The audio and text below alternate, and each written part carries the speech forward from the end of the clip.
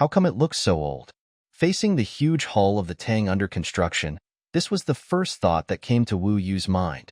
In fact, he certainly knew that since the aircraft carrier's hull used the latest vapor liquid protection welding process, a large number of insignificant stains would be produced on the manganese steel plate. Coupled with the effect of the flashing welding arc, the hull that was about to be completed looked like this in front of him. He tried to imagine the Tang after being painted with gray ship paint, the new and majestic appearance, but failed. The fourth offshore formation training for the Tang had just been completed. During this 2-month voyage, Wu Yu and Zhang Beihai, who stood beside him, became two awkward characters. The formation consisting of destroyers, submarines, and supply ships was under the command of the battle group commander. The Tang they were going to command was still under construction in the dock. The position that the aircraft carrier was originally supposed to occupy was filled by the Zhanghe training ship, and sometimes it was simply left empty. During this period, Wu Yu often stared at the empty sea in a daze on the command ship. On the water, only the tracks left by the ships ahead were restlessly agitated in the interlacing, just like his mood. Can this blank space really be filled in the end? He asked himself more than once. Now looking at the Tang under construction, he saw that it was not only old, but even had a sense of ancient vicissitudes. The Tang in front of him seemed to be an abandoned ancient giant fortress. The mottled hull was the tall stone wall of the fortress, and the strands of welding flowers hanging from the dense scaffolding seemed to be plants covering the stone wall. This did not look like construction, but more like archaeology. Wu Yu was afraid that he would think about it further, so he turned his attention to Zhang Beihai next to him. "How is father's illness?" Wu Yu asked. Zhang Beihai shook his head gently. "No, just maintain it. You should take a leave. I've already asked for leave once when he was first hospitalized. Given the current situation, let's talk about it later." Then the two of them fell silent. Every communication between them about their personal lives was like this. There would definitely be more conversations about work, but there was always a layer of something between them. "Beihai, the work in the future will be more important than before. Since we have reached this position together, I think we should communicate more with each other." Wu Yu said. "We should have communicated well in the past. Since the superiors put us both on the Tang, they must have considered our successful cooperation on the Chang'an." Zhang Beihai said with a smile, still the kind of smile that Wu Yu couldn't understand, but he was sure that this smile came from the heart.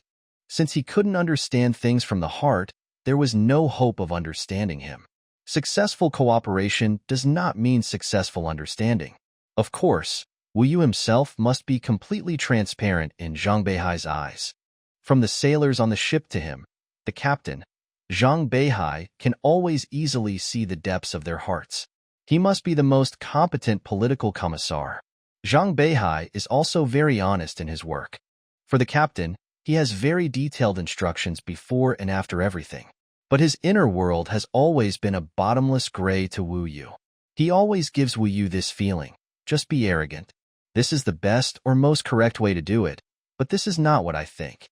This feeling was only vague at first, and then it became more and more obvious. Of course, Zhang Beihai often does the best or most correct thing, but Wu Yu doesn't know what he thinks. Wu Yu has always adhered to this belief.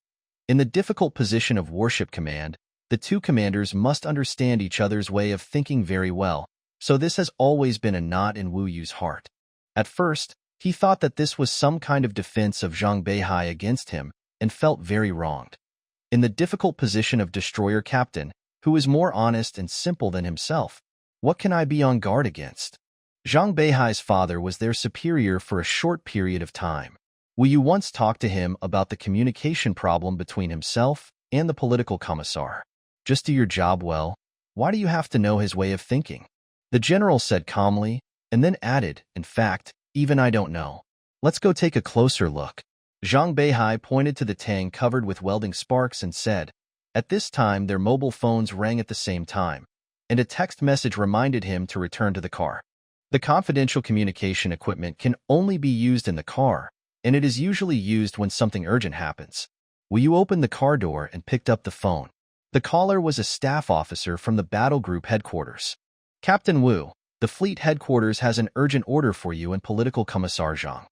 You two must report to the General Staff immediately. Go to the General Staff? What about the 5th formation training? Half of the battle group is already at sea, and the remaining ships will set sail tomorrow to join. I don't know about that. The order is very simple, just this one item. You can come back and see the specific content. The captain and political commissar of the Tang aircraft carrier, which had not yet been launched, looked at each other. After all these years, they rarely understood each other's thoughts. It seemed that small piece of sea would remain empty. Fort Greely, Alaska. Several flat-horned deer strolling leisurely on the snowy plain suddenly became alert. They felt the vibration coming from the ground under the snow. The silvery white hemisphere in front of them cracked. That thing had been there for a long time, like a large egg half buried in the ground. The flat-horned deer always felt that it did not belong to this cold world. Thick smoke and fire first gushed out of the cracked egg, and then a rising cylinder hatched with a loud noise. The cylinder drilled out from the ground and quickly rose up with flames. The hot air blew up the snow all over the sky, and it turned into a shower when it fell. When the cylinder rose high into the sky, the flat-horned deer found that the violent scene that frightened them just now had become peaceful. The cylinder disappeared in the sky with a long white tail, as if the snowfield below was a large ball of thread, and an invisible giant hand pulled a thread out of the ball of thread and pulled it into space. Darn it! I only needed a few seconds to confirm the abort of the launch.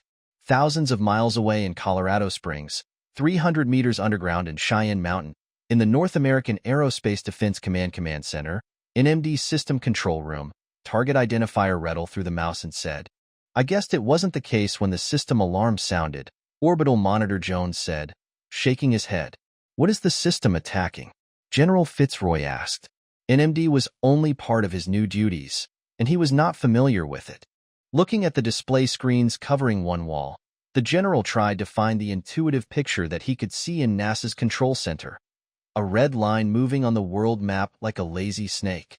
Although due to the plane conversion of the map, the line will eventually form a sine wave that is difficult for laymen to understand, but at least it can make people feel that something is shooting into space. But there is no such intuitive image here. The curves on each display are abstract and messy. In his opinion, it is meaningless, not to mention the rapidly scrolling digital screens. These things can only be understood by the few NMD duty officers who seem to lack enough respect for him. General, do you remember that the reflective film on the integrated module of the International Space Station was replaced last year? They lost the old film at that time. It was the thing that would expand and fold up under the solar wind. This should be in the target identification database, right? Yes, this is it. Redl moved the mouse and called up a page. After pushing a bunch of complicated text, data, and tables, a picture without a trace appeared. It might have been taken by a ground telescope. There was a silver-white, irregular object on the black background. The details could not be seen clearly due to the strong reflection of its surface. Major, there is identification data. Why don't you terminate the launch program? The target database was originally retrieved and identified by the system automatically, and there is no time for manual response, but this part of the data has not been converted from the format of the old system, so it is not linked to the system identification module. Redl's words were full of grievance. I used my hands instead of NMD's supercomputer and retrieved it so quickly. This is a performance of my professional proficiency, but I am questioned by a layman like you. General, after NMD turned the interception direction to Taizhai, the software system has not yet been adjusted, but it has been ordered to switch to actual combat operation status. Said an officer on duty. Fitzroy did not speak again. The beeping sound in the control room now annoyed him. What he was facing was the first Earth defense system built by humans. It just turned the interception direction of the existing NMD system from the continents to space. I think we should take a picture to commemorate it. Jones suddenly became excited. This should be the first attack of mankind on a common enemy. Cameras are not allowed here, Redl said coldly. Captain, what are you talking about? Fitzroy suddenly got angry. The system did not detect an enemy target at all, so how did it become the first attack? After an awkward silence, someone said, the interceptor is carrying a nuclear warhead. It has a yield of 1.5 million tons. So what? It's getting dark outside now. According to the position of the target, you should be able to see the flash of the explosion outside. You can see it on the monitor. It's more interesting to watch it from outside, said Redder.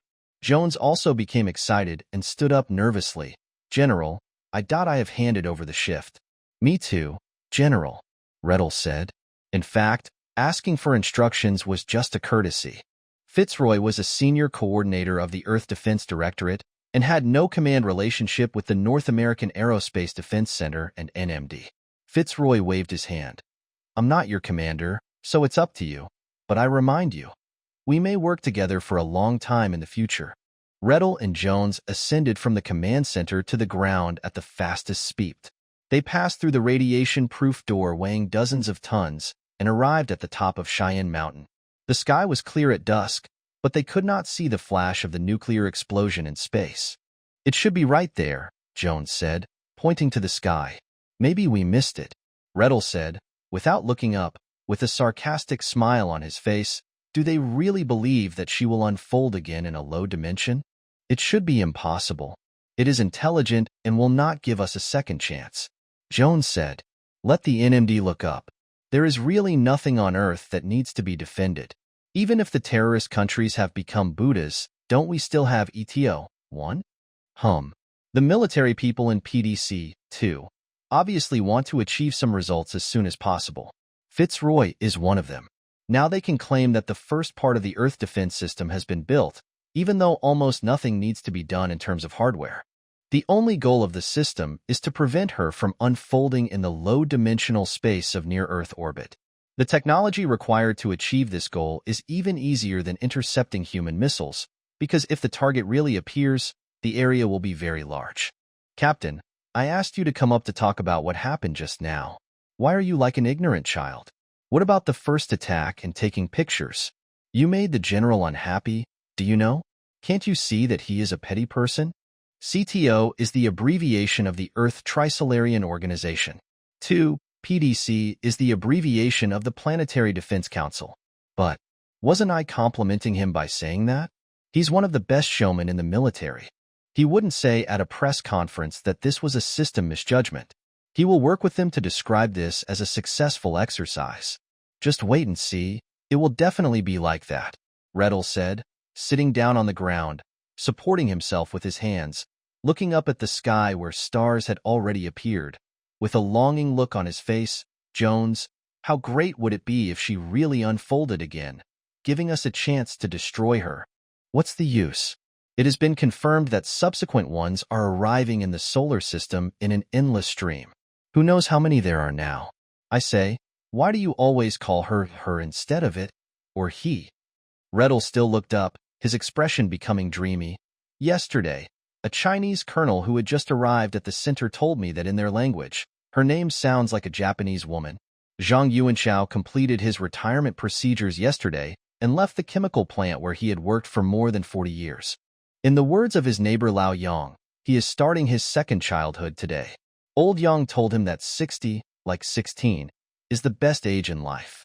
At this age, the burdens of the 40s and 50s have been lifted, and the slowness and pain of the 70s and 80s have not yet come. It is time to enjoy life. For Zhang, his son and daughter-in-law both have stable jobs. His son married late, but now Zhang is about to have a grandchild. The old couple could not afford this house, but because they were relocated, they bought it and have lived in it for more than a year. Thinking about it, everything is really satisfactory.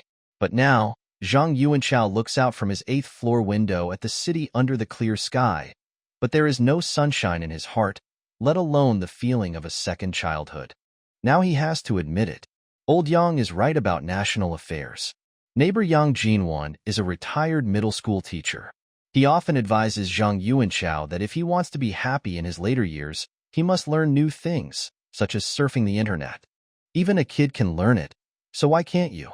He especially pointed out that Zhang's biggest shortcoming is that he is not interested in anything in the outside world. Your wife can at least wipe away tears in front of those long and sweet TV dramas, but you don't watch TV at all. You should care about national and world events, which is part of a fulfilling life. Zhang Yuanchao is also an old Beijinger, but he is not like a Beijinger in this respect. A taxi driver in this city can analyze the national and world situation with a far-sighted vision. While he may know the name of the president, but he is not sure who the prime minister is. Zhang Yuanchao is proud of this, saying that I am an ordinary citizen who lives a down-to-earth life and don't need to care about those irrelevant things. Anyway, it has nothing to do with me, and I have fewer troubles in this life. You, old Yang, do care about national affairs. You watch the news broadcast every day and argue with others on the internet about national economic policies and international nuclear proliferation trends. But the government has not increased your pension by a penny. But Yang Jinwen said that your idea is ridiculous. What do you mean by irrelevant things? What do you mean by having nothing to do with you? Let me tell you, old Zhang, all national and world events, every major decision of the country, and every resolution of the United Nations will be related to your life through various direct or indirect channels. Do you think the U.S. invasion of Venezuela has nothing to do with you? Let me tell you, this matter will have a long-term impact on your pension of more than half a cent. Zhang Yuanchao laughed at old Yang's nerdiness. But now, he knows that Yang Jinwen is right. At this time, the doorbell rang, and it was Yang Jinwen who came in. He seemed to have just come back from outside, and looked very leisurely. Zhang Yuanchao saw him, like a traveler in the desert meeting a fellow traveler, and held him tightly. "Oh, I just looked for you. Where have you been?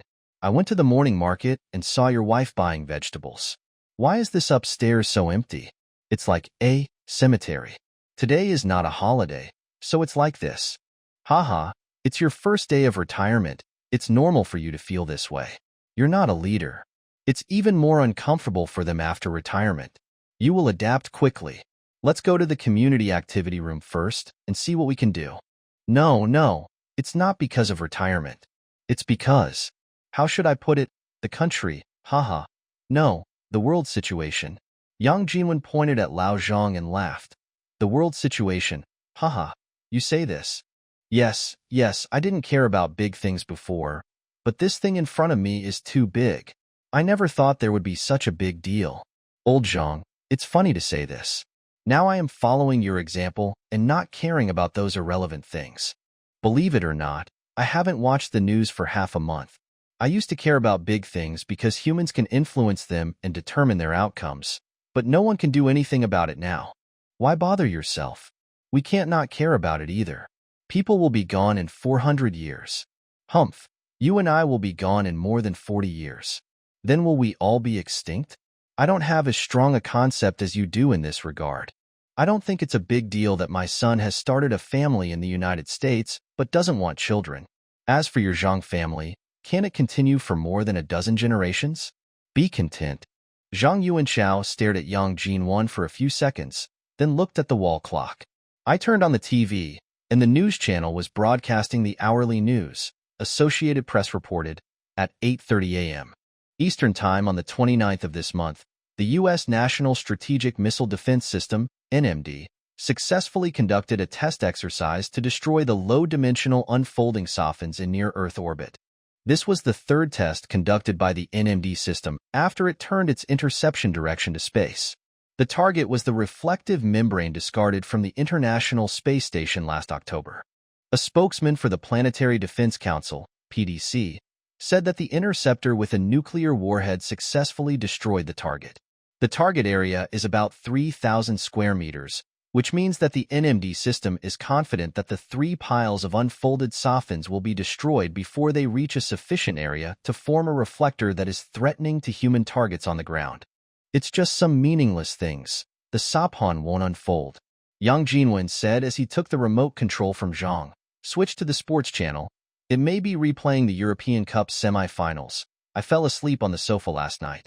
Go back to your house and watch it. Zhang Yuanchao held the remote control tightly and didn't give it to him, and then watched the next news. The chief doctor in charge of the treatment of academician Zhao Weibin at the 301 hospital confirmed that academician Jia's death was a blood tumor, that is, leukemia, and the direct cause of death was massive bleeding and organ failure caused by the late stage of the disease, and there was no abnormal factor. Zhao Weibin was a famous superconducting expert who had made significant contributions in the field of room temperature superconducting materials. He died on the 10th of this month. The subsequent rumors that Zhao Weibin died of a Saphan attack were pure rumors. It was also reported that a spokesman for the Ministry of Health had confirmed that several other deaths that were rumored to be caused by Saphan attacks were also caused by routine diseases and accidents. For this reason, our reporter interviewed the famous physicist Ding E. Reporter: what do you think of the panic about Saphans in society? Ding E: this is all caused by a lack of common sense in physics. The government and scientific community have explained and clarified on many occasions. Saphans are just microscopic particles. Although they have high intelligence, their role in the macroscopic world is very limited due to their microscopic size. Their main threat to humans is to create errors and confusion in high-energy physics experiments and to monitor the Earth through quantum sensing networks. A Saphan in a microscopic state cannot kill people, nor can it conduct other offensive actions. If a Saphan wants to have a greater impact on the macroscopic world, it can only do so in a low-dimensional expansion state. Even so, this effect is very limited, because a Saphan that has expanded from a low dimension to a macroscopic degree is very fragile. In the days when humans have established a defense system, it is impossible for it to have such behavior, otherwise it would only provide humans with an excellent opportunity to eliminate it. I think the mainstream media should strengthen the popularization of science in this regard to the public to eliminate this panic that has no scientific basis.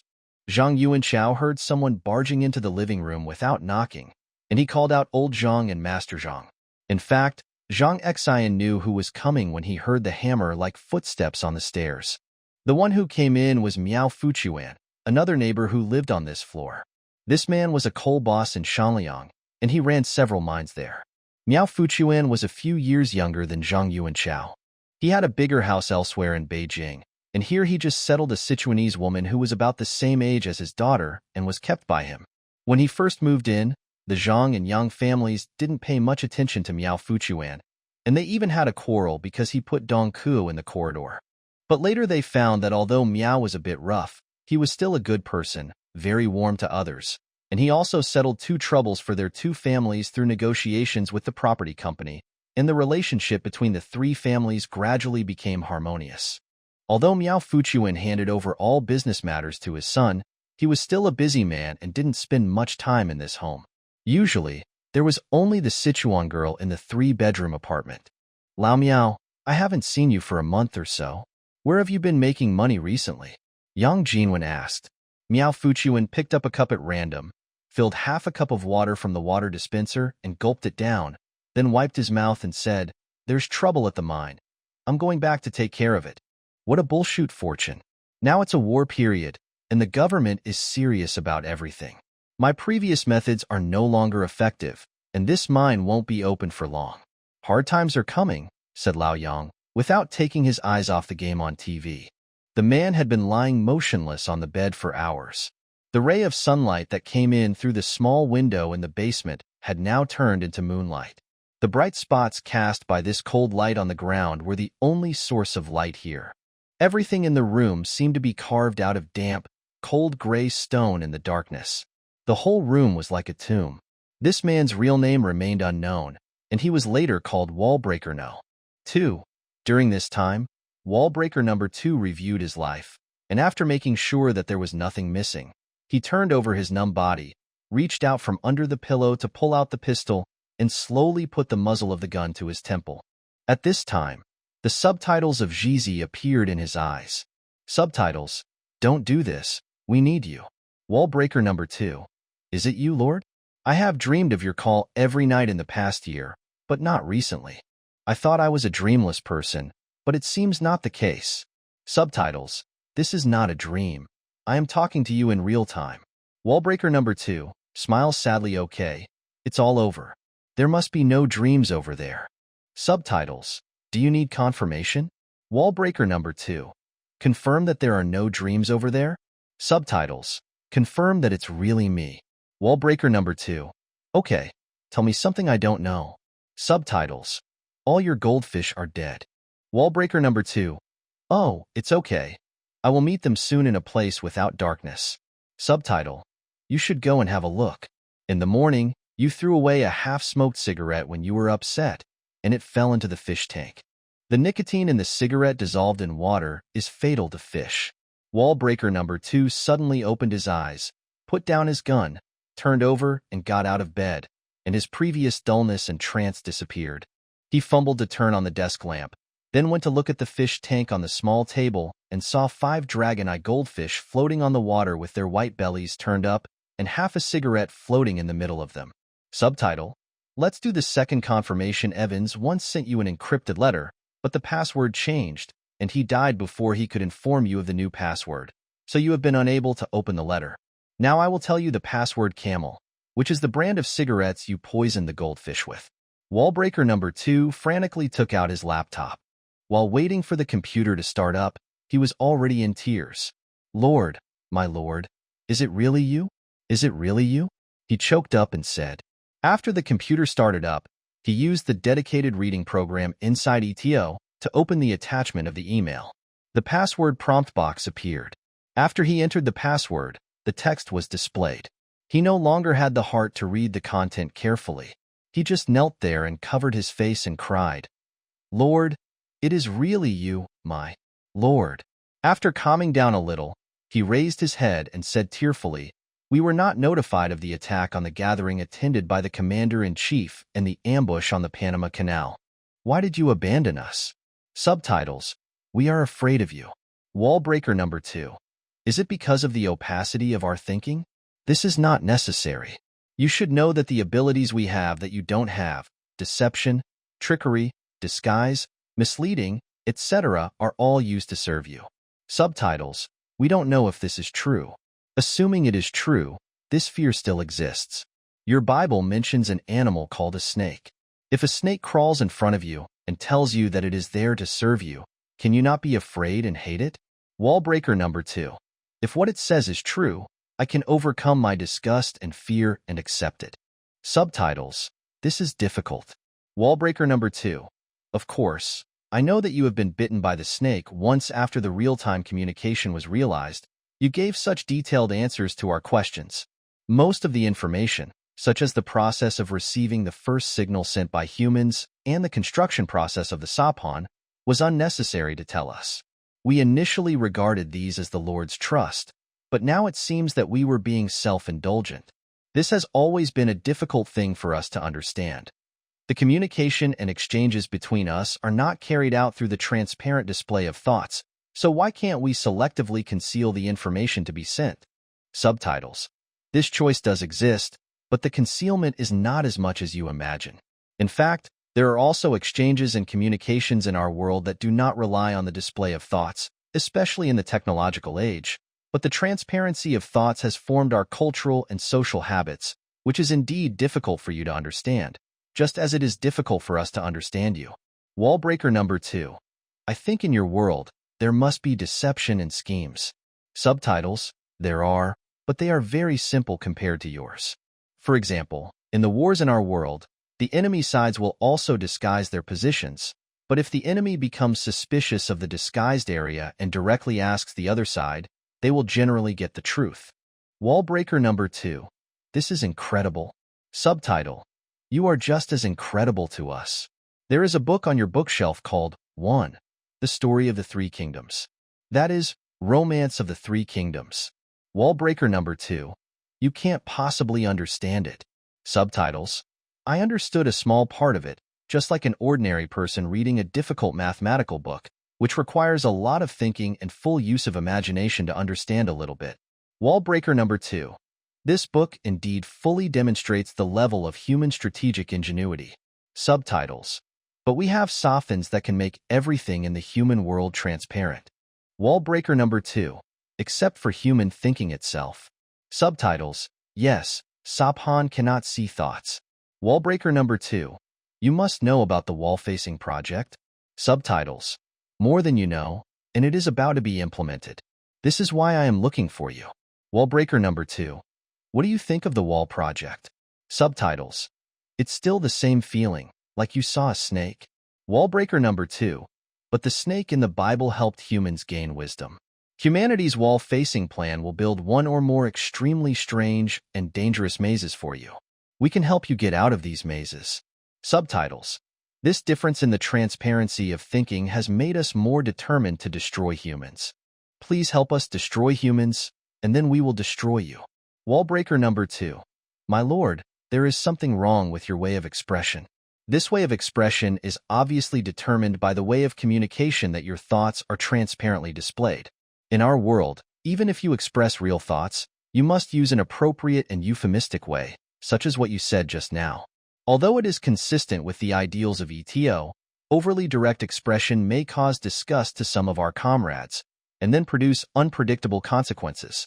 Of course, you may never learn that appropriate way of expression. Subtitles. It is precisely because of this distorted expression of thoughts that the communication information of human society, especially human literary works, are like a tortuous maze. As far as I know, ETO is on the verge of collapse. Wallbreaker number 2. This is all because of your abandonment of us by the state. Those 2 blows were fatal. Now, the Salvation faction in ETO has fallen apart, and only the Advent faction is maintaining the existence of the organization. You obviously know all this, but the most fatal blow is spiritually. Due to this abandonment, the comrades' loyalty to the Lord is being tested. In order to maintain this loyalty, ETO urgently needs the support of the Lord. Subtitles. It is impossible for us to pass on technology to you. Wallbreaker number 2. That's not necessary. You just need to resume what you did before and convey to us the information that Sapan obtained. Subtitles. That's certainly possible, but right now the first thing ETO has to do is to carry out the important mission you just saw. That was what we sent to Evans before he died. He gave you the order to execute it, but you were unable to complete it due to a password problem. The Wallbreaker number 2 then remembered the letter that had just been decrypted on the computer, and he read it carefully. Subtitles. It's an easy mission, isn't it? Wallbreaker number 2. Not too hard, but is it really important? Subtitles. It was very important before, but now, thanks to the Human Wall Confronting project, it's extremely important. Wallbreaker number 2. Why? Subtitles. Long pause. Evans knew why, but he apparently didn't tell anyone. He was right, which is lucky now. We can't tell you why. Wallbreaker number 2. With a look of delight, my lord. You have learned to conceal. This is progress. Subtitles. Evans has taught us a lot, but we are still very rudimentary in this regard, and in his words, we are only at the level of your 5-year-old children. As far as the order he gave you is concerned, we cannot learn one of the strategies in it. Wallbreaker number 2. You mean the request he made it cannot be shown that it was done by ETO, so as not to attract attention? Well, if the target is important, this request is natural. Subtitles. In our opinion, this is a complicated strategy. Wallbreaker number 2. Okay, I'll do it and complete it according to Evan's requirements. Lord, we will prove our loyalty. In the vast ocean of information on the internet, there is a remote corner. In this corner, there is also a remote corner. In the corner of this corner, there is a corner of the corner of the corner. In the deepest remote corner, the virtual world has resumed talking. In the cold and strange dawn, there were no pyramids, no United Nations buildings, and no pendulums. There was only a vast and hard wasteland stretching out like a large piece of cold metal. King Wen of Zhou came from the horizon, wearing a tattered robe and a dirty animal skin wrapped around the outside, carrying a bronze sword.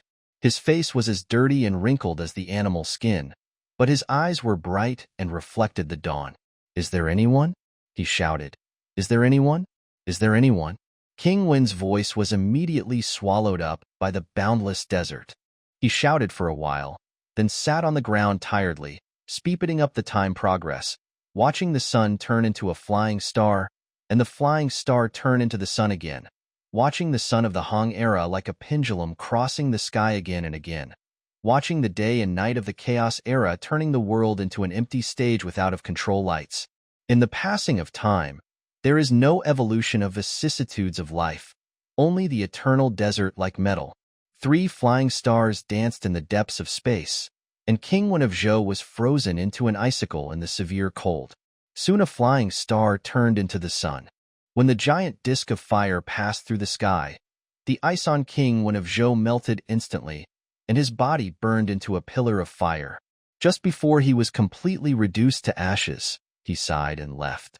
30 officers from the Army, Navy, and Air Force stared solemnly at the emblem on the crimson curtain. Its main body was a silver star emitting 4 rays of light, which were in the shape of 4 sharp swords. On both sides of the star were the words August 1st. This was the emblem of the Chinese Space Force.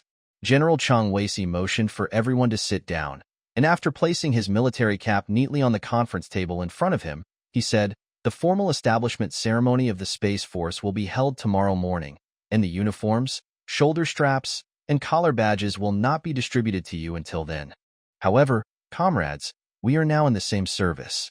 Everyone looked at each other and found that 15 of the 30 people were wearing Navy uniforms, 9 were in the Air Force, and 6 were in the Army. When they turned their attention back to Zhang Beihai, they tried not to show their confusion. Zhang Beihai smiled and said, "This ratio is strange, isn't it? Please don't understand the future space fleet based on the current scale of aerospace. In the future, the size of space warships may be larger than the current sea-based aircraft carriers, and the number of personnel on board will be the same. Future space wars will be based on such large tonnage and long-endurance combat platforms. This type of warfare is more like a naval battle than an air battle, except that the battlefield has changed from the 2-dimensional naval battle to the 3-dimensional space. Therefore, the formation of the space service will be based mainly on the Navy. I know that before this, everyone generally believed that the foundation of the Space Force was the Air Force, so the comrades from the Navy may not be mentally prepared enough and need to adapt as soon as possible. Commander, we really didn't expect it," Zhang Beihai said, while Wu Yu next to him sat upright and motionless. Zhang Beihai keenly discovered that something had gone out in the captain's eyes that were looking straight ahead. Zhang Beihai nodded. "In fact, don't think that the distance between the Navy and space is so far. Why is it a spaceship instead of a spaceplane? Why is it a space fleet instead of a space fleet? In people's minds, space and the ocean have long been connected." The atmosphere in the meeting hall relaxed a little, and Zhang Beihai continued, "Comrades, so far this new service has only 31 members. Regarding the future space fleet, basic research is currently being carried out, and research in various disciplines has been fully launched. The main focus is on space elevators and nuclear fusion engines for large spacecraft. But these are not the work of the Space Force. Our task is to create a theoretical system for space warfare. We know zero about this kind of war, so this is an arduous task and the most basic work, because the construction of the future space fleet is to be based on this theoretical system. Therefore, the Space Force in the initial stage is more like a military academy of science. The primary task of our comrades here is to establish this academy. In the next step, a large number of scholars and researchers will enter the Space Force."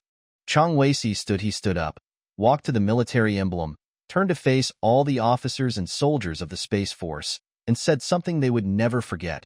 "Comrades, the history of the Space Force is very long.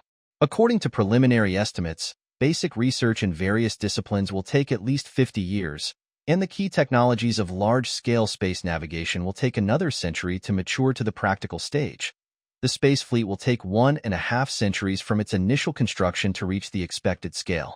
In other words, it will take 3 centuries for the Space Force to form a complete combat capability from its establishment. Comrades, I think you already know what this means.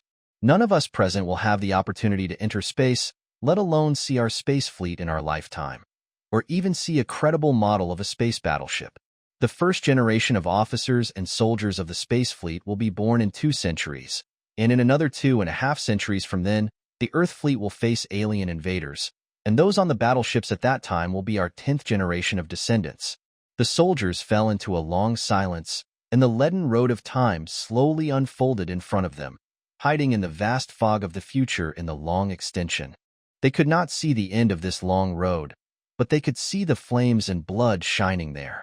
The reality that life is short has never tormented them as much as it does now. Their hearts have flown across the dome of time and, together with their dozens of generations of descendants, have been thrown into the blood and fire of the cold space, where the souls of all soldiers gather. As soon as Miao Fuchuan came back, he invited Zhang Yuanchao and Yang Jin went to his house for a drink and chat as usual. The Sichuan girl prepared a sumptuous meal. At the table, Zhang Yuanchao talked about going to CCB to withdraw money in the morning. "Haven't you heard? People were trampled to death in several banks.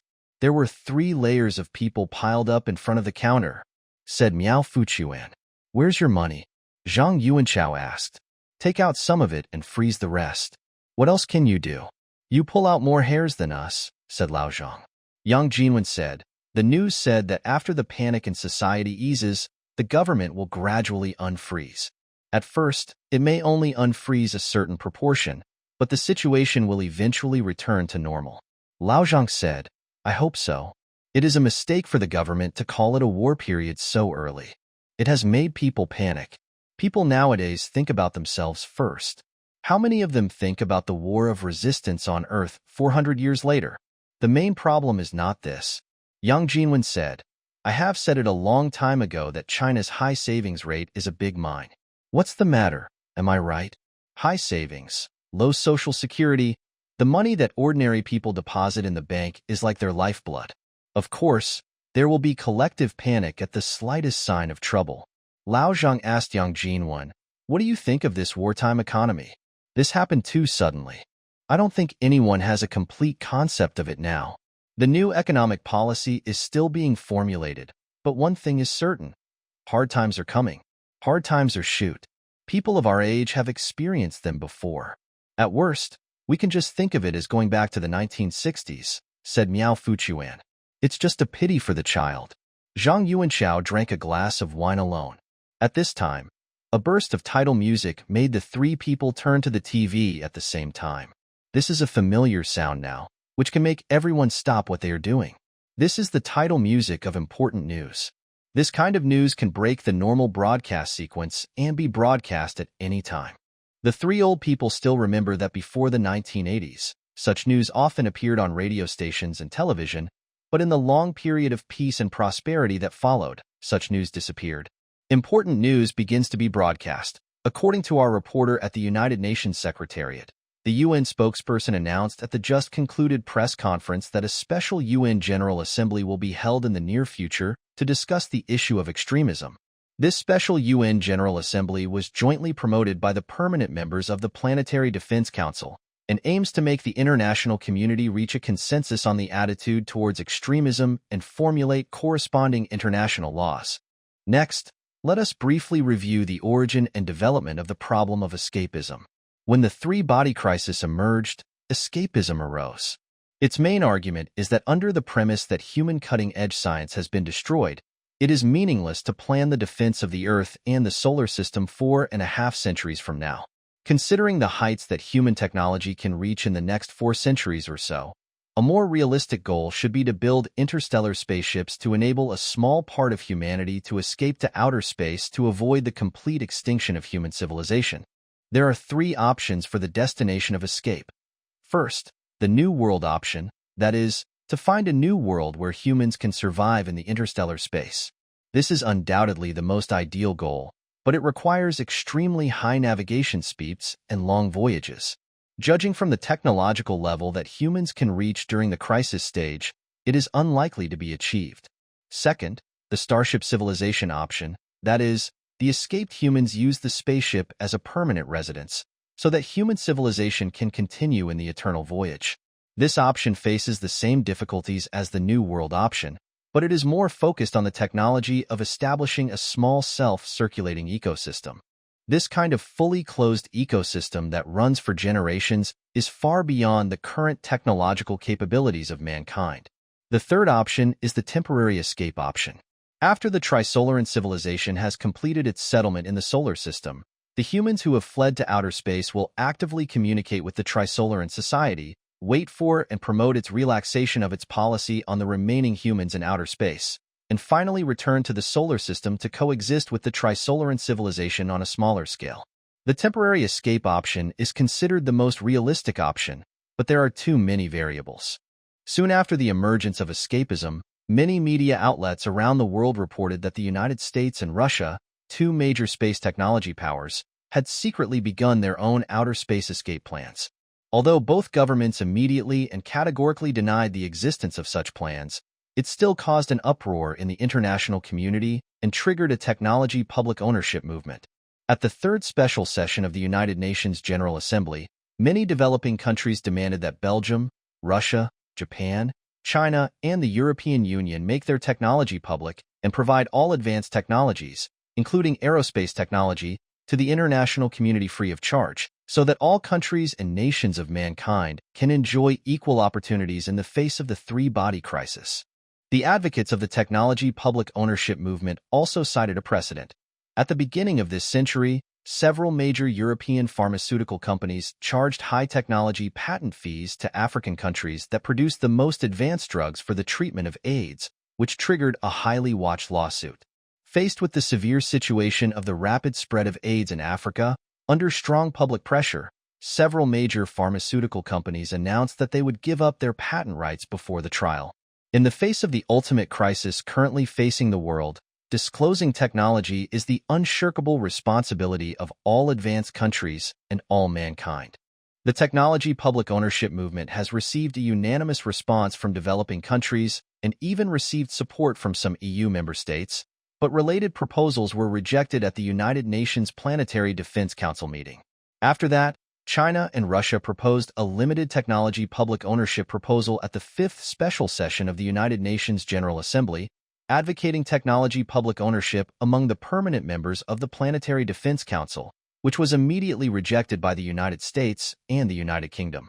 The U.S. government stated that any form of technology public ownership is unrealistic and a naive idea, even under the current circumstances.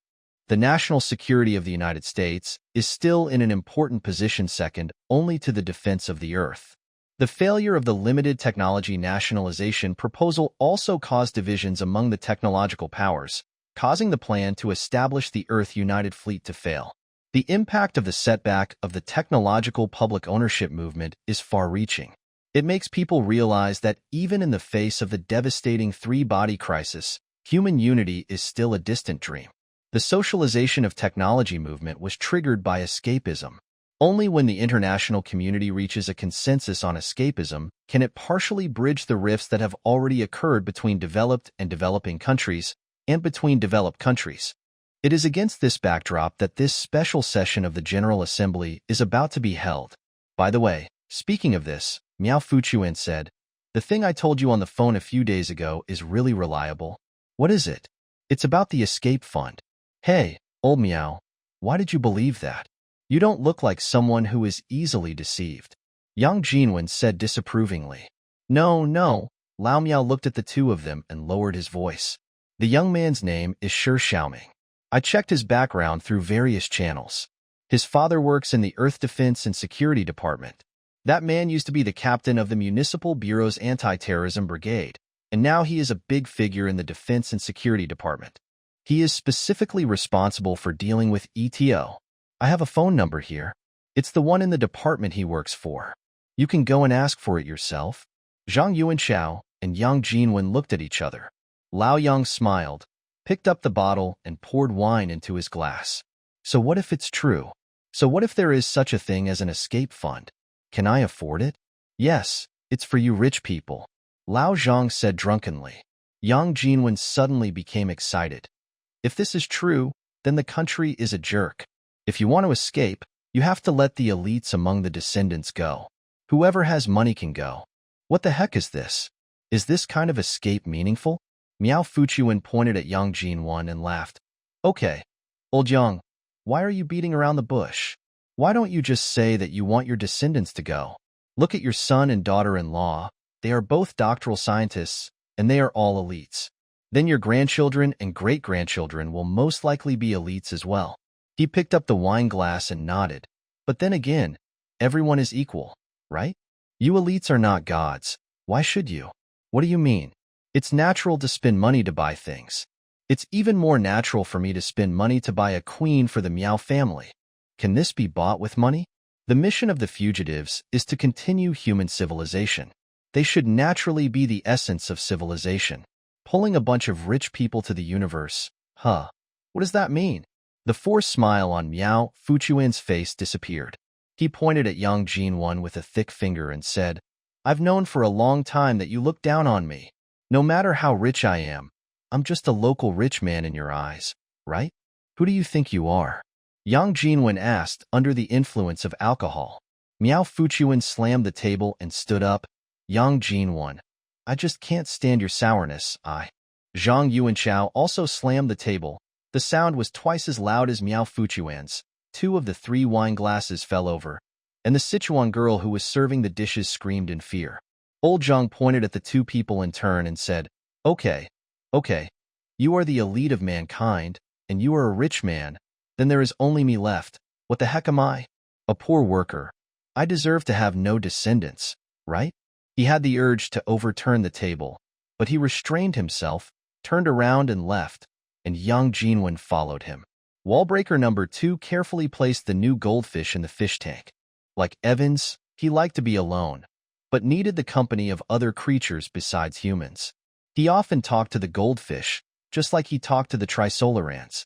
Both of them were the life forms he hoped to survive on Earth for a long time. At this time, the subtitles of Zhiyu appeared on his retina. Subtitles. I have been studying the book The Story of the 3 Kingdoms recently. As you said, deception and trickery is an art, just like the patterns on a snake's body. Wallbreaker number 2. My lord, you were talking about snakes again. Subtitles. The more beautiful the patterns on the snake, the more terrifying it looks overall. We used to not care about the escape of humans, as long as they did not exist in the solar system, but now we have adjusted our plans and decided to stop the escape of humans. It is very dangerous to let enemies with completely opaque minds choose to enter the universe. Wallbreaker number 2. Do you have any specific plan? Subtitles. The fleet has adjusted its deployment when arriving in the solar system. It will detour from the Kobai belt from 4 directions to form an encirclement of the solar system. Wallbreaker number 2. If humans really want to escape, it will be too late. Subtitles. That's right. So we need your help. ETO's next mission will be to stop or delay humans' escape plan.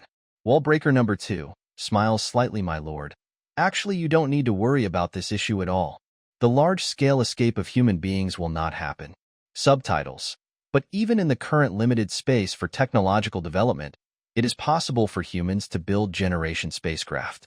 Wallbreaker number 2. The biggest obstacle to escape is not technology. Subtitles. Is it a dispute between countries? This special session of the UN General Assembly may be able to solve this problem. If not, developed countries have the power to force this plan regardless of the opposition of developing countries. Wallbreaker number 2. The biggest obstacle to escape is not disputes between countries. Subtitles. What is that? Wallbreaker number 2. It's disputes between people, that is, the question of who goes and who stays. Subtitles. This is not a problem in our opinion. Wallbreaker number 2. We thought so at first, but now it seems that this is an insurmountable obstacle. Subtitles.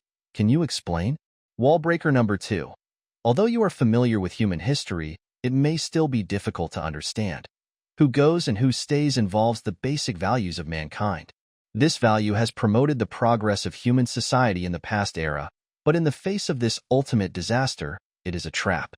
Until now, even most of mankind itself has not realized how deep this trap is.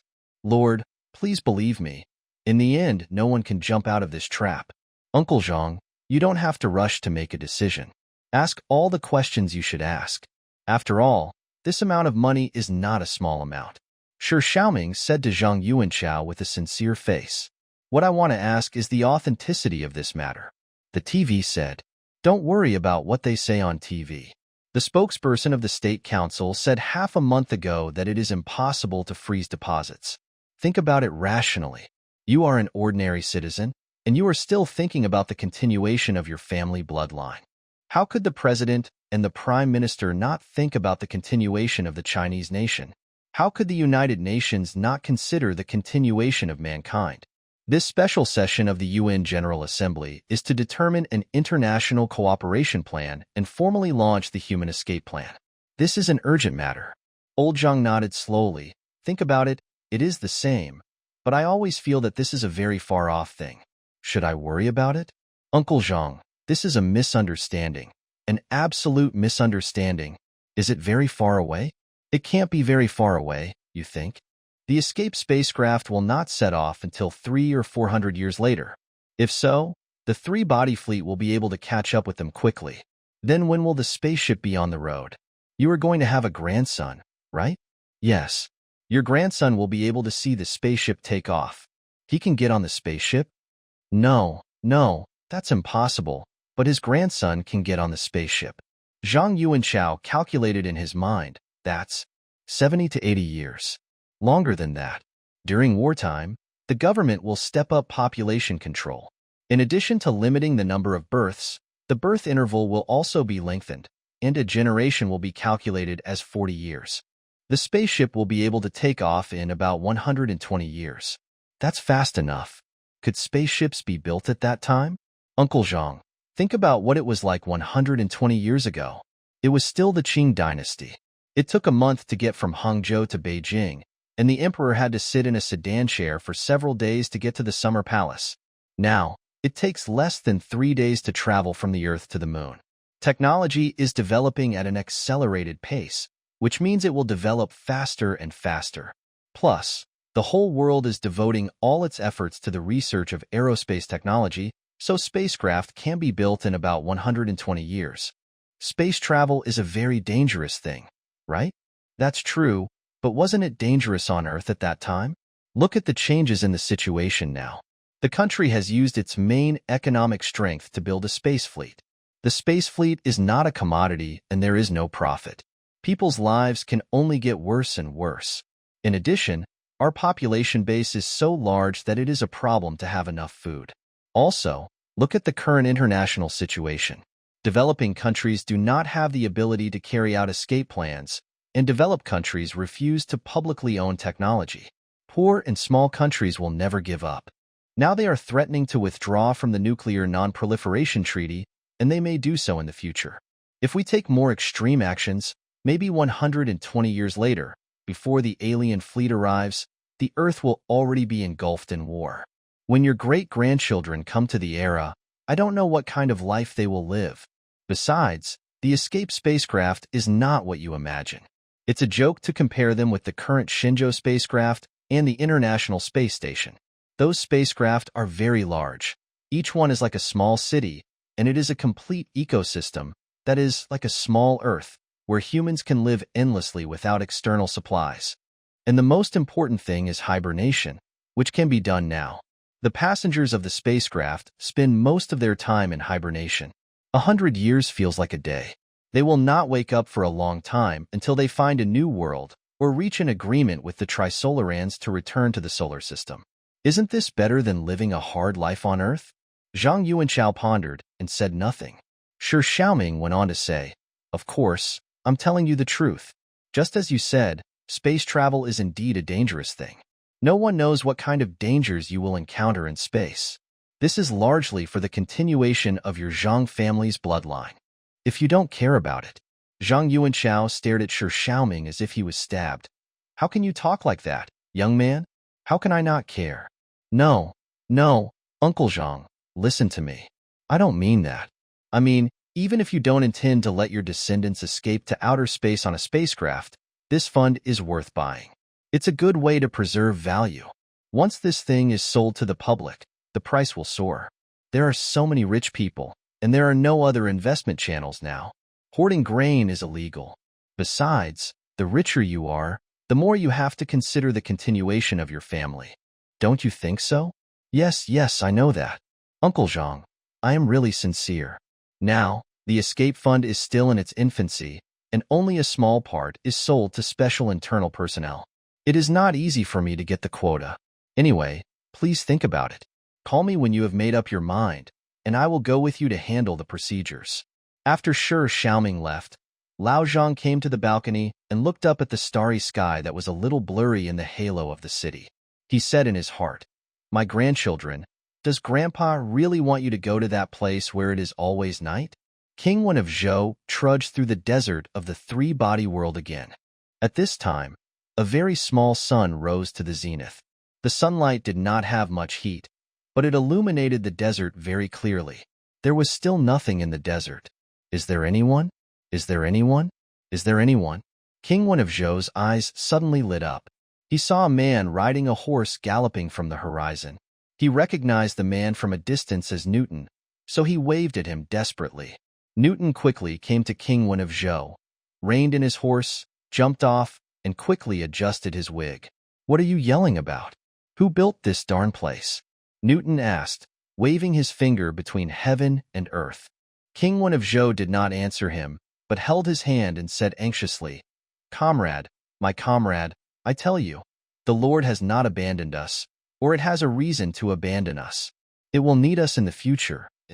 I know everything. Jizi also sent me a message," Newton said impatiently, shaking off King Wen of Zhou's hand. "So, the Lord is sending messages to many comrades at the same time. This is very good. The connection between the organization and the Lord will no longer be monopolized." "Does the organization still exist?" Newton asked, wiping his sweat with a white handkerchief. "Of course they exist. After this global attack, the Salvation faction completely collapsed, while the Survivors faction split off and developed into an independent force. Now, there is only the Advent faction in the organization. This attack has purified the organization, which is a good thing. Since you can come here, you must be from the Advent faction, but you don't seem to know anything. Are you a retail investor? I only have a single line of contact with a comrade, and he didn't tell me anything except this website. In the last terrible global attack, I managed to escape with great difficulty. Your ability to escape was demonstrated in the Qin Shi Huang era." Newton looked around. "Is it safe here?" "Of course. This place is at the bottom of a multi-layer maze, and it is almost impossible to be discovered. Even if they really break in here, it is impossible to track the user's location. After that attack, for safety reasons, the various branches of the organization were isolated and rarely contacted each other. We need a place to gather. There should also be a buffer zone for new members of the organization. It is safer here than in the real world. Have you noticed that the attacks on the organization seem to have been relaxed a lot? They are very smart. They know that the organization is the only source of information from the master and the only chance to obtain the technology that the master may transfer to the organization, although this chance is very small. For this reason, they will allow the organization to continue to exist on a certain scale, but I think they will regret it. The master is not so smart. It does not even understand the ability of this kind of smartness. So it needs us. The organization has the value of existence. All comrades should know this as soon as possible." Newton jumped on the horse. "Okay, I'm leaving. I have to make sure that it is safe here before I can stay for a long time. I promised you that it is absolutely safe here. If this is true, there will be more comrades coming to the party next time. Goodbye," Newton said, riding away.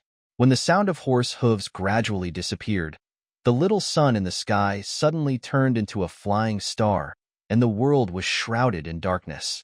Luo Ji lay softly on the bed, watching her with sleepy eyes as she was getting dressed after taking a shower. The sun had risen, illuminating the curtains, making her look like a graceful silhouette on the curtains. This really looked like a scene from an old black and white movie, but he forgot which one it was. What he needed to remember most now was her name. Really, what was her name? Don't worry, think about her last name first. If her last name was Zhang, then it would be Sean. Last name was Chen? That should be Jingjing. No, these are all from the past. He wanted to check the cell phone that was still in his pocket, but his clothes were thrown on the carpet. Besides, her name was not in the phone. They had known each other for too short a time, and the number had not been entered yet. The most important thing now was not to ask accidentally like she did once, because the consequences would be absolutely disastrous. So he turned his eyes to the TV. She had already turned it on, but there was no sound. The image was the UN Security Council meeting, with a big round table. Oh, it was no longer called the Security Council. He couldn't remember the new name for a moment. He had been living such a decadent life recently. "Turn up the volume," he said. Not using a nickname seemed less intimate, but it didn't matter now. "You seem to really care."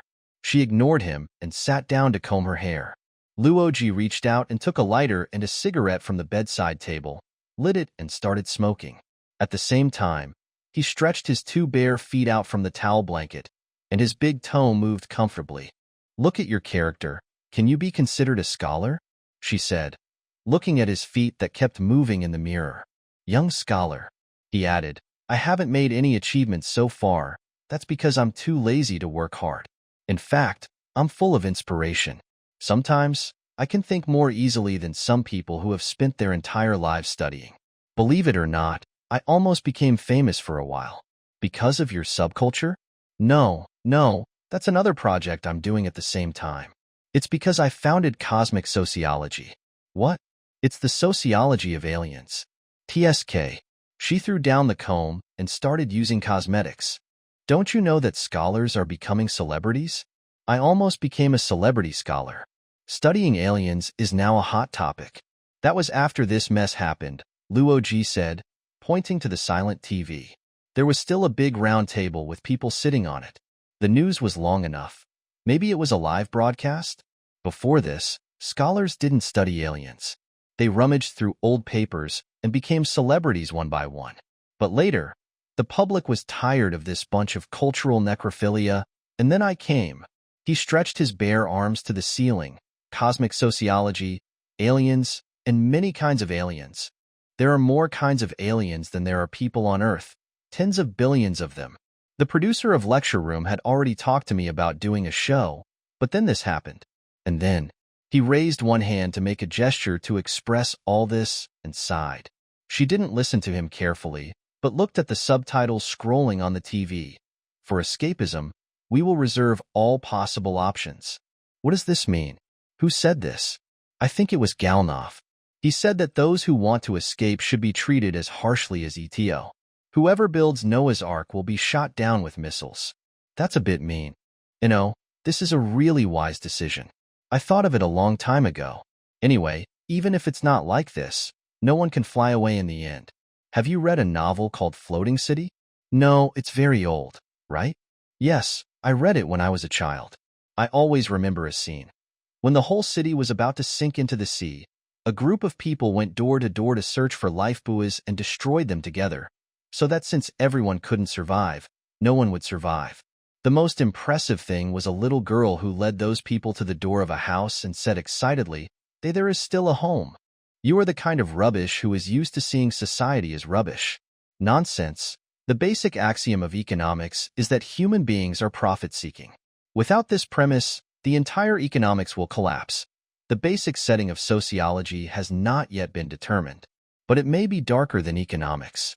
The truth is always covered with dust.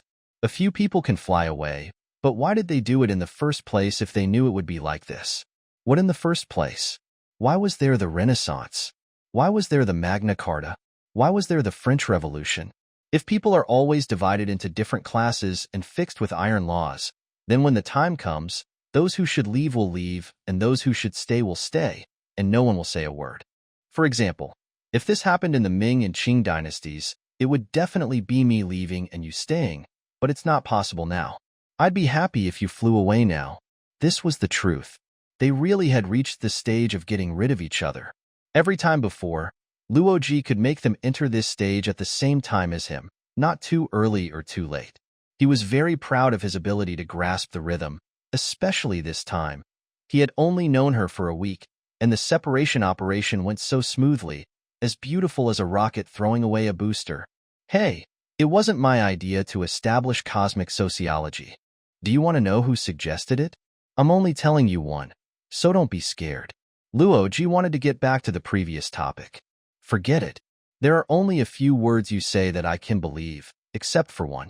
Then, forget it. Which one? Get up quickly. I'm hungry. She threw his clothes on the carpet onto the bed. They had breakfast in the hotel's large dining room. Most of the people at the surrounding tables had serious expressions. From time to time, they could hear some words. Luo Ji didn't want to listen, but he was like a candle lit in the summer night. Those words were like little bugs around the candle flame, constantly drilling into his mind. Escapism, nationalization of technology, ETO, wartime economic transformation, equatorial base point, 1. Charter Amendment, 2. PDC, 3. Near-Earth Primary Warning Defense Circle, 4. Independent Integration Method, 5. The connection between the space elevator and the ground. Amendments to the United Nations Charter due to the need for global defense. 3. Abbreviation for the Planetary Defense Council, formerly the United Nations Security Council. 4. The emergency deployment of the defense system consisting of existing continental missiles and NMD systems is mainly used to defend against the low-dimensional deployment of Sophons in near-Earth space. 5. A plan to establish an Earth space fleet. Each country independently forms a space force, and then the two are rectified to form the Earth fleet. How come this era has become so boring? Luo Ji said dejectedly, throwing down the knife and fork he was using to cut the scrambled eggs. She nodded. I agree. Yesterday I saw a question on the Happy Dictionary program, super stupid. Pay attention to the answer. She pointed her fork at Luo Ji, imitating the female host. 120 years before the end of the world. It is your 13th generation, right or wrong? Luo Ji picked up the knife and fork again and shook his head. It's not my generation. He made a prayer gesture. Our great family will be extinct in my place. She snorted silently. Didn't you ask me which of your words I believe? This one, you said before.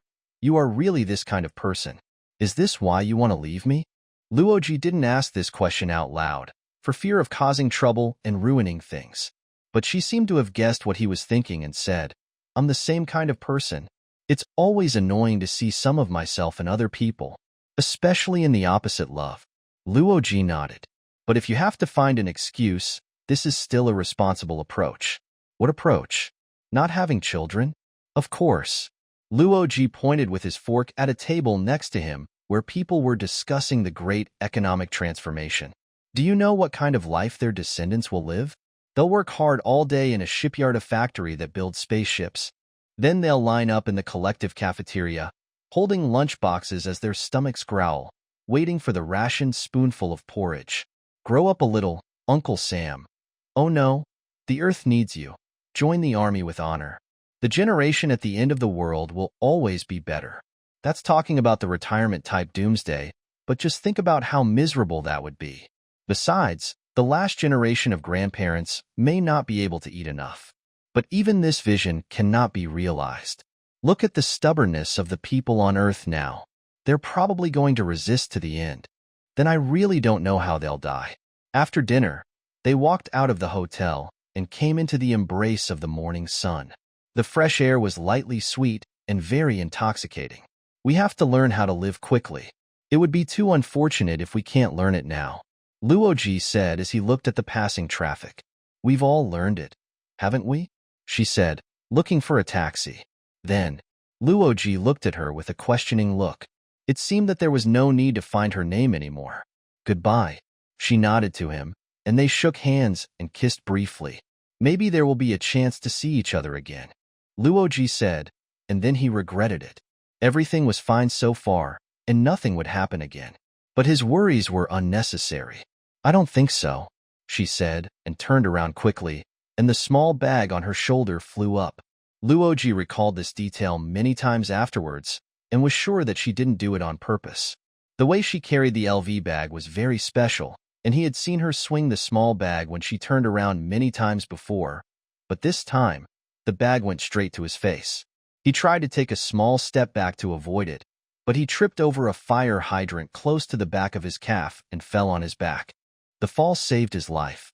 At the same time, the following scene appeared on the street in front of them.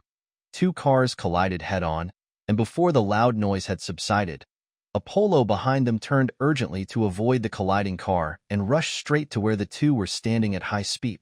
At this time, Luo Ji's stumble became a quick and successful dodge, but his vacant foot was rubbed by the bumper of the Polo, and his whole body was turned 90 degrees on the ground, facing the rear of the car. During this process, he did not hear the dull sound of the other collision, but only saw her body flying over the roof of the car and falling to the side of the road behind the car, like a rag doll without bones. There was a blood stain on the ground where she rolled, shaped like a meaningful symbol. Looking at this blood symbol, Luo Ji remembered her name in an instant. Zhang Yuanchao's daughter-in-law was about to give birth and had already entered the delivery room. The family was nervously waiting in the delivery room, where a TV was playing a video on maternal and child health care. Zhang Yuanchao felt that all this had a kind of warm human touch that he had never felt before. This warmth left over from the golden age that had just passed was being eroded by the increasingly harsh crisis era. Yang Jinwen walked in. When Zhang Yuanchao saw him for the first time, He thought he was using this opportunity to mend his relationship with him, but he soon realized from his expression that it was not the case. Without even saying hecko, Yang Jinwen lifted Zhang Yuanchao up and walked out of the delivery room and into the hospital corridor. "Did you really buy the escape fund?" Yang Jinwen asked. Zhang Yuanchao turned his head and ignored him. His meaning was very clear. "What does this have to do with you? Take a look, today's," Yang Jinwen said, handing a newspaper in his hand to Zhang Yuanchao. As soon as the latter saw the headline on the front page, his eyes went dark. Special General Assembly passed Resolution 117, declaring escapism illegal. Zhang Yuanchao then read the following content carefully. This special session of the General Assembly passed a resolution with an overwhelming majority, declaring that escapism violates international law. The resolution condemned the division and turmoil caused by escapism in human society in severe terms, and believed that escapism is equivalent to crimes against humanity in international law. The resolution called on member states to legislate as soon as possible to resolutely curb escapism. In his speech, the Chinese representative reiterated the Chinese government's position on escapism and expressed the Chinese government's firm support for UN Resolution 117. He conveyed the Chinese government's promise to establish and improve relevant laws as soon as possible and take effective measures to stop the spread of escapism. He finally said, "We must cherish the unity and solidarity of the international community in times of crisis and adhere to the principle that all human beings have equal rights to survive, which is recognized by the international community. The Earth is the common home of mankind, and we must never abandon it." "Why?" Old Zhang looked at Yang Jinwen blankly. "Isn't it clear? If you think about it carefully, you will know that escaping into the universe is impossible. The key is who goes and who stays. This is not just ordinary inequality, it is a question of the right to survive. No matter who goes, whether it is the elite, the rich, or the ordinary people, as long as some people leave and some stay, it means the collapse of the most basic values and moral bottom line of mankind. Human rights and equality concepts have been deeply rooted in people's hearts. The unfairness of the right to survive is the greatest unfairness. The people and countries left behind will never watch others embark on the road to life while they wait for death. The confrontation between the two sides will become more and more extreme. In the end, there will only be chaos in the world, and no one can leave. This resolution of the United Nations is very wise." I said, "Lao Zhang, how much did you spend?" Zhang Yuanchao quickly took out his mobile phone and dialed Shi Xiaoming's number, but the other party had turned it off. Lao Zhang's legs softened, and he slid down to the ground against the wall. "He spent 400,000 yuan. By Guoka, call the police quickly. Fortunately, that kid's surname sure doesn't know that Lao Miao has already found out his father's workplace. This liar will definitely not get away." Zhang Yuanchao just sat there sighing and shaking his head. "I can find the person, but I may not get the money back. How can I explain to the family?" A cry was heard, and the nurse shouted, "Number 19, a boy." Zhang Yuanchao jumped up and ran towards the delivery room. At this moment, everything else was insignificant. During the 30 minutes that Lao Zhang was waiting, about 10,000 babies were born on Earth. If their cries were combined, it would definitely be a magnificent chorus. Behind them, the golden age had just ended. In front of them, the difficult years of mankind were slowly unfolding. Luo Ji only knew that the small room he was locked in was a basement, a very deep basement. In the elevator leading here, it was an old-fashioned elevator that was very rare nowadays, operated by a person pulling a handle. He felt that he was always going down, and the outdated mechanical floor number display also confirmed his judgment. The elevator stopped at the 10th floor. 10 floors underground? He looked around the room again.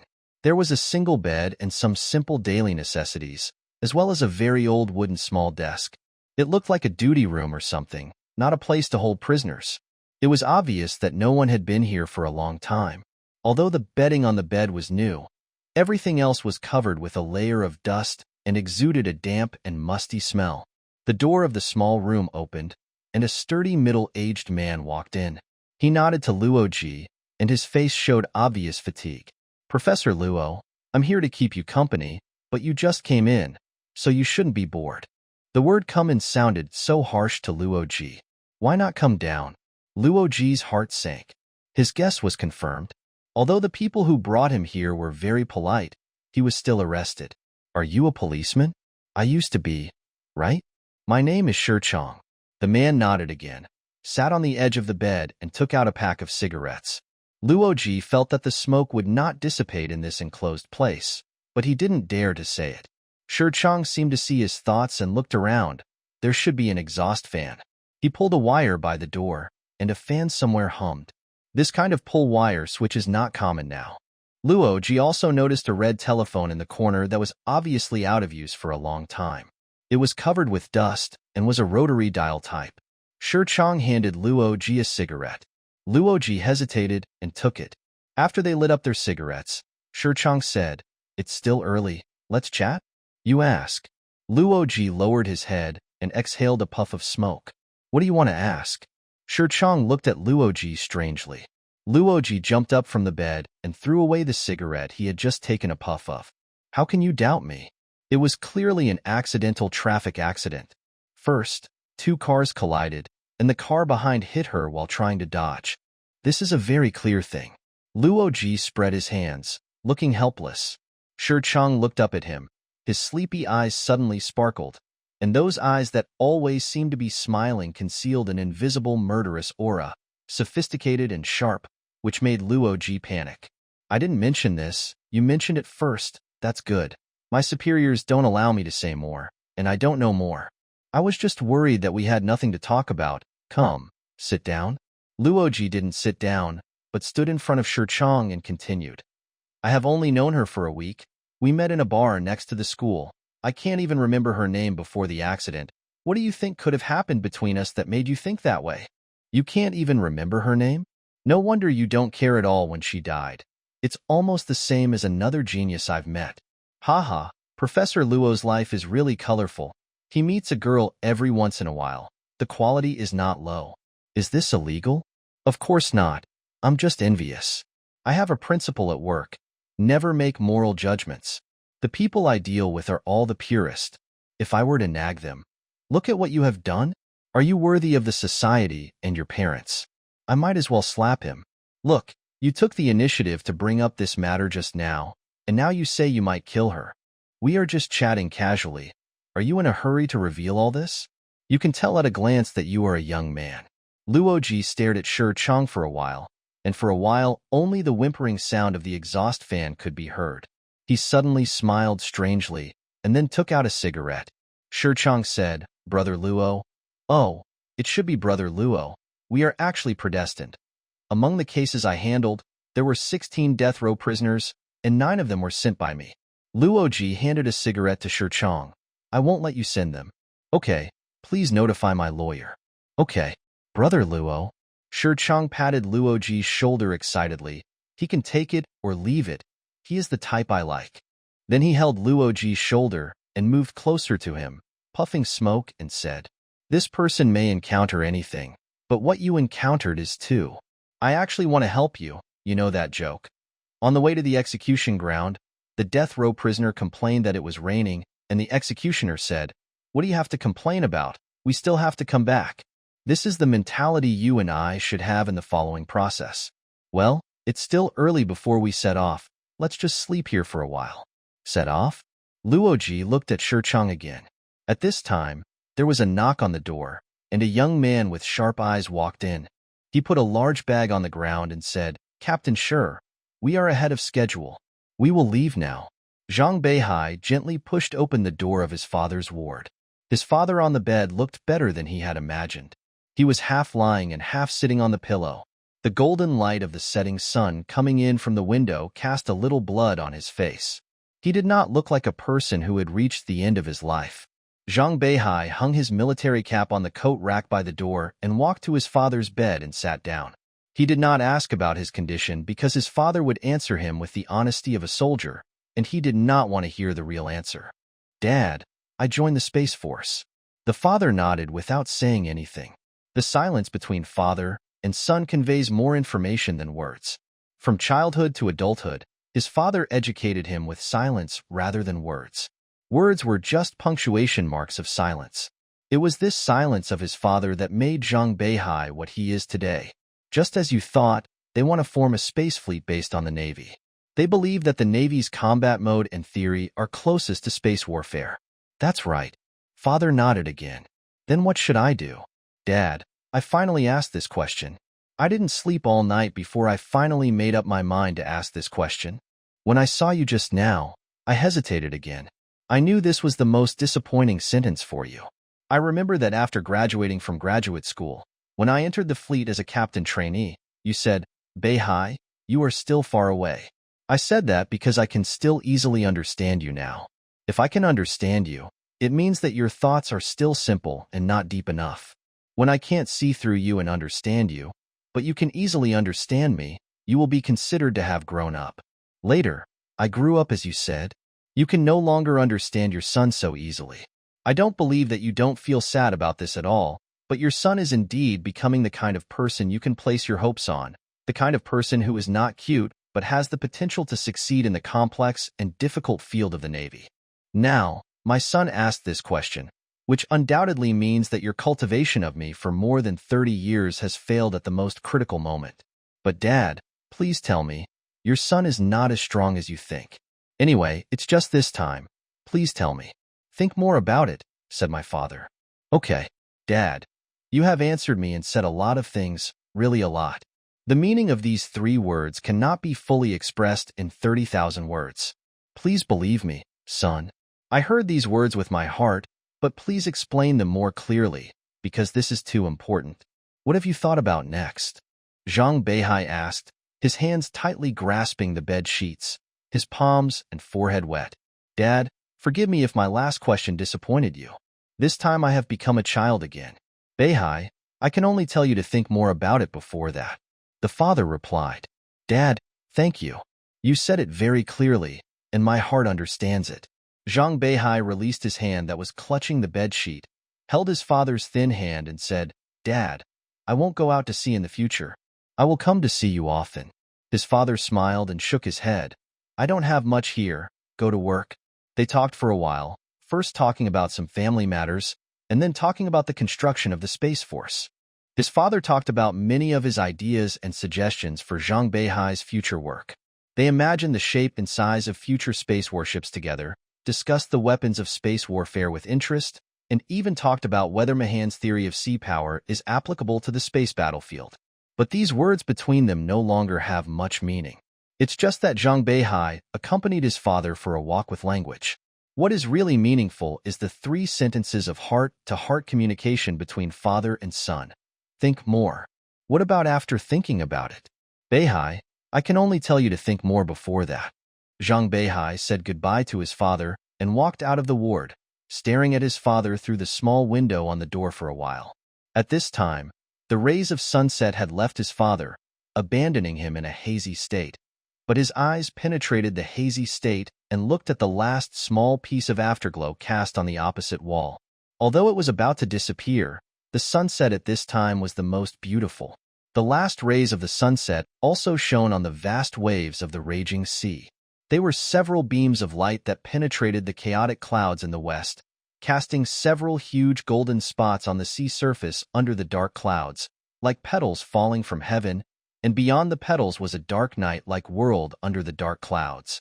The rainstorm hung between the sky and the sea like a curtain of the gods, and only lightning occasionally illuminated the thousands of piles of snow spit out by the huge waves. The destroyer, in a golden spot of light, struggled to lift the bow out of the deep wave valley. With a loud bang, the bow crashed through a wave wall, and the rising waves greedily absorbed the golden light of the sunset, like a rock spreading its huge wings shining with golden light. Zhang Beihai put on a military cap with the emblem of the Chinese Space Force on the brim. He said in his heart, Dad, we think the same. This is my luck. I will not bring you glory, but I will let you rest in peace. Mr. Luo, please change your clothes. The young man who just came in said, squatting down and opening the bag he brought in. Although he seemed polite, Luo Ji still felt uncomfortable as if he had eaten a fly. But when the young man took out the clothes from the bag, Luo Ji realized that it was not something for the suspect to wear, but an ordinary-looking brown jacket. He took the clothes and looked at it. The material of the jacket was very thick, Then he found that Shi Chang and the young man were also wearing this kind of jacket, but in different colors. Put it on. It's quite breathable and comfortable. If you wear those broken things we used to wear, you'll be suffocated to death, said Shi Chang. Bulletproof vest, the young man explained. Who would kill me? Luo Ji thought as he changed his clothes. The three of them walked out of the room and walked along the corridor they came from to the elevator. There was a square iron ventilation duct above the corridor, and the doors they passed were all heavy and sealed. Luo Ji also noticed a line of vague slogans on the mottled wall on one side, but he could only see part of it. But Luo Ji knew all of it. Dig deep holes, store up food, and do not seek hegemony. Is this a personal air defense facility? Luo Ji asked Shi Chang. It's not an ordinary one. It's an atomic bomb-proof one. It's useless now. Back then not everyone could get in. Then we're in. Shishan? Luo Ji had heard of this kind of legend. Shi Chang and the young man didn't answer. They walked into the old elevator, and it immediately started moving upwards with a lot of friction noise. The operator was a paramilitary soldier with a submachine gun on his back, and it was obviously his first time doing this, and he adjusted it 2 or 3 times in an unskilled manner before the elevator stopped at the 1st floor.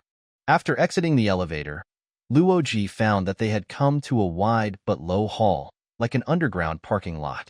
It was full of various vehicles, some of which had already started.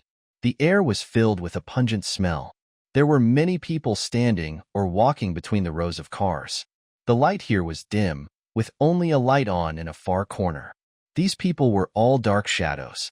Only when a few of them passed through the light beams of distant car lights did Luo Ji see that they were fully armed soldiers. He also saw several officers shouting something into the walkie-talkie, trying to cover the roar of the engine. Their voices sounded very nervous. Shi Chang led Luo Ji through 2 rows of cars, and the young man followed behind. Luo Ji looked at the red light of the taillights and the light coming in through the gap between the workshops shining on Shi Chang, making his figure appear and disappear in different colors. Luo Ji suddenly remembered the dim bar where he met her. Shi Chang led Luo Ji to a car and opened the door for him to get in. After Luo Ji sat down, he found that although the interior of the car was spacious, the windows were abnormally small. The thick car sheck could be seen from the edge of the window. This was a reinforced car, and the narrow window glass had poor transparency, which might also be bulletproof. The door was half open, and Luo Ji could hear the conversation between Shi Chang and the young man. Captain Shi, they just called and said that they've searched the route again and all the guard posts have been set up. The situation along the route is too complicated. This matter can only be roughly reviewed a few times, and it's hard to feel at ease. The arrangement of guard posts. Just as I said, you have to put yourself in their shoes. If you were there, where would you plan to hide? Consult more experts in the field of the armed police. Oh, how will the handover be arranged? They didn't say. Shi Chang's voice became higher. You're jerking idiots. You didn't even implement such an important matter. Captain Shi, according to our superiors, it seems that we have to follow them all the time. We can follow them for a lifetime, but there will definitely be a handover when we get there, and the division of responsibilities must be clear. There has to be a line. Click. The responsibility for the accident before was ours, and the responsibility after that will be theirs. They didn't say. The young man seemed embarrassed. Zhang, I know you just have an inferiority complex. Chang Weisi has been promoted, and his former subordinates look down on us. But we should respect ourselves. Who are they? Has anyone fired a shot at them, and who have they fired a shot at? In the last big operation, look at that group of people. They used all kinds of advanced stuff. It was like performing acrobatics. Even the early warning aircraft came out. But didn't we still have to locate the final location of the gathering place? This has won us status. Zhang, it took a lot of effort for me to transfer you guys here, and I don't know if it hurt you. Captain Shi, don't say that. This is a chaotic world, do you understand? People's hearts are really not the same as they used to be. Everyone. Unlucky things are pushed onto others, so we must be on guard against others. I am worried about you talking about these things. How long can I stay here? I am afraid that all this will be left to the body in the future. Captain Shi, you need to think about your illness quickly. Didn't your superior arrange for you to hibernate? You need to arrange everything, at home and at work. How can I be assured of you like this? Don't worry about us. You really can't delay this illness. This morning, your teeth are bleeding and you can't stop. It's okay. I'm lucky. You know this. There have been 3 times when I was shot. At this time, the vehicles on one side of the hall have begun to file out. Shirchang got into the car and closed the door. When the neighboring car drove away, this car also started. Shirchang drew the curtains on both sides. There was an opaque baffle in the car, separating the back half from the cab, so that Luo Ji could not see the situation outside the car at all. Along the way, Shirchang's walkie-talkie kept chirping, but Luo Ji couldn't hear what he was saying. Shirchang would respond simply from time to time. Shortly after the car started, Luo Ji said to Shirchang, "Things are more complicated than you said." "Yeah, everything has become complicated now," Shirchang said perfunctorily, still focusing his attention on the walkie-talkie. The two did not speak again along the way. The road seemed to be smooth, and the car didn't slow down even once. It stopped after driving for about an hour. After Shirchang got out of the car, he motioned Luo Ji to stay inside the car, and then closed the door. At this time, Luo Ji heard a roar, which seemed to come from above the roof of the car. A few minutes later, Shirchang opened the door and let Luo Ji get out of the car. As soon as he got out, Luo Ji immediately knew that they were at an airport, and the roar he had just heard became deafening. He looked up and found that the sound came from 2 helicopters hovering above, their noses facing different directions, as if they were monitoring this empty area. In front of Luo Ji was a large plane, which looked like a passenger plane, but in the part he could see, Luo Ji could not find the logo of the airline. In front of the car door was a boarding ladder, and Shirchang and Luo Ji boarded the plane along it, before entering the cabin door. Luo Ji looked back and the first thing he saw was a row of neat fighter jets on the apron in the distance, from which he knew that this was not a civilian airport. Moving his eyes closer, he found that the dozen or so cars that came with them and the soldiers who got off the cars had formed a large circle around the plane. As the sun set, the plane cast a long shadow on the runway in front, like a big exclamation mark. Luo Ji and Shirchang entered the cabin. 3 men in black suits greeted them and took them through the front cabin. It was empty and looked like a passenger plane with 4 rows of empty seats. But when they entered the middle cabin, Luo Ji saw a fairly spacious office and a suite. Through the half-open door, Luo Ji saw that it was a bedroom. The furnishings here were very ordinary, clean, and tidy. If it weren't for the green seat belts on the sofa and chairs, it wouldn't feel like they were on an airplane. Luo Ji knew that there might not be many special planes like this in China. Of the 3 people who brought them in, 2 went straight through another door to the tail cabin. The youngest one who stayed behind said, "Please sit wherever you want, but be sure to fasten your seatbelts. You must pay attention not only during takeoff and landing, but also during the entire process. When you sleep, you must also buckle your safety sleeping bag on the bed. Do not leave small, unsecured items outside. Try not to leave your seat or bed. If you need to get up and move around, please be sure to notify the captain first. This button is the transmitter switch. There are buttons on the seats and bedsides. Press it to talk. If you need anything else, you can also call us through it." Luo Ji looked at Shirchang in confusion, and the latter explained, "This plane may be able to perform aerobatics." The man nodded, "Yes, please call me if you need anything. Just call Xiao Zhang. I will bring you dinner after takeoff." After Xiao Zhang left, Luo Ji and Shirchang sat on the sofa and fastened their seatbelts. Luo Ji looked around. Except for the round window and the curved wall with the window, everything was so ordinary and familiar that it felt strange for the 2 of them to sit in this ordinary office with their seatbelts fastened. But soon the roar of the engine and the slight vibration reminded them that they were on a plane, which was taxiing towards the takeoff runway. A few minutes later, as the sound of the engine changed, the overweight caused the 2 to sink into the sofa. After the vibration from the ground disappeared, the floor of the office tilted in front of them. As the plane rose, the setting sun, which had already set on the ground, cast another beam of light through the porthole.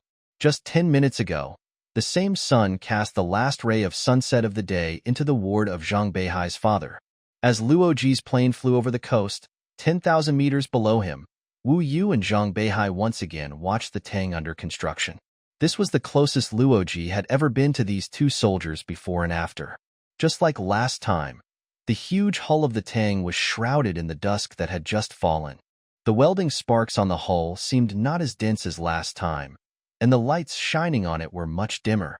At this time, Wu Yu and Zhang Beihai no longer belonged to the Navy. I heard that the General Armament Department has decided to stop the Tang project, Zhang Beihai said. Does this have anything to do with us? Wu Yu answered indifferently, moving his eyes away from the Tang and gazing at the remaining sunset glow in the west. You've been in a low mood since you joined the Space Force. You should know the reason. You can always see my thoughts easily, sometimes more clearly than I can. After you reminded me, I knew what I was really thinking. Zhang Beihai turned and looked directly at Wu Yu. You feel sad about joining a war that is doomed to fail. You envy the last generation of space soldiers who were able to fight to the end at a young age and be buried in space with the fleet. But it is really difficult for you to spend your life's efforts on such a hopeless cause.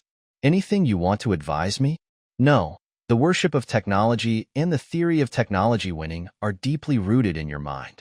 I have long known that I can't change the body, so I can only try my best to reduce the damage caused by this idea to my work. In addition, for this war, I don't think it is impossible for mankind to win. Wu Yu put down his indifferent mask and greeted Zhang Beihai's gaze. Beihai, you used to be a very realistic person.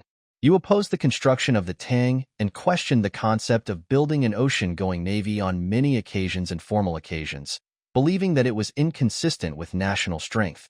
You believed that our maritime forces should be supported and protected by shore-based firepower at all times near the coast. This idea was scolded by the young and vigorous faction as a tortoise strategy, but you have always insisted. So now, where does your belief in the victory of this interstellar war come from? Do you really think that a small wooden boat can sink an aircraft carrier? In the early days of the founding of the People's Republic of China, the newly established Navy sank the Kuomintang's destroyers with wooden boats. Even earlier, our army had cavalry defeating tank groups. You shouldn't elevate these legends to normal and universal military theories. In this war, the Earth civilization does not need normal and universal military theories. One exception is enough. Zhang Beihai raised a finger towards Wu Yu. Wu Yu smiled sarcastically. I want to hear how you will make this exception. Of course, I don't understand space warfare, but if you compare it to a small wooden boat versus an aircraft carrier, then I think as long as there is the courage to act and the confidence to win, the former can really sink the latter. The wooden boat carries a small team of divers and ambushes on the channel where the aircraft carrier passes. When the enemy ship sails to a certain distance, the diving team goes into the water and the wooden boat sails away. When the aircraft carrier passes over the diving team, they place bombs on the bottom of the ship. Of course, this is extremely difficult to do, but not impossible. Wu Yu nodded. Yes, someone has tried it. The British in World War II, this was done to sink the German battleship Tirpitz, but a miniature submarine was used. In the 1980s, during the Falklands War, several Argentine special forces sneaked into Italy with magnetic mines. They tried to sink the British warship anchored at the entrance from underwater. But you all know the result. But we have more than just small wooden boats. A nuclear bomb of 1,000 to 2,000 tons can be made into a size that one or two divers can carry underwater. If it is attached to the bottom of an aircraft carrier, it will not only sink it, but the largest aircraft carrier will also be blown to pieces. Sometimes you are very imaginative. Wu Yu said with a smile. I have confidence in victory. Zhang Beihai shifted his gaze towards the Tang, and the welding sparks in the distance reflected two small flames in his eyes. Wu Yu also looked at the Tang, and this time he had a new illusion about it. It was no longer an abandoned ancient fortress, but an even more ancient cliff with many deep caves on it, and the sparse welding sparks were the flickering flames in the caves. After the plane took off, until dinner, Luo Ji did not ask Shirchang questions such as where to go, what happened, etc. If he knew and could tell him, he would have told him long ago. Luo Ji once untied his seatbelt and walked to the window to look outside. Although he knew that he could not see anything after dark, Shirchang still followed him and pulled up the partition of the window, saying that there was nothing to see. Let's chat for a while and then go to bed. Okay? Shirchang said, taking out a cigarette, but quickly remembered that they were on a plane and put it back. Sleep? Looks like the flight will take a long time. Never mind. This plane has a bed. We have to enjoy it. You are only responsible for sending me to the destination, right? What are you complaining about? We still have to walk back. Shirchang grinned, very proud of what he said. It seems that torturing people with his humor is his pleasure. But he then became a little more serious. I don't know much more about your trip than you do, and it's not my turn to tell you anything. Don't worry, someone will explain everything to you clearly. I guessed for a long time, and can only come up with a possible answer. Tell me and see if it's the same as my guess. She should be an ordinary person, so it can only be that her social or family relations are unusual. Luo Ji didn't know her family, just like the previous lovers. Even if they told him, he would not be interested and couldn't remember. Who is it? Oh, your one-week lover? You'd better stop thinking about her. You don't care anyway, but you can think about her. As you said, you can compare her last name and face with those of the big shots one by one. Luo Ji compared them in his mind for a while, but couldn't match anyone. Brother Luo, are you good at lying? Shirchang asked. Before this, Luo Ji had discovered a pattern. When he was joking, he called himself brother, and when he was a little serious, he called himself brother. Do I need to deceive anyone? Of course I do. Then I will teach you how to deceive people. Of course, I am not good at this. My work is more focused on preventing and exposing fraud. So, I will tell you a few basic techniques of interrogation. You may need them in the future. It will be easier to deal with them when you know yourself and the enemy. Of course, these are only the most basic and commonly used ones. I can't explain the complex ones at the moment. Let me first talk about the most literary one, which is also the simplest one. Making a list, which is to make a list of questions related to the case. The more questions on the list, the better. List all the questions, mix the key questions in it, then ask one by one. Write down the answer of the interrogated person, then ask again from the beginning. Also write down the answer. If necessary, you can ask many times. Finally, compare the records of these times. If the person is telling a lie, then the answer to the corresponding question will be different each time. Don't think this method is simple. People who have not been trained in anti-detection basically can't pass it. The most reliable way to deal with the list is to keep silent. Shirchang couldn't help but take out the cigarette again, but put it back after remembering that smoking is not allowed on the plane. You can ask.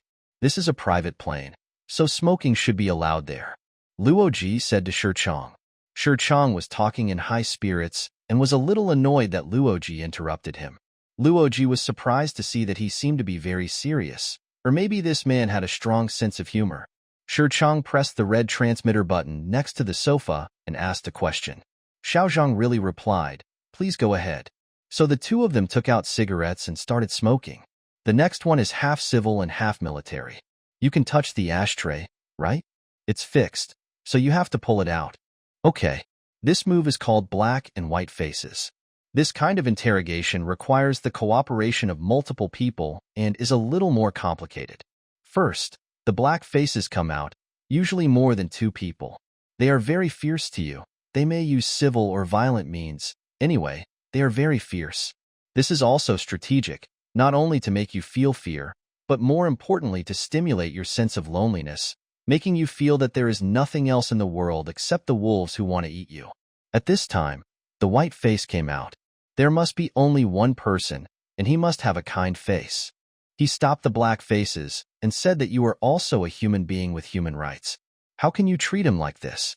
The black faces told you to go away and not to affect the work. The white faces insisted, saying that you really can't do this. The black faces said that they knew you couldn't do this. If you can't do it, just leave. The white face protected you with his body and said, I want to protect his rights and protect the fairness of the law. The black faces, the white-faced men said, just wait. You'll be gone tomorrow. Then they left angrily. When it's just the two of you, the white-faced man will wipe the sweat and blood off your face and say, don't be afraid. They won't dare to do anything to you as long as I'm here. No matter what happens to me, I will protect your rights. If you don't want to talk, don't talk. You have the right to remain silent. You can imagine what will happen next. He has become your only and closest person in the world. Under his further inducement, you will not remain silent. This trick is most effective against intellectuals, but it is different from the previous list pulling. Once you know it, it will be ineffective. Of course, the above-mentioned methods are generally not used alone. Real interrogation is a big project, a combination of multiple techniques, Shi Chang said with a beaming face, almost wanting to break free from the safety belt and stand up. But Luo Ji felt like he had fallen into an ice cave when he heard it. Despair and fear once again seized him. Shi Chang noticed this and stopped talking. Okay, let's not talk about interrogation. Although you may need this knowledge in the future, you may not be able to accept it for the time being. Besides, I originally wanted to teach you how to lie to people. Pay attention to one thing. If you are really cunning, you must not show any cunningness. Unlike what you see in the movies, truly cunning people don't have gloomy faces and pretend to be birds every day. They don't show that they use their brains at all. They all look easygoing and simple. Some seem vulgar and fussy, while others are careless and unserious. The key is to make others not take you seriously. Let them look down on you and despise you. Think that you are in no way, like a broom in the corner. The highest level is to make them not notice you at all, as if you don't exist, until they come to their senses the moment before they die in your hands. Do I need to? Or do I have the opportunity to become such a person? Luo Ji finally interrupted. I say the same thing. I don't know more about this than you, but I have a hunch. You must become such a person, Brother Luo. You must. Shi Chang suddenly became excited. He grabbed Luo Ji's shoulder with one hand and held it so hard that it hurt Luo Ji. They were silent, watching a few wisps of smoke rise up and finally be jerked away through a grill hole in the ceiling. Forget it. Let's go to bed, Shi Chang said as he put out the cigarette, but in the ashtray. He smiled and shook his head. I actually talked to you about all this. Don't laugh at me when you think about it later. After entering the bedroom, Luo Ji took off the bulletproof jacket and got into the safety sleeping bag on the bed. Shi Chang helped him fasten the safety buckle that fixed the sleeping bag to the bed and put a small bottle on the bedside table. Sleeping pills. Take some if you can't sleep. I wanted some wine, but they said they didn't have any. Shi Chang then told Luo Ji to notify the captain before getting out of bed for a long time, and then walked out. Officer Shi, Luo Ji called out. Shi Chang turned around at the door. I'm not a policeman now. No police are involved in this matter. They all call me Deshir. That's right, Deshir. When we were chatting just now, I noticed a sentence of yours, or rather your reaction to a sentence of mine. When I said she, you didn't remember who I was referring to for a moment. This shows that she is not important in this matter. You are one of the calmest people I have ever met.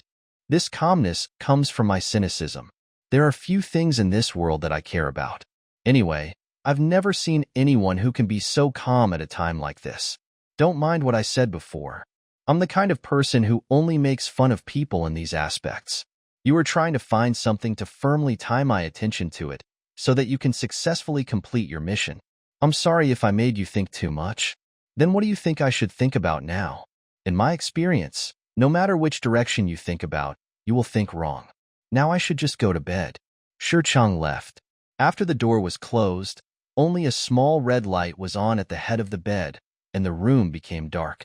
The background sound of the engine humming appeared at this time, omnipresent, as if the endless night sky just separated from here by a wall was humming.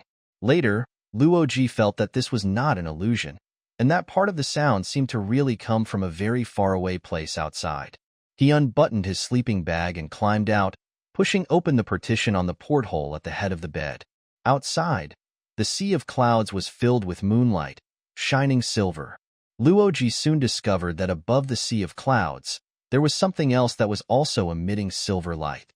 They were 4 straight lines, which were particularly eye-catching against the background of the night sky. They extended at the same speed as the plane, and their tails gradually faded into the night sky, like 4 silver swords flying over the sea of clouds.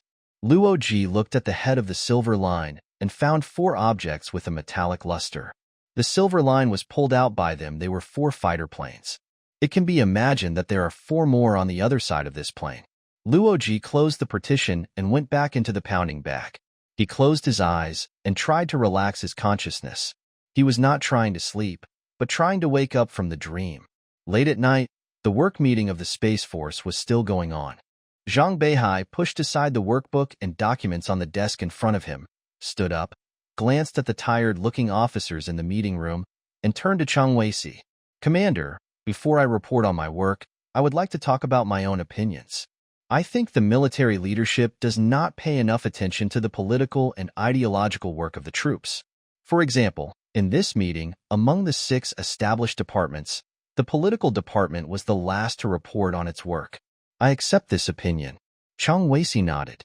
The political commissar of the service has not yet taken office, and I am in charge of the political work. Now, all the work has just started, and it is really difficult to take care of too much in this regard. The main work still has to be done by your comrades in charge. Commander, I think the current situation is very dangerous. These words made several officers focus a little. Zhang Beihai continued, "My words were a bit sharp. Please forgive me. This is because we have been in a meeting for a whole day. Now everyone is tired, and no one will listen if it is not sharp." Everyone smiled, while the other participants were still immersed in listening. The more important thing is that I am really anxious. The disparity in strength between the enemy and us in the war we are facing is unprecedented in the history of human warfare, so I think that for quite a long time, the biggest danger facing the Space Force is defeatism. This danger cannot be overestimated. The consequences of the spread of defeatism are not just instability in military morale, but may lead to the complete collapse of space armed forces. I agree. Zhang Beihai nodded again. Defeatism is the biggest enemy at present. The military commission also has a deep understanding of this. This makes the political and ideological work of the military shoulder a major mission. Once the grassroots units of the Space Force are formed, the work will be more complicated and more difficult. Zhang Beihai opened the workbook. Now let's start the work report. When the Space Force was first established, our main work in the political and ideological work of the troops was to investigate and understand the overall ideological status of the officers and soldiers. Since the new service currently has fewer personnel, fewer administrative levels, and a simple organization, the investigation is mainly conducted through discussions and personal exchanges, and a corresponding forum has been established on the internal network. The results of the investigation are worrying. Defeatist thinking is prevalent in the troops and has a tendency to spread rapidly. Fearing the enemy like a tiger and lacking confidence in the future of war are the mentality of a considerable number of comrades. The ideological root of defeatism is mainly the blind worship of technology, which despises or ignores the role of human spirit and subjective initiative in war. This is also the continuation and development of the ideas of technology victory and weapons-only theory that have emerged in the Army in recent years in the Space Force. This trend is particularly prominent among highly educated officers. The main manifestations of defeatism in the Army are as follows. First, they regard their mission in the Space Force as an ordinary profession. Although they are dedicated and responsible at work, they lack enthusiasm and sense of mission, and doubt the ultimate meaning of their work. Second, passive waiting. They believe that the outcome of this war depends on scientists and engineers. Before major breakthroughs are made in basic research and key technology research, the Space Force is just a castle in the air. Therefore, they are not clear about the current work priorities, are only satisfied with the routine work of the military establishment, and lack innovation. Third, they hold an unrealistic fantasy and demand that they use hibernation technology to cross 4 centuries and directly participate in the final decisive battle. At present, several young comrades have expressed this wish, and some have even submitted formal applications. On the surface, this is a positive mentality that is eager to be at the forefront of the war, but in essence it is another manifestation of defeatism. They lack confidence in victory in the war and doubt the significance of their current work. As a result, the dignity of the soldier becomes the only pillar in their work and life. Fourth, in contrast to the previous expression, doubts have also arisen about the dignity of soldiers. It is believed that the traditional moral standards of the military are no longer suitable for this war, and that fighting to the end is meaningless. The premise for the existence of soldier dignity is that someone sees this dignity. Once this war fails, there will be no one left in the universe, and this dignity itself will lose its meaning. Although only a few people hold this idea of undermining the ultimate value of space armed forces is extremely harmful. Having said this, Zhang Beihai looked around the venue and found that although his words attracted some attention, they still did not sweep away the drowsiness that shrouded the venue. but he was confident that he would change this situation in his next speech. Next, I would like to give a specific example. Defeatism is very typical in this comrade. I am talking about Colonel Wu Yu. Zhang Beihai stretched out his hand in the direction of Wu Yu across the conference table. The drowsiness in the meeting hall was immediately swept away, and all the participants became interested. They looked nervously at Zhang Beihai, then at Wu Yu. The latter seemed very calm and looked at Zhang Beihai with calm eyes. Comrade Wu Yu and I have worked together in the Navy for a long time, and we know each other very well. He has a deep technical complex and is a technical or engineer type captain. This is not a bad thing, but unfortunately, he relies too much on technology in his military thinking. Although he did not say it explicitly, he has always subconsciously believed that the advancement of technology is the main, or even the only, determining factor in the combat effectiveness of the troops. He ignores the role of people in war, especially the lack of sufficient understanding of the unique advantages formed by our army under difficult historical conditions. When he learned of the three-body crisis, he had already lost confidence in the future. After joining the Space Force, this despair was revealed more. Comrade Wu Yu's defeatist sentiment is so heavy and so deeply rooted that we have lost hope of cheering him up again. Strong measures should be taken as soon as possible to curb defeatism in the troops. Therefore, I think Comrade Wu Yu is no longer suitable to continue working in the Space Force. Everyone focused their eyes on Wu Yu. He looked at the Space Force emblem on the military cap on the conference table and still looked very calm. During his speech, Zhang Beihai never looked in the direction of Wu Yu. He continued, "Please understand, Commander, Comrade Wu Yu, and everyone, that I am only speaking out of concern for the current ideological situation of the troops. Of course, I also want to have an open and frank exchange with Comrade Wu Yu face to face." Wu Yu raised his hand to request to speak. After Chang Weisi nodded, he said, "What Comrade Zhang Beihai said about my ideological situation is true. I admit his conclusion. I am not suitable to continue serving in the Space Force. I will follow the organization's arrangements." The atmosphere in the meeting became tense. Several officers looked at the workbook in front of Zhang Beihai and speculated about what was in it about someone. An Air Force colonel stood up and said, "Comrade Zhang Beihai, this is an ordinary work meeting. For personal issues like this, you should report them to the organization through normal channels. Is it appropriate to speak publicly here?" His words immediately aroused the echo of many officers. Zhang Beihai said, "I know that my speech violates the organizational principles, and I am willing to take full responsibility for it. But I think that no matter what method is used, we must realize the seriousness of the current situation." Chang Weisi raised his hand to stop more people from speaking. "First of all, we should affirm the sense of responsibility and awareness of potential dangers shown by Comrade Zhang Beihai in his work. The existence of defeatism in the army is a fact, and we should face it rationally. As long as the huge technological gap between the enemy and us exists, defeatism will not disappear, and simple working methods cannot solve the problem. This is a long-term and meticulous work, and there should be more communication and exchanges. In addition, I also agree with what a comrade just said. When it comes to personal ideological issues, communication and exchange are the main methods. If there is a need to reflect, it should be done through organizational channels." Many officers present breathed a sigh of relief. At least in this meeting, Zhang Beihai would not mention them.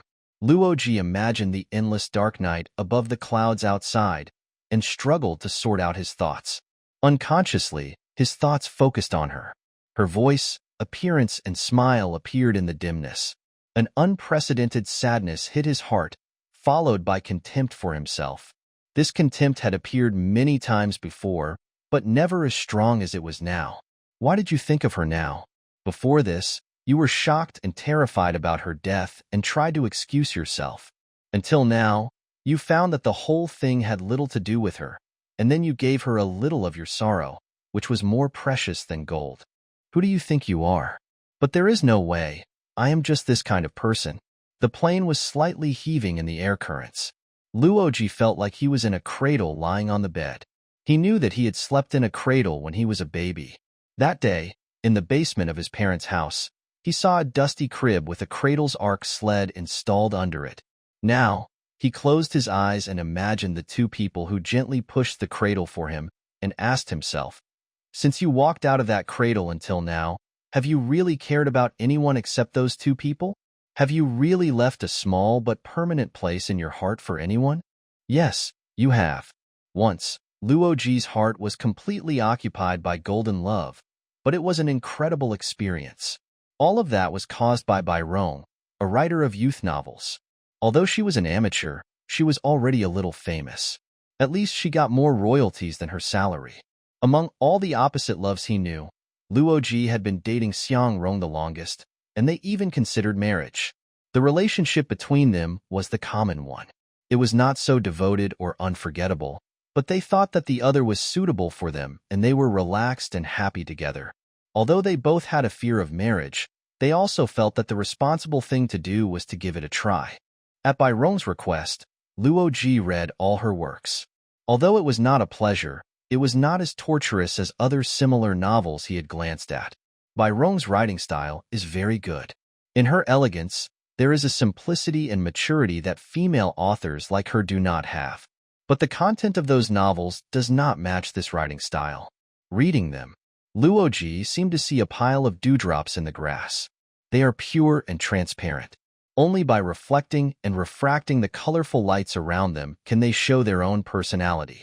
They roll on the grass leaves, merge in the embrace of encounter, and separate in the fall of frustration. As the sun rises, they all disappear in a short time.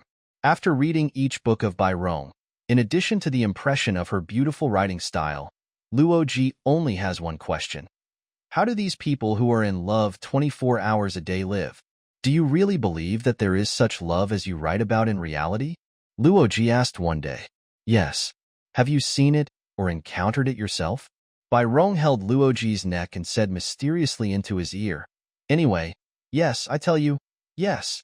Sometimes, Luo Ji gave suggestions on the novel that Bai Rong was writing, and even helped her revise it personally.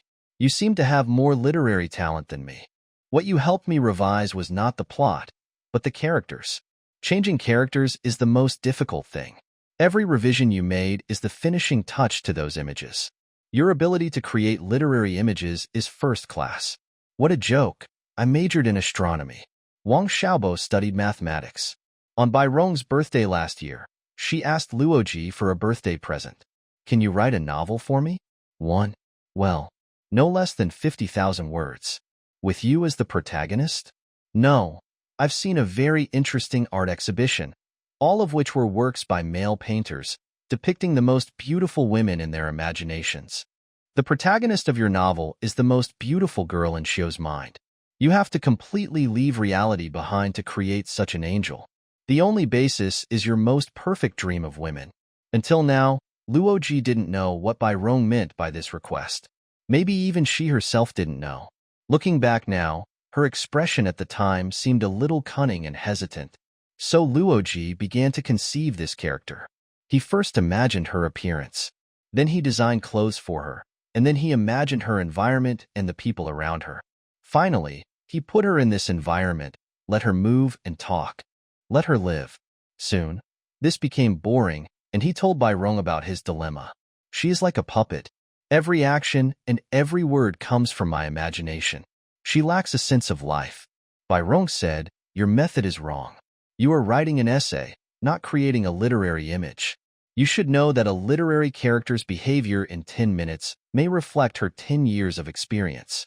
You should not limit yourself to the plot of the novel, but imagine her entire life.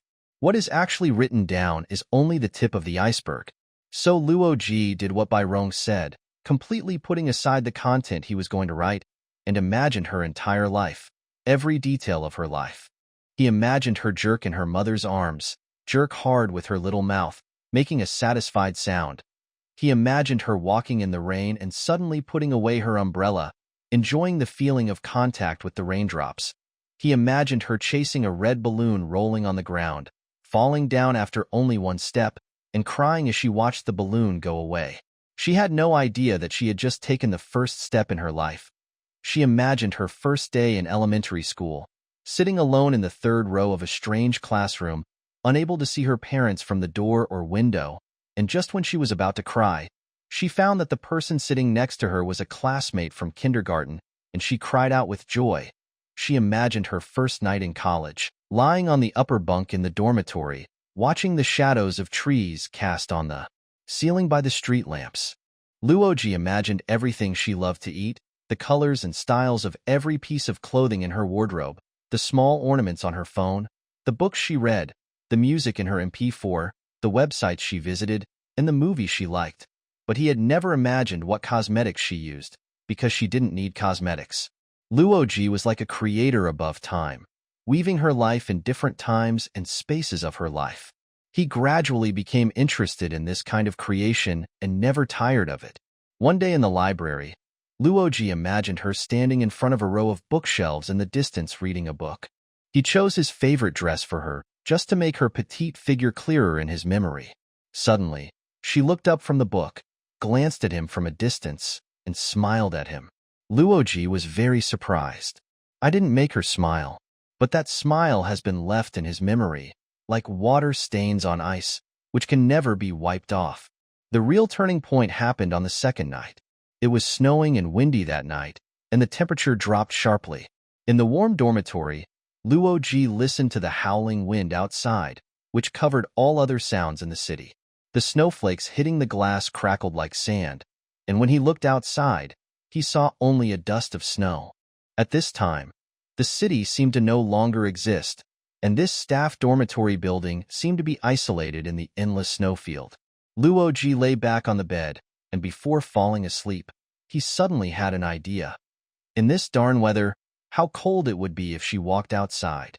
He then comforted himself, it doesn't matter. If you don't let her stay outside, she won't stay outside. But this time his imagination failed. She was still walking in the wind and snow outside, like a blade of grass that could be blown away by the cold wind at any time. She was wearing that white coat and that red scarf. The red scarf could only be vaguely seen in the flying snow dust, like a small flame struggling in the wind and snow. Luo Ji could no longer sleep. He got up and sat on the bed, then put on his clothes and sat on the sofa. He wanted to smoke, but he remembered that she hated the smell of cigarettes, so he made a cup of coffee and drank it slowly. He had to wait for her. The cold night and the wind outside tugged at his heart. It was the first time that he felt so sorry for someone and missed someone so much.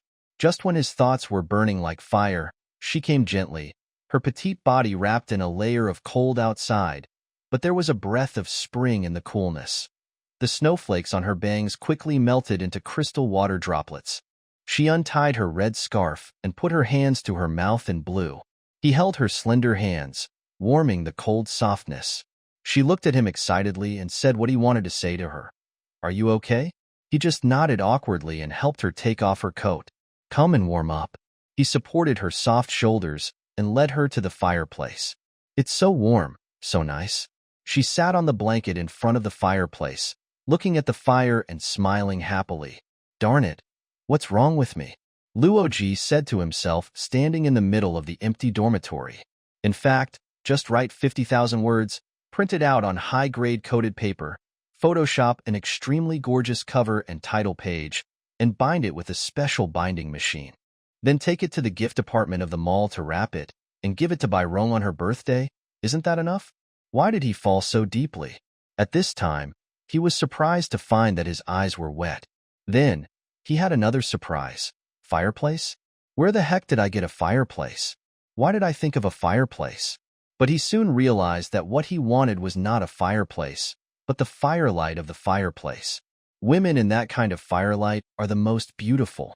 He recalled her in the firelight in front of the fireplace just now.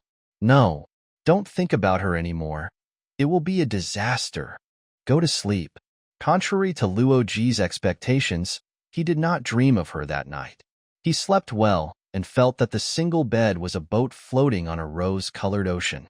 When he woke up the next morning, he felt like he had been reborn, like a candle that had been sealed for many years and was lit by the small flame in the snow last night. He walked excitedly on the road leading to the teaching building. The sky was gray after the snow, but he felt that it was clearer than a clear sky. The 2 rows of poplars on the side of the road were bare without any snow, pointing straight to the cold sky, but in his feeling, they were more lively than in spring. Luo Ji walked up to the podium, and just as he had hoped, she appeared again. sitting in the last row of the lecture hall, the only one in that empty seat, far away from the other students in front. Her white coat and red scarf were placed on the seat next to her, and she was only wearing a beige turtleneck sweater. She did not lower her head to flip through the textbook like other students, but once again smiled at him like the rising sun after the snow. Luo Ji became nervous, his heartbeat accelerated, and he had to go out the side door of the classroom and stand on the balcony in the cold air to calm down. This state only occurred to him twice when he defended his doctoral dissertation. Then Luo Ji expressed himself to the fullest in the lecture, citing references and writing inspiringly, which caused rare applause in the classroom. She didn't applaud, but just smiled and nodded to him. After class, he walked side by side with her on the tree-lined path without shade, and he could hear the squeaking of her blue boots on the snow. 2 rows of winter poplars listened quietly to their inner conversation. "You are really good at explaining, but I don't quite understand. You are not a major in this field, are you?" "No. Do you often go to other majors like this?" "It's just that in the past few days, I often casually walked into a lecture hall and sat for a while. I just graduated. I'm about to leave here. I suddenly feel that this place is really nice. I'm afraid to go out." In the next 3 or 4 days, Luo Ji spent most of his time with her. In the eyes of others, he spent more time alone. He liked to walk alone, which was easy to explain to Byron. He was thinking about a birthday gift for her, and he really didn't lie to her. On New Year's Eve, Luo Ji bought a bottle of red wine that he had never drunk before. After returning to the dormitory, he turned off the lights and lit candles on the coffee table in front of the sofa. When all 3 candles were lit, she sat with him in silence. "Oh, look," she pointed at the wine bottle and became happy like a child. "What's wrong? Come over here and look. The candles are shining from the other side. The wine looks really good." The wine soaked in the candlelight indeed showed a crystal red color that only belonged to dreams. "Like a dead sun," said Luo Ji. "Don't think like that." She showed the sincerity that made Luo Ji's heart beat. "I think it's like the eyes of the sunset." "Why don't you say it's the eyes of the morning glow?" "I like the sunset more." "Why?" "After the sunset disappears, you can see the stars. After the morning glow disappears, all that's left is only the reality and broad daylight is left." Yes. They talked a lot, about everything. They had a common language on the most trivial topics, until Luo Ji drank the whole bottle of Eyes of the Sunset. Luo Ji was lying on the bed, looking at the candle on the coffee table that was about to burn out. She had disappeared in the candlelight. But Luo Ji was not worried. As long as he wanted, she would appear at any time. At this time, there was a knock on the door. Luo Ji knew that it was a real knock on the door and had nothing to do with her, so he ignored it. The door was pushed open, and it was Byron who came in. She turned on the light, as if turning on the gray reality. She looked at the candle-lit coffee table, then sat down at the head of Luo Ji's bed, sighed softly and said, "Not bad." "What do you mean?" Luo Ji blocked the glaring light with his hand. "You're not committed enough to prepare a wine glass for her." Luo Ji covered his eyes and said nothing.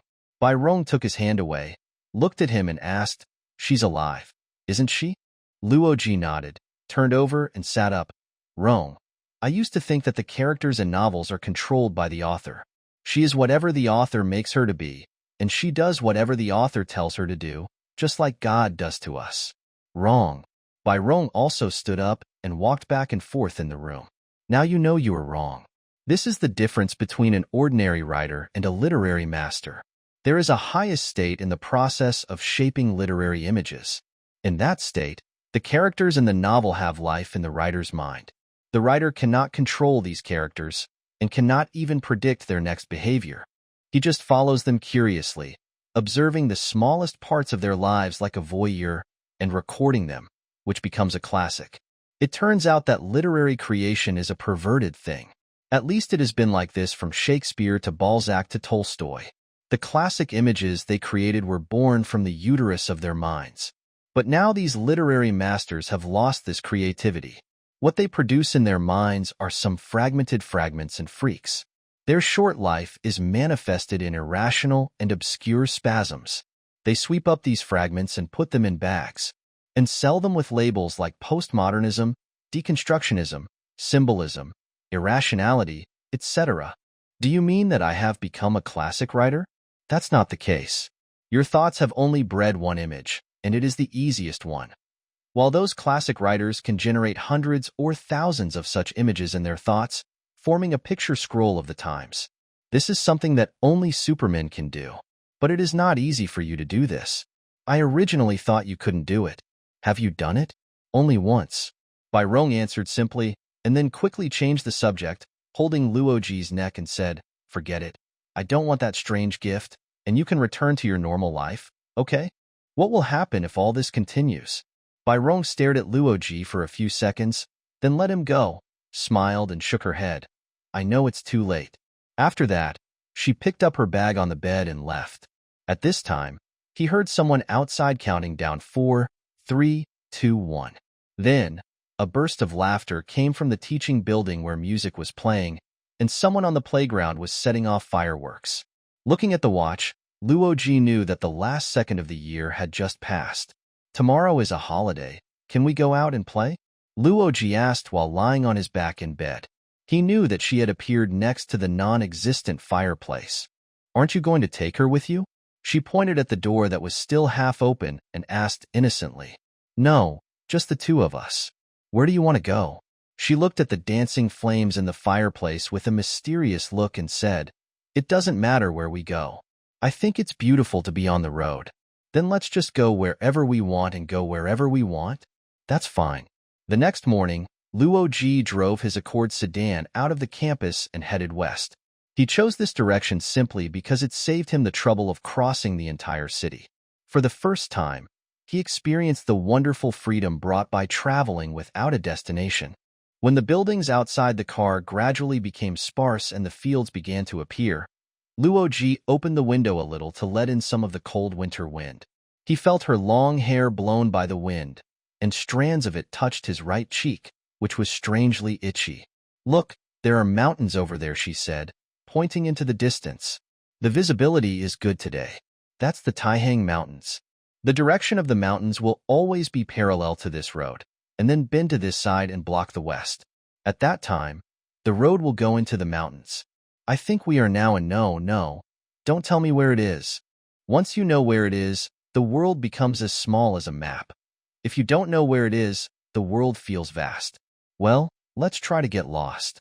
Luo Ji said, turning onto a branch road with fewer cars, and not far away, he turned onto another road at random. At this time, there were only endless vast fields on both sides of the road, covered with large areas of residual snow. The areas with snow and without snow were almost the same. There was no green at all, but the sun was shining brightly. "Authentic northern scenery," said Luo Ji.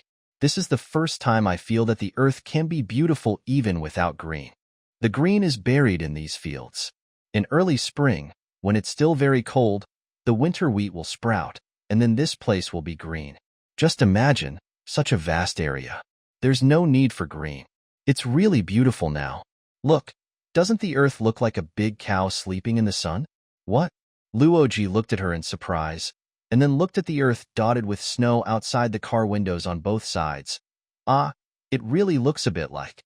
I say, which season do you like best? Autumn. Why not spring?" "Spring. So many feelings are squeezed together. It's tiring. Autumn is so nice."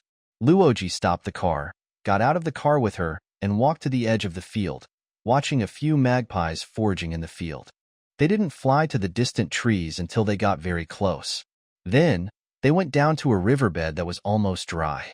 There was only a narrow stream of water in the middle of the riverbed, but it was a northern river after all. They picked up the cold pebbles in the riverbed and threw them into the river, watching the muddy water pour out from the holes in the thin ice. They passed a small town and spent a lot of time in the market.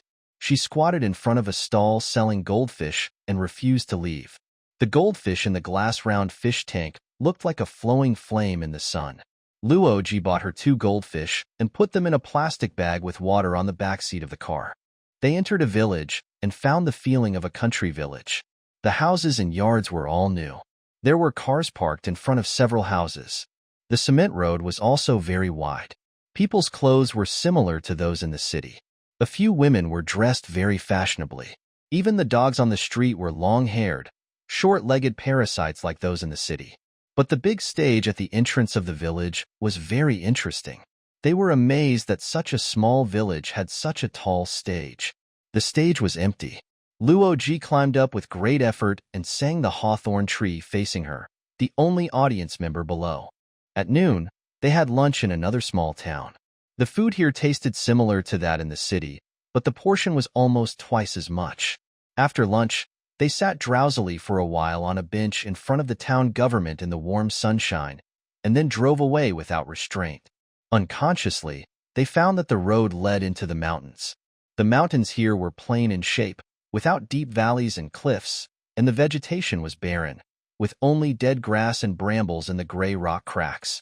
Over hundreds of millions of years, these mountains, tired of standing, lay down, sinking into peace in the sun and time, and making people walking in them feel as lazy as the mountains. The mountains here are like old men sitting in the village to bask in the sun, she said, but they didn't see such old men in the several villages they passed by. No one was more leisurely than the mountains here. More than once, the car was blocked by a flock of sheep crossing the road, and the roadside also appeared the village they imagined it should be like. There were cave dwellings and persimmon trees and walnut trees, and the stone bungalows were piled high with threshed corn cobs, and the dogs became big and fierce. They walked and stopped in the mountains, unknowingly spending an entire afternoon. The sun set, and the road was long gone in the shadows. Luo Ji drove along a bumpy dirt road and climbed up a high ridge still illuminated by the setting sun. They decided to make this the end of their trip and return after watching the sun go down. Her long hair fluttered in the evening breeze, as if she was trying to catch the last ray of golden light from the setting sun. The car broke down just after it got back on the road. The rear axle was broken. He had to call for repairs. Luo Ji waited for a long time before he learned from a passing truck driver where this place was. He was relieved that there was a cell phone signal here. After hearing the place name he mentioned, the repair station staff said it would take at least 4 or 5 hours for the repair truck to get there. After sunset, the temperature in the mountains dropped quickly. When everything around began to blur in the twilight, Luo Ji collected a large pile of corn stalks from the nearby terraced fields and started a fire. It's so warm, so nice. She looked at the fire and was as happy as she was that night in front of the fireplace. Luo Ji was once again fascinated by her in the firelight. He was overwhelmed by a tenderness he had never felt before. He felt that he was like this bonfire, and his only purpose in life was to bring her warmth. "Are there wolves here?" she asked, looking at the growing darkness around her. "No, this is North China, the inland area. It just looks desolate, but it is actually one of the most densely populated areas. Look at this road alone. An average of 1 car passes by every 2 minutes. I hope you said there are wolves." She smiled sweetly, watching the large flocks of Mars flying towards the stars in the night sky. "Well, there are wolves, but there is me." Then they said no more, but sat in silence by the fire, putting handfuls of straw into the fire from time to keep it burning. After an unknown amount of time, Luo Ji's cell phone rang. It was Bairong calling. "Are you with her?" Bairong asked softly. "No, I'm alone," Luo Ji said, looking up. He wasn't lying to anyone. He was really alone, beside a bonfire on the side of a road in the Taihang Mountains. Zhou Si could only see the rocks faintly visible in the firelight, and above his head was a sky full of stars. "I know you are alone, but you are with her." "Yes," Luo Ji whispered and looked to the side. She was putting straw into the fire, and her smile and the leaping flames lit up the surroundings. "Now you should believe that the kind of love I wrote in the novel exists, right?" "Yes, I believe it." After Luo Ji said these 4 words, he immediately realized that the distance between him and Bairong was really that far. They were silent for a long time. During this time, the thin lightning passed through the mountains in the night, maintaining their last connection. "You also have someone like him, right?" Luo Ji asked. "Yes, it was a long time ago." "Where is he now?" Luo Ji heard Bairong chuckle. "Where else could he be?" Luo Ji also smiled. "Yeah, where else could he be?" "Okay, go to bed early, bye," Bairong said and hung up the phone. The thin thread that spanned the long dark night was broken, and the people at both ends of the thread felt a little sad. But that was all. "It's too cold outside. Why don't you sleep in the car?" Luo Ji said to her. She shook her head gently. "I want to be here with you. You like me by the fire, don't you?" The maintenance truck from Shizhezhuang arrived in the middle of the night. The two engineers were surprised to see Luo Ji sitting by the campfire. "Sir, you are really cold. The engine is not broken. Wouldn't it be warmer to turn on the air conditioner in the car?" After the car was repaired, Luo Ji immediately drove back at full speed, rushed out of the mountains in the night, and returned to the plains again. He arrived in Shizhezhuang in the early morning, and it was already 10 o'clock in the morning when he returned to Beijing. Luo Ji did not return to school, but drove straight to see a psychiatrist. "You may need some adjustments, but it's nothing serious," the doctor said to Luo Ji after listening to his long narration. "No big deal?" Luo Ji's bloodshot eyes widened. "I fell madly in love with a fictional character in my own novel, lived with her, traveled with her, and even broke up with my real girlfriend because of her. You still say it's no big deal?" The doctor smiled tolerantly. "You know what? I gave my deepest love to an illusion. Do you think that the objects of other people's love are real? Is there any doubt about that? No, the objects of love of most people only exist in their own imagination. What they love is not the real her, him, but only the her, him, in their imagination. The her, him, in the real world is just a template for them to create their dream lover. Sooner or later, they will find the difference between the dream lover and the template. If they adapt to this difference, they will get together. If they can't adapt, they will separate. It's that simple. The difference between you and most people is that you don't need a template. Isn't this a kind of pathology? It's just like your girlfriend pointed out, you have I have a high literary talent, and it is okay to call this talent pathological. But is it too much to have such imagination? There is nothing excessive about imagination, especially imagination of love. What should I do in the future? How can I forget her? It is impossible. You can't forget her. Don't make such an effort. It will have many side effects and even lead to mental disorders. Just let nature take its course. I emphasize again, don't make an effort to forget her. It is useless. But as time goes by, her influence on your life will become smaller and smaller. In fact, you are very lucky. Whether she really exists or not, you are lucky to be able to love her. This was Luo Ji's most devoted love experience, and this kind of love only happens once in a man's life. After that, Luo Ji started his careless life again, just like the car they drove when they traveled together, going wherever they went. As the psychiatrist said, her influence on his life became smaller and smaller. When he was with a real woman, she would not appear. Later, even when he was alone, she rarely appeared. But Luo Ji knew that the most secluded territory in his heart belonged to her, and she would accompany him there for the rest of his life. He could even clearly see the world she was in. It was a peaceful snowfield, with silver stars and a crescent moon in the sky. But the sky was also constantly raining, and the snowfield was as white and smooth as sugar, so quiet that one could almost hear the sound of snowflakes falling on it. She was in an exquisite little wooden house on the snowfield.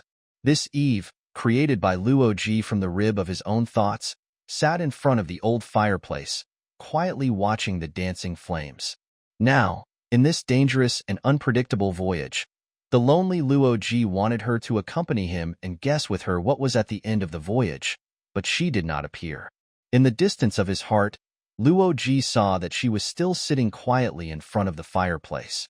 She would not feel lonely because she knew where her world was located. Luo Ji reached for the medicine bottle on the bedside table, wanting to take a sleeping pill to force himself to sleep. Just before his fingers touched the medicine bottle, the bottle flew up from the bedside table, along with the clothes that Luo Ji had thrown on the chair. They flew straight up to the ceiling, stayed there for 2 seconds, and then fell back down.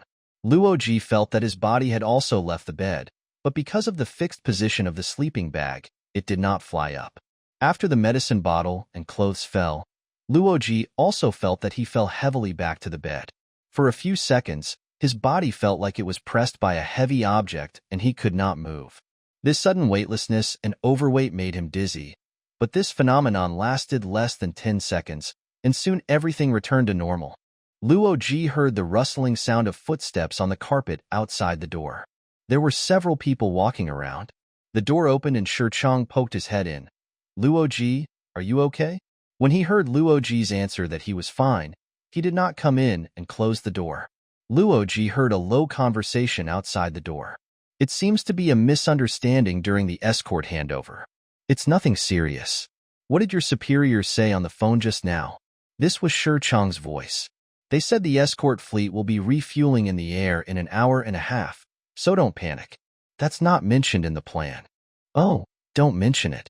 Just now, 7 escort planes dropped their auxiliary fuel tanks during the chaos. 1. When fighter jets enter aerial combat, they must jettison their auxiliary fuel tanks to reduce weight. Why are you so startled? Forget it. Go get some sleep. Don't be too nervous. How can I sleep in this state? Just leave someone to watch. What can we do if we waste our time like this? No matter how the higher-ups emphasize the importance, I have my own views on security and protection. As long as we think of what we should think of and do what we should do, if something really happens during the whole process, let it go. No one can do anything about it, right? Don't just be hard on yourself. Hearing the words escort handover, Luo Ji stood up and opened the partition of the porthole to look out. There was still a vast sea of clouds, and the moon was already slanting towards the horizon in the night sky. He saw the tails of the fighter formation, which had now increased to 6. He looked carefully at the 6 small planes at the top of the tails and found that their shapes were different from the 4 he had seen before. The bedroom door opened again. Shi Chang leaned half of his body in and said to Luo Ji, "Brother Luo, it's just a small problem. Don't worry. There will be nothing else to worry about. So go back to sleep. Do you still have time to sleep? You've been flying for several hours. You still have to fly for a few more hours. Just go to sleep." After Shi Chang said this, he closed the door and left. Luo Ji got out of bed and picked up the medicine bottle. He found that Dashi was very careful and there was only 1 pill in it. He took the pill and looked at the small red light under the porthole. He imagined it as the fire in the fireplace and gradually fell asleep. When Shi Chang woke Luo Ji up, he had slept dreamlessly for more than 6 hours and felt very good. "We're almost there. Get up and get ready." Luo Ji went to the bathroom to wash up. Then he returned to the office and had a simple breakfast. He felt the plane begin to descend. 10 minutes later, the special plane, which had been flying for 15 hours, landed smoothly. Shi Chang asked Luo Ji to wait in the office and went out. Soon, he brought in a man with a European face, tall, neatly dressed, and looked like a senior official. "Is that Dr. Luo Ji?" The official asked carefully, looking at Luo Ji. After noticing Shi Chang's English difficulty, he asked again in very stiff Chinese. "He is Luo Ji," Dashi replied. He then briefly introduced Luo Ji. "This is Mr. Kant, who is here to greet you." "It's an honor," Kant said with a slight bow. When shaking hands, Luo Ji felt that this man was very mature, hiding everything in politeness, but his eyes still revealed the hidden things. Luo Ji was very confused by that look, like looking at a devil, like looking at an angel, like looking at a nuclear bomb, and like looking at a gem of the same size. Among the complex information conveyed by that look, Luo Ji could only distinguish one thing. This moment was very important to this person's life. Kant said to Shi Chang, "You have done a great job. Your process is the simplest. Others have encountered some troubles in the process. We are following the instructions of our superiors and have been adhering to the principle of minimizing the number of steps." Shi Chang said, "That's absolutely right. Under the current conditions, reducing the number of links is the greatest safety. We will follow this principle in the future. Let's go directly to the venue. When does the meeting start?" "In 1 hour. Is the time so tight?" "The meeting time is temporarily arranged according to the arrival time of the last candidate." "That's better. Then, can we hand over?" "No. This person's safety is still your responsibility. I said that you are the best." Shi Chang was silent for 2 seconds, looked at Luo Ji, nodded and said, "When we came to familiarize ourselves with the situation 2 days ago, our personnel encountered a lot of trouble in action. I promise that this will not happen again in the future. The local police and the military will fully cooperate with you." Then, Kant looked at the two and said, "We can go." When Luo Ji walked out of the cabin door, he saw that it was still dark outside. Thinking of the time when he took off, he could roughly know where he was on the Earth. The fog was thick, and the lights cast a dim yellow light in the fog. Everything in front of me seemed to be a replay of the scene during takeoff. There was a patrol helicopter in the air, and only the shadow of the light could be vaguely seen in the fog. A circle of military vehicles and soldiers quickly surrounded the plane, all facing the periphery.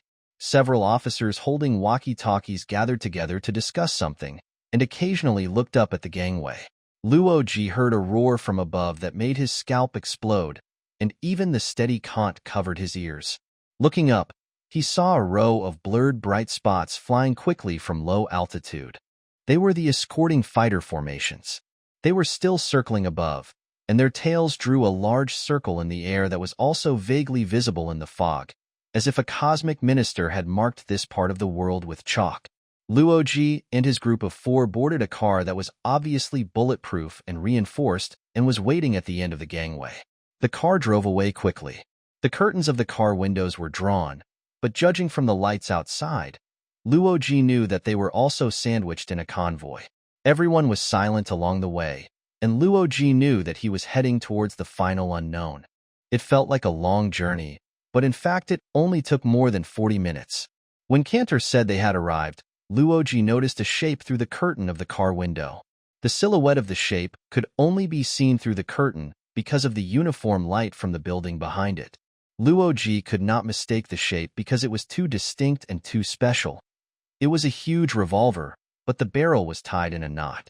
Unless there was a second sculpture like this in the world, Luo Ji now knew where he was. As soon as he got off the car, Luo Ji was surrounded by a group of people. These people seemed to be security personnel. They were tall, and many of them wore sunglasses at night. Luo Ji could not see the surrounding environment clearly.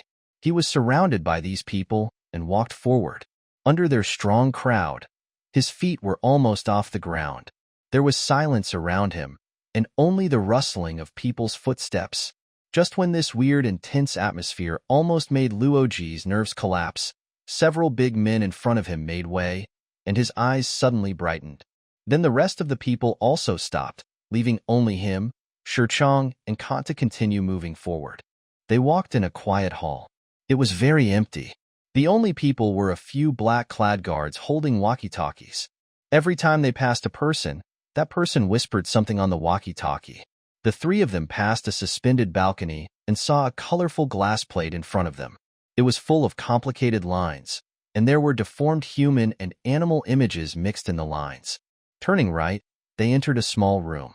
After closing the door, Kant and Shichang looked at each other and smiled, both looking relieved. Luo Ji looked around and found that this was a somewhat strange room. One of the walls at the end was occupied by an abstract painting composed of geometric shapes in yellow, white, blue, and black. These shapes overlapped randomly and floated together on a pure blue similar to the ocean. The strangest thing was a large rectangular stone in the center of the room. It was illuminated by a few dim spotlights. If you look closely, you can see rusty lines on the stone. The abstract painting and the square stone were the only 2 decorations here. Apart from that, there was nothing else in the small room. Dr. Luo Ji, do you need to change your clothes? Kandai asked Luo Ji in English. What did he say? Shichang asked. After Luo Ji translated Kant's words, Shichang shook his head firmly. No, just wear this one.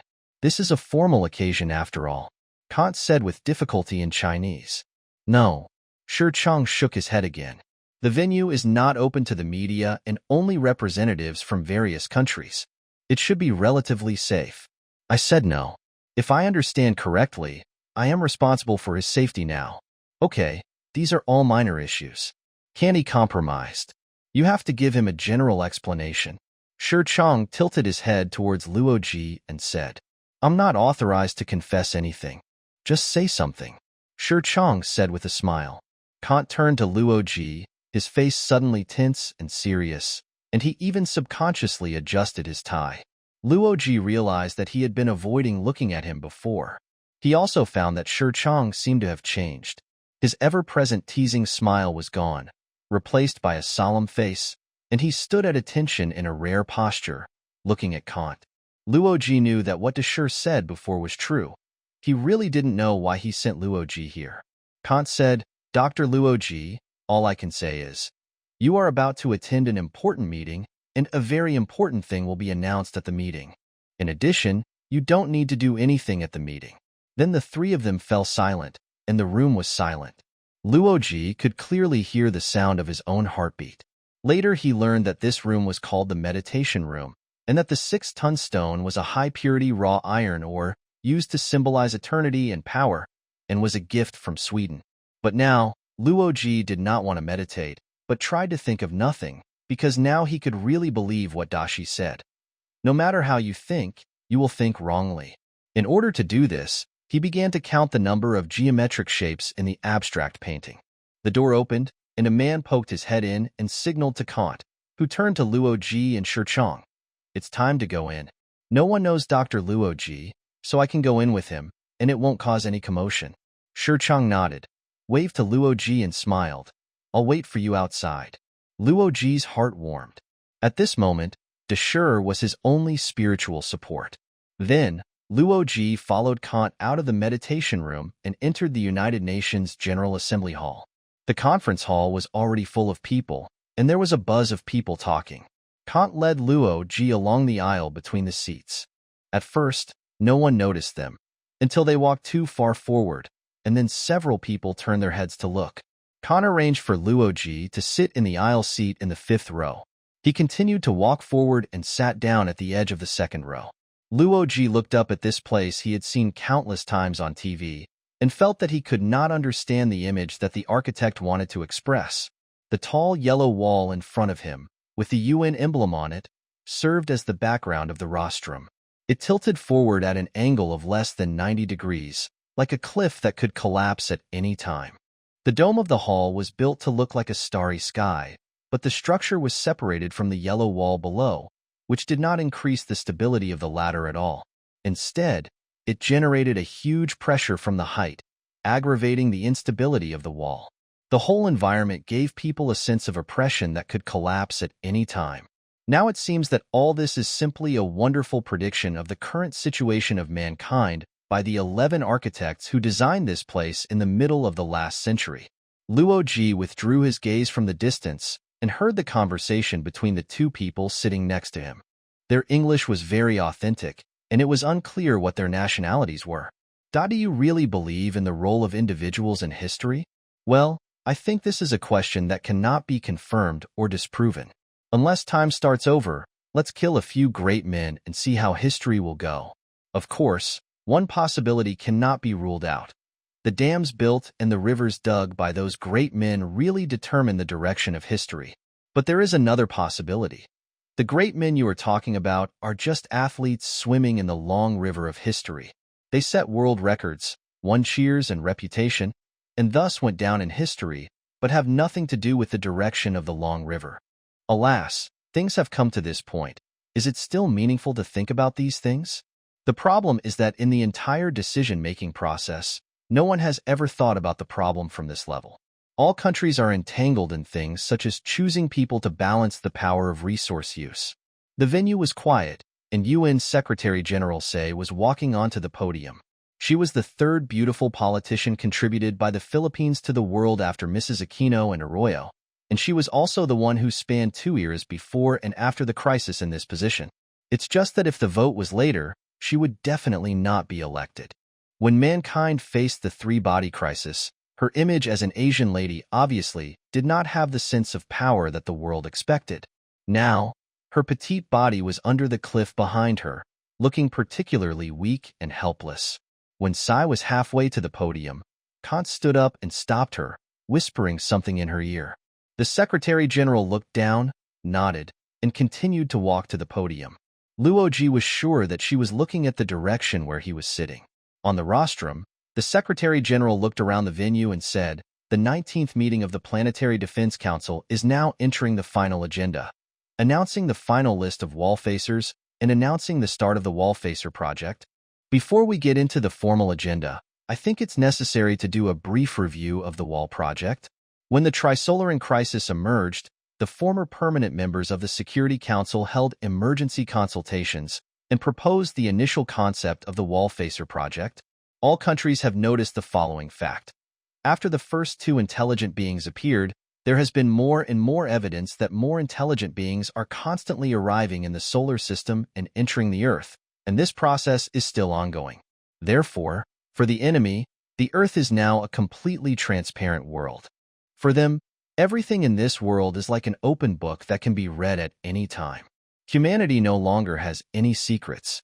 At present, the mainstream defense plans launched by the international community, whether their overall strategic ideas or the smallest technical and military details, are completely exposed to the enemy's vision.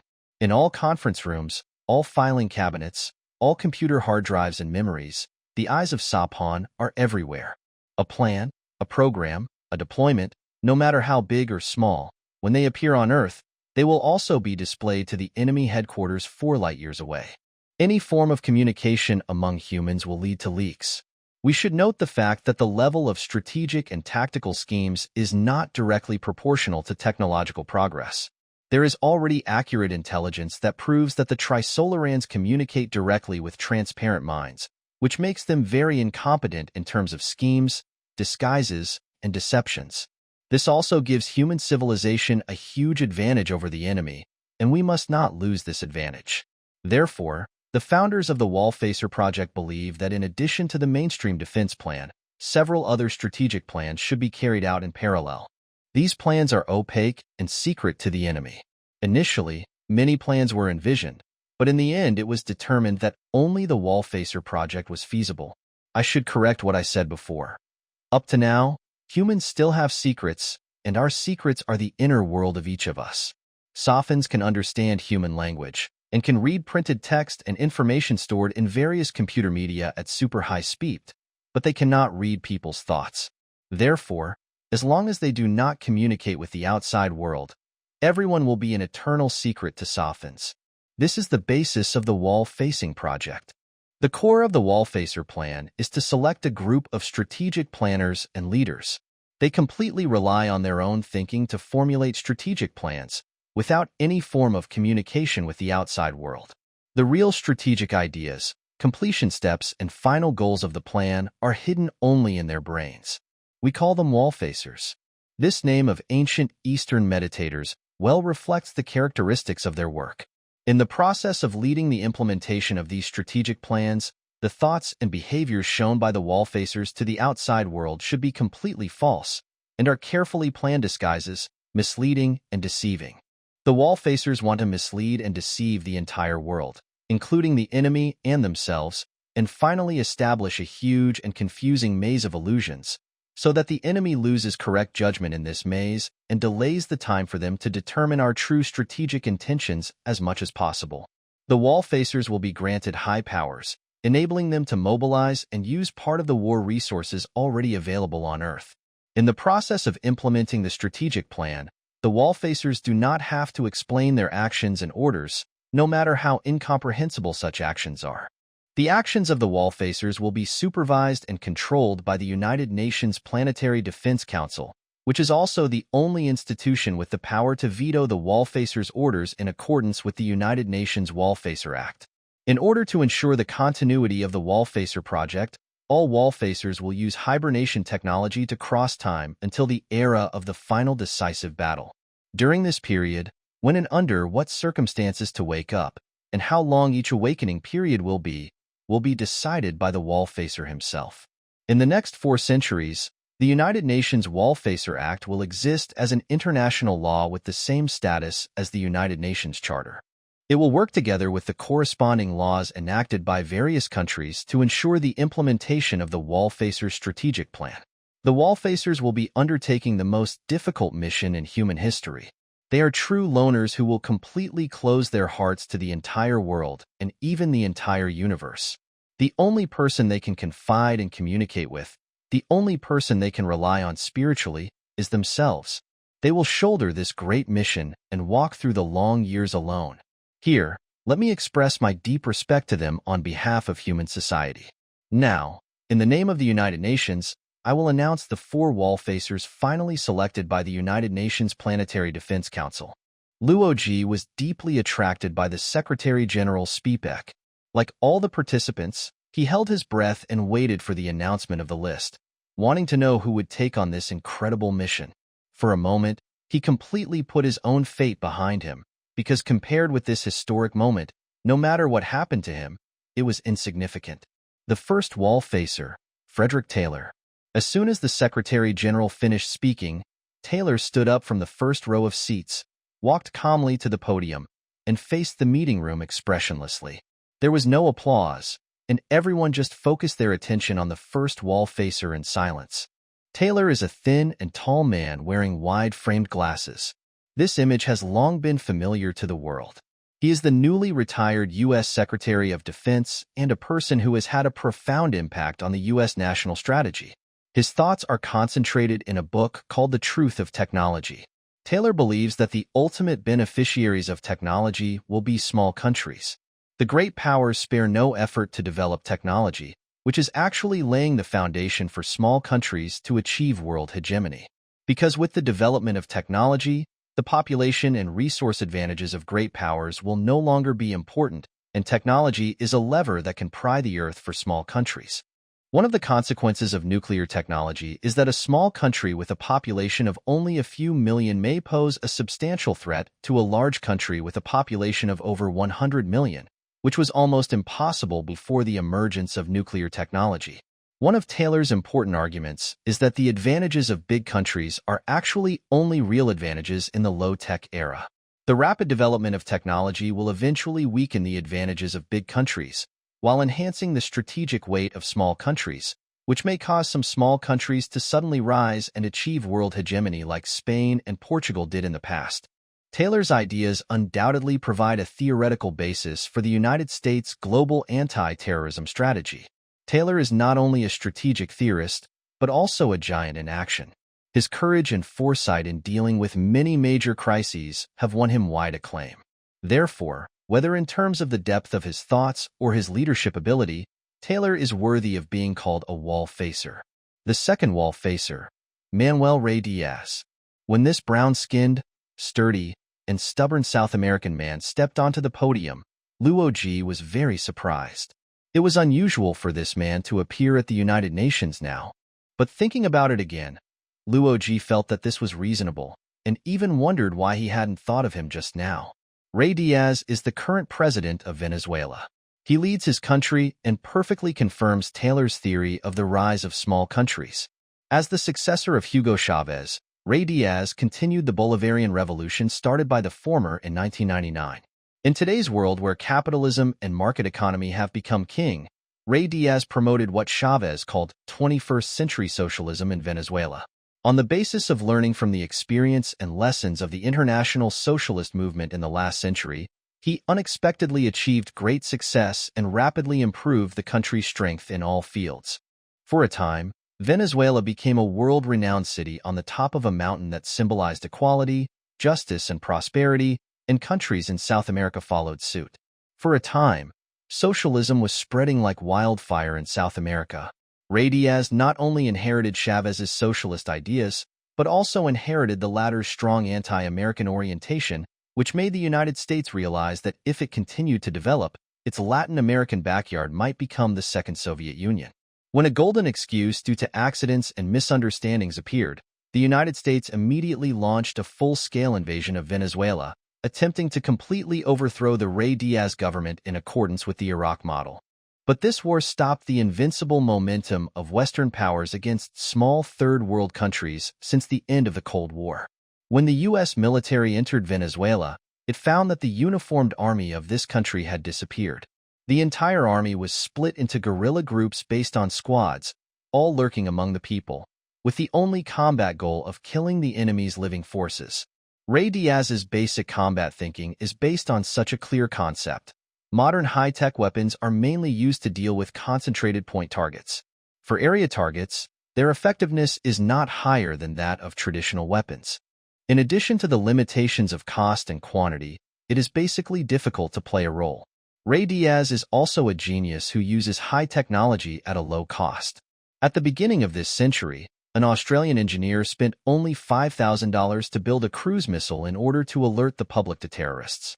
When it came to Rey Diaz, mass production reduced the cost to $3,000. and a total of 200,000 such cruise missiles were produced to equip the thousands of guerrilla groups. Although the components used in these missiles are all cheap and common goods on the market, they are fully equipped with height-finding radar and global positioning functions, and the accuracy of hitting within a range of 5 kilometers does not exceed 5 meters. Although less than 1/10 of the missiles hit the target during the entire war, they also caused huge casualties to the enemy. Ray Diaz also used a large number of other high-tech gadgets that can be mass-produced in the war, such as sniper rifle bullets equipped with proximity fuses, etc., and also achieved brilliant results. The casualties of the U.S. military in the Venezuelan War reached the level of the Vietnam War in a short period of time, and they had to withdraw in a disastrous defeat.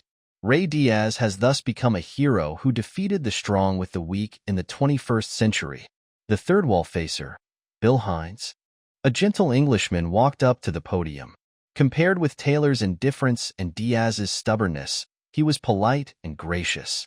He greeted the audience with grace. This is also a person familiar to the world, but he does not have the aura of the former two. Hines' life is divided into two distinct stages.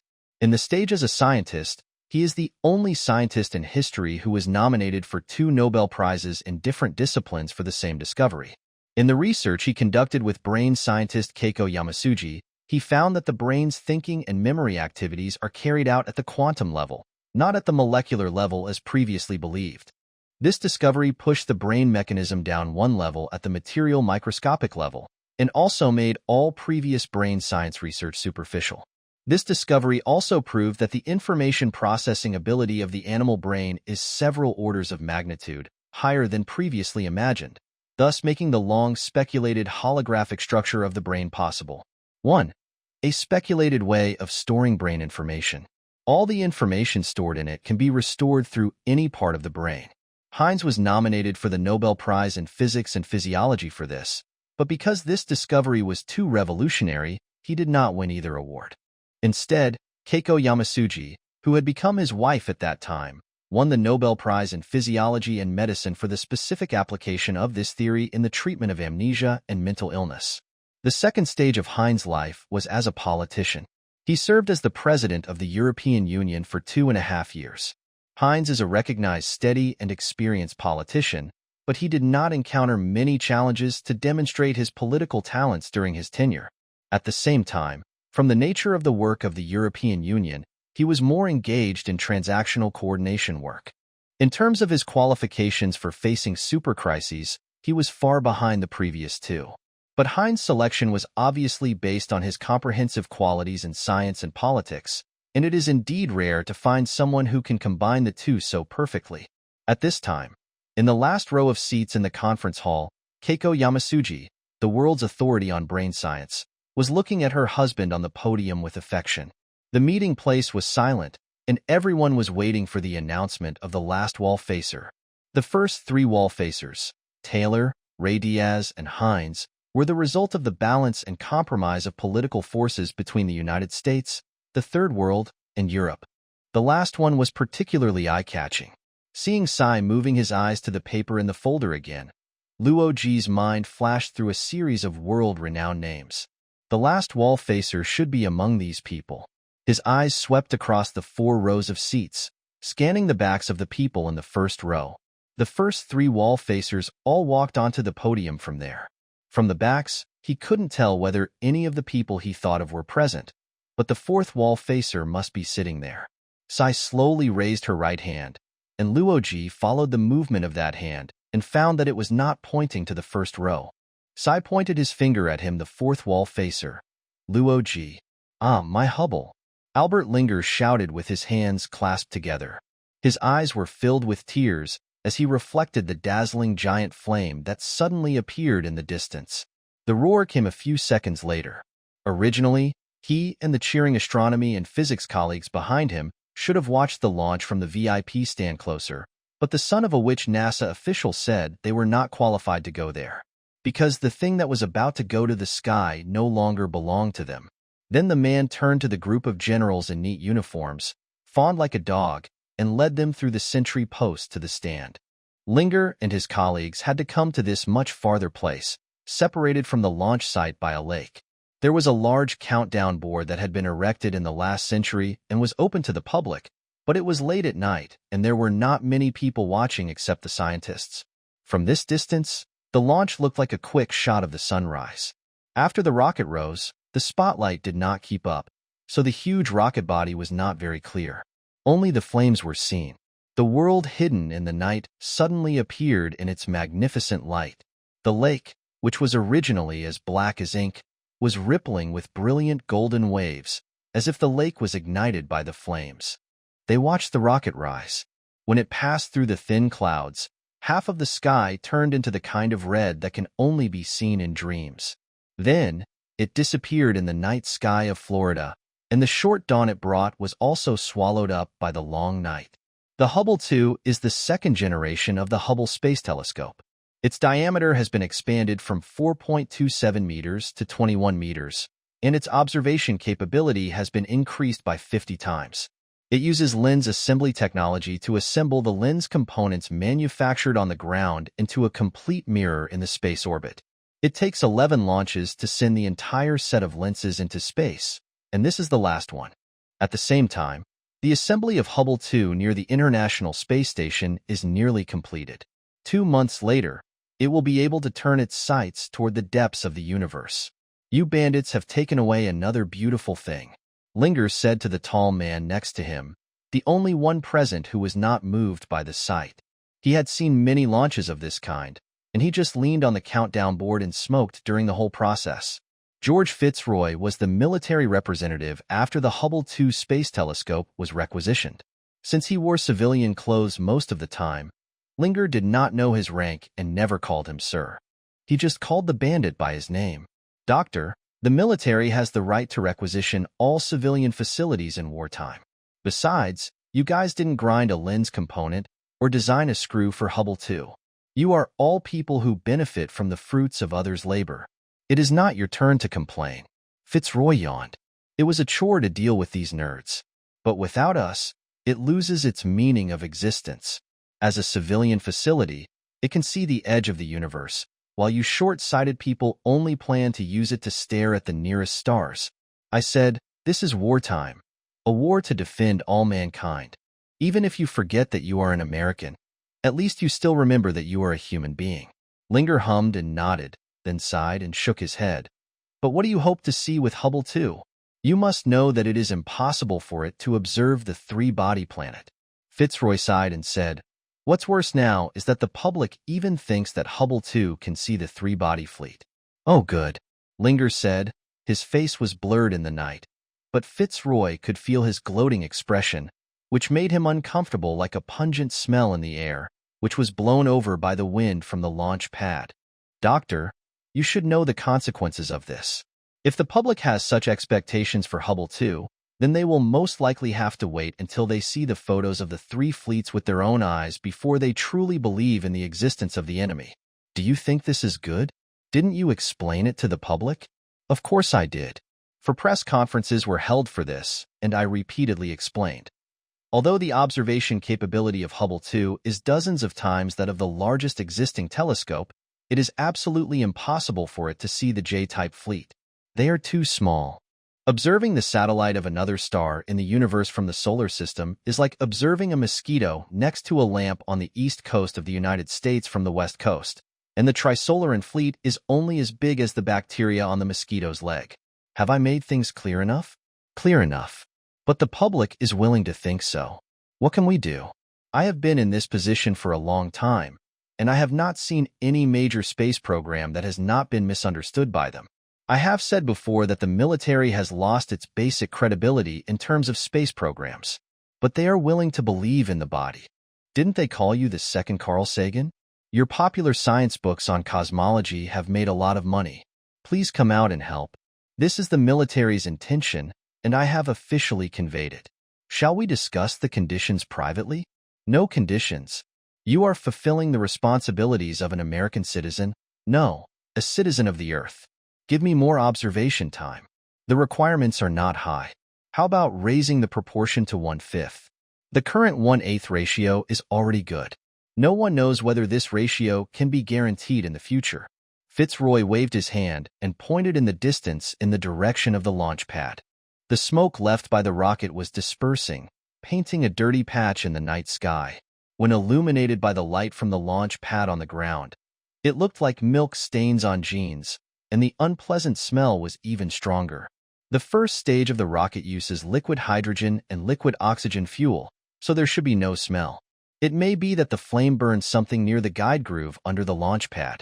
Fitzroy continued, I tell you, this will definitely get worse and worse. Luo Ji felt the inclined cliff on the rostrum pressing down on him and froze there for a moment.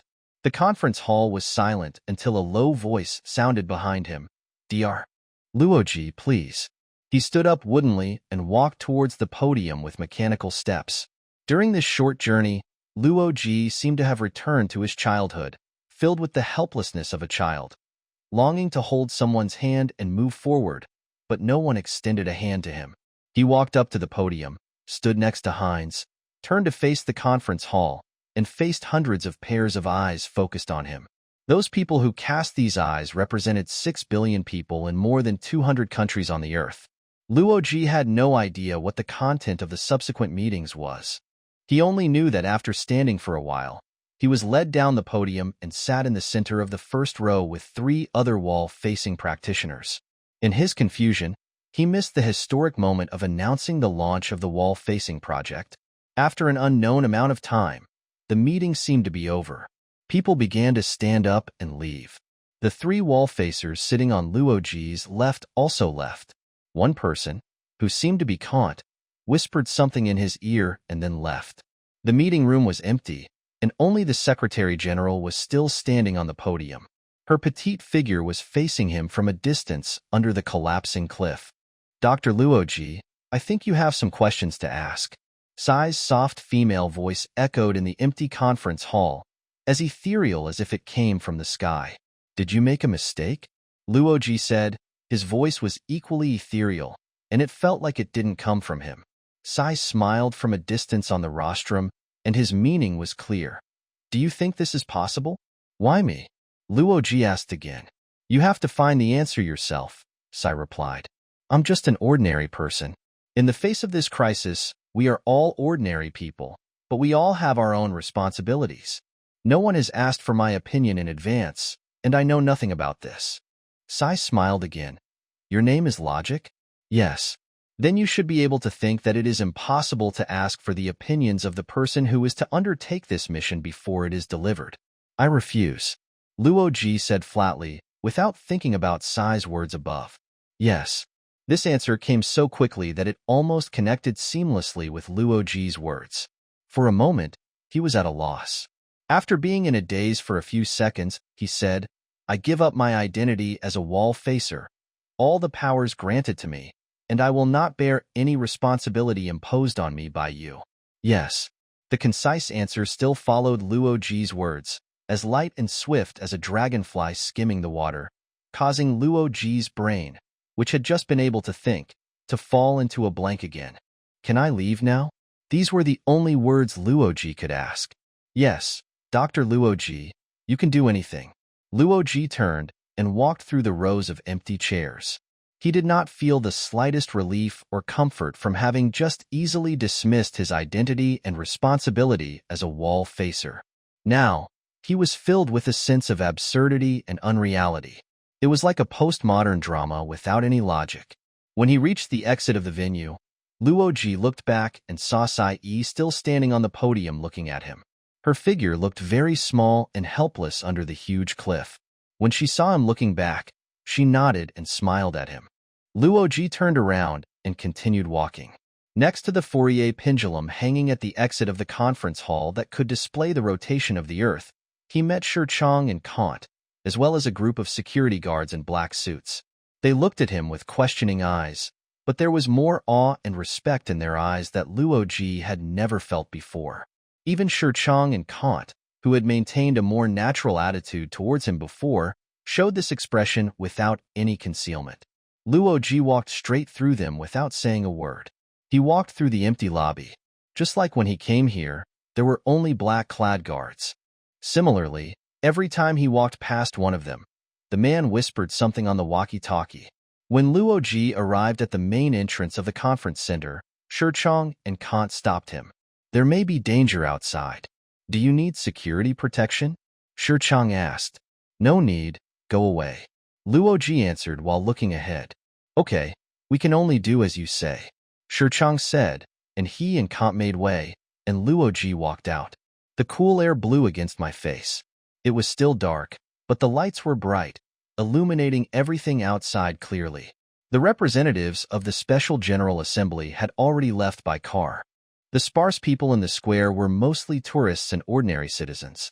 The news of this historic meeting had not yet been released, so none of them knew Luo Ji, and his appearance did not attract any attention. Luo Ji, the Wallfacer, sleepwalked in the absurd reality, lost all rational thinking ability in a trance, didn't know where he came from, and didn't know where to go. Unconsciously, he walked to the lawn and came to a sculpture. He glanced at it inadvertently and saw that it was a man hitting a sword with a hammer. This was a gift from the former Soviet government to the United Nations, called Swords into Plowshares. But in Luo Ji's current impression, the hammer, the strong man, and the sword bent under him formed an extremely powerful composition, making this work full of violent hints. Sure enough, Luo Ji's chest was like being hit by a hammer by the man, and the huge impact made him fall on his back. Even before his body touched the grass, he had lost consciousness. But the shock did not last long. His consciousness soon recovered partially in the severe pain and dizziness. His eyes were full of dazzling flashlight light, so he had to close his eyes. Later, the circle of light moved away from him. He vaguely saw a circle of faces above him, and in the black fog caused by dizziness and severe pain, he recognized one of them as Shirchong's face and also heard his voice. Do you need security? We can only do what you say. Luo Ji nodded weakly. Then everything happened as fast as lightning. He felt himself being lifted up, as if he was put on a stretcher, and then the stretcher was lifted up. There was a circle of people tightly surrounding him. He felt that he was in a narrow pit with 4 walls formed by human bodies. Since the only thing he could see above the pit was the black night sky, he could only judge from the movements of the legs of the people surrounding him that he was being carried away. Soon, the pit disappeared, and the night sky above also disappeared, replaced by the roof of the ambulance with lights on. Luo Ji felt a bloody taste in his mouth. He turned over and vomited with a nausea. The person next to him professionally caught his vomit in a plastic bag. In addition to blood, he also vomited the food he ate on the plane. After he vomited, someone put an oxygen mask on his face. He felt better after breathing smoothly, but the pain in his chest remained. He felt that the clothes on his chest were torn open. He imagined with horror that the wound there was bleeding, but it seemed that it was not the case. They did not bandage or anything like that, just covered him with a blanket. Not long after, the car stopped and Luo Ji was carried out of the car. He looked up and saw the night sky and the top of the hospital corridor moving away one by one, and then he saw the ceiling of the emergency room. The long red slit of the CT scanner slowly moved over him. During this time, the faces of doctors and nurses appeared above him from time to time. They made him feel very painful when they checked and treated his chest. Finally, when he was above the ceiling of the ward, everything settled down. One of your ribs is broken and there is slight internal bleeding, but it's not serious. In short, you are not seriously injured, but because of the internal bleeding, you need to rest now. A doctor wearing glasses looked down at him and said, this time, Luo Ji did not refuse sleeping pills. After taking the pills with the help of the nurse, he fell asleep quickly. In his dream, the cliff above the podium of the United Nations fell down on him again and again, and the man who turned swords into plowshares swung a hammer at him again and again. These two scenes appeared alternately. Later, he came to the quiet snowfield in the deepest part of his heart and walked into the quaint and exquisite cabin. The Eve he created stood up from the fireplace, and her beautiful eyes looked at him with tears. Luo Ji woke up once at this time, and felt that his tears were also flowing, soaking a small piece of the pillow. The light in the ward had been dimmed for him, and she did not appear when he was awake, so he fell asleep again and wanted to go back to the cabin, but he slept without dreams afterwards. When he woke up again, Luo Ji knew that he had slept for a long time, and felt a little more energetic.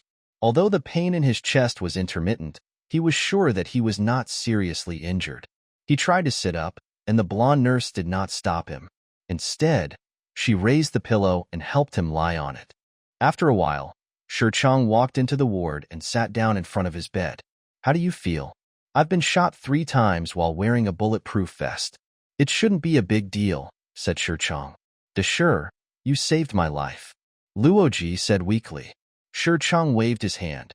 "This incident should be regarded as our negligence. At that time, we did not take the most effective protection measures. We could only listen to you. Now everything is fine." "Where are the 3 of them?" Luo Ji asked. Deshir immediately understood who he was referring to. "They are all fine. They are not as reckless as you to walk outside alone."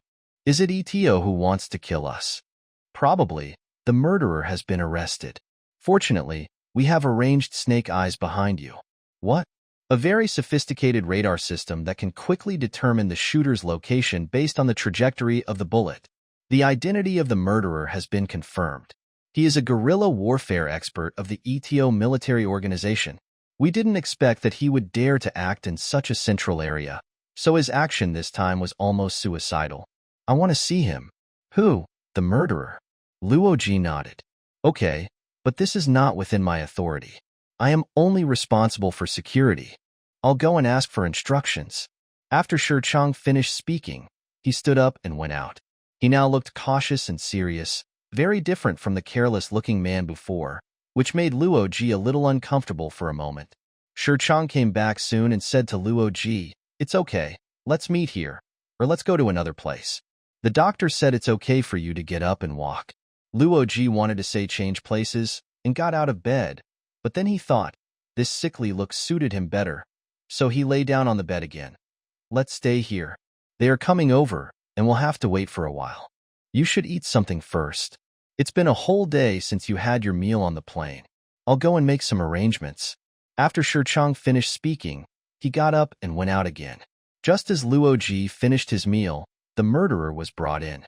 He was a young man with a handsome European face, but his biggest feature was his faint smile, which seemed to be native to his face and never faded. He was not wearing handcuffs or anything, but as soon as he came in, he was forced to sit on a chair by 2 professional-looking escorts. At the same time, 2 people were standing at the door of the ward. Luo Ji saw that there were 3-letter department abbreviations on their name tags, but it was neither FBI nor CIA. Luo Ji tried his best to act as if he was dying, but the murderer immediately exposed him. "Doctor, it doesn't seem that serious." The murderer smiled as he said this, another kind of smile, superimposed on his ever-present smile, like an oil stain floating on the water, fleeting. "I'm sorry." "Sorry for killing me?" Luo Ji turned his head from the pillow and looked at the murderer and said, "I'm sorry I didn't kill you. I thought you wouldn't wear a bulletproof vest at a meeting like this. I didn't expect you to be a person who doesn't care about details to save your life.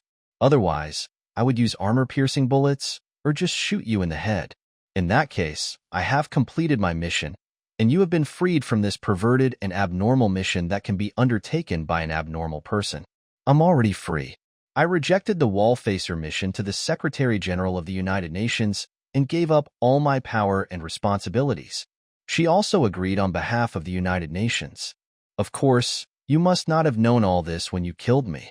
ETO has wasted an excellent killer in vain." The smile on the murderer's face became brighter, like turning up the brightness of a display screen. "You're so humorous." "What do you mean?" "What I said is absolutely true. Don't believe it." "I believe it, but you're really humorous," the murderer said, still maintaining that bright smile.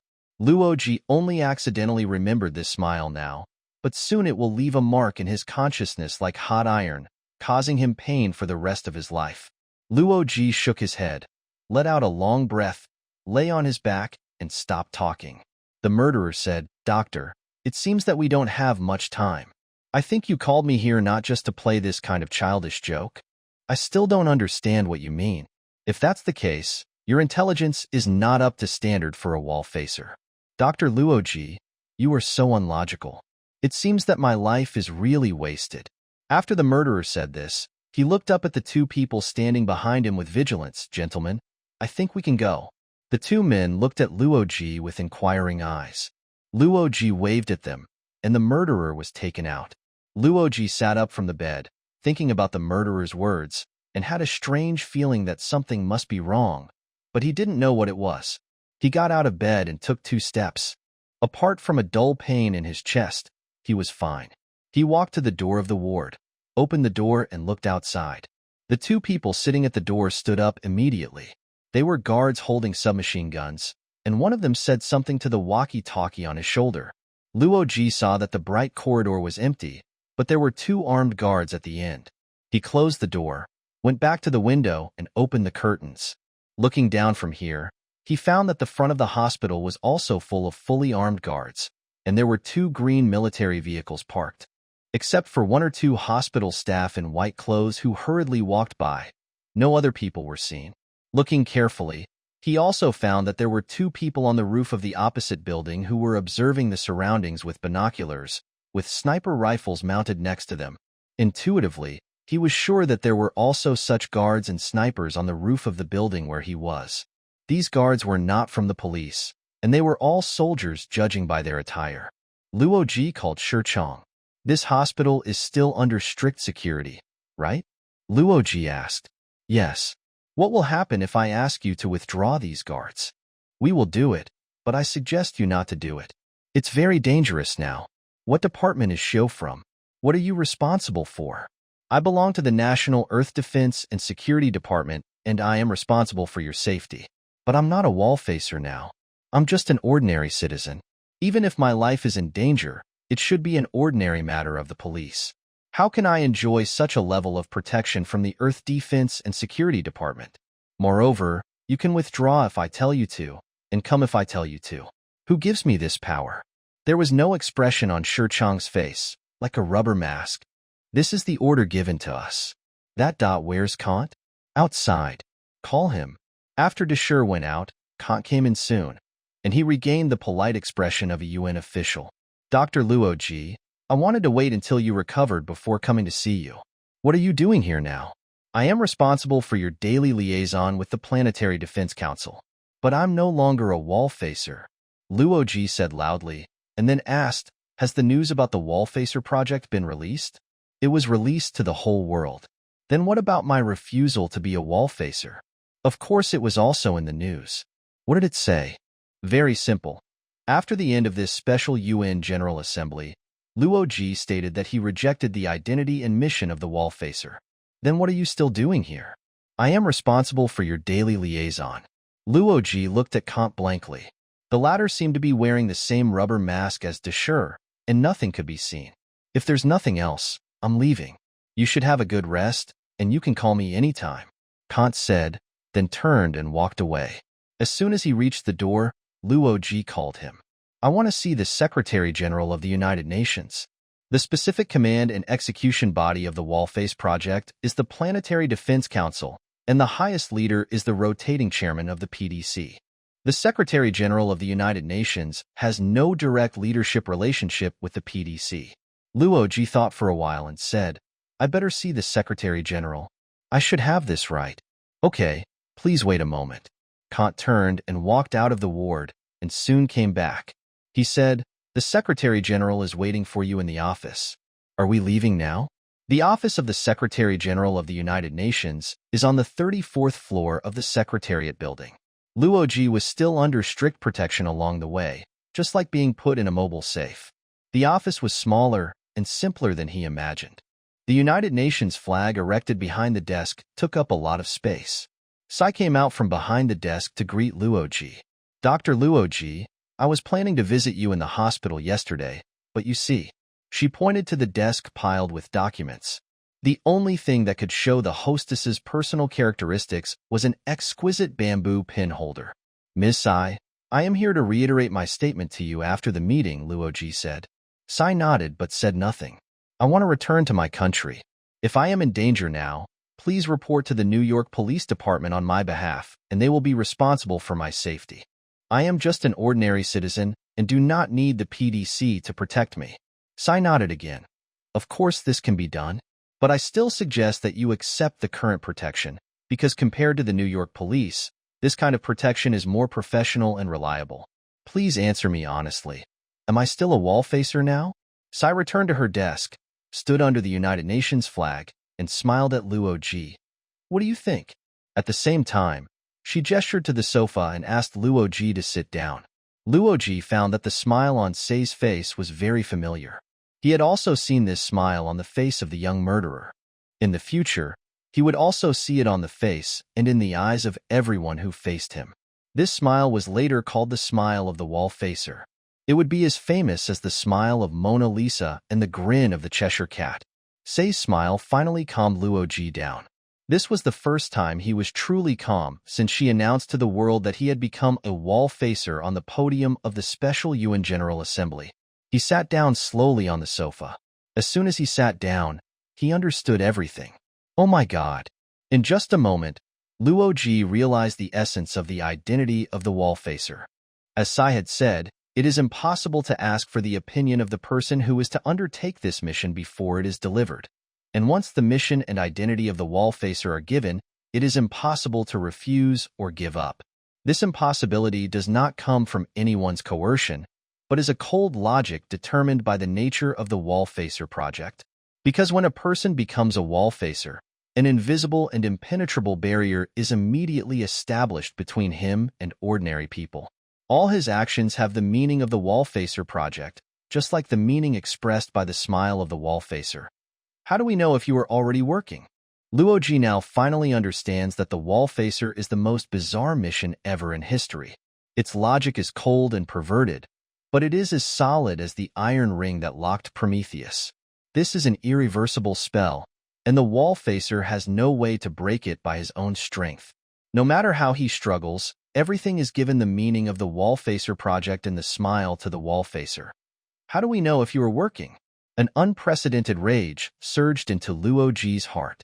He wanted to shout at the top of his lungs, to greet Sai and the Mother of the United Nations, to greet the mothers of all the representatives of the Special General Assembly and the Planetary Defense Council, to greet the mothers of all mankind, and finally to greet the non-existent mother of the Trisolarans. He wanted to jump up and smash things, first throwing away the documents, globe and bamboo pin holder on Sai's desk, and then tearing the blue flag to pieces. But Luo Ji finally understood where this place was and who he was facing. He finally controlled himself, stood up and threw himself heavily back on the sofa. Why choose me? Compared to the three of them, I don't have any qualifications. I have no talent, no experience, I have never seen a war, and I have never led a country. I am not an accomplished scientist. I am just a university professor who makes a living by writing a few crappy papers. I am a person who lives for the moment and doesn't even want children. How can I give a darn about the continuation of human civilization? Why choose me? Luo Ji covered his head with his hands at the beginning of his speech and jumped up from the sofa at the end. The smile on Sai's face disappeared. Dr. Luo Ji, to be honest, we are also puzzled by this. That is why, among all the Wallfacers, you have the least resources to mobilize. Choosing you is indeed the biggest risk in history. But there must be a reason for choosing me. Yes, it's just an indirect reason. No one knows the real reason. I said you have to find it yourself. What is the indirect reason? I'm sorry, I don't have the authorization to tell you, but I believe you will know it in due time. Luo Ji felt that they had said everything they could say to each other, so he turned around and walked out. When he reached the door of the office, he remembered that he had not said goodbye. He stopped and turned around. Just like the time at the meeting, Sai nodded and smiled at him, but the difference was that he understood the meaning of this smile this time. Sai said, "It's nice that we meet again, but from now on, your work will be carried out within the framework of the Planetary Defense Council, and you will be directly responsible to the rotating chairman of the PDC. You don't have confidence in me, do you?" Luo Ji asked. "I said that choosing you is a big risk." "Then you are right. Is it right to take the risk?" "No, it is right not to have faith in me." Luo Ji still did not say goodbye and walked straight out of the office. He returned to the state when he was just announced as a Wallfacer, walking aimlessly. He walked to the end of the corridor, entered the elevator, went down to the lobby on the first floor, then walked out of the Secretariat building and came to the United Nations Square again. Along the way, there were always several security guards surrounding him. He pushed them away impatiently several times. But he was like a magnet, attracting them around him wherever he went. This time it was daytime, and the sun was shining on the square. Shirchong and Kant came over and asked him to go back indoors or to the car as soon as possible. I will never see the sun in my life, right? Luo Ji said to Shirchong. No, they have cleared the surrounding area, and it is safer here now. But there are a lot of tourists, and they all know you. It will be difficult to deal with a large group of people surrounding you, and you don't want that, do you? Luo Ji looked around. At least no one had noticed their small group yet. He started walking towards the conference center connected to the Secretariat building and quickly went in. This was his second time entering here. He had a clear goal and knew where he was going. After passing the suspended balcony, he saw the colorful stained glass panel. From the glass panel to the right, he entered the meditation room, closed the door, and kept Shirchong, Kant, and the guards who followed him out. Luo Ji saw the regular rectangular iron, or again. His first thought was to hit it head-on and end it all, but what he did next was to lie on the flat and smooth surface of the stone. The stone was very cold, absorbing some of the mania in his heart. His body felt the hardness of the ore. Strangely, at this time, he actually remembered a question his middle school physics teacher had asked: how to make a bed with marble so that people can lie on it and feel as soft as Simmons. The answer is to dig a pit on the surface of the marble that is exactly the same shape as the back of the body. When you lie in the pit, the pressure is evenly distributed and it feels very soft. Luo Ji closed his eyes and imagined that his body temperature melted the iron or under him and formed such a pit. In this way, he gradually calmed himself down. After a while, he opened his eyes again and looked at the plain ceiling. The meditation room was proposed by the Second Secretary General of the United Nations, the Swede Dag Hammarskjöld. He believed that outside the United Nations General Assembly Hall, which determines history, there should be a place for people to meditate. Luo Ji didn't know whether any head of state or UN representative had ever meditated here. But Hammarskjöld, who died in a plane crash in 1961, would never have thought that there would be someone like him meditating in the meditation room. Luo Ji once again thought about the logical trap he had fallen into, and once again confirmed that he would never be able to extricate himself from this trap. So he turned his attention to the power he thus possessed. Although, as Sai said, he was the least powerful of the four Wallfacers, the resources he could use were certainly still quite amazing. The key point was that he did not have to explain to anyone when using these resources. In fact, a very important part of his duties was to make his actions incomprehensible and, further, to strive to cause as many misunderstandings as possible. This was something that had never happened in human history. The ancient despotic emperors might be able to do whatever they wanted, but in the end they still had to explain their actions. Now that I have only this strange power left, why not use it? Luo Ji said this to himself and sat up. After thinking for a short time, he decided what to do next. He stepped down from the hard stone bed, opened the door, and asked to see the chairman of the Planetary Defense Directorate. The rotating chairman of the PDC this term is a Russian named Galnin, a burly old man with a beard. The PDC chairman's office is one floor lower than the Secretary General's. When Luo Ji entered, he was sending away a few people who had just arrived, half of whom were in military uniforms. Ah, Heko, Dr. Luo Ji. I heard that you had some minor troubles, so I didn't rush to contact you. What are the other 3 Wallfacers doing? They are all busy forming their own staffs. I advise you to start this work as soon as possible. In the initial stage, I will send a group of consultants to assist you. I don't need any staff. Ah, if you think this is better. If you need it, you can form it at any time. Can I use paper and pen? Of course. Luo Ji looked at the white paper in front of him and asked, Mr. Chairman, have you ever had a dream? What kind of dream? For example, have you ever imagined yourself living in a beautiful place? Galnin smiled bitterly and shook his head. I just flew in from Luanjiao yesterday, and I was working on the plane. After I got here, I just slept for less than 2 hours, and I was in a hurry to come to work again. Today's PDC, after the regular meeting, I will fly to Tokyo overnight. I am destined to be on the go all my life, and I am not at home for more than 3 months a year. What does this dream mean to me? But I have my own dream place. There are many, and I chose the most beautiful one. Luo Ji picked up a pencil and started drawing on the paper. There is no color here, you need to imagine. Look, these are a few snow-capped mountains, very steep, like the sword of the gods, like the fangs of the earth, against the background of the blue sky, silver and bright, very dazzling. Galnin looked at it very seriously. This is it. It is a very cold place. Wrong. The area below the snow-capped mountains cannot be cold. It has a subtropical climate. This is the key. In front of the snow-capped mountains, there is a vast lake. The water is a deeper blue than the sky, like your lover's eyes. My lover's eyes are black. Ah, then the lake water is blue and black, which is even better. Around the lake, there must be large tracts of forests and grasslands. Note that there must be both forests and grasslands, not just one. This is the place.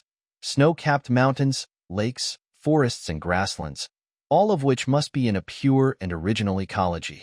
When you see this place, I would imagine that humans have never appeared on the earth. Here, on the grass by the lake, build a manor. It doesn't need to be big, but modern living facilities should be complete. The style of the house can be classical or modern, but it must be coordinated with the surrounding natural environment. There must also be necessary supporting facilities, such as fountains, swimming pools, etc. In short, it is necessary to ensure that the owner here lives a comfortable, aristocratic life. Who will be the owner here? Me. What are you going there for? Live the rest of my life. Luo Ji waited for Galnin to say something rude, but the latter nodded seriously. We will do it immediately after the committee reviews it. Don't you and your committee question my motives? Galnin shrugged. The committee's possible doubts about the wall-facing people are mainly in the following two aspects. The amount of resources used exceeds the set range, or harms human life. In addition, any doubts are against the basic spirit of the wall-facing plan. In fact, Taylor, Diaz, and Hines disappointed me. Seeing how they were planning these 2 days, those grand strategic plans made people see what they were doing at a glance. But you are different from them. Your behavior is confusing. This is what a Wallfacer should be like. Do you really believe that there is such a place in the world as I said? Galnin smiled and blinked one eye as before, and made an okay gesture at the same time. The Earth is very big. There should be such a place. And, to be honest, I have seen it. That's great. Please believe that ensuring my comfortable noble life there is part of the Wallfacer plan. Galnin nodded seriously. Oh, and if you find the right place, never tell me where it is. No, don't tell me where it is. Once you know where it is, the world becomes as small as a map. If you don't know where it is, the world feels so vast. Galnin nodded again, and this time he seemed very happy. Dr. Luo Ji, besides being like the Wallfacer in my mind, there is one most satisfying thing about you. This operation requires the least investment among the 4 Wallfacers, at least for now. If that's the case, then my investment will never be much. Then you will be the benefactor of all my successors. Money is really a headache. In the future, the specific execution department may need to consult you on some details. I think it's mainly about the house. By the way, about the house, I really forgot a detail. It's very important. You tell me. Luo Ji also blinked one eye and smiled like Galnin. It must have a fireplace. After his father's funeral, Zhang Beihai and Wu Yu came to the construction dock of the new aircraft carrier. The Tang project had been completely stopped at this time, and the welding sparks on the hull had disappeared. In the midday sun, the huge hull had no life at all, and the feeling they gave them was only vicissitudes. It's dead too, said Zhang Beihai. Your father is the wisest general among the Navy's top brass. If he were still alive, I might not have fallen into this deep. Wu Yu said. Zhang Beihai said, your defeatism is based on rationality, at least your own rationality. I don't think anyone can really cheer you up. Wu Yu, I'm not here to apologize to you this time. I know you don't hate me for this matter. I want to thank you, Beihai. You set me free. You can go back to the Navy. The job there should be suitable for you. Wu Yu shook his head slowly. I have submitted my retirement application. Why go back? The existing destroyer and frigate construction projects have been cancelled. There is no place for me on the ship. Go to the fleet headquarters to sit in the office? Forget it. Besides, I am really not a qualified soldier. I am only willing to devote myself to the soldier who fights a war without the hope of victory is not a qualified soldier. Whether it is a failure or a victory, we cannot see it. But you have the belief of victory, Beihai. I really envy you. I envy you to the point of jealousy. Having such a belief at this time is the greatest happiness for a soldier. After all, you are General Zhang's son. What are your plans for the future? No, I feel that my life is over. Wu Yu pointed at the Tang in the distance. Like it ended before it even set sail. A low rumble came from the direction of the dock. The Tang slowly moved. In order to clear the dock, it could only be launched in advance and then towed to another dock by a tugboat for dismantling. When the sharp bow of the Tang broke through the sea, Zhang Beihai and Wu Yu felt that its huge hull had a little life again. It quickly entered the sea, and the huge waves it stirred up made all the other ships in the port rise and fall, as if greeting it. The Tang floated in the sea, moving slowly forward, quietly enjoying the embrace of the sea. In its short and incomplete life, this giant ship came into contact with the sea at least once. The virtual three-body world was in a deep dark night. Apart from the sparse starlight, everything was immersed in inky darkness. Even the horizon could not be seen. The wasteland and the sky merged into one in the pitch-black darkness. Administrator, call up a constant era. Can't you see that a meeting is about to start? A voice shouted. The administrator's voice seemed to come from the entire sky. I can't do this. The era runs randomly according to the core model, and there is no external setting interface. Another voice in the darkness said, you just need to speed up the progress of time and find a stable daytime. It won't take too long. The world flickered quickly, and the sun occasionally passed through the sky. Soon, the progress of time returned to normal, and a stable sun shone on the world. Well, I don't know how long it can last, said the administrator. The sun shines on a group of people in the desert, some of whom are familiar faces. Kingwin of Zhou, Newton, von Neumann, Aristotle, Mosey, Confucius, Einstein, etc. They stand sparsely, all facing Qin Shi Huang, who stands on a rock with a long sword on his shoulder. I'm not alone, Qin Shi Huang said. These are the 7 people in the core leadership who are talking. You shouldn't be talking about the new leadership here. That's not something that has been finalized yet, someone said, and the others also became agitated. Okay, Qin Shi Huang raised his sword with difficulty and said, let's put aside the dispute over leadership for now. We should do something more urgent. As everyone knows, the Wallfacer project has been launched. Humans attempt to use their own fully closed strategic thinking to counter the surveillance of the Sapon, and the Lord with a transparent mind has no chance of cracking this maze. Humans have regained the initiative with this plan, and the 4 Wallfacers pose a threat to the Lord. According to the resolution of the last offline meeting, we should immediately launch the wall-breaking project. After hearing the last word, everyone fell silent, and no one raised any more objections. Gu Shi Huang continued, for each Wallfacer, we will appoint a Wallbreaker. Like the Wallfacers, the Wallbreakers will have the right to call upon all resources within the organization, but your greatest resource is the sophistry, which will completely expose the every move of the Wallfacers to you. The only thing that remains a secret is their thoughts. The task of the Wallbreakers is to analyze the public and secret behaviors of each Wallfacer with the assistance of the sophistry. Decipher their true strategic intentions as soon as possible. Next, the leadership will appoint the Wallbreakers. Qin Shi Huang held up his sword. He stretched out his sword and placed it on von Neumann's shoulder in the manner of a knight. You, Wallbreaker number 1, Frederick Taylor's Wallbreaker. Von Neumann knelt on one leg and put his left hand on his right shoulder to salute. Yes, I accept the mission. Qin Shi Huang placed the long sword on Mosey's shoulder. You, Wallbreaker no. 2. Manuel Diaz's Wallbreaker.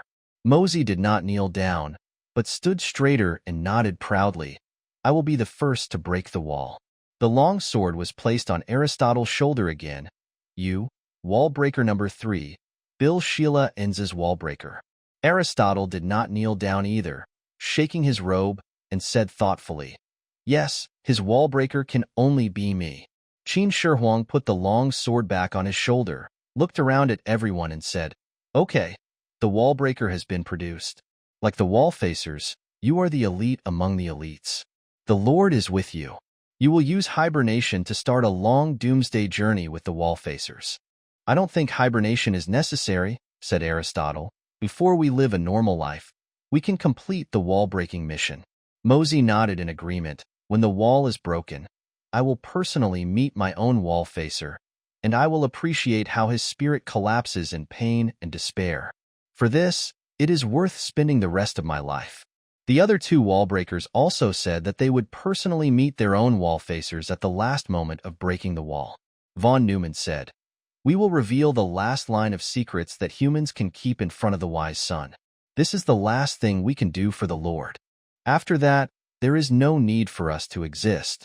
"What about Luo Ji's Wallbreaker?" someone asked. These words seemed to touch something in Qin Shi Huang's heart, and he leaned his sword on the ground and pondered. At this time, the sun in the sky suddenly accelerated its falling speed, and everyone's shadow was stretched out, and finally stretched to the horizon. After the sun had set halfway, it suddenly changed its direction and rose and fell several times along the horizon, like a golden whale's back that occasionally emerged from the Black Sea, making the simple world consisting of the empty desert and this small group of people appear and disappear in light and darkness. Luo Ji's Wallbreaker is himself. He needs to find out by himself where the threat he poses to the Lord lies, said Qin Shi Huang. Do we know what his threat to the Lord was? Someone asked. I don't know, but the Lord knows, and Evans also knows. Evans taught the Lord to hide this secret, and he himself died, so we have no way of knowing.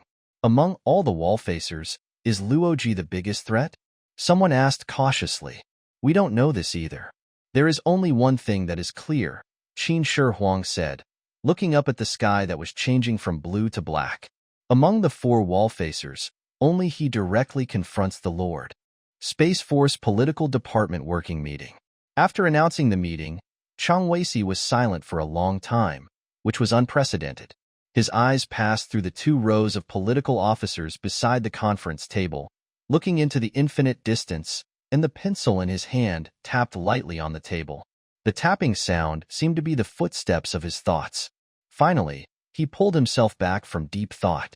Comrades, yesterday the military commission's order was announced, and I will concurrently serve as the director of the political department of the service. I received the appointment a week ago, but it was not until now that we sat together that I had a complicated feeling. I suddenly realized that I was facing the most difficult group of people in the Space Force, and now I am one of you. I didn't realize this before, and I apologize to everyone. At this point, Chang Weisi pushed aside the document in front of him. This part of the meeting will not be recorded. Comrades, let's have a heart-to-heart talk now. We all become Trisolarans once, and let everyone see our own thoughts, which is very important for our future work. Chang Weisi's eyes stayed on the faces of each officer for a second or two. They were silent and no one spoke. Chang Weisi stood up, walked around the conference table, and paced behind a row of officers who were sitting upright. Our duty is to make the troops have the belief that they will win the future war. So, do we have this belief? If you have, please raise your hands. Remember, we are having a heart-to-heart talk. No one raised their hands, and almost all the participants looked at the table. But Chang Weisi noticed that there was one person who looked straight ahead firmly. He was Zhang Beihai. Chang Weisi went on to say, So, do you think there is a possibility of victory? Please note that the possibility I am talking about is not a chance of a few tenths of a percent, but a truly meaningful possibility. Zhang Beihai raised one hand, and he was the only one who raised his hand. First of all, thank you, comrades, for your frankness, Chang Weisi said, then turned to Zhang Beihai. Very good, comrade Zhang Beihai. Tell me how you built this confidence. Zhang Beihai stood up, and Chang Weisi motioned for him to sit down. This is not a formal meeting. We are just having a heart-to-heart talk. Zhang Beihai still stood at attention. Commander, I can't explain your question in 1 or 2 sentences. After all, building faith is a long and complicated process. What I want to point out here is the wrong trend of thought in the current army. As you all know, before the 3-body crisis, we have always advocated looking at future wars with a scientific and rational perspective. This way of thinking has continued to this day with its strong inertia, especially the current Space Force, which has been exacerbated by a large number of scholars and scientists joining, which has exacerbated this trend of thought. If we use this way of thinking to think about the interstellar war 4 centuries later, we will never be able to build up the belief of victory. Comrade Zhang Beihai's words are strange, said a colonel. Isn't a firm belief based on science and rationality? Beliefs that are not based on objective facts cannot be solid. Then we must first re-examine science and rationality and understand that this is only our science and rationality. The development of the three-body civilization tells us that our science is just a child picking up shecks on the beach, and the ocean of truth may not be seen yet. Therefore, the facts we see under the guidance of our own science and rationality may not be the real objective facts. In this case, we should learn to selectively ignore them. We should see that things are developing and changing, and we cannot use technological determinism and mechanical materialism to predict the future. Very good. Zhang Beihai nodded and encouraged him to continue. The belief in victory must be established. This belief is the foundation of the army's responsibility and dignity. Our army once faced powerful enemies under extremely difficult conditions and established a firm belief in victory with a sense of responsibility to the motherland and the people. I believe that today, the sense of responsibility to all mankind and the Earth's civilization can also support such a belief. But when it comes to the ideological work of the troops, how do we do it? An officer said, the composition of the Space Force is very complex, which also determines the complexity of the troops' thinking. Our work will be very difficult in the future. I think that at least we should start with the mental state of the troops. Zhang Beihai said, from a broad perspective, last week I went to the Air Force and Naval Aviation Forces that had just been assigned to the Fengtian Army for research and found that the daily training of these troops is already very relaxed. From a small point of view, there are more and more problems with the military appearance and discipline of the troops. Yesterday was the day for unified summer uniforms, but many people in the headquarters were still wearing winter uniforms. This state of mind must be changed as soon as possible. Look at it now. The Space Force is becoming an academy of sciences. Of course, it is undeniable that it is currently undertaking the mission of a military academy of sciences, but we should first realize that we are an army and an army at war. The conversation went on for some time, and Zhang Beihai sat back in his seat. Thank you, everyone. I hope we can continue to communicate frankly like this in the future. Next, let's get into the formal content of the meeting. Zhang Beihai said, and when he looked up, he met Zhang Beihai's eyes again. He was calm and resolute, which made him feel a little relieved. Zhang Beihai, I know you have faith. With a father like that, it's impossible for you not to have faith. But things are certainly not as simple as you say. I don't know how you established your faith, or even what else this faith contains. Just like your father, I admire him, but I have to admit that I didn't see through him until the end. Zhang Beihai flipped open the document in front of him. Recently, the research on space warfare theory has been fully launched, but soon encountered problems. Interstellar warfare research is undoubtedly based on the level of technological development, but now, various basic research has just begun, and technological breakthroughs are still a long way off. This has made our research lose its support. In order to adapt to this situation, the headquarters revised the research plan and divided the original single-space warfare theory research into 3 independent parts to adapt to the various technological levels that the human world may reach in the future. They are low-tech strategy, medium-tech strategy, and high-tech strategy. At present, the definition of 3 technical levels is underway, and a large number of indicators and parameters will be determined in each major discipline, but the core parameters are the speed and range of 10,000-ton spacecraft. Low-tech level. The spacecraft's speed reaches about 50 times the third cosmic speed, or about 800 kilometers per second, and the spacecraft does not have the ability to recycle ecology. In this case, the spacecraft's combat radius will be limited to the inner solar system, that is, within the orbit of Neptune, within a space range of 30 astronomical units from the Sun. Medium technology level. The spacecraft reaches a speed of about 300 times the third cosmic speed, that is, 4,800 kilometers per second, and the spacecraft has partial ecological recycling capabilities. In this case, the spacecraft's combat radius will extend beyond the Kuiper Belt, 1, and within 1,000 astronomical units from the Sun. High-tech level. The spacecraft's speed reaches about 1,000 times the third cosmic speed, that is, 16,000 kilometers per second, which is 5% of the speed of light. The spacecraft has complete ecological recycling capabilities. In this case, the spacecraft's combat navigation range will be extended to the Oort cloud, too, and it will initially have interstellar navigation capabilities. A disc-shaped region at the edge of the solar system containing many small ice crystals, 3,100 Australian dollars from the Sun. A spherical cloud surrounding the solar system, filled with a large number of inactive comets. Defeatism is the biggest threat to space forces, so the political and ideological workers of the Space Force shoulder an extremely important mission. The political departments of the military services should fully participate in the research of space military theory, eliminate the pollution of defeatism in the field of basic theory, and ensure the correct research direction. Comrades attending the meeting today will all become members of the Space Warfare Theory Research Group. Although there are some overlaps in the research of the three theoretical branches, the research institutions are independent of each other. The names of these three institutions are tentatively named Low-Tech Strategic Research Room, Medium-Tech Strategic Research Room, and High-Tech Strategic Research Room. The purpose of today's meeting is to listen to your own selection intentions as a reference for the next job arrangement of the political department of the service. Now everyone can talk about your choices.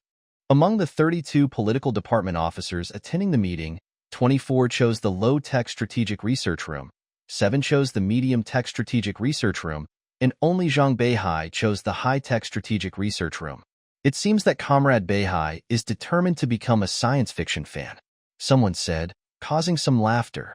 What I chose is the only hope for victory. Only by reaching this level of technology can mankind establish an effective defense system for the Earth and the solar system, said Zhang Beihai. We haven't even mastered controlled nuclear fusion yet. How can we propel 10,000-ton warships to 5% of the speed of light? Let these behemoths be 1,000 times faster than the truck-sized spacecrafts that humans have today? This is not even science fiction, it's fantasy. Aren't there still 4 centuries? We should look at the problem from a development perspective. But the basic theories of physics can no longer be developed. The application potential of existing theories may not even have been tapped by 1%. Zhang Beihai said, I feel that the biggest problem now is the research strategy of the scientific and technological community. They spend a lot of resources and time on low-end technology. Take the space engine as an example. There is no need to develop fission engines at all. But now, not only are huge development efforts invested, but the same efforts are also being invested in the research of a new generation of chemical engines. Resources should be directly concentrated on the research of fusion engines, and they should skip the working fluid type. The direct development of working fluid-free fusion engines is also limited. 1. The same problem exists in other research fields, such as the fully closed ecosystem. It is a necessary technology for interstellar long-distance spacecraft, and it relies less on basic physics theories. However, the current research scale is limited. Fluid-type nuclear fusion engines are similar to chemical rockets. It is the energy of nuclear fusion that drives the massive working fluid to generate reverse thrust to propel the spacecraft. The non-working fluid-type nuclear fusion engine uses the energy of nuclear fusion radiation to directly propel the spacecraft. The former requires the spacecraft to carry the propelling working fluid. When accelerating or decelerating for a long time during long-distance voyages, the required amount of working fluid will be very huge, so the working fluid-type engine cannot be used for interstellar long-distance voyages. Chang Weisi said, Comrade Zhang Beihai at least raised an issue that deserves attention. At present, the military and the scientific and technological community are busy launching their own work in an all-round way, and there is insufficient communication between them. Fortunately, both sides are aware of this situation and are organizing a joint meeting of the military and the scientific and technological community. At the same time, the military and the Academy of Sciences have established special institutions to strengthen exchanges between the two sides and form a full interactive relationship between space strategic research and scientific and technological research. In the next step, we will send a large number of military representatives to various research fields, and at the same time, a large number of scientists will be involved in the theoretical research of space warfare. Again, we cannot passively wait for technological breakthroughs, but should form our own strategic thinking system as soon as possible to promote research in various fields. Here, we need to talk about another relationship. The relationship between the Space Force and the Wallfacers. Wallfacers? Someone asked in surprise. Are they going to interfere with the work of the Space Force? There is no sign of this yet. Only Taylor has proposed to visit our army for inspection. But we should also be clear that they have certain power in this regard. If interference really occurs, it may have unexpected effects on our work. We should be mentally prepared for this.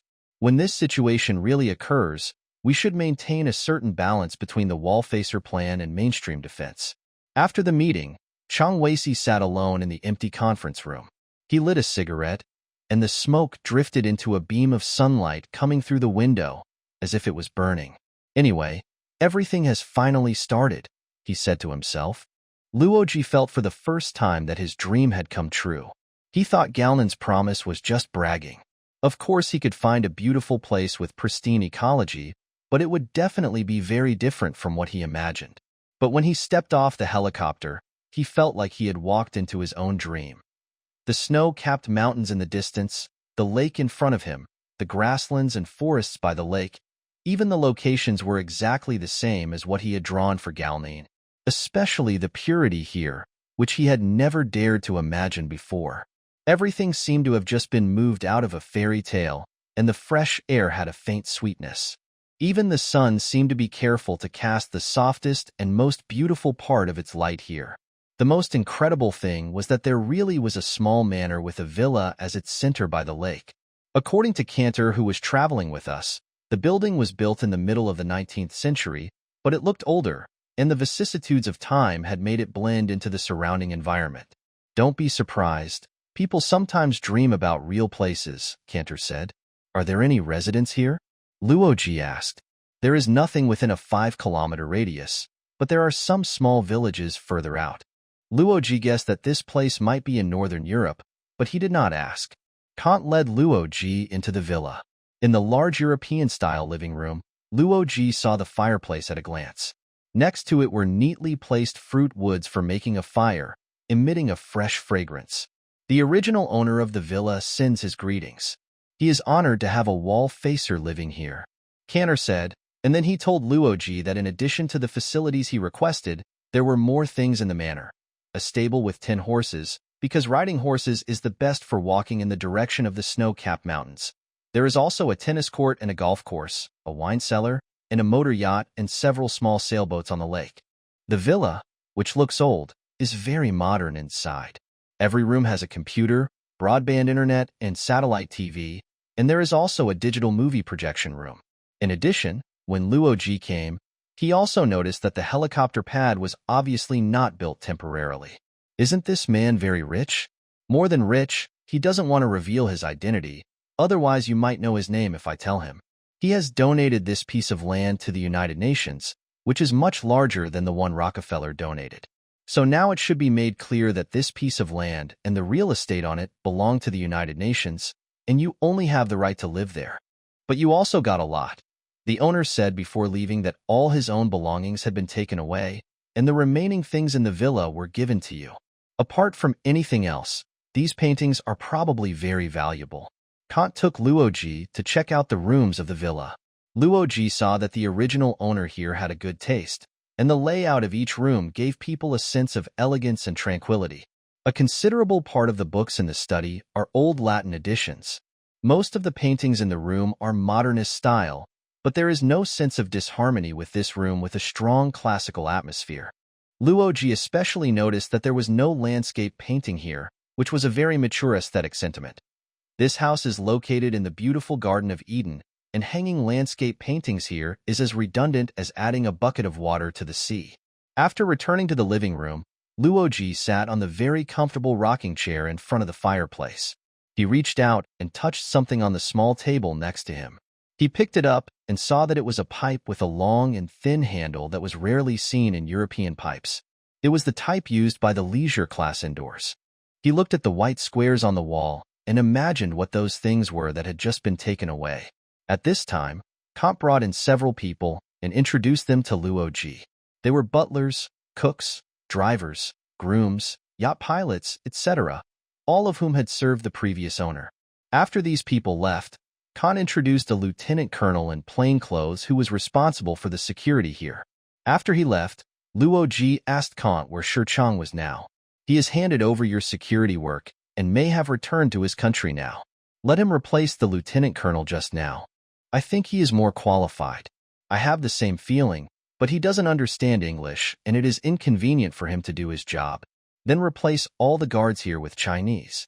Khan agreed to contact them and turned to leave. Luo Ji also walked out of the room, crossed the beautifully groomed lawn, and walked onto a pier leading to the lake. Near the end of the pier, he held the railing and looked at the reflection of the snow-capped mountains on the mirror like tide. There was fresh air and bright sunshine all around. Luo Ji said to himself, compared with my life now, what is the world 400 years from now? Darn the wall-facing plan. How could this jerk get in here? Whispered a researcher in front of the terminal. Of course the Wallfacer can come in. Another person beside him answered in a low voice. It's boring, right? I guess you're disappointed, Mr. President, said Dr. Allen, director of the Los Alamos National Laboratory, as he led Diaz past rows of computer terminals. I'm no longer the president, Diaz said seriously, looking around. This is one of the nuclear weapons simulation centers. There are 4 such centers in Los Alamos and 3 in Lawrence Livermore. Diaz saw 2 slightly less ordinary things. The things looked very new, with a large display screen and many delicate handles on the console. He leaned over to take a closer look, and Allen gently pulled him back. Those are game consoles. The terminals and computers here cannot play games, so 2 are placed for everyone to relax during their breaks. Diaz saw 2 other not-so-ordinary things. The structures were clear and complex, and there was liquid turbulent inside. He went over to look again. This time Allen smiled and shook his head, but did not stop him. That one is a humidifier. The climate in New Mexico is very dry. That one is just an automatic coffee machine. Mike, pour Mr. Diaz a cup of coffee. No, don't pour it from here. Go to my office and pour it with the best coffee beans. Diaz had to look at the large black and white photos on the wall. He recognized that the thin man in a top hat and a pipe was Oppenheimer, but Allen still pointed to those ordinary terminals for him. These monitors are so old, Diaz said, but behind them is the most powerful computer in the world, which can perform 500 trillion floating point operations per second. At this time, an engineer came to Allen and said, Doctor, the AD44530G model worked this time. Very good. The engineer lowered his voice and said, We have paused the output module. He glanced at Diaz. Run. Allen said, turning to Ray Diaz, You see, we have nothing to hide from the wall opponents. At this time, Ray Diaz heard a hissing sound, and he saw people in front of the terminal tearing up papers. He thought they were destroying documents and muttered, Don't you have a shredder? But then he saw that someone was tearing up blank printed paper. Someone shouted, Over, and everyone threw the torn pieces of paper into the air with a cheer, making the already messy floor look more like a garbage dump. This is a tradition of the simulation center. When the first nuclear bomb exploded, Dr.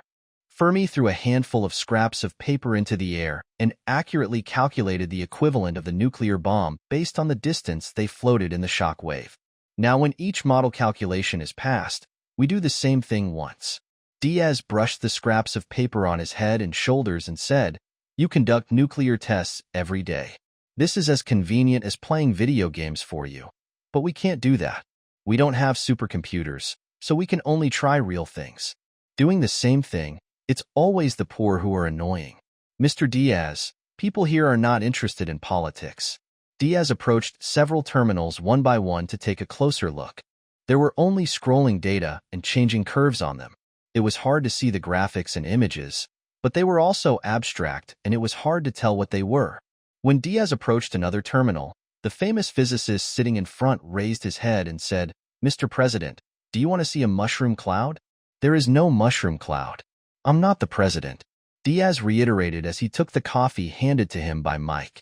Allen said, Well, let's talk about what we can do for you. Design a nuclear bomb. Of course, although Los Alamos Laboratory is a multidisciplinary research institution, I guess you have no other purpose for coming here.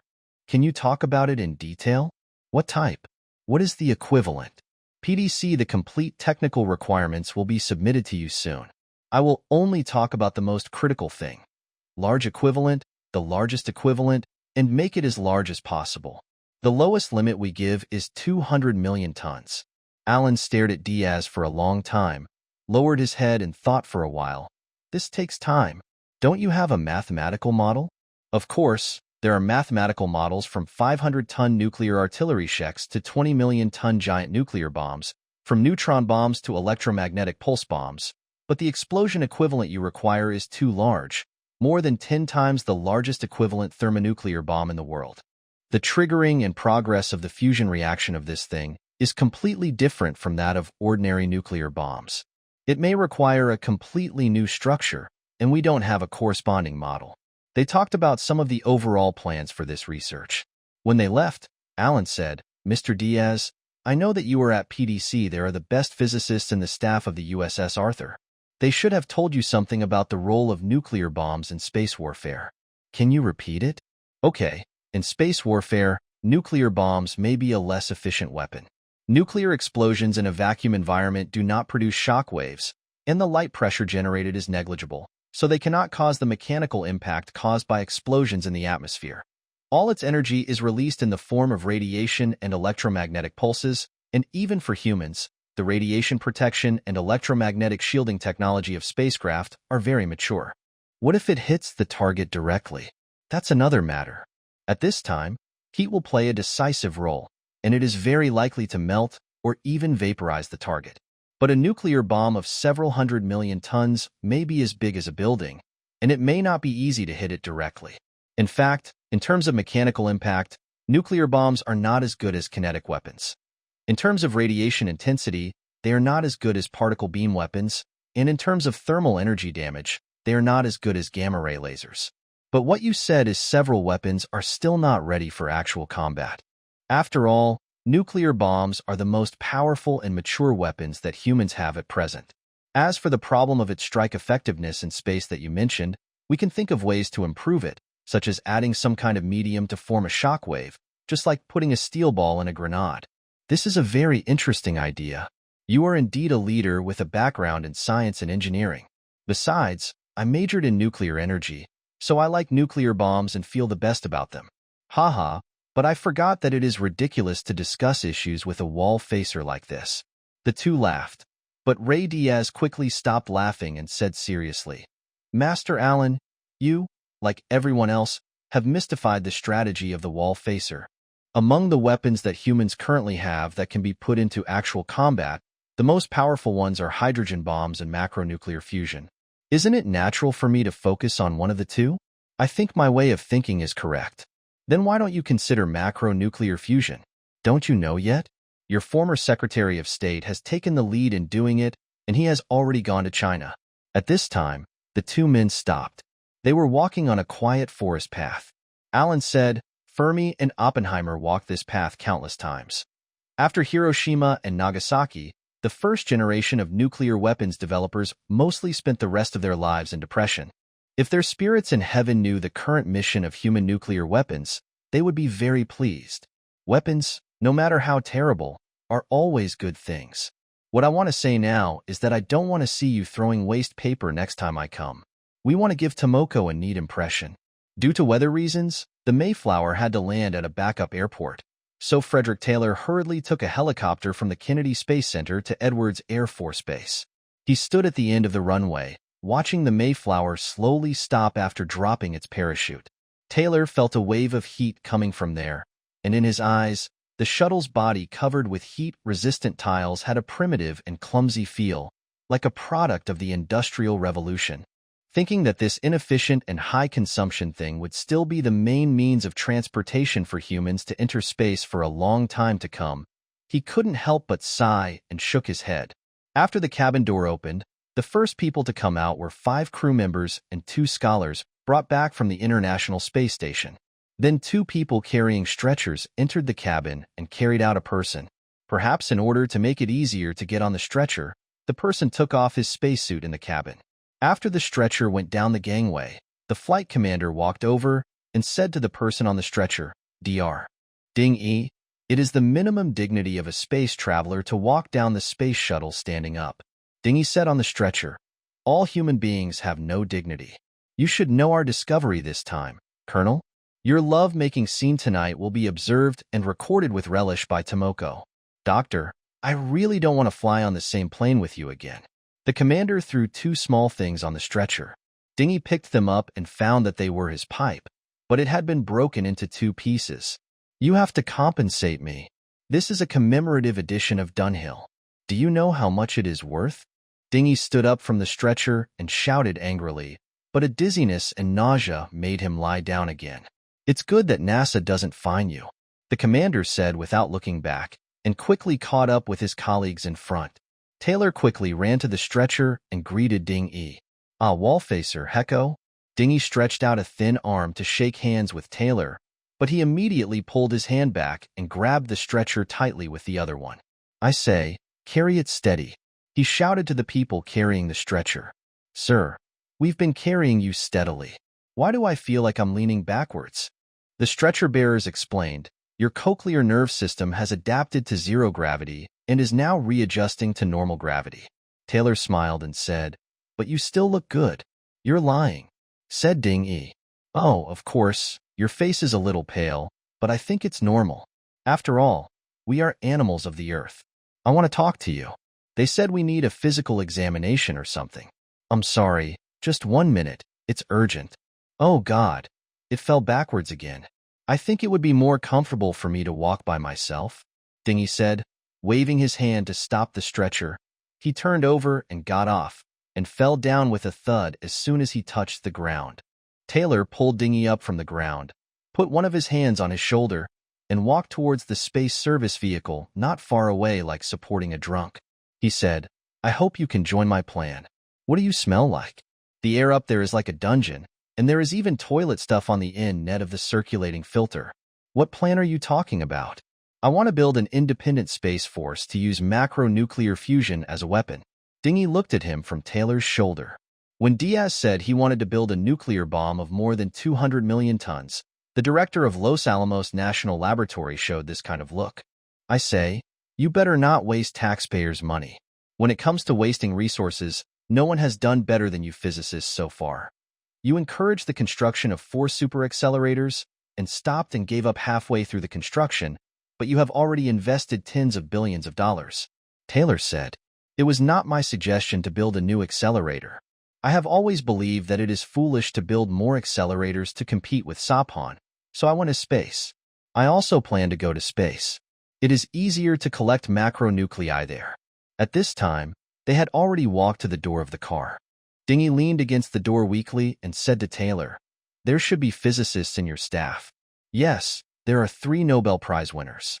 They told me, if we collect the low-dimensional expansion of the original nuclei in the natural state, that is, the macronuclei like primitive people invented bows and arrows, then the low-dimensional expansion of microscopic particles by the Trisolarans is like mastering missiles. The Trisolaran civilization has mastered macroatoms. The understanding of the scholars is so much higher than that of humans. To use this kind of weapon in front of them is like showing off one's skills in front of a master. You don't believe them?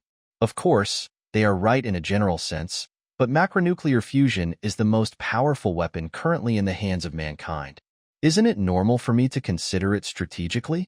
The Venezuelan president also said so on TV. He seems to want to do micronuclear fusion. At this time, someone urged Ding-E to get in the car. Taylor stopped the man rudely, pulled Ding-E and said, the bow and arrow are not absolutely incapable of defeating missiles if the former is combined with human planning. As for the strategy, the difference between the Trisolarans and humans in strategy is as great as the difference between us and them in science and technology. Humans can use strategies to trick missile operators away from the missiles and then kill them with bows and arrows. Isn't that enough? Then I wish you success. I am not interested in participating. The collection of macronuclei is already a mature technology. We can do it without you, but at this critical moment of human civilization, a scientist like you actually stood aside and watched. I am doing something more meaningful. The project we are carrying out on the space station this time is to study high-energy particles in cosmic rays. In other words, using the universe instead of high-energy accelerators. This kind of thing has always been done before, But due to the uncertainty of the distribution of high-energy particles in the universe, especially the ultra-high-energy particles needed for the forefront of physics, which are difficult to capture, it cannot replace accelerator research. The detection method of high-energy particles in the universe is very similar to that at the accelerator terminal, but the cost of each detection point is very low, and a large number of detection points can be established in space. This time, the funds originally planned for the construction of ground-based accelerators were invested, and hundreds of detection points were set up. We conducted this experiment for a year, and we didn't expect to get anything valuable. We just wanted to find out whether there are more intelligent particles arriving in the solar system. What's the result? Taylor asked nervously. All high-energy impact events detected, including those types of impacts that had confirmed results in the last century, have shown complete chaos. That is to say, the Sophons are now able to interfere with hundreds of accelerators at the same time. Perhaps if we set up tens of thousands of detection points, they can also interfere. So there are far more than 2 Sophons in the solar system now. Oh, Taylor looked up at the sky and was speechless for a moment. What are you talking about? Whatever you say, they are listening. They are coming in an endless stream. Microscopic eyes are everywhere and must be floating around now. When he spoke to Ding Yi, he was also speaking to the Trisolarans 4 light-years away. For a moment, he really wanted to speak directly to the Trisolarans. But this also proves the necessity of the wall-facing project, said Ding Yi.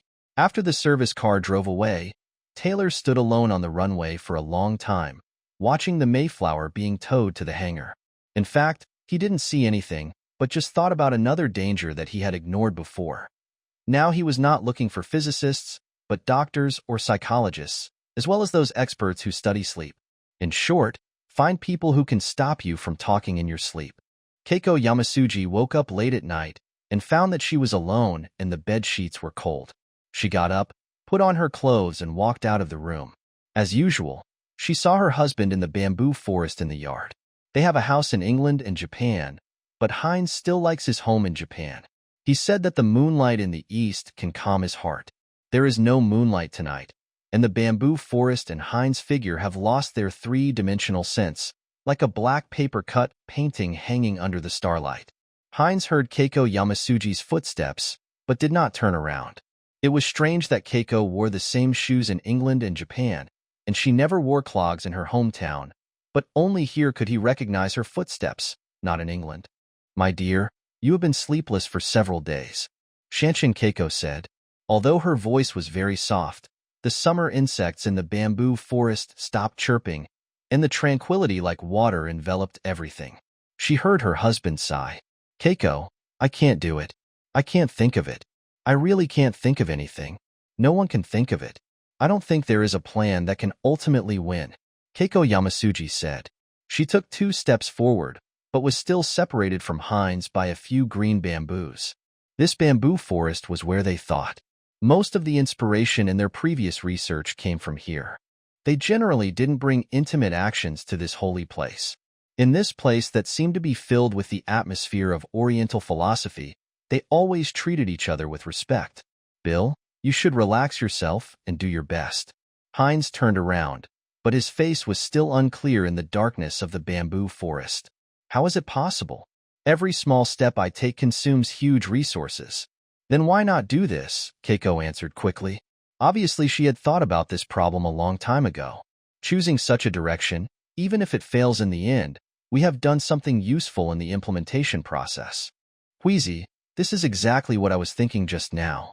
What I decided to do is, since I can't come up with that plan, I will help others to come up with it." "Who are the others you are talking about? Other Wallfacers?" "No, they are not much better than me. I mean the future generations." "Wheezy, have you ever thought about this fact?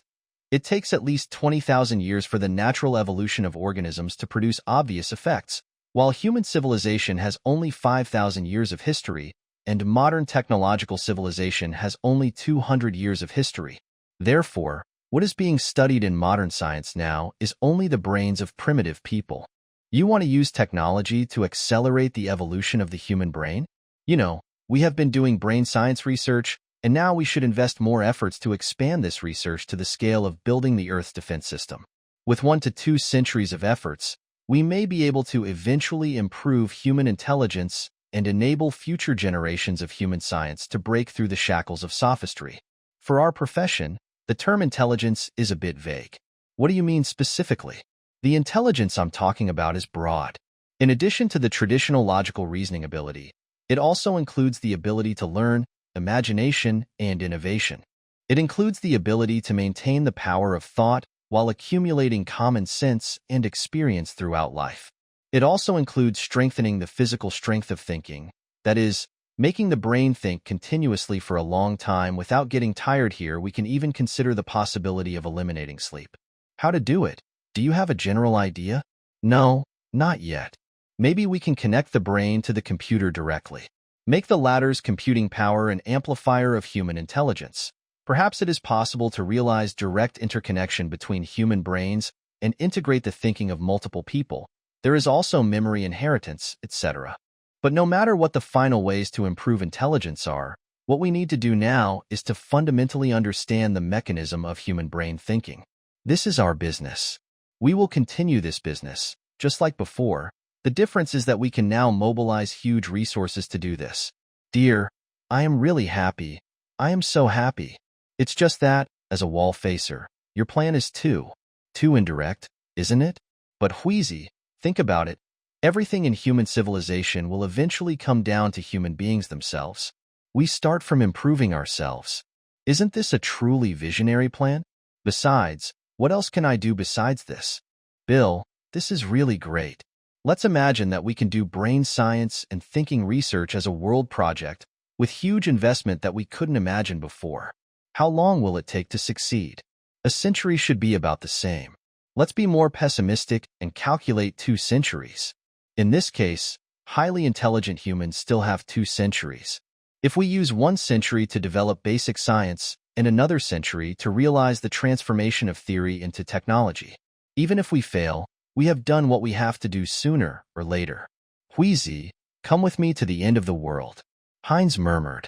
Okay, Bill, we have plenty of time. The insects in the forest seemed to have adapted to their presence and resumed their melodious chirping. At this time, a light breeze blew through the bamboo forest, making the stars in the night sky flash quickly among the bamboo leaves, making people feel that the chorus of the insects seemed to be emitted by those stars. The first hearing of the Planetary Defense Council for the Wallfacers has been going on for 3 days.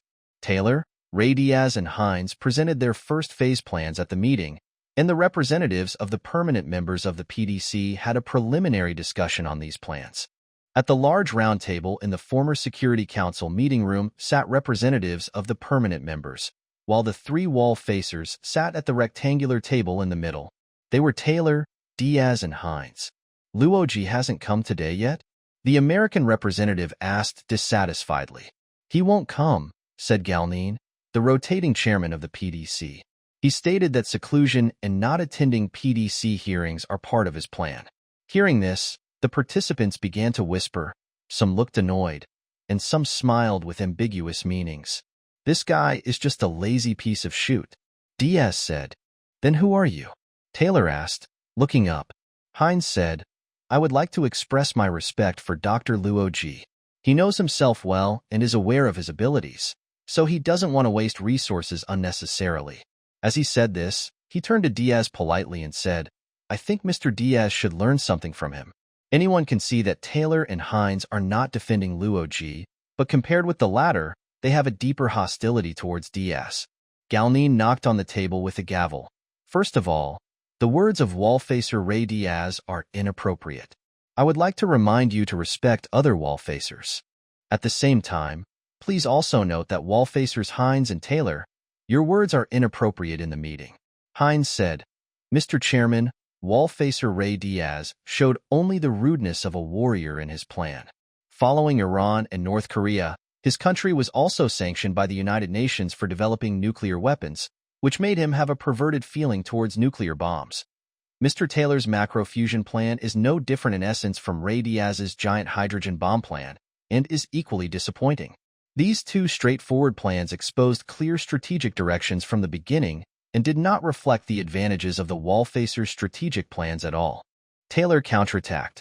Mr. Hines, Your plan is more like a naive dream. After the hearing, the Wallfacers came to the meditation room, which was their favorite place in the United Nations headquarters. Now that they think about it, this small room designed for quiet contemplation really seems to be reserved for Wallfacers. Gathered here, they all stayed quietly, feeling each other's thoughts that could never be communicated before the Doomsday War. The Iron Ore also lay quietly among them, as if absorbing and gathering their thoughts, and as if silently witnessing something. Hines asked in a low voice, "Have you heard about the Wallbreakers?" Taylor nodded. It was just announced on their public website, and the CIA has also confirmed it. The Wallfacers fell silent again. They imagined the image of their own Wallbreakers. In the future, this image would appear in their nightmares countless times. The day when a Wallbreaker really appeared, it would very likely be the end of that Wallfacer. When Shi Xiaoming saw his father come in, he timidly moved to the corner, but Shi Chang just sat beside him silently. "Don't be afraid. I won't hit you or scold you this time. I don't have the energy to do that anymore." He took out a pack of cigarettes, took out two, and handed one to his son. Shi Xiaoming hesitated before taking it. The father and son lit up the cigarettes and smoked in silence for a long time. Shi Chang said, "I have a mission and I have to go abroad again soon. What about your illness?" Shi Xiaoming raised his head from the smoke and looked at his father worriedly. "Let's talk about your story first." Shi Xiaoming looked pleadingly. "Dad, the sentence for this will be very severe. If you committed something else, I could run around for you. But not this. Mingzi, you and I are both adults. Let's be responsible for our own actions." Shi Xiaoming lowered his head in despair and just smoked. Shi Chang said, "I am half responsible for your sin. From childhood to adulthood, I have never worried about you. I come home very late every day, and I am so tired that I drink and go to sleep. I have never attended your parent-teacher meeting, nor have I had a good talk with you. I still say, we have to bear the consequences of our own actions." Shi Xiaoming rolled the cigarette, but on the edge of the bed repeatedly with tears in his eyes, as if he was suffocating the rest of his life. "It's a criminal training class. Don't talk about reform after you go in. Just don't go along with the bad guys, and learn to protect yourself." Shi Chang put a plastic bag on the bed with 2 packs of cigarettes in it. "Your mother will bring you anything else you need." Shi Chang walked to the door and turned to his son and said, "Mingzi, we may meet again. By then, you may be older than me. Then you will understand my feelings now." Shi Xiaoming watched his father walk out of the detention center through the small window on the door. His back looked very old. Now, in this era when everything is tense, Luo Ji has become the most leisurely person in the world. He strolls along the lake, boats in the lake, and asks the chef to cook the mushrooms he picked and the fish he caught into delicious food. He casually flips through the rich collection of books in the study, and when he gets tired of reading, he goes out to play golf with the guards. He rides a horse along the grassland and the path in the forest towards the snow-capped mountains, but never reaches the foot of it. Often, he sits on a bench by the lake, looking at the reflection of the snow-capped mountains in the lake, thinking about nothing or everything, and a day passes unknowingly. In the past few days, Luo Ji was always alone, without any contact with the outside world. Kant also had his own small office in the manor, but rarely came to disturb him. Luo Ji only had one conversation with the officer in charge of security, asking the guards not to follow him from a distance when he was walking in salute, and if they had to follow, try not to let him see them. Luo Ji felt like a boat with its sails down in the lake, floating quietly, not knowing where to moor and not caring where to drift to. Sometimes when he thought of his previous life, he was surprised to find that these few short days made his first half of life seem like a lifetime ago, and he was very satisfied with this state. Luo Ji was very interested in the wine cellar in the manor. He knew that the dusty bottles neatly placed on the shelves in the cellar were all top-quality wines. He drank in the living room, in the study, and sometimes on the boat, but never in excess, just to keep himself in the best state of half-drunk and half-awake. And then he would take the long-handled pipe left by the previous owner and puff out smoke. Although it had rained and the living room was a bit chilly, Luo Ji didn't ask anyone to light the fireplace. He said it was not the right time yet. He never surfed the internet here, but sometimes he watched TV, skipping all the current affairs news and only watching programs that had nothing to do with the current situation or even the era. Although such content was becoming less and less on TV now, as you do of the Golden Age, it was still available. Late one night, a bottle of cognac that looked 35 years old on the label made him feel high again. He skipped a few news stories on the HD TV with the remote control in his hand, but was soon attracted by an English news story. It was about salvaging a shipwreck from the mid-17th century.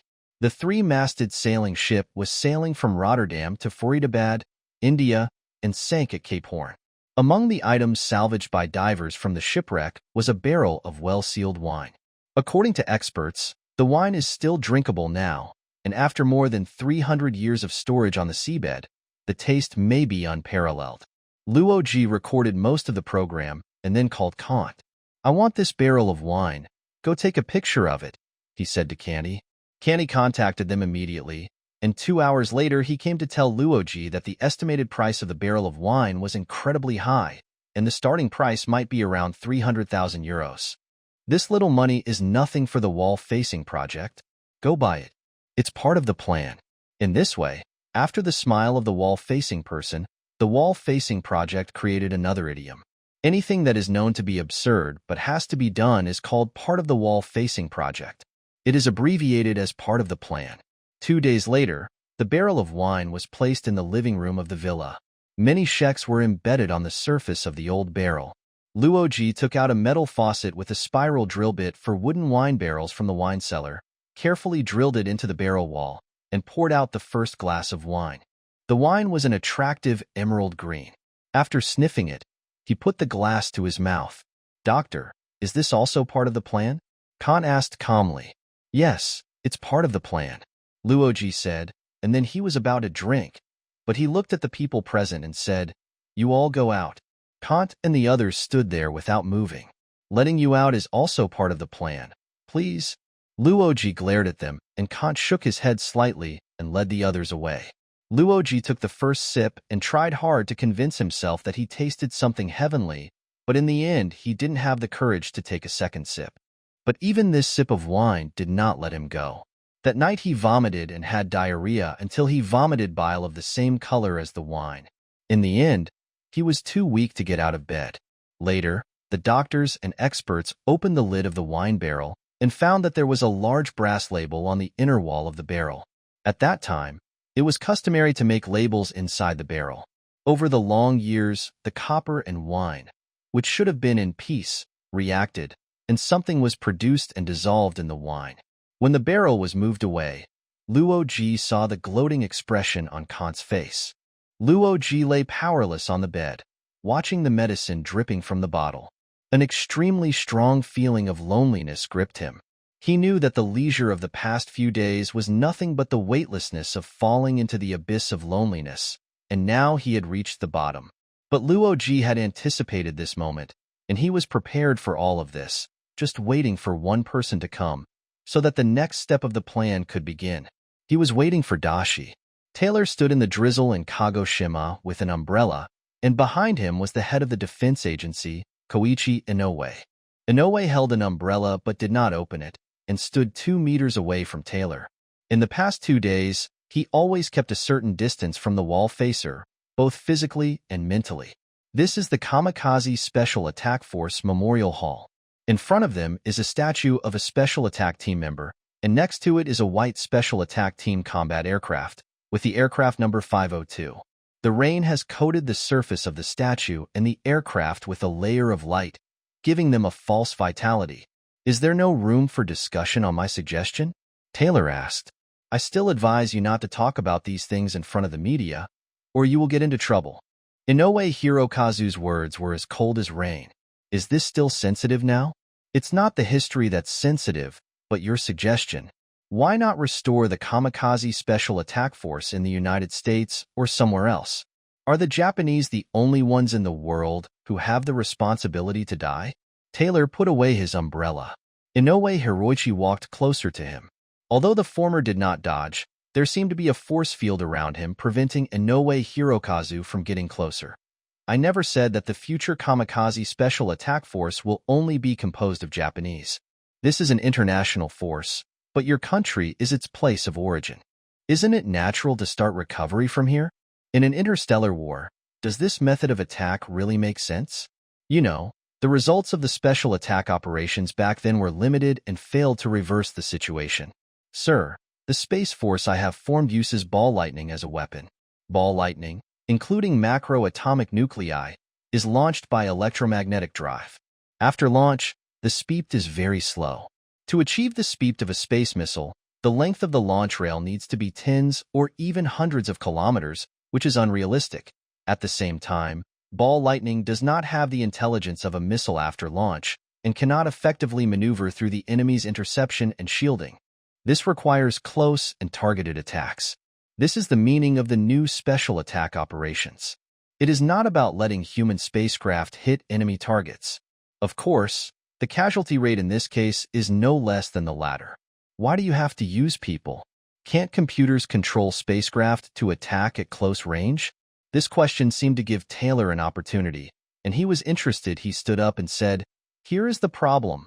Currently, computers cannot replace human brains on fighter jets, and the production of a new generation of computers, including quantum computers, depends on the progress of basic physics, which has been locked by the Sapon. So 4 centuries later, the intelligence of computers is also limited, and human control of weapons is indispensable. In fact, the Kamakazi special attack force that has been restored now only has spiritual and belief significance. No one will die for it within 10 generations, but the establishment of this spirit and belief must start from now." Inoue Hiroichi turned around and faced Taylor for the first time. His wet hair stuck to his forehead, and the rain on his face was like tears. This practice violates the basic moral principles of modern society. Human life is above all else, and the country and the government cannot require anyone to engage in such a mortal mission. I still vaguely remember a sentence from Yang Wei Lian Legend of the Galactic Heroes. The rise and fall of a country depends on this battle, but compared with personal rights and freedoms, these are nothing. Just do your best. Taylor sighed and said, "You know what? You have thrown away your most precious things." After that, he opened the umbrella with a bang, turned around and left angrily. It wasn't until he reached the gate of the memorial hall that he looked back and saw Inoue Koichi still standing in front of the statue in the rain. Taylor walked in the sea breeze mixed with rain, and from time to time a sentence echoed in his mind. It was a sentence he had just seen in the showroom, written in a suicide note written by a kamikaze pilot who was about to attack to his mother. "Mom, I will become a firefly. Things are harder than you think," Alan said to Diaz. They stood next to a black volcanic rock spire, which was the symbol of the projection point of the explosion center of mankind's first atomic bomb.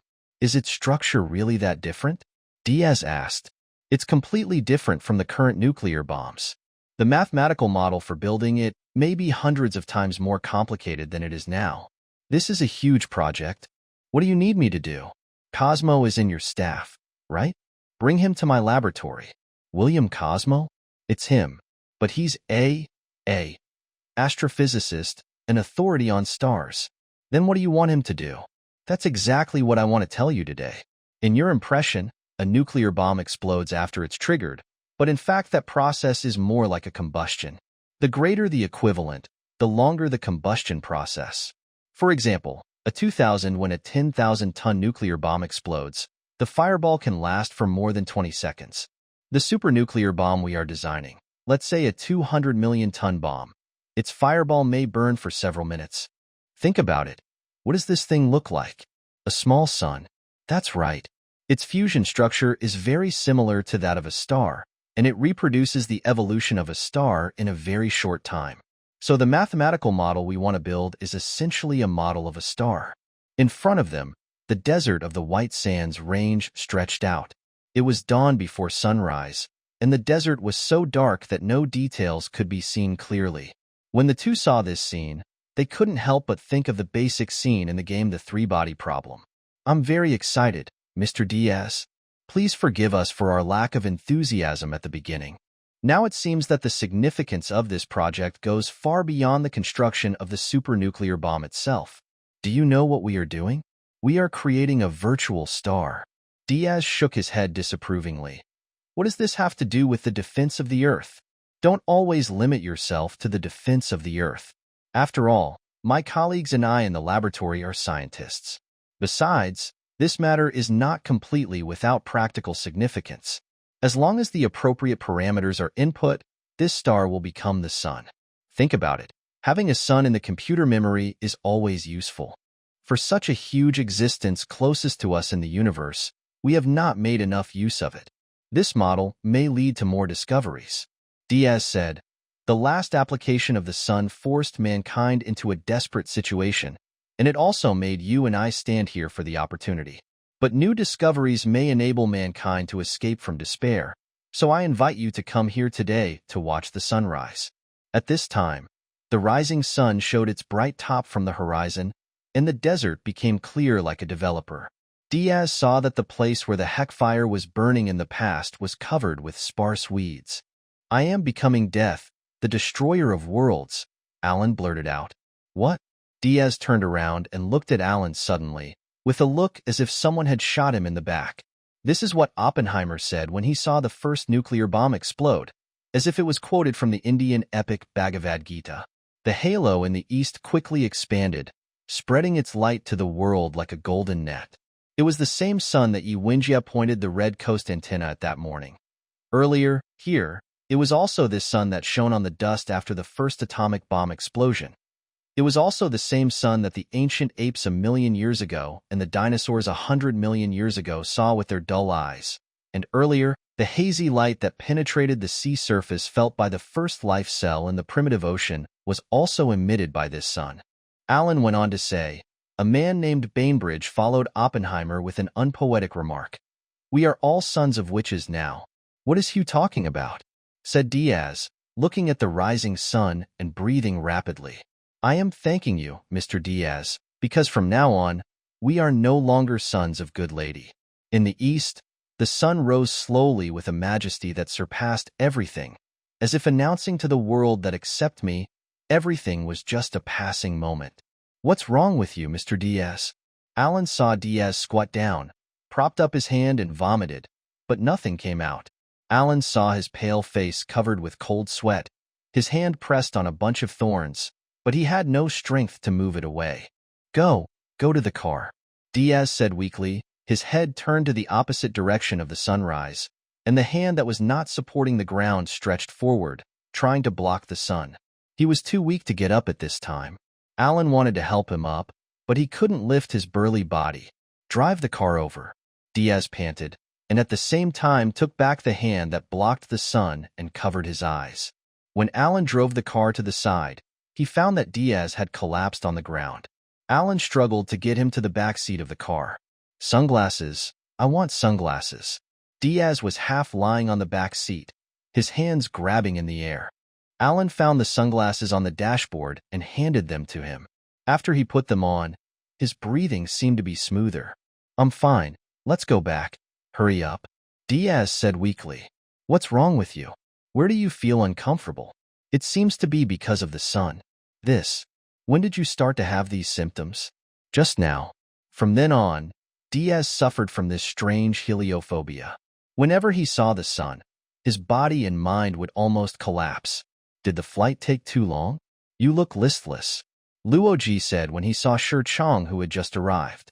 Yeah, it's not as comfortable as the one we were riding in, Shi Chang said, while looking around. Isn't this place nice?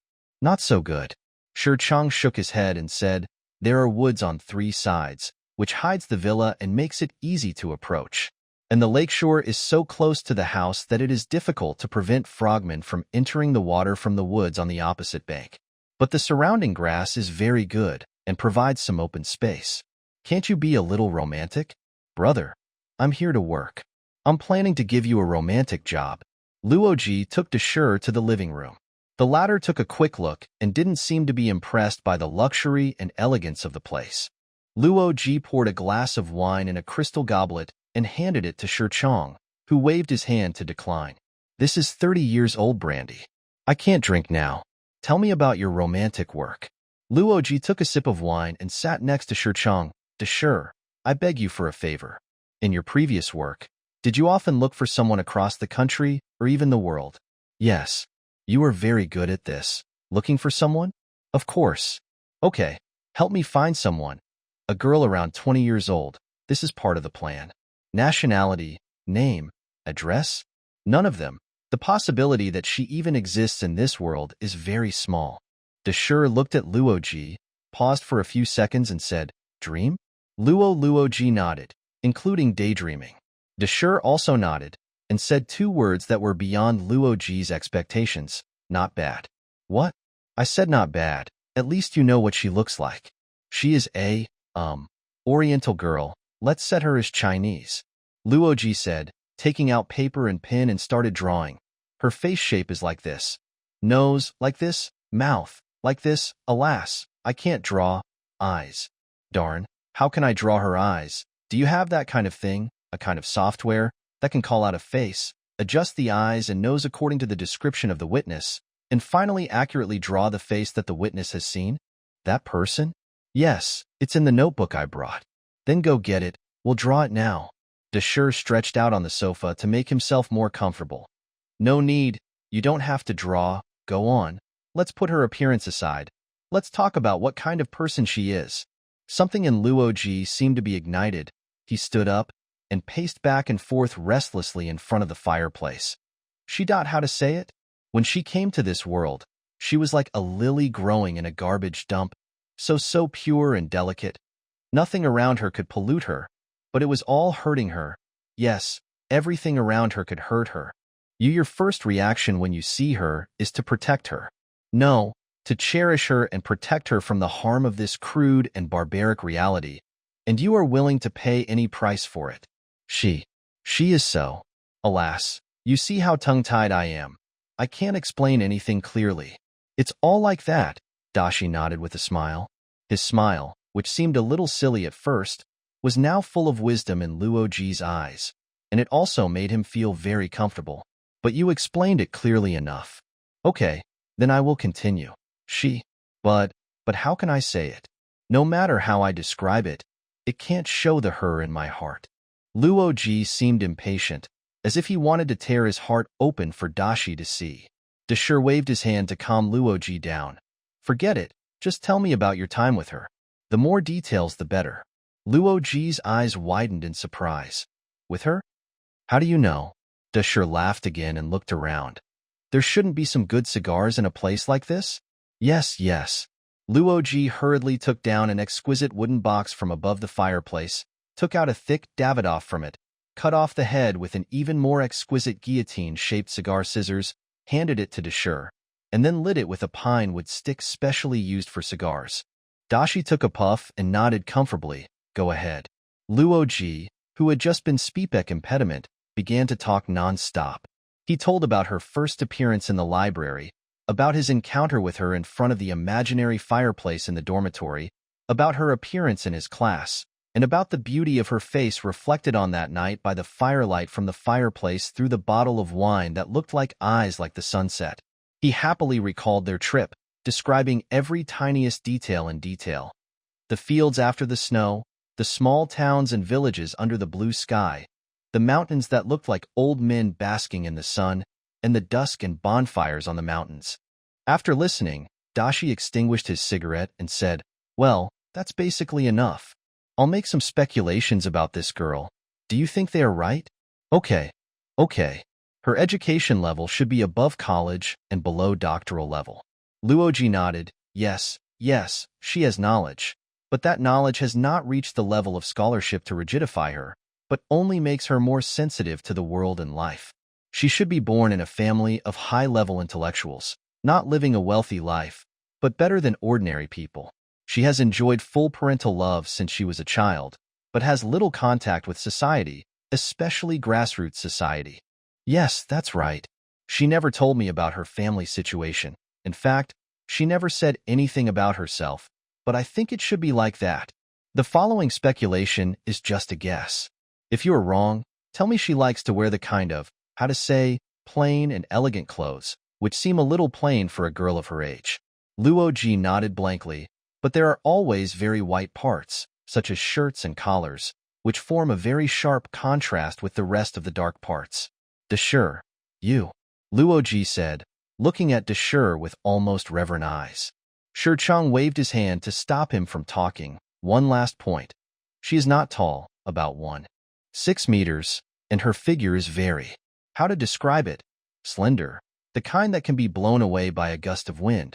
So this one doesn't look short.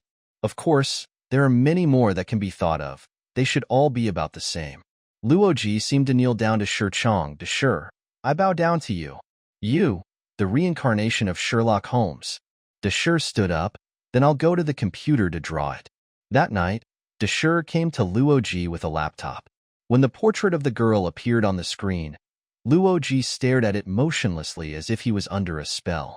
Chang seemed to have expected this a long time ago. He went to the fireplace to get another cigar, cut a slit on the small guillotine, lit it, and smoked it.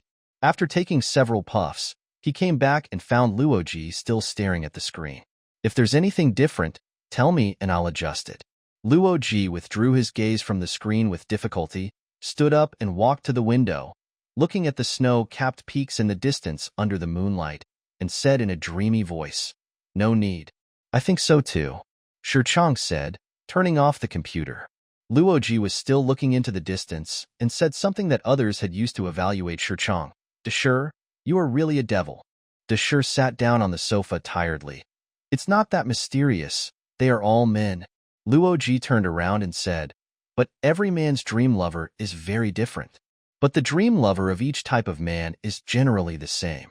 It's impossible to make it so similar. Didn't you tell me so much?" Luo Ji walked to the computer and turned it on again. "Make a copy for me," he asked while working. "Can you find her?" "I can only say that there is a great possibility, but it does not rule out that we can't find her at all." "What?" Luo Ji stopped what he was doing, turned around and looked at Desher in surprise. "How can such a thing be guaranteed to be 100% successful?" "No, that's not what I mean. On the contrary, I thought you would say that it is almost impossible, but it does not rule out the possibility of finding it by chance in 10,000. In fact, I would be satisfied if you said that." He turned his head and looked at the portrait that was displayed again, and said in a dreamy voice, "How could such a person exist in the world?" Chang smiled contemptuously. "Professor Luo, how many people have you met? Of course I can't compare with you. But I know that there are no perfect people in the world, let alone perfect women. Like you said, I often look for certain people among thousands of people. Let me tell you with my experience for most of my life. There are all kinds of people. Tell Hugh, brother, there are all kinds of people, including perfect people and perfect women, but you have no chance to meet them. This is the first time I've heard someone say that. Because the perfect person in your mind is not the same as the perfect person in the eyes of others. It must be perfect. Take the girl in your dream, for example. In my opinion, she has obvious, how should I put it, imperfections, so the possibility of finding her is very high. But some directors can't find an ideal actor among tens of thousands of people. Our professional searchability is unmatched by those directors. We are not just looking among tens of thousands of people, or even hundreds of thousands or millions of people. The means and tools we use are much more advanced than those of any director. For example, the big computers in the analysis center of the Ministry of Public Security can match a face among hundreds of millions of photos in just half a day. But this matter is beyond my scope of responsibility. I have to report to my superiors first. If they approve it and give me the task, I will of course try my best to do it. Tell them that this is an important part of the wall-facing plan and must be taken seriously. Chang smiled ambiguously and stood up to say goodbye. What? Let the PDC find it for him. Kant struggled to find the Chinese word, dream lover? This guy has been spoiled. Sorry, I can't convey your request to the higher authorities. Then you have violated the principles of the Wallfacer project. No matter how incomprehensible the Wallfacers' orders are, they must be reported for execution, and the final veto is the PDC's business. Then we can't use the resources of human society to serve such people to live an imperial life. Mr. Sher, we haven't worked together for a long time, but I admire you very much. You are a very experienced and insightful person. Then tell me the truth. Do you really think Luo Ji is carrying out the Wallfacer project? Chang shook his head. I don't know. He raised his hand to stop Kant's argument. But, sir, it's just me who doesn't know, not the opinion of my superiors. This is the biggest difference between you and me. I am just a loyal executor of orders, and you? You ask why for everything. Isn't that right? No, I don't know. What is right or wrong? If everyone had to figure out why before executing orders, the world would have been in chaos. Mr. Kant, your rank is higher than mine. But in the final analysis, we are all people who execute orders. We should first understand that some things are not for people like us to consider. We just need to fulfill our responsibilities. If you can't do this, I'm afraid your life will be very difficult. My life is already very difficult. Last time I spent a huge amount of money to buy wine from a sunken ship, I thought. Do you think this person looks a bit like a Wallfacer? What should a Wallfacer look like? Kant was speechless for a moment. Even if the Wallfacer really should look like one, Professor Luo is not completely unlike one. What? Kant was a little surprised. You're not saying that you can actually see some qualities in him? I really see some. That's weird. Tell me. Chang put his hand on Kant's shoulder. Take you for example. If the identity of the Wallfacer is given to you, will you take the opportunity to enjoy yourself like him? I would have collapsed a long time ago. That's right. But Luo Ji is enjoying himself as if nothing happened. Mr. Kan, do you think this is simple? This is called magnanimity. This is the magnanimity that people who do great things must have. People like you and me can't accomplish great things. But he said how to say. Xiaoyao, go down. What about the wall-facing plan? Why can't I make it clear to you after talking for so long? I said I know nothing. How do you know that what they are doing now is not part of the plan? Let me say it again. This is not for us to judge. Even if what we think is right, Chang leaned close to Kant and lowered his voice. Some things still need to be done slowly. Kant looked at Chang for a long time and finally shook his head. He was not sure that he understood his last sentence. Okay, I'll report to my superiors, but can you let me see the dream lover first? Seeing the portrait of the girl on the screen, Kant's old face suddenly softened.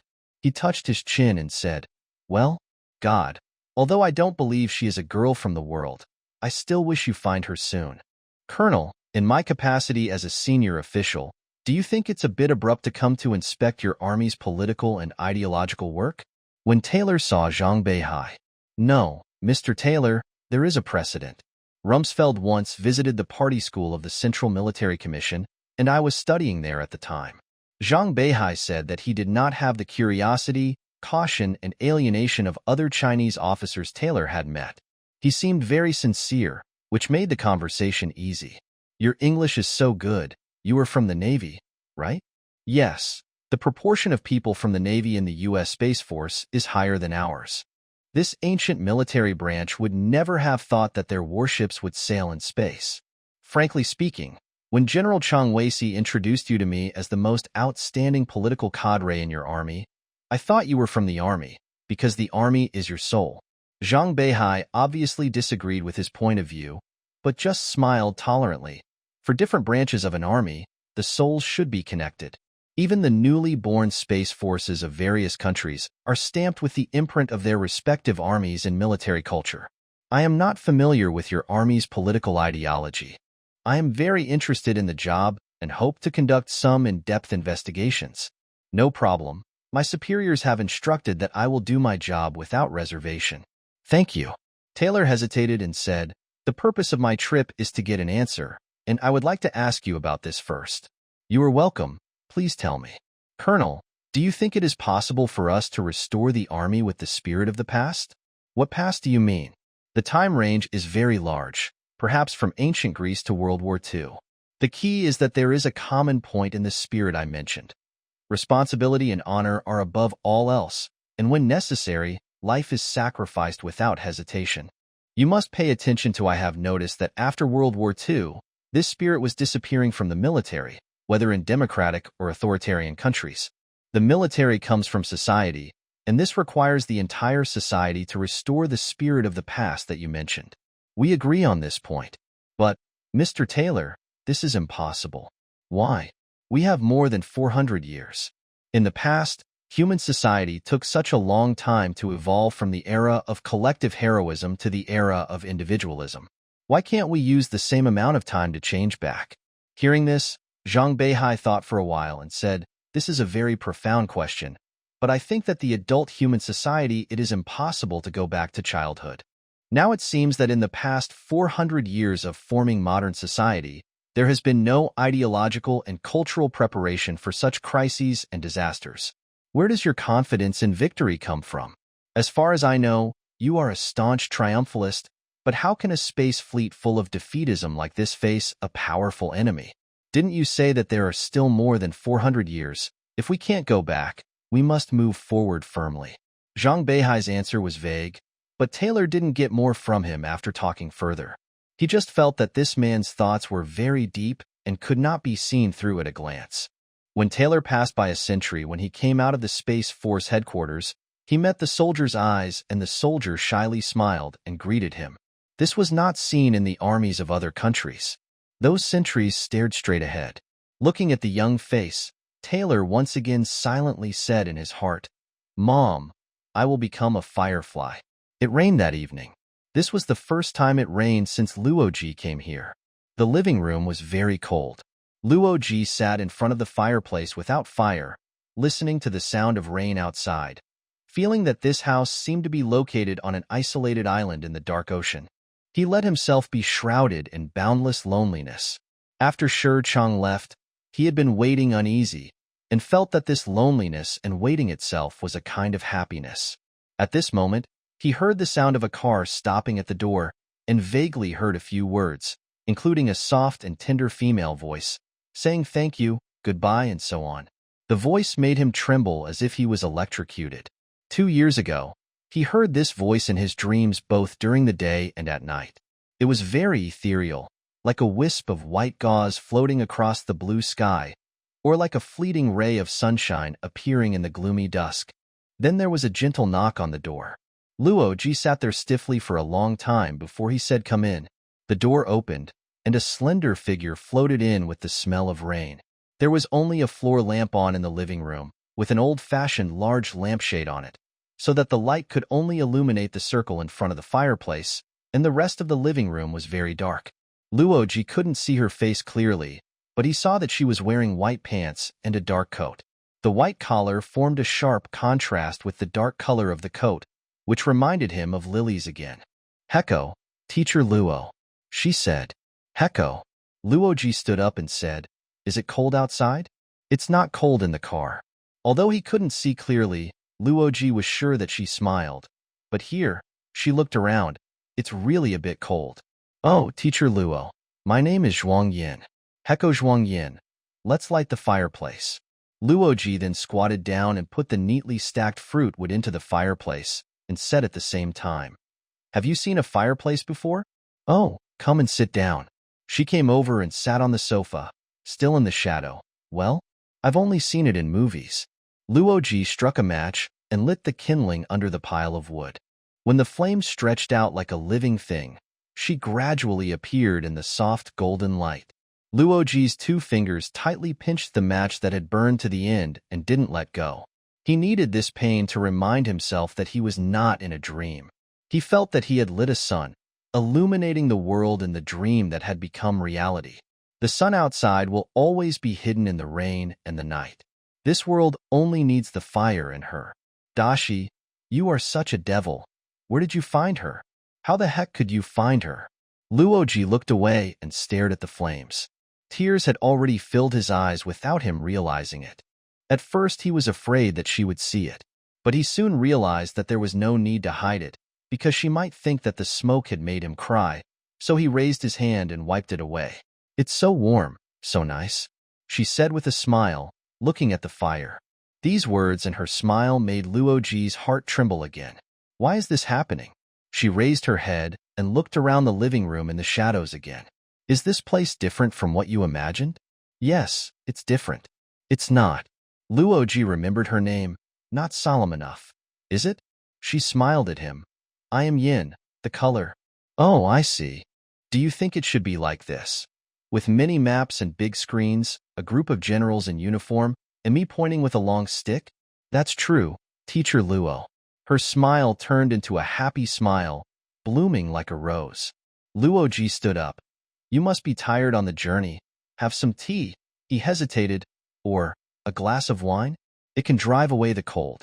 Okay, she nodded, said thank you softly as she took the goblet, and then took a small sip. Seeing her innocent look holding the wine glass, the softest part of Luo Ji's heart was touched. She would drink if asked to drink. She believed in this world and had no suspicion of it. Yes, the whole world was full of potential harm to her, except here. She needed the care here. This was her castle. Luo Ji sat down, looked at Zhuang Yin, and said calmly, "What did they tell you before you came?" "Of course, they wanted me to come to work."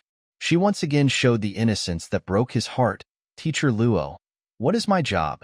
"What did you study?" "Traditional Chinese painting at the Central Academy of Fine Arts." "Oh, have you graduated?" "Yes, I just graduated, and I'm looking for a job while taking the postgraduate entrance examination." Luo Ji thought for a long time, but couldn't think of what she could do here. "Well, let's talk about work tomorrow. You must be tired, so take a good rest first. Do you like it here?" "I don't know. It was very foggy when I came from the airport, and then it got dark. I couldn't see anything."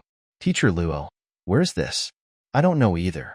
She nodded and smiled to herself, obviously not believing what Luo Ji said. "I really don't know where this is. The terrain looks like Northern Europe. I can call and ask right away," Luo Ji said as he reached for the phone next to the sofa. No, Mr. Luo, it's good not to know." "Why?" "Once I know where it is, the world seems to become smaller."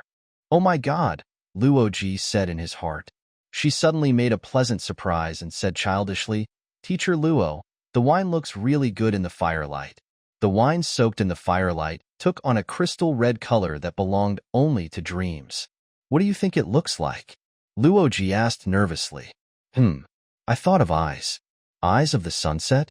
"Eyes of the sunset, Mr. Luo. You said it very well. Morning glow and sunset glow. Do you also like the latter?" "Yes, how did you know?" "I like to paint sunset glow the most," Zhuang Yin said.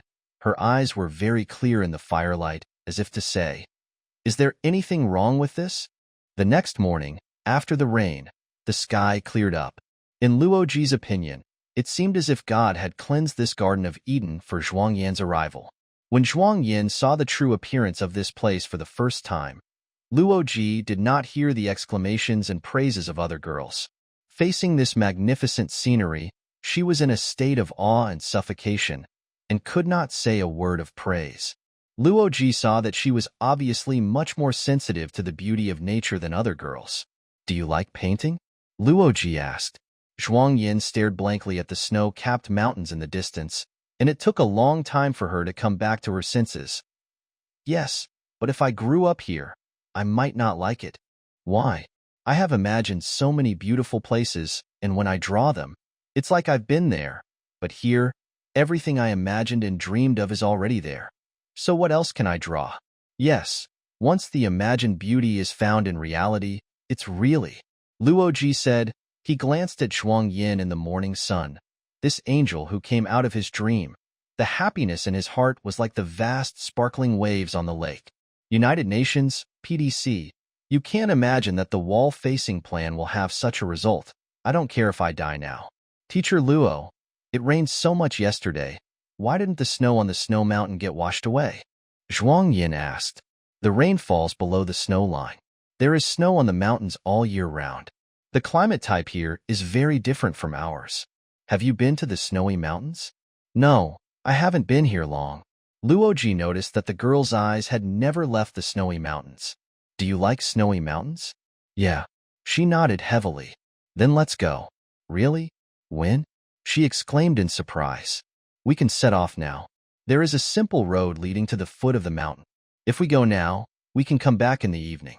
"But what about work?" Zhuang Yin withdrew his gaze from the snow-capped mountains and looked at Luo Ji.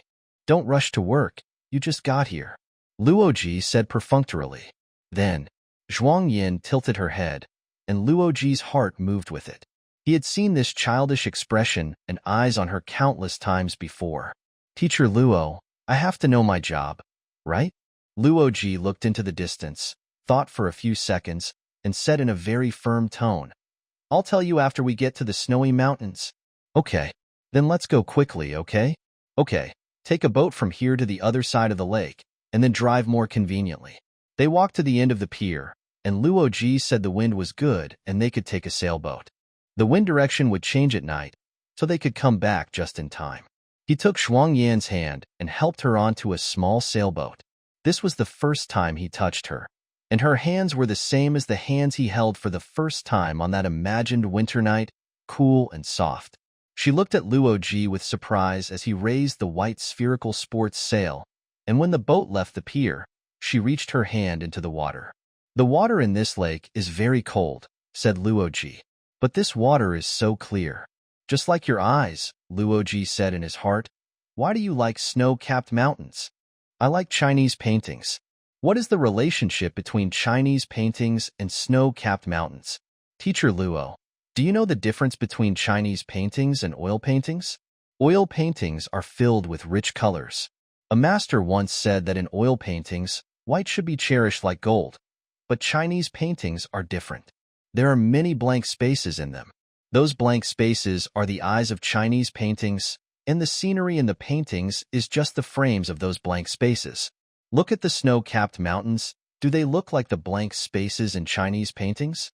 This was the longest paragraph she said after meeting Luo Ji. She lectured the Wallfacer like this, treating him as an ignorant student without feeling rude at all. "You are like the blank space in a painting, which is pure but full of beautiful content to a mature admirer." Luo Ji looked at Zhuang Yan and thought. The boat was moored at the pier on the other side of the lake. There was an open jeep parked by the woods on the lakeshore, but the person who drove the jeep had already left. "Is this car for military use?" "When I came here, I saw troops around. We passed 3 checkpoints," Zhuang Yan said when getting in the car. "It's okay, they won't disturb us," Luo Ji said as he started the car. This was a very narrow, simple road through the forest, but the car was driving very steadily on it. The morning mist in the forest still reflected the sunlight penetrating the tall pine forest. Even in the engine noise, the birdsong in the forest could be clearly heard. The sweet wind blew Zhuang Yan's long hair, and strands of it touched his eyelids. In the itchy feeling, he remembered the winter trip 2 years ago. Everything around him now seems a world away from the North China Plain and Taihang Mountains after the winter snow at that time. But the dream at that time is seamlessly connected with the reality now. Luo Ji still finds it hard to believe that such a thing is happening to him. Luo Ji turned his head to look at Zhuang Yan and found that she was also looking at him, and it seemed that she had been looking at him for a long time. There was a little curiosity in her eyes, but more of it was pure kindness. The beams of light in the forest passed over her face and sides one by one. Seeing that Luo Ji was looking at her, she did not avoid his gaze. "Teacher Luo, do you really have the ability to defeat aliens?" Zhuang Yan asked. Luo Ji was completely conquered by her childishness. This was a question that no one except her could ask the Wallfacer, and they had only known each other for a short time. "Zhuang Yan, the core significance of the Wallfacer project is to completely encapsulate the true strategic intentions of mankind in one person's mind. This is the only place in the human world that intelligent beings cannot peep into. So we have to select a few people like this, but this does not mean that they are supermen. There are no supermen in the world. But why choose you?" This question was more abrupt and excessive than the previous one, but it seemed very natural when it came out of Zhuang Yan's mouth. In her transparent heart, every ray of sunlight could be crystal clear and refracted. Luo Ji slowly stopped the car. Zhuang Yan looked at him in surprise, while he looked at the sunlight-dappled road ahead. The Wallfacer is the most untrustworthy person in history and the biggest liar. This is your responsibility. Luo Ji nodded, but, "Zhuang Yan, what I am going to say to you is the truth. Please believe me." Zhuang Yan nodded. "Teacher Luo, just say it. I believe it." Luo Ji was silent for a long time to emphasize the weight of his words. "I don't know why you chose me."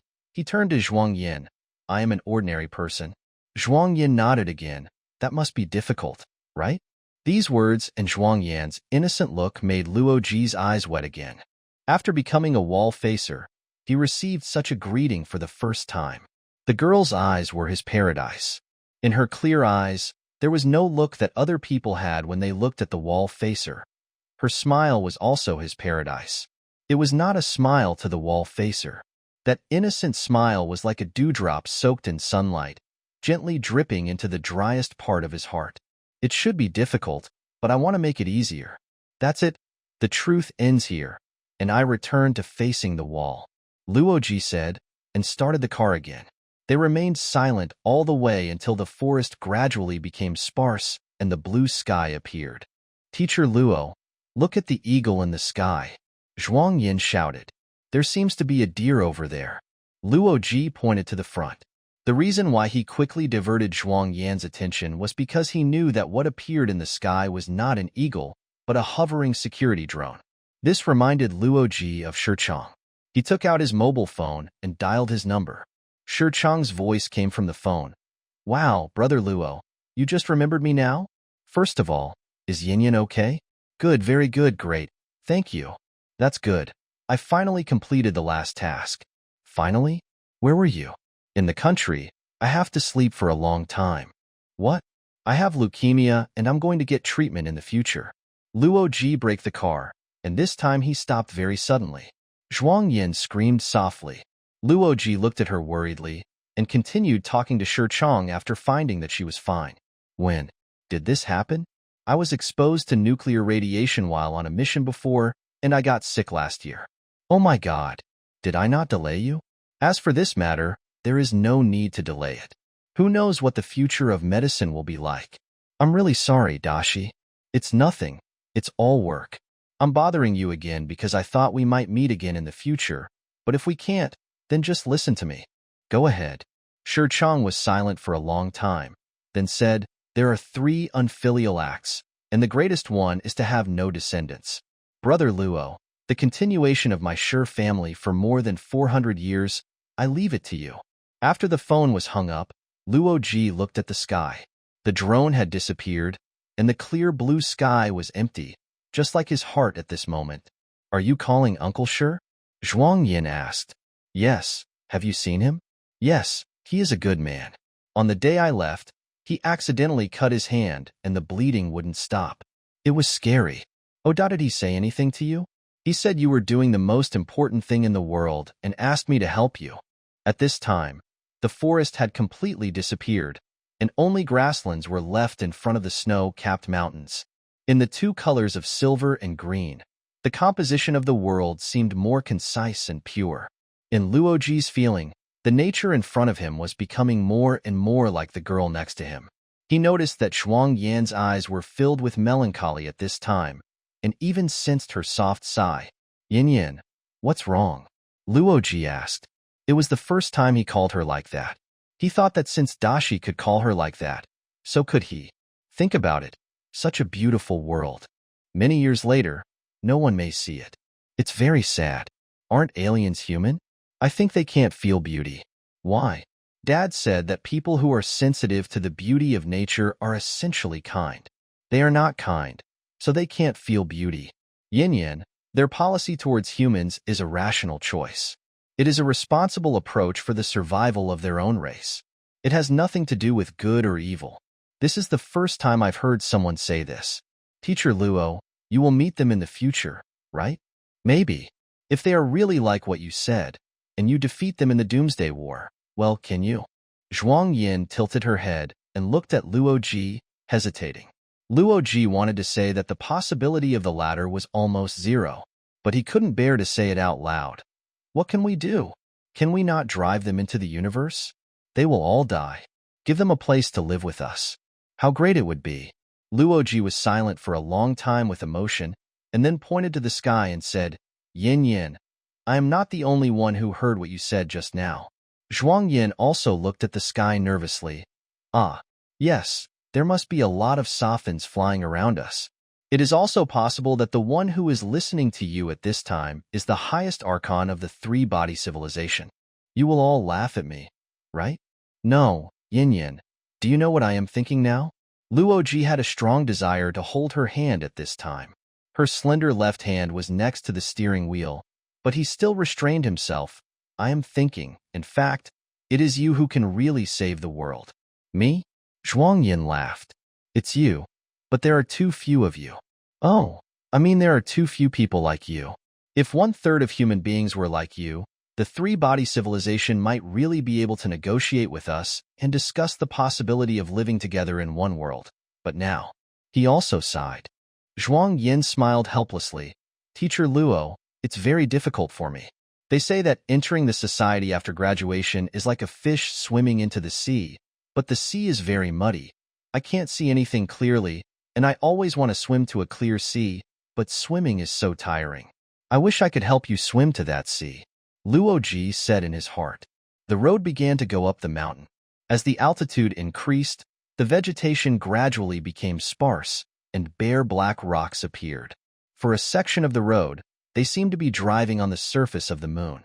But soon, the car drove onto the snow line, and the surroundings were all white, and the air was filled with a crisp cold. Luo Ji found a down jacket from a travel bag on the back seat of the car, and the two put it on and continued to move forward. Not far away, they encountered a roadblock. A striking sign in the middle of the road had a warning. There is a risk of avalanches in this season, and the road ahead is closed. So they got out of the car and walked into the white snow beside the road. By this time, the sun was setting and the surrounding snow slopes were in shadow. The pure snow appeared a light blue, as if emitting a faint fluorescence, while the knife-like steep snow peaks in the distance were still in the sun, casting brilliant silver light in all directions. This light seemed to be emitted by the snow itself, as if it was not the sun that illuminated the world, but only this snow peak. Okay, now the painting is blank. Luo Ji stretched out his hands and turned them in a circle. Zhuang Yin looked at the white world with joy.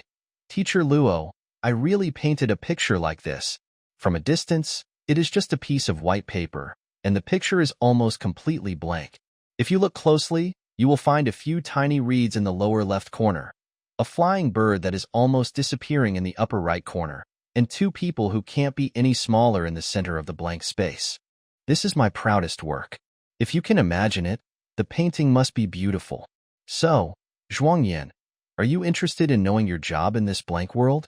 Zhuang Yin nodded, looking very nervous. You know what the Wallfacer project is. Its success depends on its incomprehensibility. The highest level of the Wallfacer project is that no one on Earth or in the three-body world can understand it except the Wallfacer himself. So, Zhuang Yin, no matter how incredible your work is, it must be meaningful. Don't try to understand it, just work hard. Zhuang Yin nodded nervously. Well, I understand. She smiled and shook her head. Oh, no, I know. Luo Ji looked at Zhuang Yin in the snow. In this pure white space that almost lost its three-dimensional sense, the world was hidden for her, and she was the only existence. 2 years ago, when the literary image he created came to life in his imagination, Luo Ji felt love. And now, in this blank space of the natural painting, he understood the ultimate mystery of love. Zhuang Yin, your job is to make yourself happy. Zhuang Yin opened his eyes wide. You are the happiest girl in the world, which is part of the wall-facing plan. Zhuang Yin's eyes reflected the light of the snow-capped mountains that illuminated the world. In her pure eyes, all kinds of complicated emotions passed by like floating clouds in the sky. The snow-capped mountains absorbed all the sounds from the outside world. Luo Ji waited patiently in silence. Finally, Zhuang Yin asked in a voice that seemed to come from far away. Then, what should I do? Luo Ji seemed excited. Whatever you want. Tomorrow, or tonight after we go back. You can go wherever you want, do what you want, and live the life you want. As a wall-facing planner, I will try my best to help you achieve everything. But the girl looked at Luo Ji, looking helpless. Teacher Luo, I don't need anything. How could that be? Everyone needs something. Aren't boys and girls desperately chasing after it? Have you chased after it? Zhuang Yin shook her head slowly. It seems not. Yes, you are a girl with a calm and peaceful life. But you always have dreams. For example, you like to paint. Don't you want to hold a personal exhibition in the world's largest gallery or art museum? Zhuang Yin laughed, as if Luo Ji had turned into an ignorant child. Teacher Luo, I draw for myself. I haven't thought about what you said. Well, you have always dreamed of love, right? Luo Ji said this without hesitation. You have the conditions now. You can go and find it. The setting sun was withdrawing its light from the snow-capped peaks. Zhuang Yan's eyes dimmed a little, and her gaze became softer. She whispered, Teacher Luo, can it be found? That's right. Luo Ji calmed down and nodded. Then, let's do this. Don't think about the long term. Just think about tomorrow. Tomorrow, understand? Where do you want to go, and what do you want to do tomorrow? How can you be happy tomorrow? You can always figure it out. Zhuang Yin thought seriously for a long time, and finally asked hesitantly, I'm going to say it. Will it really work?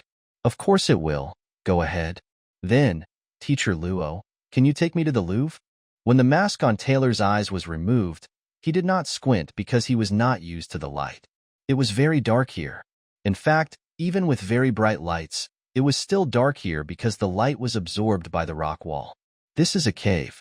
Taylor smelled medicine and saw that the cave was arranged like a field hospital, with many open aluminum boxes neatly filled with medicines. There were also oxygen cylinders, a small ultraviolet disinfection cabinet, a portable shadowless lamp, and several medical instruments such as portable X-ray machines and pacemakers. All of these things looked like they had just been unpacked and were ready to be packed and taken away. Taylor also saw 2 automatic rifles hanging on the rock wall, but they were similar in color to the rocks behind them and were not easy to see. A man and a woman walked past him expressionlessly. They were not wearing white clothes, but they were definitely doctors and nurses. The bed was at the end of the cave, where everything was white. The curtains behind, the sheets covering the old man on the bed, the old man's long beard, the scarf on his head, and even his face were all white. The light there was like candlelight, hiding part of the white and coating the other part with a faint golden glow, making the scene look like a classical oil painting depicting a saint. Taylor spat inwardly. Darn it, how could you think like that? He walked towards the bed, trying to overcome the pain in his hips and inner thighs, and walked steadily and dignifiedly. He stopped in front of the bed, standing in front of the person he and his government had been thinking about for years, and he couldn't believe the reality. He looked at the old man's pale face. It was indeed the kindest face in the world, as the media said. People are really strange creatures. It's an honor to meet you, Taylor said with a slight bow. It's my honor, too, the old man said politely, without moving. His voice was thin as a gossamer, but as flexible as spider silk and difficult to be broken. The old man pointed to the edge of the bed at his feet, and Taylor sat down carefully there. He didn't know if this was a sign of closeness, because there was indeed no chair next to the bed. The old man said, You must have been tired on the road. Is this your first time riding a mule? Oh, no. I rode one once when I visited the Grand Canyon before. Taylor said, But my legs didn't hurt so much that time. How are you? The old man shook his head slowly.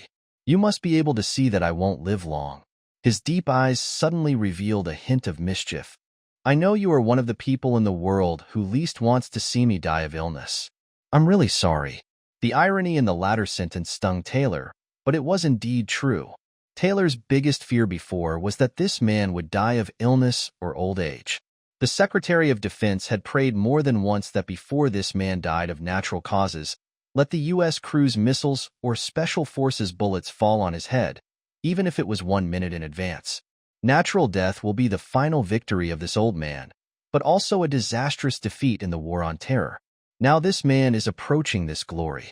In fact, there were opportunities before.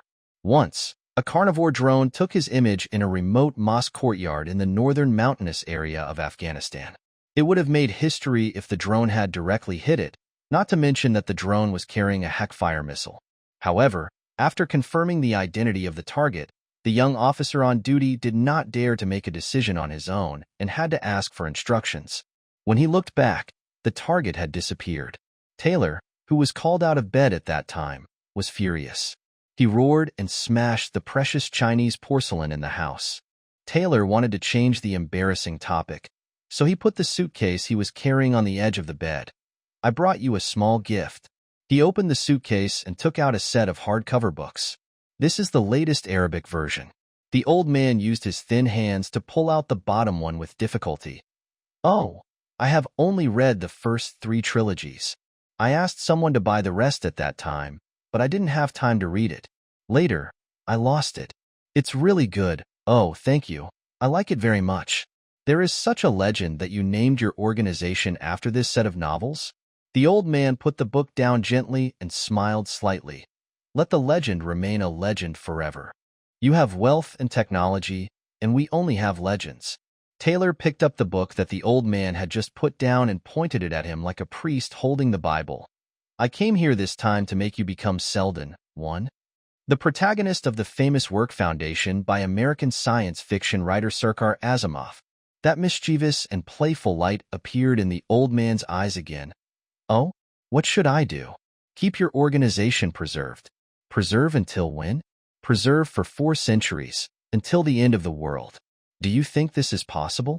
If it continues to develop itself, it is possible, allowing its spirit and soul to penetrate into the Space Force, and your organization will eventually become a part of the Space Force. What makes you value it so much? The sarcasm in the old man's words became more and more serious. Because it is one of the few armed forces in the world that can use life as a weapon to attack the enemy. You know, the basic science of mankind has been locked down by the Sapon, and accordingly, the progress of computers and artificial intelligence is also limited. In the Doomsday War, space fighters still have to be operated by humans, and ball lightning weapons need to be attacked at close range. This can only be done by an army with a spirit of daring to die.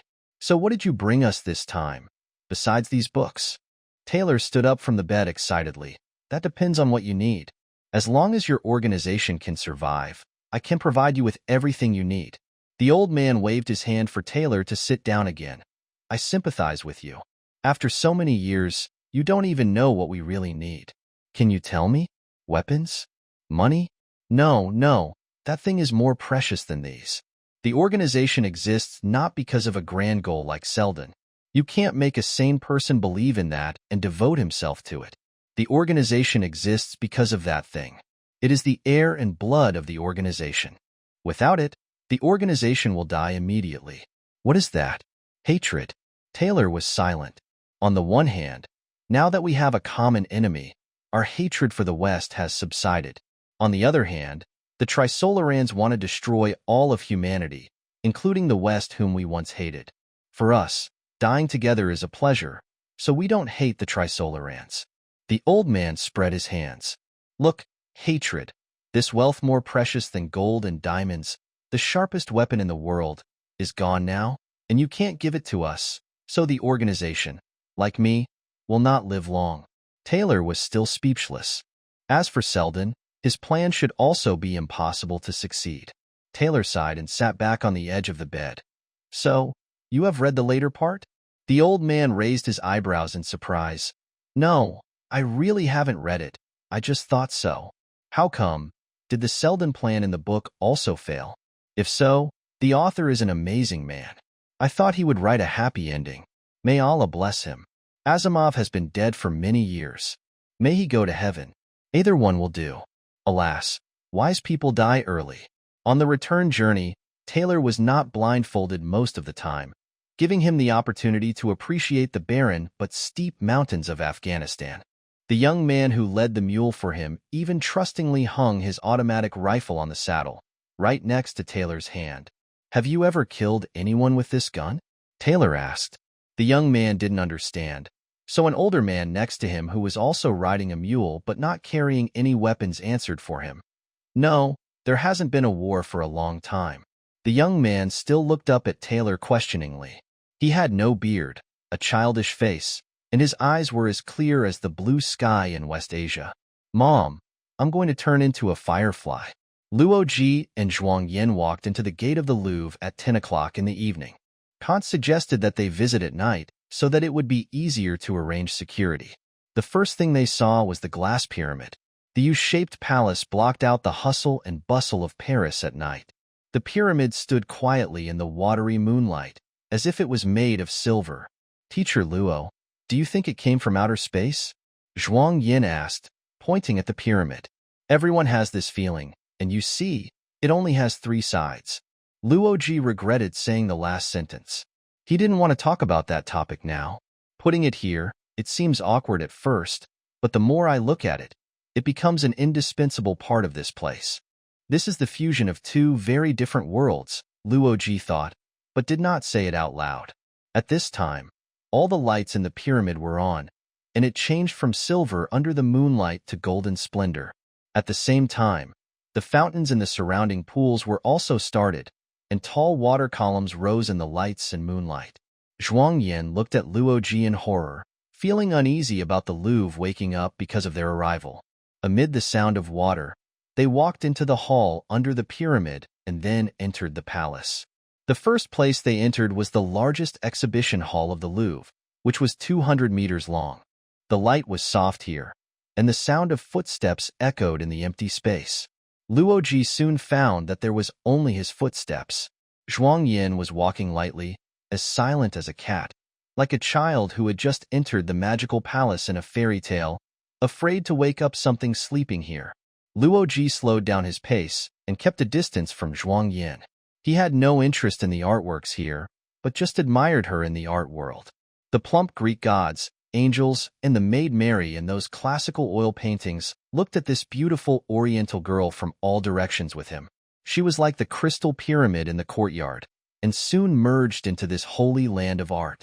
Without her, there must be something missing here. Luo Ji was intoxicated in this dreamlike, artistic conception, letting time pass quietly. It was unknown how long it had passed before Zhuang Yan remembered Luo Ji's existence. She turned around and smiled at him. Luo Ji's heart was moved. He felt that this smile was like a ray of light cast from Mount Olympus in the painting to the earth. "I heard that if you appreciate it professionally, it will take a year to see everything here," said Luo Ji.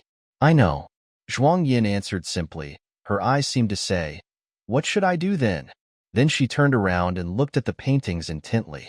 In such a long time, she only saw the fifth one. "It's okay, Yin Yin.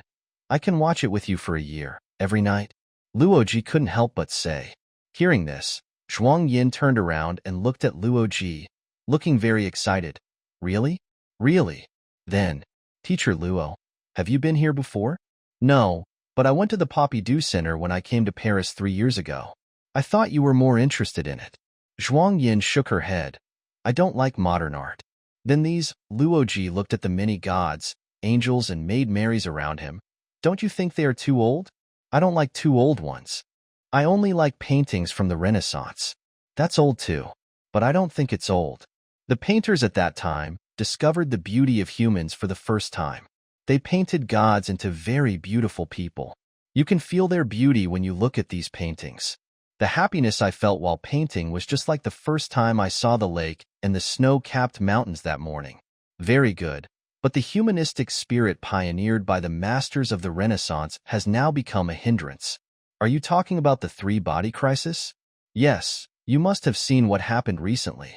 For centuries later, the human world after the disaster may return to the state of the Middle Ages, and human nature will once again be under extreme repression. Then art will enter winter and night, right? Looking at Zhuang Yan's innocent eyes, Luo Ji smiled bitterly to himself. "Silly child. What's the point of talking about art?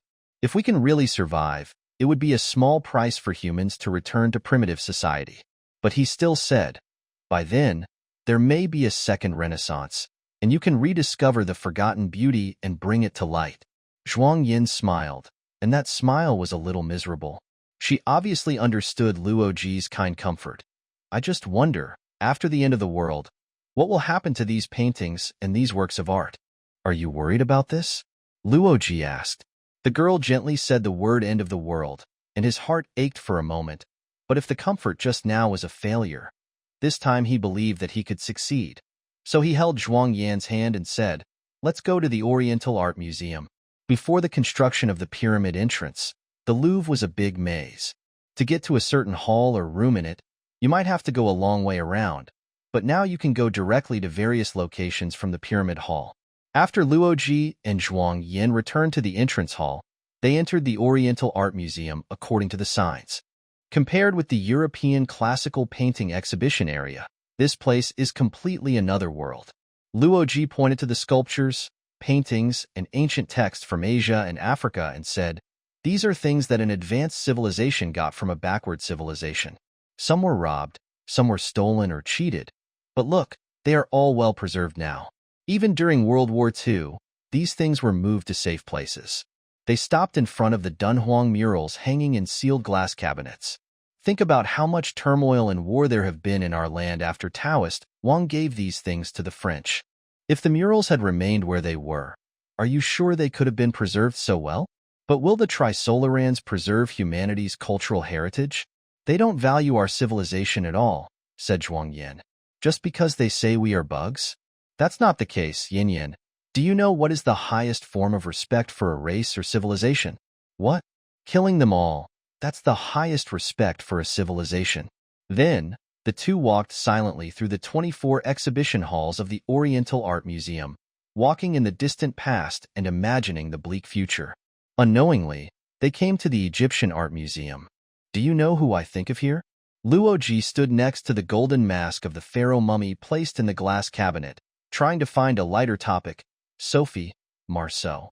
Are you talking about the movie The Phantom of the Louvre? Marceau is indeed very beautiful, and she looks very oriental. He didn't know if it was an illusion, but Luo Ji felt a hint of jealousy and grievance in her words. Yin Yin, she's not as pretty as you, really. Luo Ji wanted to say that her beauty might be found in these works of art, but your beauty made these things pale in comparison, but he still didn't want to be too sour. He saw a shy smile passing over the girl's face like a floating cloud, and this was the first time he saw it. Let's go back and continue looking at the oil paintings, Zhuang Yin said in a low voice. They returned to the pyramid hall again, but forgot the first entrance. Luo Ji saw that the most eye-catching symbol here was the Louvre's three treasures, Mona Lisa, Venus, and the winged victory of Samothrace. Let's go see the Mona Lisa, Luo Ji suggested. As they were walking in that direction, Zhuang Yin said, our teacher said that after he visited the Louvre, he felt a little disgusted with Mona Lisa and Venus. Why? Those tourists come here for these two things. They are not interested in the less famous, but equally great works of art. I am one of these vulgar people. When he came to the mysterious smile, Luo Ji felt that the painting was much smaller than he had imagined and was behind thick, bulletproof glass. Zhuang Yin did not show any particular excitement about it. When I saw her, I thought of you, Zhuang Yin said, pointing at the people in the painting. We? The Wallfacer. What's the relationship between her and the Wallfacer? Well, this is what I thought just thinking. Don't laugh at me. Can we find a way to communicate so that only humans can understand each other, and the Sophins can never understand each other, so that humans can get rid of the Sophin surveillance? Luo Ji looked at Zhuang Yin and thought for a few seconds, then stared at Mona Lisa. I understand what you mean. Her smile is something that Sopon and the Trisolarans will never understand. Yes, human expressions, especially human eyes, are the most subtle and complex. A gaze, a smile, can convey a lot of information. Only humans can understand this information, and only humans have this sensitivity. Yes, one of the biggest challenges of artificial intelligence is to recognize human expressions and eyes. Some experts even say that computers may never be able to recognize eyes. Then can we create an expression language and speak with expressions and eyes? Luo Ji thought about it seriously, smiled and shook his head, pointed at Mona Lisa and said, we ourselves can't understand her expression. When I stared at her, the meaning of her smile changed once a second, and there was no repetition. Zhuang Yin jumped for joy like a child. Doesn't this show that expressions can convey very complex information? Then how to express this information? The spacecraft departed from the Earth, and its destination is Jupiter. When primitive people began to speak, they could only express very simple meanings, maybe not as complex as bird calls. Language only became complex later. Then, let's try to express a simple meaning with facial expressions first? Yes. Zhuang Yin nodded excitedly. How about this? Each of us think of a message first, and then express it to each other? Luo Ji paused and said, I've thought about it. Zhuang Yin thought for a longer time, then nodded, then let's start. They began to stare at each other, but it only lasted less than half a minute, and they laughed almost at the same time. My message is, I would like to invite you to have a midnight snack on the Champs-Élysées tonight, Luo Ji said. Zhuang Yin also laughed so hard that he couldn't straighten his back. My message. You should shave. This is a matter concerning the fate of mankind. We must be serious. Luo Ji said, holding back his laughter. No one is allowed to laugh first this time, Zhuang Yin said, as solemnly as a swallow redefining the rules of the game. They stood back to back, each thinking of a message, and then turned around and stared at each other again. Luo Ji had the urge to laugh again at the beginning, and he tried hard to suppress it, but soon, this suppression became easy because Shuang Yan's clear eyes once again touched his heartstrings. The Wallfacer and the girl stared at each other. In the Louvre late at night, in front of Mona Lisa's smile, a trickle of water seeped out from the dam of Luo Ji's heart, and this trickle washed the dam. The tiny cracks gradually widened, and the trickle became turbulent. Luo Ji felt frightened. He tried hard to bridge the cracks in the dam, but he couldn't. Collapse was inevitable. At this moment, Luo Ji felt that he was standing on the top of a cliff. The girl's eyes were the vast abyss below the cliff. The abyss was covered with white clouds, but the sun was shining from all directions, and the clouds turned into brilliant colors, surging endlessly. Luo Ji felt that he was sliding down, very slowly, but he could not stop it by his own strength. He moved his limbs in panic, trying to find a place to grab, but there was only smooth ice under him. The descent was accelerating, and finally, in a frenzy of dizziness, he began to fall into the abyss. The happiness of falling reached the limit of pain in an instant. Mona Lisa was deforming, and the wall was deforming, like melting ice. The Louvre collapsed, and the bricks and stones turned into bright red magma on the way down. This magma passed through their bodies, and it was as cool as a spring. They also fell with the Louvre, passing through the molten European continent and falling towards the center of the Earth. When passing through the center of the Earth exploded around them and turned into gorgeous fireworks in the universe. The fireworks went out, and the space was instantly as transparent as crystal.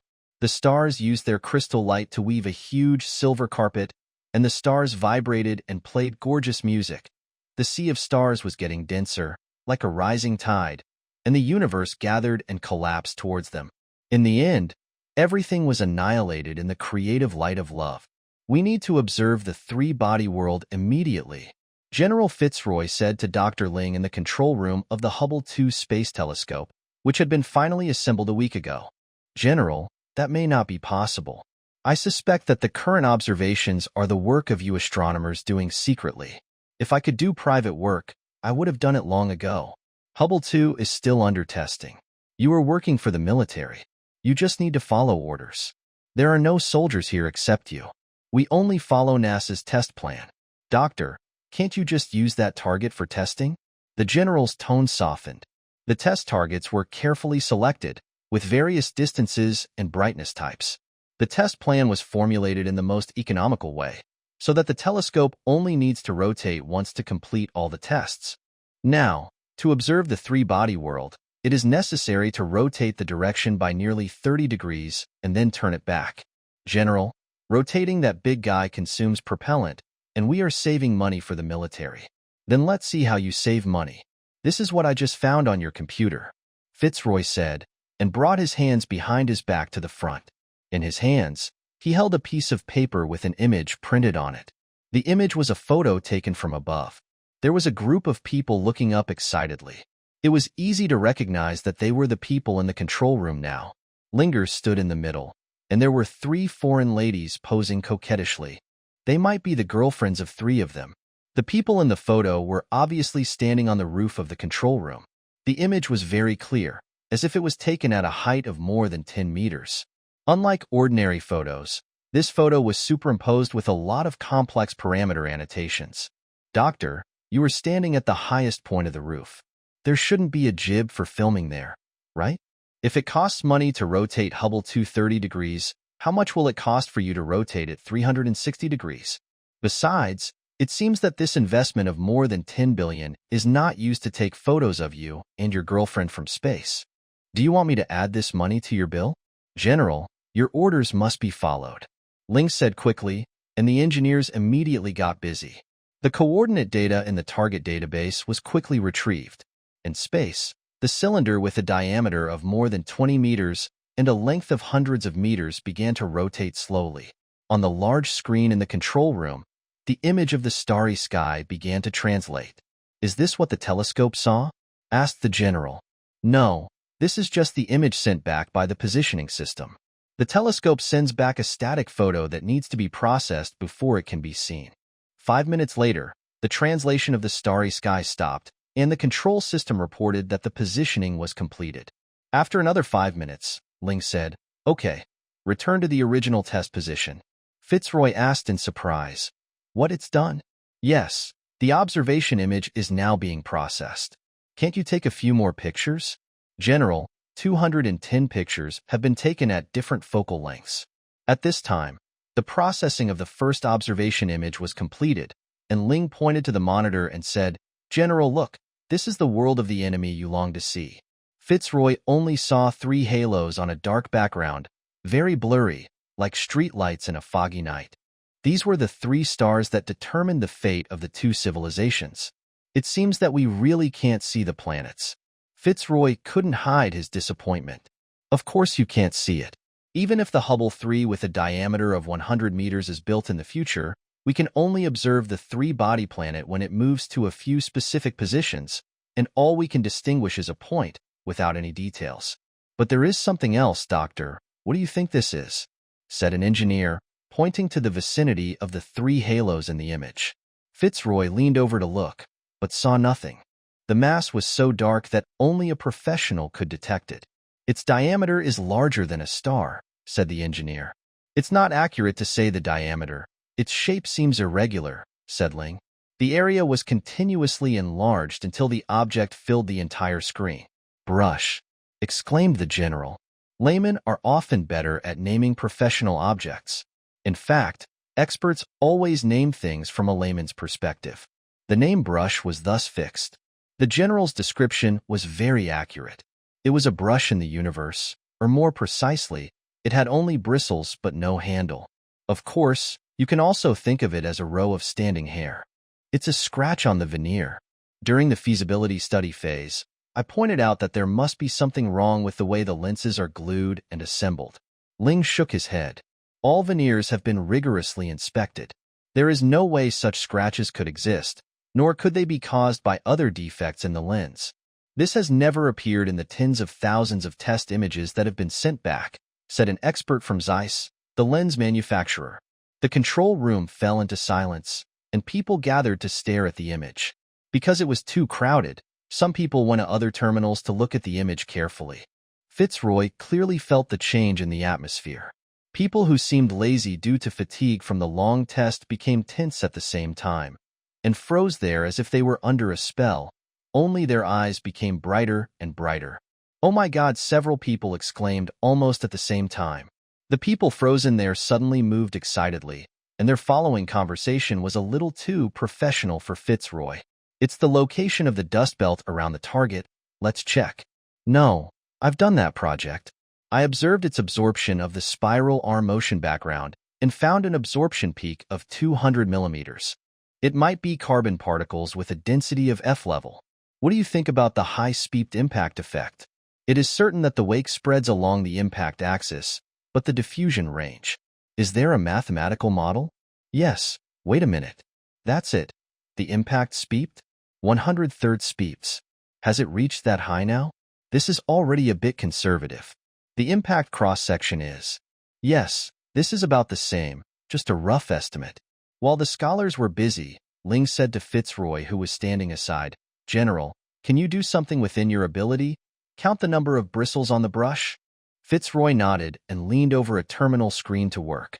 Each calculation took 4 or 5 minutes, during which there were several mistakes, and the result was not available until half an hour later.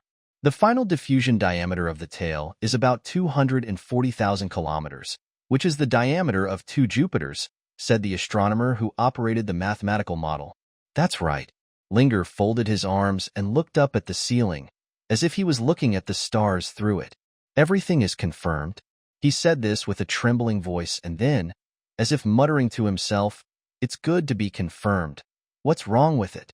The control room fell into silence again, this time with a heavy sense of oppression.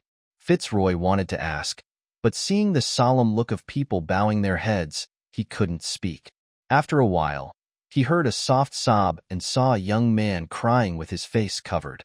"Okay, Harris, you're not the only skeptic here, and everyone is feeling bad," someone said. The young man named Harris raised his tearful eyes and said, "I know doubt is just a kind of comfort, but I want to live my life in this comfort. God, We don't even have this little luck." Then there was silence again. Ling finally noticed Fitzroy. "General, let me explain it briefly. There is a cloud of interstellar dust around those 3 stars. Before that, a group of high-speed moving objects passed through this cloud of dust. Their high-speed impact left trails in the dust. The trails kept spreading, and now their cross-sectional diameter has spread to the size of 2 Jupiters. The trails are only slightly different from the surrounding dust, so they cannot be seen from close range. They can only be observed when we are 4 light-years away. I counted them. There are about 1,000 of them," said General Fitzroy. "Of course, it must be this number, General. We saw the Trisolaran fleet." The discovery of the Hubble 2 space telescope finally confirmed the authenticity of the Trisolaran invasion and extinguished the last fantasy of mankind. After a new round of despair, panic, and confusion, mankind truly entered a life facing the 3-body crisis. Hard times began, and after experiencing the bumpy turn, the wheel of history began to move along a new track. In a world of great changes, the only thing that remains unchanged is the speed at which time passes. In a days, 5 years have passed. Year 8 of the crisis era, the 3-body fleet is 4.20 light-years from the solar system. Taylor has been anxious lately. He often goes down to the 200-meter deep underground storage warehouse to watch the collected macro-atomic nuclei dancing an eternal dance in the confined magnetic field. The dance of these linear objects has a strong hypnotic effect. He often stares at them for hours, and only then does he feel peace of mind. The space electromagnetic launch rail is also under construction, and the progress is very fast, but Taylor does not pay much attention to it, because large-scale experiments on ball lightning and macroatomic fusion can only be carried out in space, and the only way to enter space is still conventional launch. The space elevator is still in the technical research stage, and the international cooperation required for the huge investment is also difficult. Moreover, the conventional launch capability required for the construction of the space elevator is not yet available. So in the meantime, humans have to continue to improve on the stone axes and clubs of the Stone Age of spaceflight, chemically propelled rockets. All Tyler could do was wait. So he returned home and lived a normal life for the first time in 5 years as a Wallfacer. At the same time, the Wallfacers are attracting more and more social attention. Whether they like it or not, their image as saviors in the public mind has been established, and the worship of Wallfacers has naturally emerged. Despite repeated explanations by the United Nations and the PDC, the myth of their superpowers spread like wildfire and became more and more legendary. They were portrayed as superheroes in science fiction movies, and in the minds of many people, they were the only hope for the future of mankind. As a result, the Wallfacers also had great appeal and political energy, which ensured that their use of huge resources could proceed more smoothly. Luo Ji was an exception. He had been living in seclusion and had never been seen. No one knew where he was or what he was doing. On this day, Taylor had a visitor. Like other Wallfacers, his home was heavily guarded, and visitors had to go through strict security checks. But when Taylor saw the visitor in the living room, he knew that he would definitely be able to come in smoothly because he looked like a person who would not pose a threat to anyone. He was wearing a wrinkled suit and an equally wrinkled tie on a hot day. What was even more unbearable was that he was wearing a top hat, which was rarely seen nowadays. He obviously wanted to make his visit look more formal, and he probably had never been to any formal occasions before. He was pale and thin, as if he was malnourished. His glasses looked big and heavy on his thin and pale face. His thin neck seemed to have difficulty supporting the weight of his head and top hat. The wrinkled suit looked more like an empty hanger. As a politician, Taylor could tell at a glance that this man was one of the most pitiful people in society. Their pitifulness was not only in material terms, but more in spiritual humbleness, just like the small clerks in Gogol's works. Although their social status is already very low, they are still worried about maintaining this status. They spend their whole lives in trivial and uncreative things, and are cautious all day long. They are afraid of making mistakes in everything they do, and they are afraid of making everyone unhappy. They dare not look through the glass ceiling to a higher social class. This is the kind of little people that Taylor despises the most. They are truly dispensable people. thinking that most of the people in the world he wants to save are of this kind. He always feels bored. The man stepped into the living room door cautiously, not daring to go any further, obviously afraid that his soles would dirty the carpet in the living room. He took off his hat, looked at the host with humility through his thick glasses, and bowed repeatedly. Taylor made up his mind to send the man away after he said his first sentence. Maybe what he was going to say was very important to him, but it didn't mean anything to Taylor. This humble poor man spoke the first sentence in a weak voice. Taylor seemed to be struck by lightning and almost fell to the ground due to dizziness. For him, every word of this sentence was as powerful as thunder. Wallfacer Frederick Taylor, I am your Wallbreaker. Who would have thought that one day we would have to face such a battle map?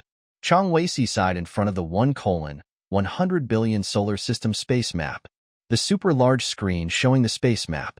The area is equivalent to a movie widescreen, but the screen is almost pitch black, with only a small yellow bright spot in the middle, which is the sun.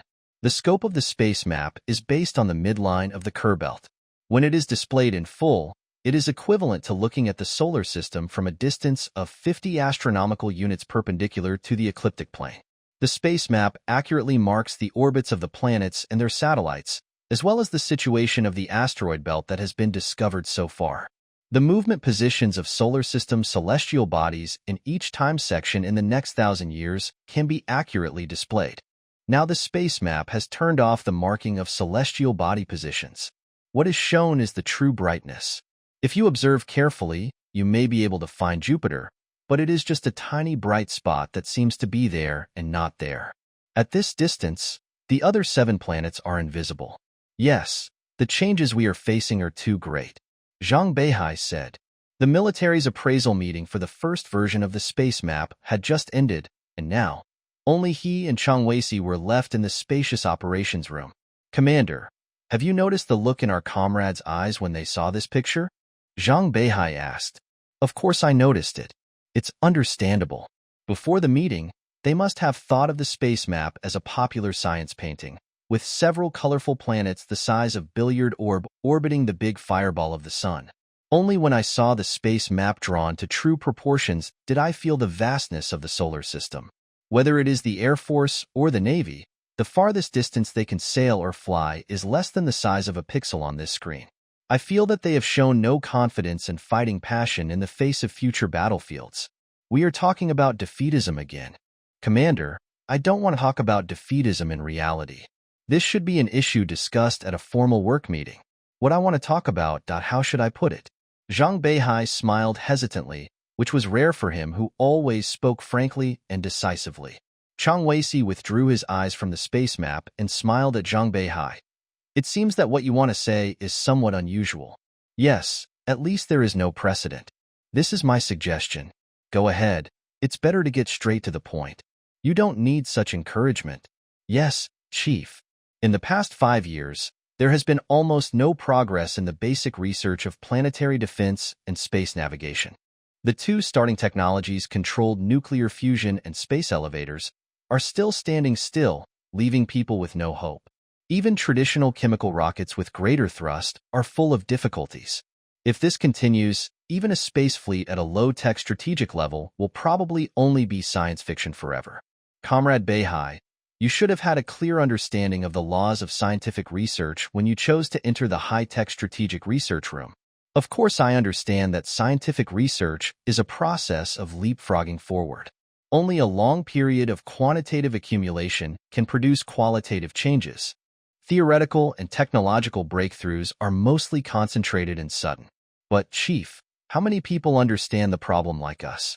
It is very likely that in 10, 20, 50, or even a century, various disciplines will, if there is still no major breakthrough in the field of science and technology, to what extent will the defeatist trend develop, and what kind of ideological and mental state will the Space Force fall into? Commander, do you think I am thinking too far? Beihai, what I value most about you is that you have long-term thinking about your work, which is rare among the political cadres in the army. Go on. In fact, I am only considering it from the scope of my own work. Under the above assumption, what difficulties and pressures will the comrades engaged in political and ideological work in the future Space Force face? What is more serious is how many ideologically qualified political cadres will there be in the army at that time. Zhang Beihai took over the conversation. To curb defeatism, first of all, you must have a firm belief in victory, which is definitely more difficult in the future you assume than now. This is exactly what I am worried about, Commander, at that time. The political workforce of the Space Force may be seriously insufficient. What's your suggestion? Reinforce the future. Zhang Beihai looked at Zhang Beihai silently for a few seconds, then turned his gaze to the big screen, and at the same time moved the cursor to pull the sun forward until their shoulder straps reflected the sunlight. Commander, what I mean is, I understand what you mean. Zhang Beihai raised one hand and pushed the sun away until the space map was fully displayed, shrouding the operations room in darkness again, and then pulled the sun closer.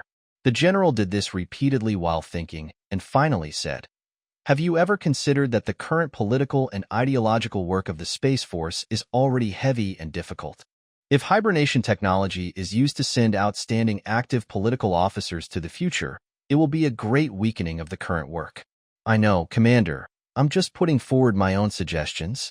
Of course, the overall considerations must be made by superiors. Zhang Beihai stood up and turned on the lights, making the operations room suddenly bright.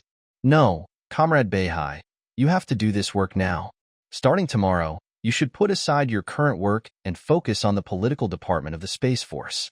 You can also do some investigations in other branches of the military and draft a preliminary plan to be submitted to the Military Commission as soon as possible. When Taylor arrived, the sun was about to set. As soon as he got out of the car, he saw a paradise-like scene. The softest sunlight of the day was sprinkled on the snow-capped mountains, lakes, and forests. On the lawn by the lake, Luo Ji's family was enjoying this dusk outside the world. The first thing Taylor noticed was the beautiful mother. She still looked like a girl, but she looked like the sister of the one-year-old child. It was not clear at a distance, but as he approached, his attention shifted to the child. If he hadn't seen it with his own eyes, he really wouldn't believe that there was such a lovely little life in the world. This child is like a beautiful stem cell, the embryonic state of all beauty. The mother and child were drawing on a large white paper, while Luo Ji stood far away and watched intently, just like in the Louvre, watching the girl he loved and now a mother from afar. Walking closer, Taylor saw boundless happiness in his eyes, which was like the light of the setting sun, spreading between the snow-capped mountains and lakes of the Garden of Eden. Having just come from the harsh outside world, everything in front of him gave Taylor a sense of unreality. In the past, he had been married twice and was still single, so he didn't care about such scenes of family happiness. He only pursued the glory of a man, but now, for the first time, Taylor felt that he had wasted his life.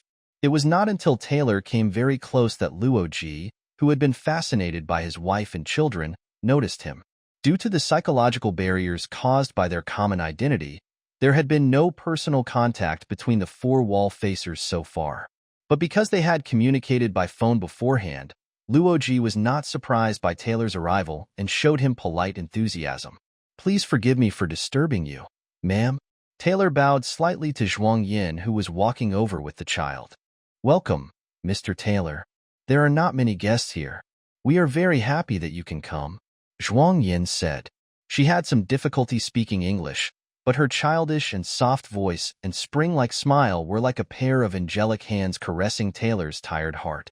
He wanted to hug the child, but was afraid that his emotions would get out of control, so he just said, "It's worthwhile to meet you two angels. You guys talk. I'll go prepare dinner." Zhuang Yin smiled and looked at the two men and said, No, thanks. I just want to talk to Dr. Luo Ji for a while. I won't stay long." Zhuang Yin enthusiastically insisted on keeping Taylor for dinner, and then left with the child. Luo Ji gestured to Taylor to sit down on a white chair on the lawn. As soon as Taylor sat down, his whole body went limp as if a muscle had been pulled out, as if a long-distance traveler had finally reached his destination. "Doc, you seem to know nothing about the outside world in recent years," Taylor said. "Yes."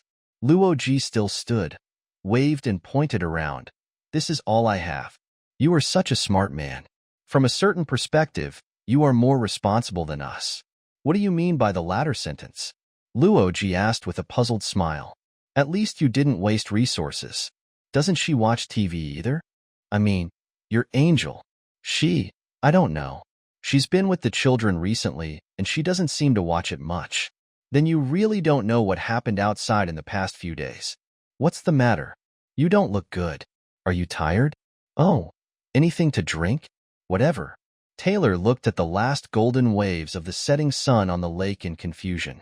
4 days ago, my Wallbreaker appeared. Luo Ji was pouring wine into the glass. Hearing this, he immediately stopped. After a moment of silence, he said, "So soon?" Taylor nodded heavily. That was also the first sentence I said when I saw him. "So soon?" Taylor said to the Wallbreaker. He tried to make his voice calm and composed, but he sounded powerless. "It could have been faster, but I wanted to collect more sufficient evidence, so I'm late." "I'm sorry," said the Wallbreaker. He stood behind Taylor like a servant and spoke slowly with the humility of a servant. The last 3 words even carried a kind of meticulous consideration, the kind of consideration that an old executioner would have for his subject. Then there was a suffocating silence until Taylor mustered up the courage to look up at the Wallbreaker, who then respectfully asked, "Sir, can I continue?" Taylor nodded, retracted his gaze, sat down on the sofa, and tried his best to calm himself down. "Yes, sir." The Wallbreaker bowed again, holding his hat in his hand. "First, I will briefly describe the strategy you showed to the outside world, to build a space force independent of the Earth's main fleet, with ball lightning and macronuclear fusion as the main weapons and equipment. It's meaningless to discuss this with you," Taylor said. He had been hesitating whether to completely terminate this conversation. As early as when the Wallbreaker revealed his identity, the intuition of a politician and strategist told him that this man was the winner, but until now, he still had a fluke, hoping to finally prove that his thoughts were not seen through. "If that's the case, sir, I can stop talking and you can arrest me next, but there is one thing you must have thought of. No matter what, your real strategy and all the evidence to infer this strategy will appear in the news around the world tomorrow or even tonight. I am meeting you at the cost of the rest of my life, and I hope you can cherish my sacrifice. Go on." Taylor waved his hand at his Wallbreaker and said, "Thank you, sir. I'm truly honored. It won't take too long." The Wallbreaker bowed again. The humility and respect that are rare among modern people seemed to have seeped into his blood and were always manifested, like a soft noose slowly tightening around Taylor's neck. "So, sir, was my description of your strategy just now correct?" "Correct," Taylor said. "Incorrect." The Wallbreaker said, "Sir, please allow me to say that it is incorrect." "Why?" "First of all, I noticed that you have spent a lot of energy and time traveling around the world, inspecting the armies and other armed forces of various countries, trying to find the remaining spirit of self-sacrifice in human society, and forming a space force with this spirit. This focus on the spirit of sacrifice seems a bit excessive and abnormal. Of course, you have your own explanation.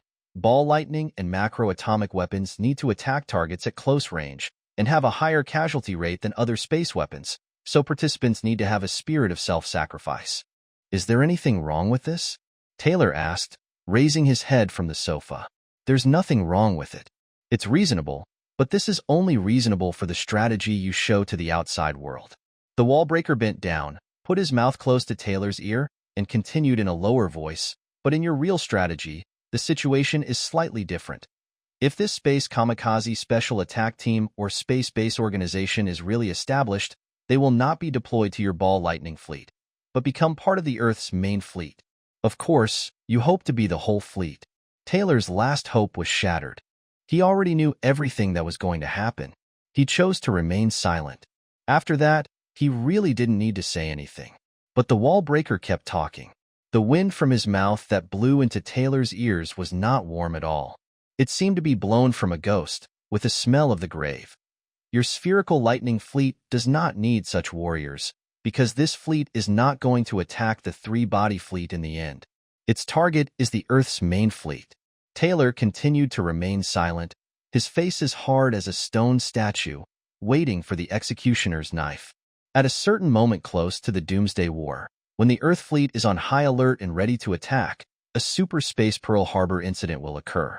This devastating attack will come from a direction they could never have dreamed of, from people they could never have dreamed of. The light of macro-atomic fusion will light up in the space naval port, and its fusion energy is so high that it looks like countless suns. In these blue suns, the Earth's main fleet will be reduced to ashes and turned into countless quantum phantoms that disappear into space. At this time, you will get what you want: an Earth fleet in a macroscopic quantum state. To put it in words that are easier for the public to understand, you want to destroy the Earth's space force and let their quantum ghosts resist the three-body fleet.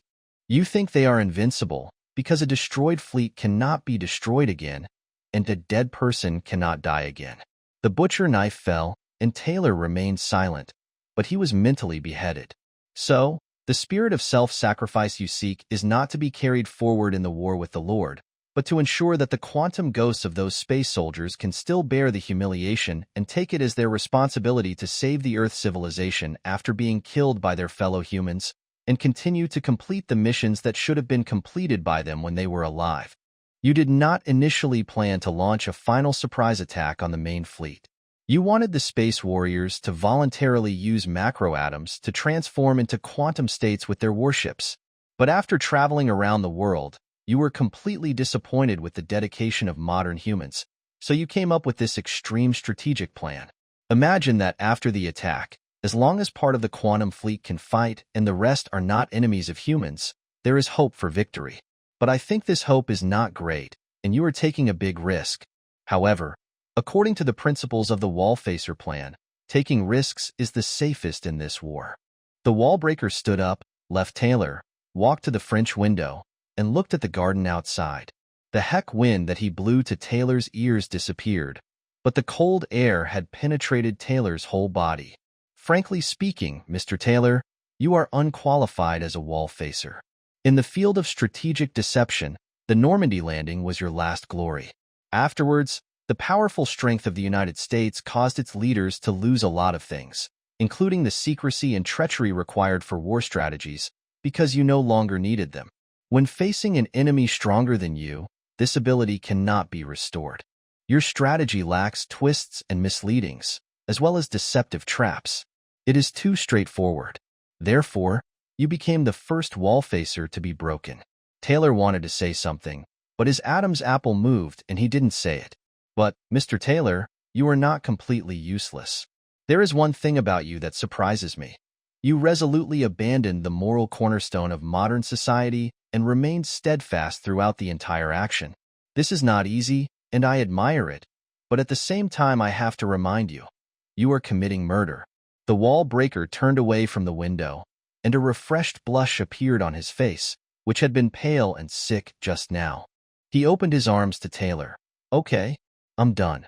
Mr. Taylor, call someone. Taylor finally uttered a sentence. Go. His mouth didn't seem to move when he said this, and his face was still like a stone statue. The Wallbreaker bent down, waved his hat, and performed an old-fashioned salute. Thank you, sir. Thank you for giving me the rest of my life. For the rest of my life, I will continue to recall the happiness of today. Goodbye. When the Wallbreaker opened the door, Taylor asked in a stiff voice, If what you said is true, so what? The Wallbreaker turned around and once again showed the gentleness and thoughtfulness of an executioner. It will be okay, Mr. Taylor, whether the Earth fleet is in a collapsed state or a quantum state, whether the human space warriors are living people or quantum ghosts, the Lord doesn't care. After listening to Taylor's narration, Luo Ji was speechless for a long time. When an ordinary person communicates with him, he always thinks, he is a Wallfacer, and any word he says cannot be trusted. This suggestion creates a communication barrier. When two Wallfacers are in a communication, this suggestion exists in the consciousness of both parties at the same time, making the communication barrier the square of the former. In fact, in this kind of communication, any word from both parties is meaningless, thus making the entire communication meaningless. This is why there was no private communication between the Wallfacers in the past. What do you think of the Wallbreakers analysis? Luo Ji asked. In fact, he asked the question just to break the silence. He immediately realized that this question was meaningless. He guessed right, Taylor said. Luo Ji hesitated. What to say? What was there to say? They were all wall-facing people. This is really my strategy, Taylor went on. He obviously had a strong need to confide and didn't care whether the other party believed it or not. Of course, it's still in the very early stages, and it's very difficult from a technical point of view. It's unknown how people in quantum states interact with reality and how they achieve point collapse in real space and time through self-observation. These require experimental research, but any such experiment done on humans is murder, so it's impossible to carry out. Luo Ji said, in the early days of ball lightning research, some people became quantum states. Can you try to get in touch with them? He thought to himself, it's meaningless, so just think of it as language gymnastics. Of course I tried, but failed. There has been no news about those people for many years. Of course there are many legends about them, but each one was proven to be untrue in the end. They seem to have disappeared forever. This may be related to what physicists call the divergence of probability clouds. What is that? The probability cloud of macroscopic quantum states will diffuse in space over time and become thinner, making the quantum probability of any point in reality smaller and smaller. Finally, the probability cloud will be evenly dispersed throughout the universe, so that the probability of a person in a quantum state appearing at any point in real space is almost zero. Of course, there are many other theoretical and technical problems, which I hope to gradually solve in these 4 centuries. However, judging from the enemy's attitude towards this plan, all of this may be meaningless, and ignoring it is the greatest contempt. But this is not the biggest blow to me. What is that? Luo Ji felt like a meaningless conversation machine. The day after the Wallbreaker appeared, a comprehensive analysis of my strategy appeared on the internet. There were millions of words of information, a large part of which came from the monitoring information of the Sapon, which caused a great sensation. The day before yesterday, the PDC held a hearing for this purpose, and the resolution made at the meeting was as follows. The wall-facing plan must not contain any content that harms human life. If my plan really exists, then the executors of the plan have committed crimes against humanity and must be stopped, and the corresponding Wallfacers will also be subject to legal sanctions. Listen, they used the word anti-human, a word that has been used more and more in recent years. The resolution finally said that according to the basic principles of the wall-facing plan, the evidence currently appearing in the outside world may be part of the Wallfacer's strategic deception and cannot prove that the Wallfacer has actually formulated and implemented such a plan, so I will not be charged. I think so too, Luo Ji said. But I stated at the meeting that the Wallbreakers' analysis was accurate and that quantizing the Earth fleet was indeed my strategy. I request to be tried in accordance with international law and national law. I can imagine their reaction. The PDC rotating chairman and representatives of all permanent members looked at me, smiled at the Wallbreaker, and the chairman announced the end of the meeting. What a bunch of jerks. I know that feeling. I completely collapsed at the time, rushed out of the venue, rushed to the square outside and shouted, I am the Wallbreaker Frederick Taylor. My Wallbreaker has successfully exposed my strategy. He is right. I will use ball lightning to destroy the Earth fleet. I will turn them into quantum ghosts to fight. I want to kill people. I am against humanity. I am a devil. You punish me. Kill me. Mr. Taylor, do this meaningless. A large group of people in the square surrounded me and looked at me. In their eyes, the children showed fantasy, the middle-aged showed respect, and the elderly showed care. Their eyes were all saying, look, he is the Wallfacer. He is working, and he is the only one in the world who knows what he is doing. Look, how well he does it. How convincing he is. How could the enemy possibly detect his real strategy? And the strategy that only he knows and will save the world is so great. Bah, these idiots. Luo Ji finally decided to remain silent. He smiled silently at Taylor. Taylor stared at Luo Ji. A smile spread across his pale face and finally developed into hysterical laughter. Ha ha, you laughed. A laugh at the Wallfacer. A Wallfacer is the laugh of another Wallfacer. You also think I'm working. You also think how well I pretend. You think I'm continuing to save the world. Ha ha ha. How could we be put in such a ridiculous situation? Mr. Taylor, this is a vicious circle that we can never get out of. Luo Ji sighed softly. Taylor suddenly stopped laughing. We'll never get out? No, Dr. Luo Ji, there is a way to get out. There really is a way, and I am here to tell you this way. You need to rest, have a good rest here for a few days. Luo Ji said. Taylor nodded slowly.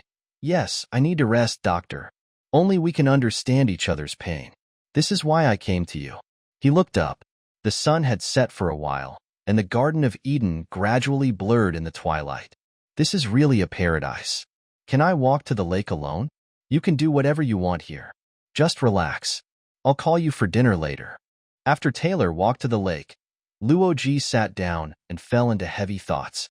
In the past 5 years, he was immersed in a sea of happiness, especially the birth of his child, which made him forget everything in the outside world. His love for his lover and child merged together, making his soul deeply intoxicated. In this gentle land isolated from the world, he fell deeper and deeper into an illusion. The outside world might really be something like a quantum state, which did not exist unless he observed it.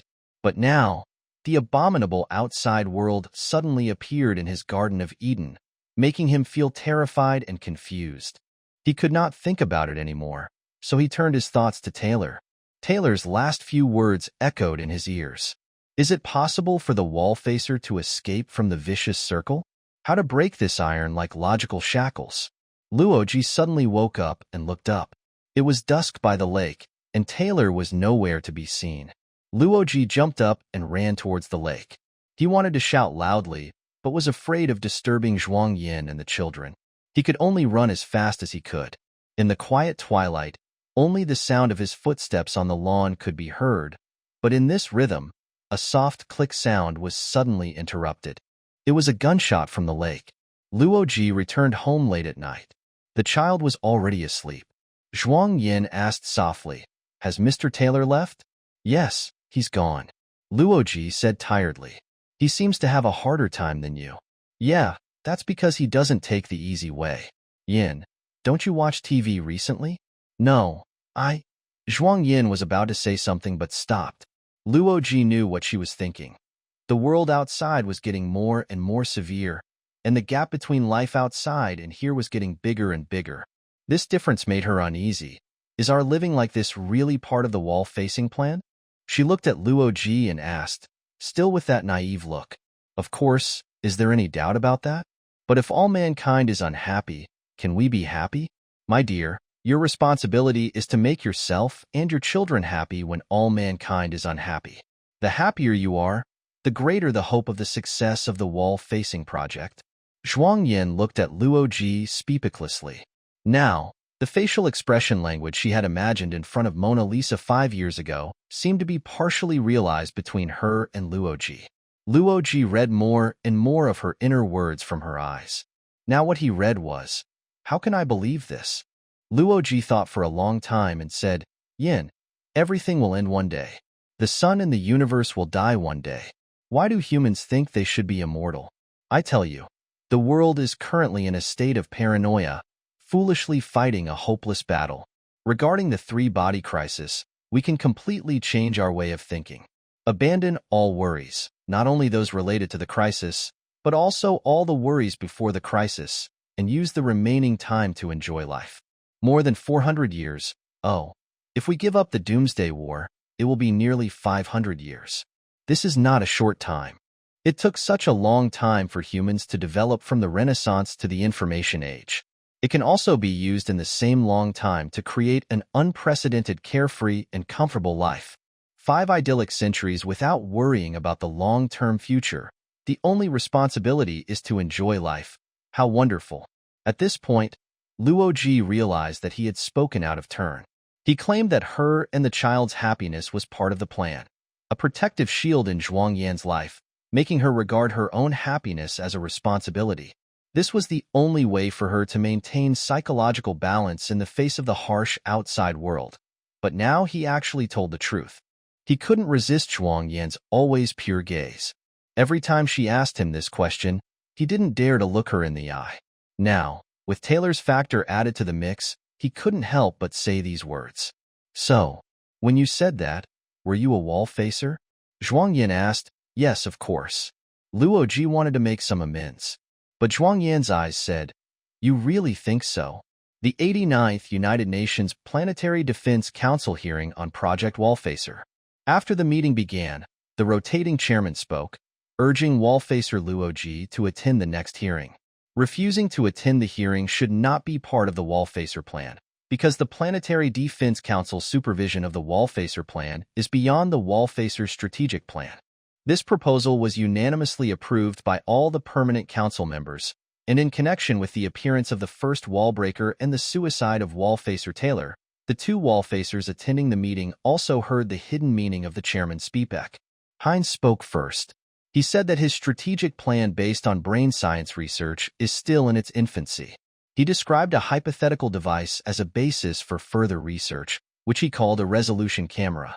This device is based on CT tomography and nuclear magnetic resonance technology, but when running, it scans all sections of the object to be tested at the same time, and the interval accuracy between each section must reach the scale of the internal structure of brain cells and neurons. In this way, the number of sections scanned simultaneously for a human brain will reach millions, and a digital model of the brain can be synthesized in the computer. The higher technical requirement is that this scan must be carried out dynamically at a speed of 24 frames per second, so the synthesized model is also dynamic, which is equivalent to photographing the active brain as a whole into the computer at the resolution of neurons, so that the brain's thinking activities can be accurately observed, and even the movement of all neurons in the thinking process can be replayed as a whole in the computer. Diaz then introduced the progress of his strategic plan. After 5 years of research, the stellar mathematical model of the super large-yield nuclear bomb is nearly complete and is undergoing overall debugging. Next, the PDC Scientific Advisory Group reported on the feasibility study of further implementation of the two Wallfacers plan. Regarding Hines' analytical camera, the advisory group believes that there are no obstacles in theory, but its technical difficulty is far beyond the current level.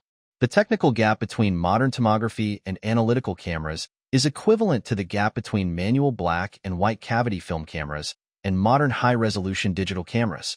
The biggest technical obstacle for analytical cameras is data processing. Scanning and modeling objects the size of a human brain with neuron precision requires computing power that current computer technology does not have. Regarding Ray Diaz's star-type nuclear bomb model, the obstacle encountered is the same as that of Hines' plan. The current computing power is not enough.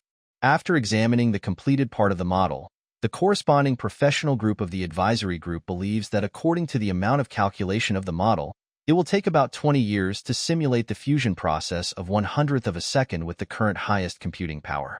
The simulation in the research process needs to be repeated, which makes the practical application of the model impossible.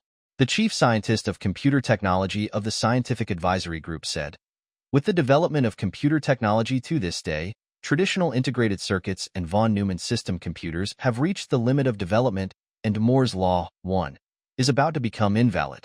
Of course, we can still squeeze out the last few drops of water from the 2 lemons of traditional electronics and computer technology.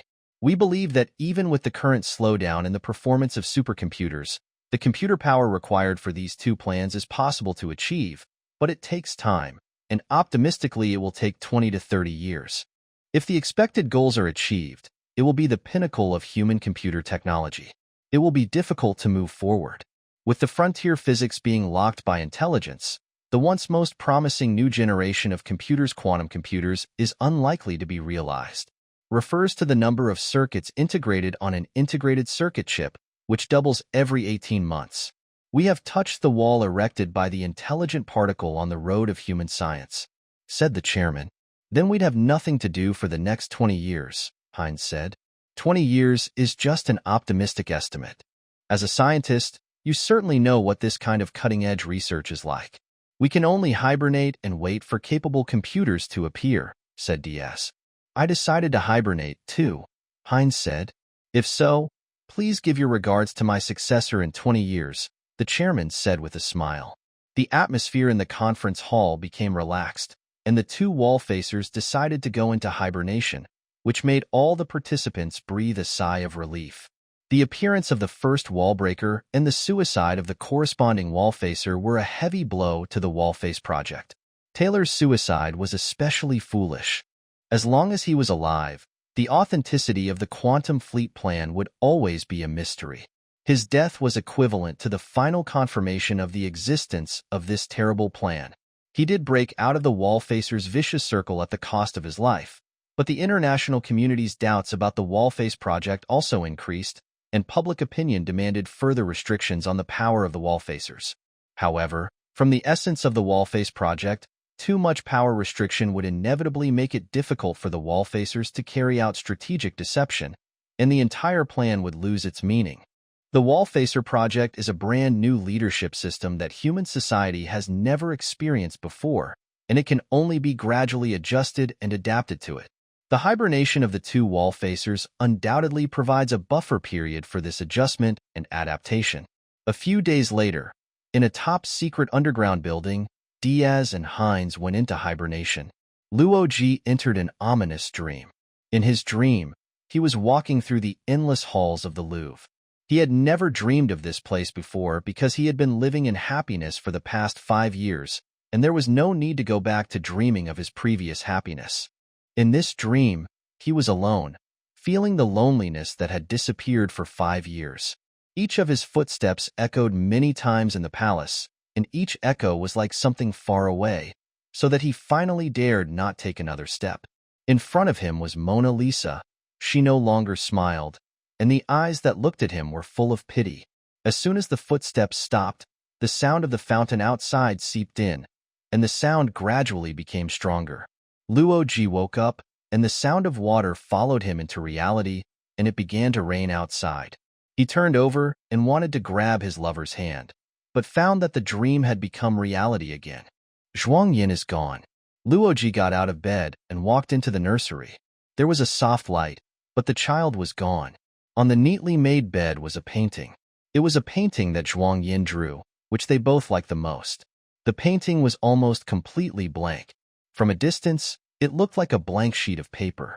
If you looked closely, you would find a few tiny reeds in the lower left corner, a flying goose that was almost disappearing in the upper right corner, and 2 tiny people in the middle of the blank space. But now, there was a line of beautiful words in the blank space. Dear, we will wait for you at the end of the world. Sooner or later this day will come. How can this dreamlike life continue forever? Sooner or later this day will come. Don't be afraid. You have already prepared yourself mentally. Luo Ji said this to himself, but still felt dizzy. He picked up the painting and walked towards the living room, his legs weak as if he was floating. The living room was empty, and the embers in the fireplace emitted a vague red light, making everything in the hall look like melting ice. The sound of rain outside was still there. It was in this rainy evening 5 years ago that she came out of her dream, and now she was back in her dream, taking their child away. Luo Ji picked up the phone and wanted to dial Kant's number, but he heard light footsteps outside the door. Although it sounded like a woman's footsteps, he was sure it was not Zhuang Yan's. Despite this, he still threw down the phone and rushed out the door. There was a slender figure standing on the porch. Although she was just a silhouette against the background of the night rain, Luo Ji immediately recognized who she was. Heko, Dr. Luo Ji, said Sai. Heko, where are my wife and children? They are waiting for you at the end of the world. Sai said the words in the painting. Why? This is the resolution of the Planetary Defense Committee in order to allow you to work and fulfill your responsibilities as a Wallfacer. I also need to tell you that children are more suitable for hibernation than adults, and it will not cause any harm to them. You dare to kidnap them. This is a crime. We didn't kidnap anyone. The meaning of Sai's last sentence made Luo Ji's heart tremble. In order to delay facing this reality, he tried his best to turn his mind away. I said this is part of the plan. But after a comprehensive investigation, the PDC believes that this is not part of the plan. So action must be taken to encourage you to work. Even if it is not kidnapping, you took my child away without consent, which is also illegal. Luo Ji realized the person included in the you he said, and his heart trembled again, which made him lean weakly against the pillar behind him. Yes, but within the tolerable range, Dr. Luo Ji, don't forget that all the resources you have mobilized are not within the existing legal framework. So what the United Nations has done can also be explained from a legal perspective in the current crisis era. Are you still representing the United Nations now? Yes.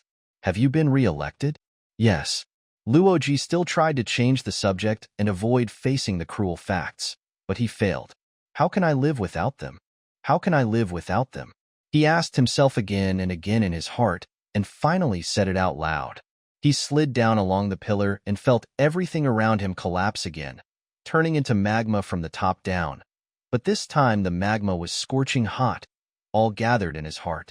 They are still here, Dr. Luo Ji. They are still here, safe and sound, waiting for you in the future. You have always been a calm person, and you must be even calmer at a time like this. If not for all mankind, then for them, Sai said, looking down at Luo Ji, who was sitting against the pillar and on the verge of collapse. At this time, a gust of wind blew the rain into the porch. The coolness and Sai's words somewhat cooled the burning in Luo Ji's heart. This was your plan from the beginning, right? Luo Ji asked. Yes. But taking this step is also a choice without choice. So was she really a girl who painted Chinese paintings when she came here? Yes. Graduated from the Central Academy of Fine Arts? Yes. So what you see is the real her. Everything you know about her is real. Everything that makes her who she is. Her previous life, her family, her personality, her thoughts, etc. Are you saying that she is really that kind of girl? Yes. You think she can keep pretending to be herself for 5 years. She is just like that, pure and quiet, like an angel. She doesn't pretend anything, including the love she has for you is all real. Then how could she be so cruel and deceitful? She has been so silent for 5 years. How do you know she is silent? From the first time she saw you on that rainy night 5 years ago, her heart has been shrouded in sadness. She did not hide it.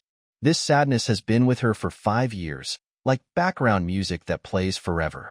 It has not stopped for 5 years, so you can't notice it. Now Luo Ji understood what touched the softest thing in his heart when he saw her for the first time, making him feel that the whole world was a kind of harm to her, and making him willing to spend his whole life to protect her. It was the faint sadness hidden in her clear and innocent eyes. This sadness was like the firelight of the fireplace, gently brushing on her beauty. It was really like background music that he could not detect, but it quietly penetrated into his subconscious, pulling him step by step into the abyss of love. It's impossible for me to find them, right? Luo Ji asked. Yes, I said. This is the resolution of the PDC. Then I will go to Doomsday with them. Okay. Luo Ji thought he would be rejected, but just like the last time when he wanted to give up his identity as a Wallfacer, Sai's answer followed almost seamlessly. He knew that things were far from as simple as this answer, so he asked, Any problems? Sai said, No, it's really okay this time. You know, since the birth of the Wallfacer project, there have always been voices of opposition in the international community, and different countries, out of their own interests, mostly support some of the Wallfacers and oppose others. There is always a party that wants to get rid of you. Now, the emergence of the first Wallbreaker and Taylor's failure have strengthened the power of the opposition to the Wallfacer project, and it is in a stalemate with the supporting forces. If you put forward the request to go directly to Doomsday at this time, it will undoubtedly provide a compromise that both parties can accept. But, Dr. Luo Ji, are you really willing to do this, in the face of all mankind? Fighting for survival? You politicians always talk about all mankind, but I can't see all mankind. What I see are individuals one by one. I am just one person, an ordinary person. I can't bear the responsibility of saving all mankind. I just want to live my own life. Well, Zhuang Yin and your child are 2 of these one by one people. Don't you want to take responsibility for them? Even if Zhuang Yin hurt you, it can be seen that you still love her and the child. Since the Hubble 2 space telescope finally confirmed the invasion of the 3-body, one thing is certain. Mankind will resist to the end. When your lover and children wake up 4 centuries later, they will face the flames of Doomsday. By then, you will have lost your identity as a Wallfacer and will no longer be able to protect them. They can only witness the final destruction of the world with you in a heckish life. Are you willing to be like this? Is this the life you bring to your lover and children? Luo Ji was speechless. You don't have to think about anything else. Just think about the look in their eyes when they see you in the flames of Doomsday War, 4 centuries later. What kind of person are they seeing? A person who abandoned all of humanity and the person he loved most. A person who was unwilling to save all the children, not even his own. As a man, can you bear such a look? Luo Ji lowered his head silently. The night rain fell on the grass by the lake, like countless confessions from another time and space. Do you really think I can change all this? Luo Ji asked, looking up. Why not try?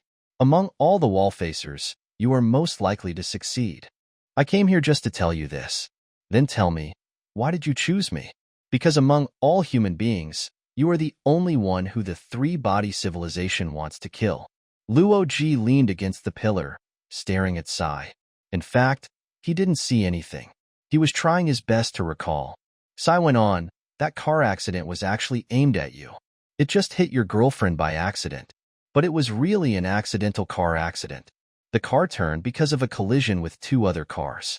They prepared for this for a long time. But at that time, I was just an ordinary person without any protection. It would be easy to kill me. Why make it so complicated? It is to make the murder look like an accident and not attract any attention. They almost did it. On that day, 51 traffic accidents occurred in your city and 5 people died. But the scouts lurking inside the three-body organization on Earth have accurate intelligence. This is a murder carefully planned by ETO. The most shocking thing is, the order came directly from the three-body world and was conveyed to Evans through the Sapon. This is the only assassination order they have issued so far. Me? The three-body civilization wants to kill me? What's the reason? Luo Ji felt a sense of strangeness about himself again. I don't know. No one knows now. Evans may know, but he is dead. The requirement of not attracting any attention in the murder order was obviously added by him, which further illustrates your importance. Importance? Luo Ji shook his head and smiled bitterly. Look at me. Do I really look like someone with superpowers? You don't have superpowers, and don't think about it that way. It will lead you astray. Sai raised a hand to emphasize his words. There has been special research on you. You don't have superpowers, whether it is supernatural abilities or super technical abilities within the known laws of nature. You don't have them. As you said, you are an ordinary person. As a scholar, you are also an ordinary scholar. There is nothing outstanding, at least we haven't discovered it. The requirement that Evans added to the murder order, not to attract attention, also indirectly proves this point, because it shows that your abilities may also be possessed by others. Why didn't you tell me this earlier? I'm afraid it will affect the abilities you may have. Since there are too many unknown factors, we think it's best to let nature take its course. I once planned to engage in cosmic sociology research because, at this time, a voice deep in Luo Ji's consciousness whispered, "You are a Wallfacer." It was the first time that he heard his own voice. He also seemed to hear another sound that did not exist, the humming of the sophistry flying around. He even seemed to see a few blurry points of light like fireflies. For the first time, Luo Ji acted like a Wallfacer. He swallowed back what he was about to say and just said, "Is it related to this?" Sai shook his head. It should not be related. As far as we know, this is just a research topic application you put forward. The research has not started yet, and there are no results. Besides, even if you really do this research, we can hardly expect to get more valuable results than other scholars. What do you mean? Dr. Luo Ji, we can only talk frankly now. As far as we know, you are unqualified as a scholar. You engage in research neither out of a desire for exploration nor out of a sense of responsibility and mission. You just treat it as a career to make a living.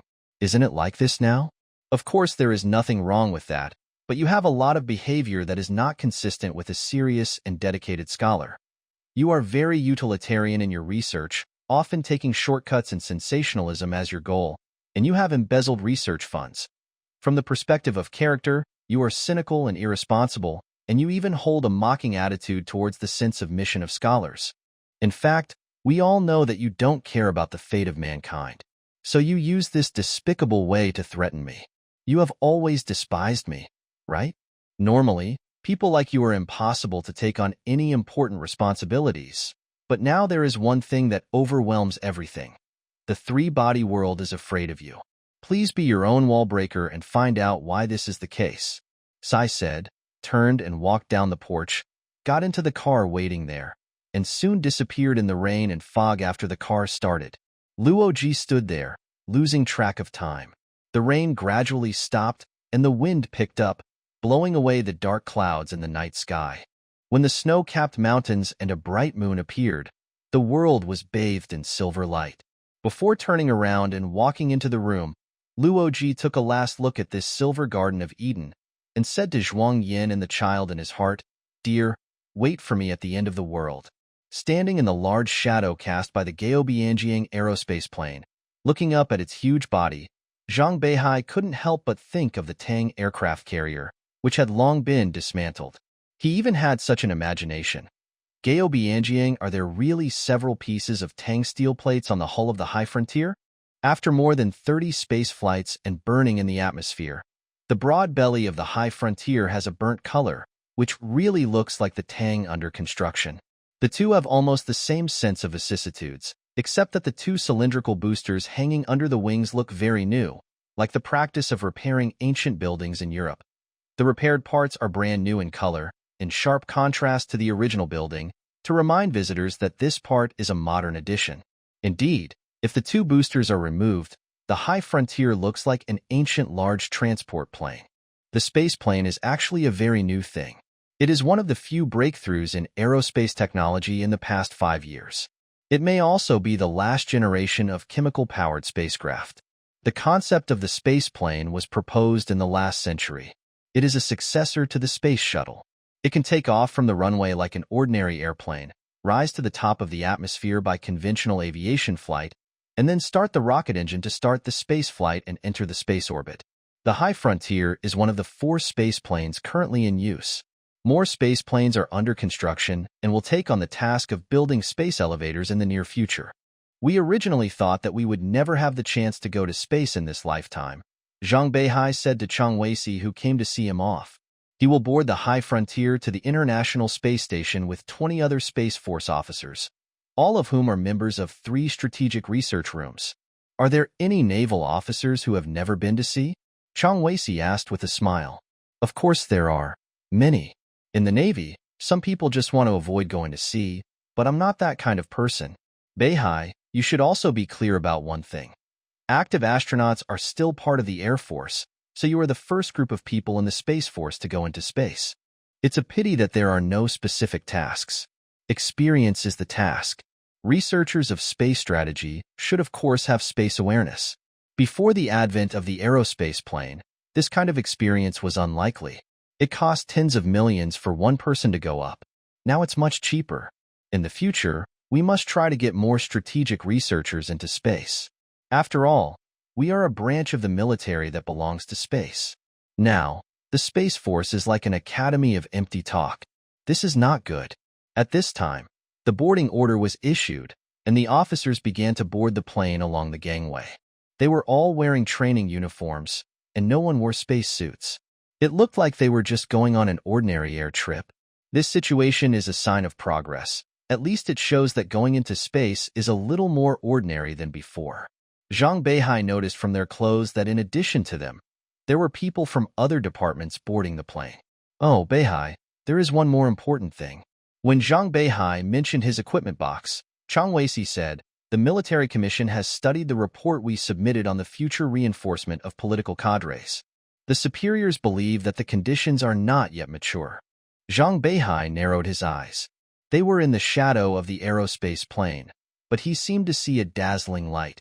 "Commander, I feel that the process of 4 centuries should be regarded as a whole. We should distinguish what is urgent and what is important. But please rest assured that I will not say this in formal occasions. I am of course aware that the superiors have more comprehensive considerations. The superiors affirmed your long-term thinking and praised you." The document emphasized one point. The future reinforcement plan was not rejected. The research and formulation of the plan will continue, but the conditions for implementation are not yet mature. I think, of course, it is just my own idea. Maybe we should wait until more qualified political cadres come in to reduce the current work pressure before considering this matter. Commander, you certainly know what the most basic requirement is for space military and political cadres to be qualified. Now there are fewer and fewer such people, not more and more. But we must also look forward. If the two key technologies of the first phase, space elevator and controlled nuclear fusion, make breakthroughs, this should be hopeful in the foreseeable future of our generation. The situation will be better. Okay, I'm urging you. After Zhang Beihai saluted Cheng Weisi, he turned and walked up the gangway. After entering the cabin, his first feeling was that it was not much different from a civil airliner, except that the seats were much wider, which was designed for wearing space suits. During the first few flights of the space shuttle, the crew members had to wear space suits during takeoff just in case, but this is no longer necessary. Zhang Beihai sat down in a window seat, and a man sat down next to him. Judging from his uniform, he was not a soldier. Zhang Beihai simply nodded to him and then focused on fastening the complicated seat belt on his seat. Without a countdown, the High Frontier started its engines and began to taxi for takeoff. Due to its heavy weight, its taxiing distance was longer than that of ordinary aircraft, but it finally left the ground heavily and embarked on its journey into space. This is the 38th flight of the High Frontier space shuttle. The aviation flight phase has begun and will last approximately 30 minutes. Please do not unfasten your seatbelts, said a voice over the loudspeaker. Looking at the receding Earth from the porthole, Zhang Beihai thought of the past days.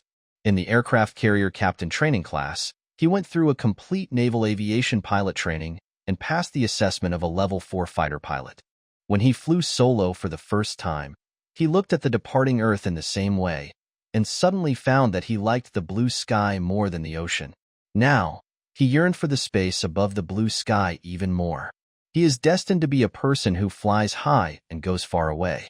It's no different from taking a civil aviation flight, right? Zhang Beihai turned his head to look at the person sitting next to him and talking, then he recognized him. Are you Dr. Dingy? Ah, I've heard of your name for a long time, but it gets uncomfortable after a while. Dingy ignored Zhang Beihai's respect and continued, the first time. I didn't take off my glasses after the flight, and the glasses felt as heavy as a brick pressing on my nose bridge. The second time I did take them off, but they flew away after the weightlessness, and someone had a hard time helping me find them on the air filter net at the tail of the plane. I think you went up on a space shuttle the first time? From what I saw on TV, that journey didn't seem very pleasant. Zhang Beihai said with a smile. Ah, I'm talking about riding on a space shuttle. This is my 4th time if you count the space shuttle. My glasses were taken away before the space shuttle took off. What are you going to do on the space station this time? You have just been appointed as the project leader of controlled nuclear fusion, which seems to be the 3rd research branch, right? The Controlled Nuclear Fusion Project has established 4 research branches, each carrying out different research directions. Bound by his seatbelt, Dingy raised a finger and pointed at Zhang Beihai. We can't go into space if we study controlled nuclear fusion? Why do you agree with those people? Our ultimate research goal is the engine of the spacecraft. A large proportion of the people who hold real power in the aerospace industry are people who used to work on chemical rocket engines. But now, according to them, we should just work hard on controlled nuclear fusion on the ground, and we won't have much say in the overall planning of the space fleet. Dr. Ding, I have exactly the same opinion as you on this point. Zhang Beihai loosened his seatbelt, leaned forward and said, the space travel of the space fleet is completely different from the current chemical rocket space travel. Even the space elevator is very different from the current space travel method. But now, the aerospace industry of the past is still in this. There is no way. After all, they have come up with this in 5 years, Dingy pointed around, which gives them more capital to exclude outsiders. At this time, the loudspeaker in the cabin sounded again. Please note, we are now approaching an altitude of 20,000 meters. Since the subsequent aviation flight will be carried out in a thin atmosphere, it is possible to drop in altitude sharply, which will cause temporary weightlessness. Please do not panic. Repeat, please fasten your seatbelts, Dingy said. But our trip to the space station this time has nothing to do with the controlled nuclear fusion project. We are going to take back those cosmic ray catchers, which are all very expensive things. The Space High Energy Physics Research Project has stopped, Zhang Beihai asked as he re-fastened his seatbelt. Stop. Knowing that there is no need to waste effort in the future is also an achievement. Sapon 1. Yes, now, humans only have this little theoretical reserve. Classical physics, quantum mechanics, and string theory, which is still in its infancy. How far we can go in application is up to fate. The high frontier continued to climb higher, and the aircraft engine made a laborious rumble, as if it was struggling to climb a high peak. But the phenomenon of losing altitude did not occur. The aerospace plane was approaching 30,000 meters, which is the limit of aviation flight. Zhang Beihai saw that the color of the blue sky outside was fading, and the sky was getting dark, but the sun was more dazzling. The current flight altitude is 31,000 meters. The aviation flight phase has ended and the space flight phase is about to begin. Please adjust your sitting posture according to the diagram on the display screen to reduce the discomfort caused by overweight. At this time, Zhang Beihai felt that the plane rose slightly, as if some burden had been thrown away. The aviation engine group is separated, and the space engine ignition countdown is 10, 9, 8. For them, this is the real beginning of the launch, so enjoy it, Dingy said, and then closed his eyes. After the countdown reached 0, a huge roar sounded, and it sounded as if the entire sky outside was roaring, and the overweight was like a giant hand gradually tightening everything. Zhang Beihai turned his head with difficulty to look out the porthole. From here, he could not see the flames from the engine, but the sky outside, where the air was already very thin, was reflected in a large area of red, and the high frontier seemed to be floating in the thin sunset. 5 minutes later, the booster separated, and after another 5 minutes of acceleration, the main engine was shut down and high frontier entered space orbit. The overweight giant hand suddenly loosened, and Zhang Beihai's body popped out from the deep seat. The restraint of the seat belt prevented him from floating, but he felt that he was no longer a whole with the high frontier. The gravity that bonded them disappeared, and he and the space plane were flying parallel in space. Looking out of the cabin window, he saw the brightest starry sky he had ever seen in his life. Later, the space plane adjusted its attitude, and the sun shone through the porthole. There were countless bright spots dancing in the light column, which were large particles of dust rising due to weightlessness. As the plane slowly rotated, Zhang Beihai saw the Earth. In this low orbit position, the complete sphere could not be seen. Only the arc-shaped horizon could be seen, but the shape of the continent was clearly revealed. Then, the sea of stars appeared again, which was what Zhang Beihai wanted to see the most. He said in his heart, "Dad, I took the first step." In the past 5 years, General Fitzroy felt that he was more like a Wallfacer in the real sense. The wall he faced was the starry sky photo in the direction of the three-body world on the big screen. The photo looked dark at first glance, but there were stars on a closer look. Fitzroy was already familiar with this starry sky. Yesterday, during a boring meeting, he had tried to draw the positions of those stars on paper, and then compared them with the actual photos, and they were basically correct. The 3 stars of the Trisolaran world were in the middle, very inconspicuous. If you didn't zoom in on them, they would look like just one star, but every time you zoomed in, you would find that the positions of the 3 stars had changed compared to the last time. This random dance of the universe fascinated him so much that he forgot what he wanted to see in the first place. The first brush observed 5 years ago has gradually faded, and the second brush has not appeared yet. The Trisolaran fleet can only leave an observable trail when it passes through an interstellar dust cloud. By observing the absorption of background starlight, Earth astronomers have discovered 5 dust clouds in the space that the Trisolaran fleet will pass through during its 4-century voyage. Now, people call these dust clouds snowfields, which means that traces of travelers can be left on the snowfields. If the Trisolaran fleet had maintained a constant acceleration over the past 5 years, it would have crossed the second snowfield today.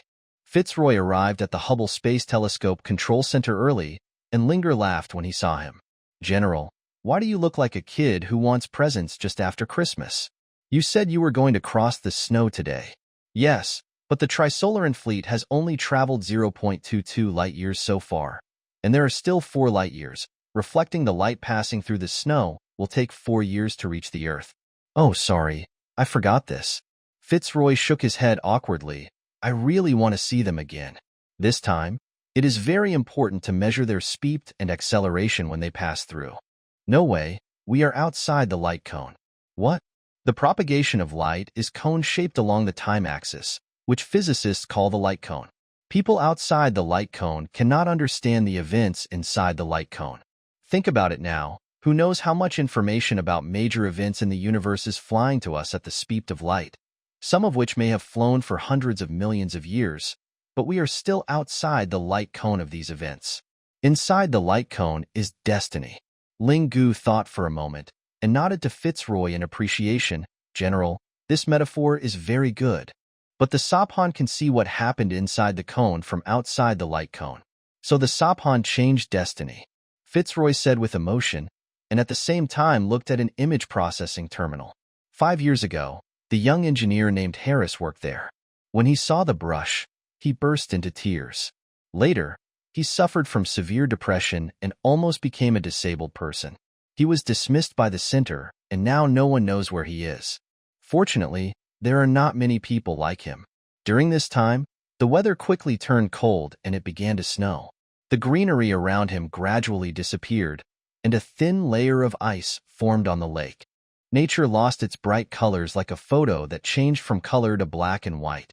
Here, the warm weather was short-lived, but in Luo Ji's opinion, this Garden of Eden seemed to have lost its spirit because of the departure of his lover and children. Winter is a season for thinking. When Luo Ji began to think, he was surprised to find that his thoughts were already halfway through. He remembered that when he was in middle school, his teacher once told him about an experience in a Chinese language test. First, look at the composition question at the end of the paper, and then answer the questions in order.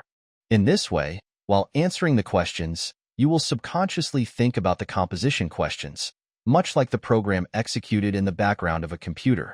Luo Ji now knows that in fact, from the moment he became a Wallfacer, he began to think, and he never stopped.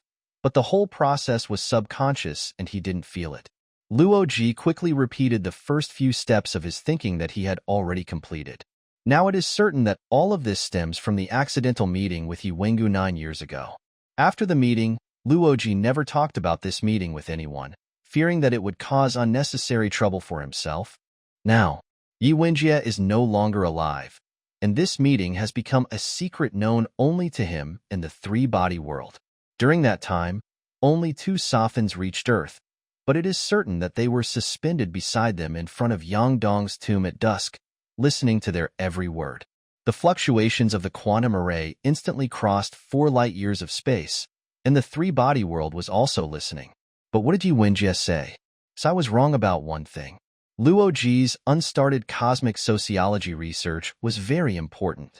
It was probably the direct reason why the three-body world wanted to kill him. Sai certainly didn't know that this research was conducted at the suggestion of Yi Wenjie, although Luo Ji himself just saw an excellent opportunity for academic entertainment. He had been looking for such an opportunity. Before the three-body crisis emerged, the research on alien civilizations was indeed a sensational project that was easily picked up by the media. This unstarted research itself was not important. What was important was the hint Yi Wenjie gave him. Luo Ji's thinking was blocked here. He recalled Yi Wenjie's words over and over again. I do have a suggestion. Why don't you study cosmic sociology? I just made up a term, which is to assume that there are a huge number of civilizations distributed in the universe, and their number is on the same order of magnitude as the observable stars, many, and these civilizations constitute an overall cosmic society. Cosmic sociology is to study the form of this super society. I think this because it combines your 2 majors, and cosmic sociology presents a clearer mathematical structure than anthropological sociology. You see, stars are just points. The complex structures of various civilizations in the universe, the chaos and random factors in them, are filtered out by such a huge distance. Those civilizations appear to us as points with parameters, which is easier to handle mathematically. So your final result is purely theoretical, just like Euclidean geometry, where you first set a few simple self-evident axioms, and then derive the entire theoretical system based on these axioms. First, survival is the primary need of civilization. Second, civilization continues to grow and expand, but the total amount of matter in the universe remains unchanged. I've been thinking about this for most of my life, but this is the first time I've talked about this with a fan, and I really don't know why I'm talking about it. Oh, in order to deduce the basic picture of cosmic sociology from these 2 axioms, there are two more important concepts: the chain of suspicion and technological explosion. I'm afraid I won't have the chance anymore, or just treat it as something I said casually. In either case, I have done my duty. Luo Ji recalled these words countless times, analyzing each sentence from every angle, chewing on every word. The words that made up these words had been strung together into a rosary, and he stroked them over and over again like a devout monk. He even untied the string and scattered the beads, then strung them together in various orders until each bead had worn off a layer. No matter what, Luo Ji was unable to extract the hint from these words, the hint that made him the only person to be eliminated in the three-body world. Long thoughts were taken during aimless walks. Luo Ji walked along the bleak lake, in the increasingly cold wind, and often walked around the lake without realizing it. Twice, he even walked to the foot of the snow-capped mountains. The exposed rock belt that looked like the surface of the moon was covered with snow and connected to the snow-capped mountains in front. Only at this time did his mind leave the track of thinking, and Zhuang Yan's eyes appeared in the endless blank space in this natural painting. But he was always able to control this mood in time, and it continued to turn himself into a thinking machine. Before he knew it, a month had passed and winter had completely arrived. But Luo Ji was still outside carrying out his long ideological journey. The cold made his mind sharper. At this time, most of the beads on the rosary had been worn and dull, but there were 32 exceptions. They seemed to be getting newer and finally emitted a faint light. Survival is the first need of civilization. Civilization continues to grow and expand, but the total amount of matter in the universe remains constant. Luo Ji locked onto these two sentences. Although he didn't know the ultimate secret yet, long thinking told him that the secret lay in these two sentences, in the axioms of cosmic civilization proposed by Yuwenjia. But this hint is too simple after all. What can Luo Ji and all mankind get from these two self-evident laws? Don't underestimate simplicity. Simplicity means solidity. The entire mathematical edifice is built on this axiom that is so simple that it cannot be simpler, but is as solid as a rock in logic. Thinking of this, Luo Ji looked around. Everything around him was huddled in the winter cold, but at this time most areas on Earth were still full of life. This world of life, filled with oceans, land and sky, complex and vast, actually operated under a law that was simpler than the axiom of cosmic civilization: survival of the fittest. Now, Luo Ji saw his own difficulties. Darwin summarized this law through the vast world of life, while he already knew the law, but wanted to use it to restore the picture of cosmic civilization. This is a path opposite to Darwin's, but more difficult. So Luo Ji began to sleep during the day and think at night. Whenever he felt daunted by the dangers of this path of thought, the starry sky above his head comforted him. As Yuwenjia said, the long distance makes the stars hide their complex individual structures. The starry sky is just a collection of points in space, showing a clear mathematical structure. This is a paradise for thinkers and logic. At least in terms of feeling, the world Luo Ji faces is clearer and simpler than Darwin's world. This simple world contains a strange mystery. On the star closest to us, there is an advanced intelligent civilization, but the entire Milky Way galaxy is nothing but an empty desert. 1. It was in this mystery that Luo Ji found the starting point for his thinking. This is the Fermi paradox about extraterrestrial civilizations. Theoretically, humans can fly to various planets in the Milky Way in 1 million years, so aliens should have come to Earth by now as long as they evolved 1 million years earlier than humans. The reason why this paradox is convincing is that it is based on two facts about the Milky Way. First, the Milky Way is very old and is about 10 billion years old. Second, the diameter of the Milky Way is only about 100,000 light-years. Therefore, even if aliens travel in space at only 1,000th of the speed of light, they only need about 100 million years to cross the Milky Way. This time is much shorter than the age of the Milky Way. If aliens really exist, according to this logic, they should have arrived in the solar system long ago. Gradually, the two mysterious concepts that Yuwenjia did not explain became clear: the chain of suspicion and the technological explosion. The night was colder than usual. Luo Ji stood by the lake.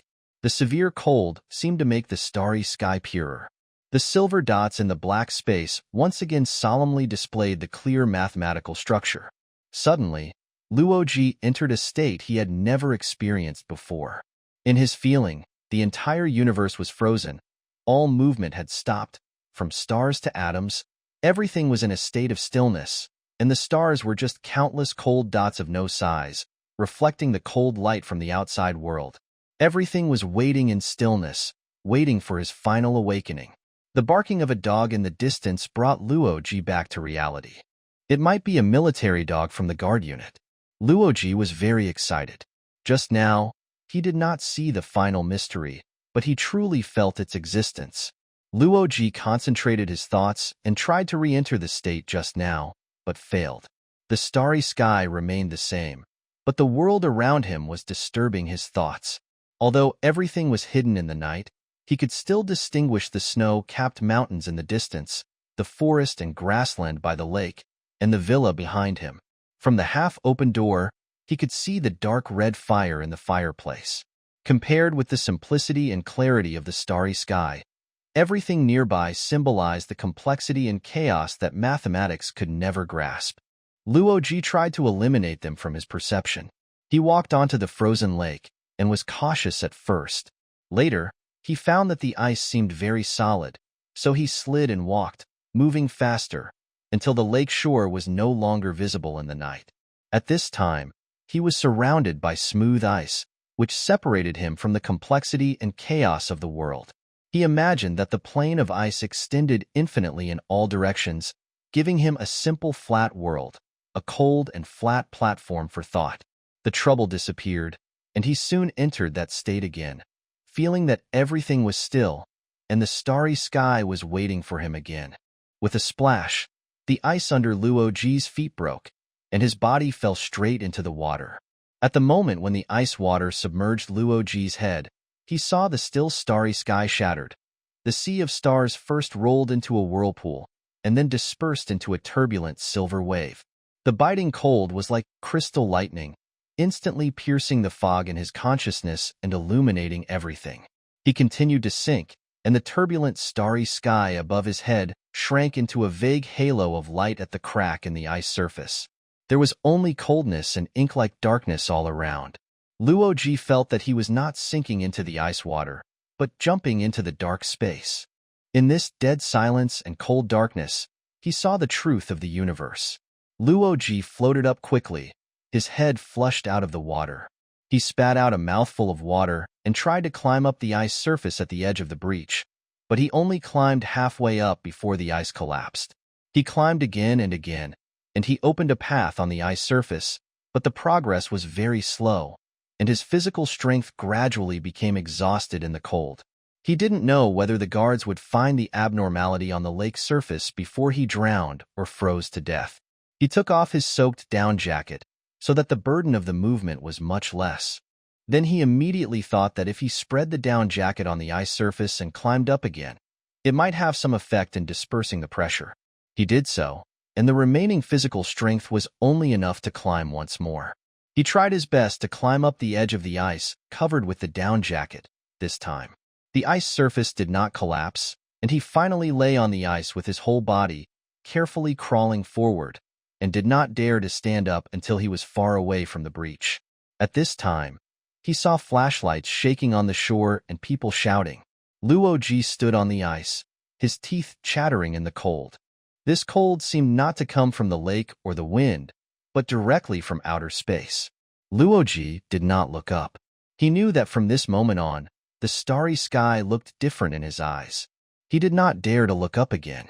Just like Ray Diaz was afraid of the sun, Luo Ji suffered from severe star phobia. He lowered his head, his teeth chattering in the cold, and said to himself, "Wallfacer Luo Ji, I am your Wallbreaker. Over the years, your hair has turned white." Luo Ji said to Kant. "At least it won't keep getting whiter for many years to come," Kant said with a smile. In the past, he always looked polite, experienced, and considerate in front of Luo Ji.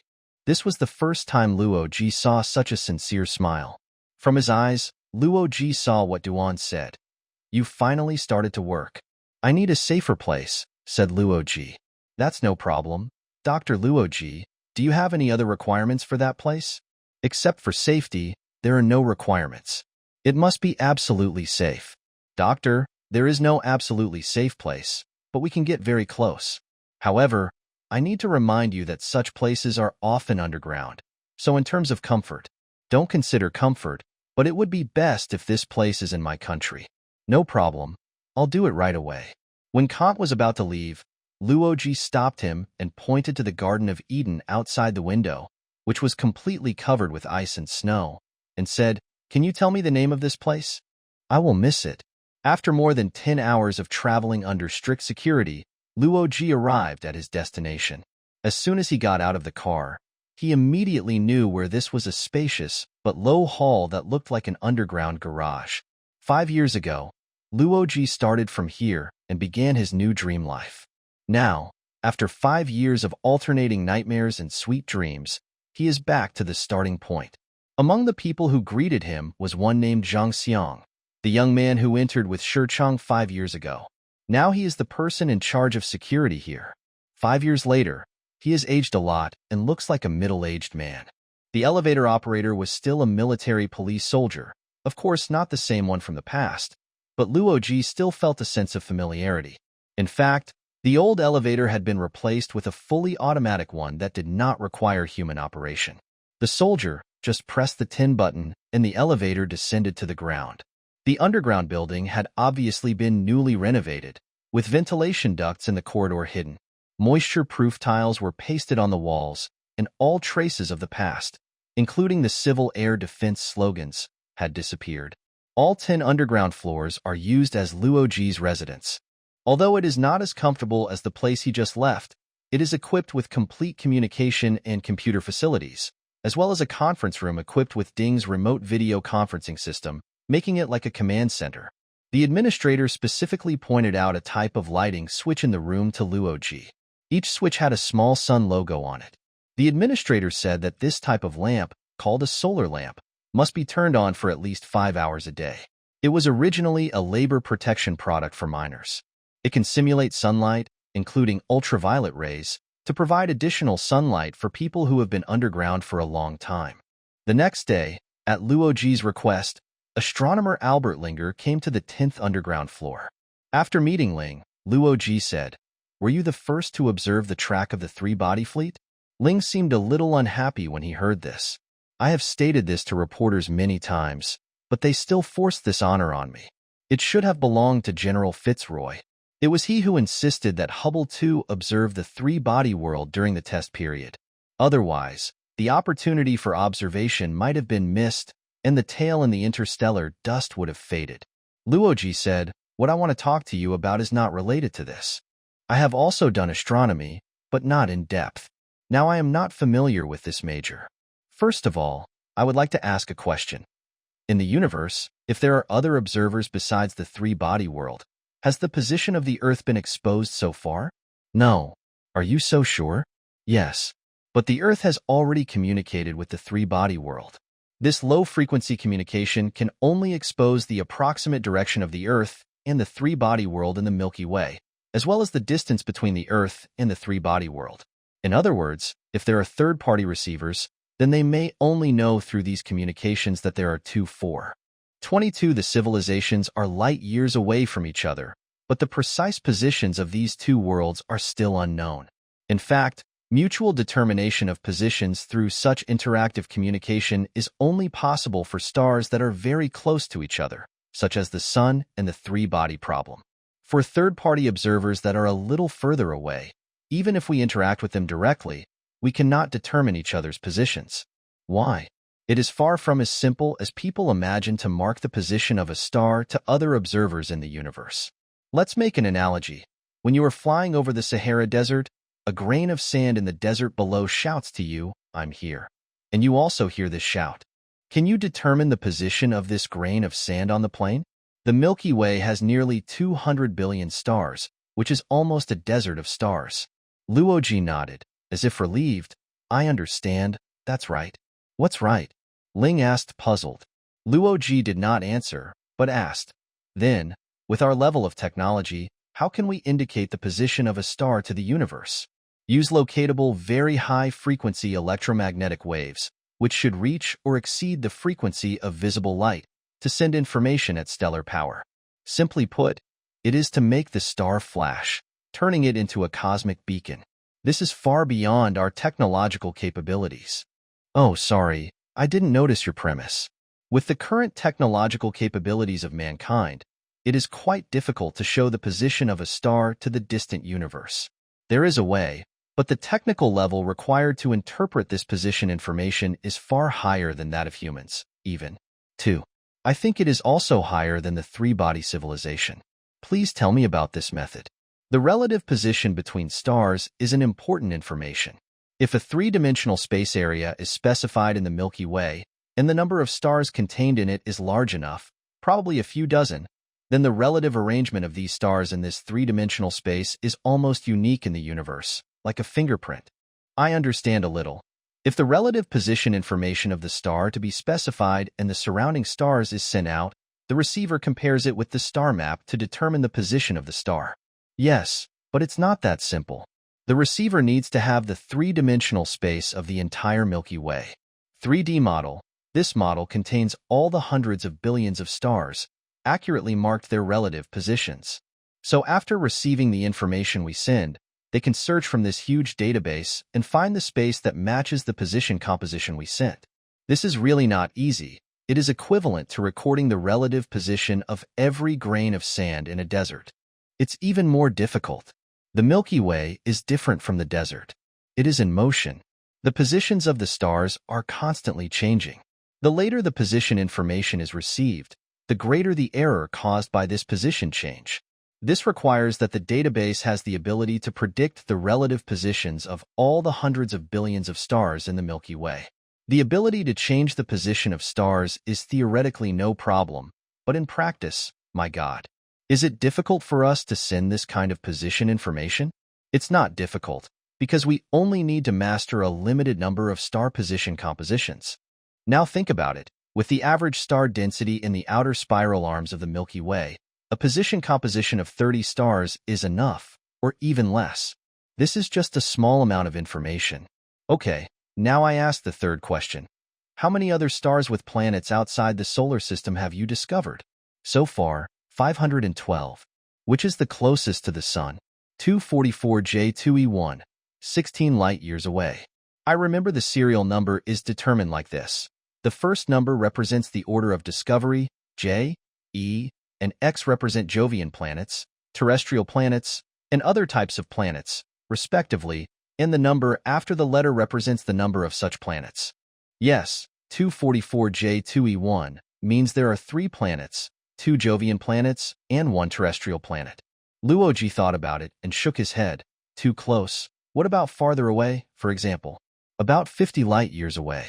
187J3X1, 49.5 light-years away from the Sun. This is very good. Can you make a positional composition of this star? Of course. How long will it take? Do you need any help? All it takes is a computer with internet access. I can do it here. According to the composition of 30 stars, I can give it to you tonight. What time is it now? Isn't it evening? Dr. Luo Ji, I think it should be morning. Linger went to the computer room next door, and Luo Ji called Canner and Zhang Xiang. He first told Canner that he wanted to ask the Planetary Defense Council to hold a hearing on the wall-facing plan as soon as possible. Kant said, "There are a lot of PDC meetings recently. You may need to wait a few days after submitting your application. Then you have to wait, but I really hope it can be as soon as possible. In addition, there is another request. I will not go to the United Nations, but will attend the meeting here through the video system." Kant looked embarrassed. Dr. Luo Ji, this is not appropriate, right? An international conference of this level. This involves the issue of respect for the participants. This is part of the plan. So many of the bizarre requests I have made before have been met. This one is not too much, right? You know. Kant hesitated. I know that the status of the Wallfacers is not as good as before, but I insist on this request. Luo Ji lowered his voice when he said the rest, although he knew that the Sophins floating around him could still hear him. Now there are 2 possibilities. One is that everything is the same as before, then it doesn't matter if I go to the United Nations. But if the other possibility occurs, I will be in an extremely dangerous situation, and I can't take this risk. Luo Ji said to Zhang Xiang again, This is why I asked you to come here. This place may very likely become the target of concentrated attacks by the enemy, and security must be strengthened. Don't worry, Mr. Luo. This place is more than 200 meters underground. The entire area above is under martial law, with anti-missile systems deployed and an advanced stratum detection system installed. Any tunneling from underground in this direction can be detected. I assure you that it is foolproof in terms of safety. After the two left, Luo Ji went for a walk in the corridor and couldn't help but think of the lake and snow-capped mountains in the Garden of Eden. He already knew the name of the place, but still called it that in his heart. He knew that he would most likely spend the rest of his life underground. He looked at the solar lamps on the top of the corridor. The light they gave off was nothing like sunlight. The virtual three-body world on the internet. Two flying stars were slowly passing through the sea of stars. Everything on Earth was in darkness. The distant horizon merged into the night sky in the darkness. There was a whisper in the darkness. No one could see who was speaking. The voice itself seemed to be an invisible creature floating in the darkness. With a slight clang, a small flame appeared in the darkness, and the faces of three people appeared and disappeared in the faint flame. They were Qin Shi, Aristotle, and von Neumann. The flame came from the lighter in Aristotle's hand. Several torches were stretched out. Aristotle lit one of them, and then several torches lit each other, forming a flickering light on the wilderness, illuminating a group of people from different times, whose whispers continued. Qin Shi jumped onto a rock, raised his sword, and everyone immediately quieted down. The Lord has issued a new order. Destroy the Wallfacer Luo Ji. Qin Shi said. We have also received this order. This is the second killing order issued by the Lord to Luo Ji. Mou said. But it's not easy to kill him now. Someone said.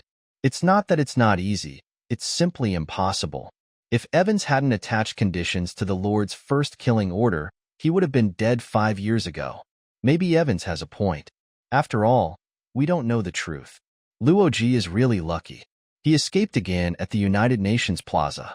Qin Shi waved his sword to stop the discussion. Let's discuss what to do.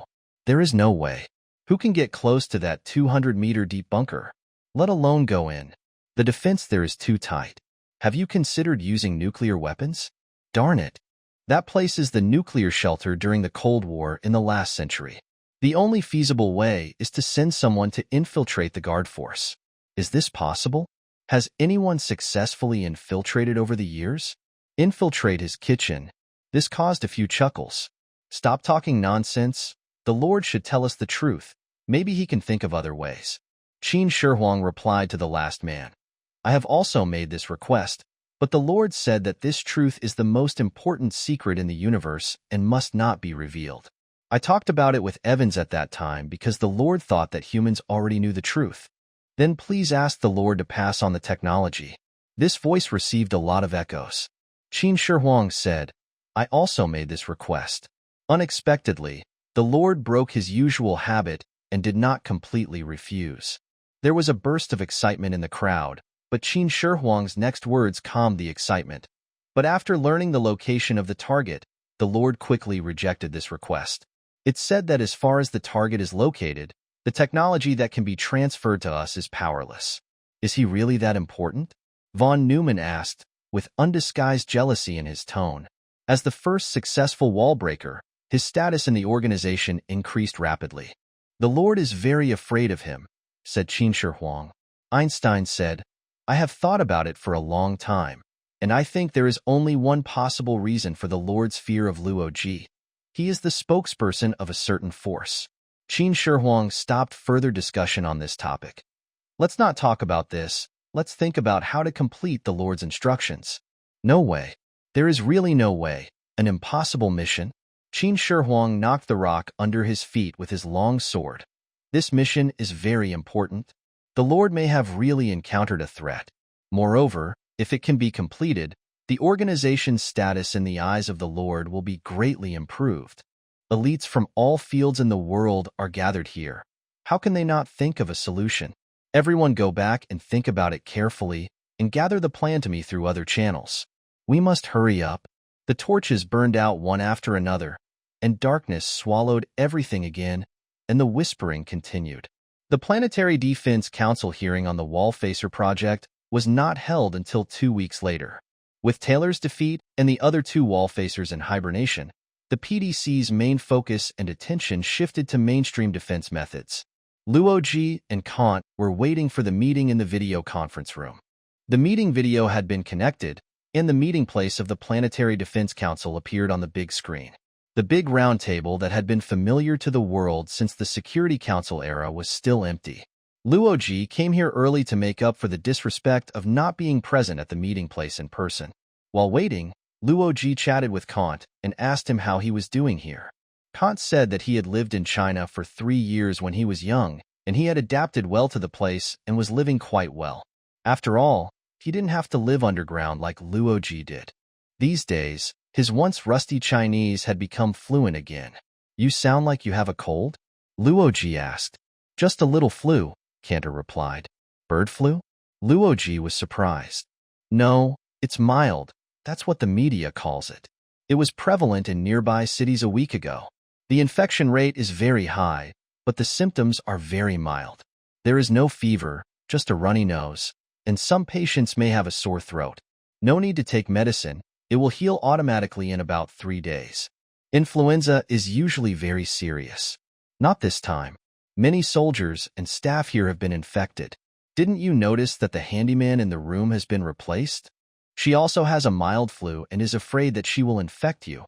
But I, the liaison, can't be replaced for the time being." The screen did not show that representatives from various countries began to enter the venue one after another. After they sat down, they talked in low voices and seemed not to notice Luo Ji's presence. The rotating chairman of the Planetary Defense Council announced the start of the meeting. He said, "Wallfacer Luo Ji, you should have seen the revised United Nations Wallfacer Act at the just concluded Special UN General Assembly." "Yes," Luo Ji replied. "You must have noticed that the bill has strengthened the review and restrictions on the resource mobilization of the Wallfacers. I hope that the plan you will submit at this meeting will comply with the requirements of the bill." "Mr. Chairman," Luo Ji said, "the other 3 Wallfacers have already mobilized a large amount of resources in the implementation of their strategic plans. This resource restriction on my plan is unfair. The authority to mobilize resources depends on the plan itself. You should note that the plans of the other 3 Wallfacers are not in conflict with mainstream defense. That is to say, even without the Wallfacer plan, these research projects and projects will be carried out. I hope your strategic plan will also have this nature. Unfortunately, my plan does not have this nature. It has nothing to do with mainstream defense. Then I am sorry too. According to the new bill, the resources you can mobilize in this plan are very small. Even in the old bill, the amount of resources I can mobilize is not large. But Mr. Chairman, this is not a problem. My strategic plan consumes almost no resources. Like your previous plan?" The chairman's words caused several participants to chuckle. "It's even less than the previous one. I said it consumes almost no resources," Luo Ji said frankly. "Then let us find out." The chairman nodded. "The details of the plan will be introduced by Dr. Albert Ling, and I think all the representatives have already received the corresponding documents. In short, it is to send a message to the universe through the electromagnetism amplification function of the sun. The message only includes 3 simple graphics and some additional information indicating that these graphics are sent by intelligent bodies rather than naturally formed. The graphics are attached to the conference documents."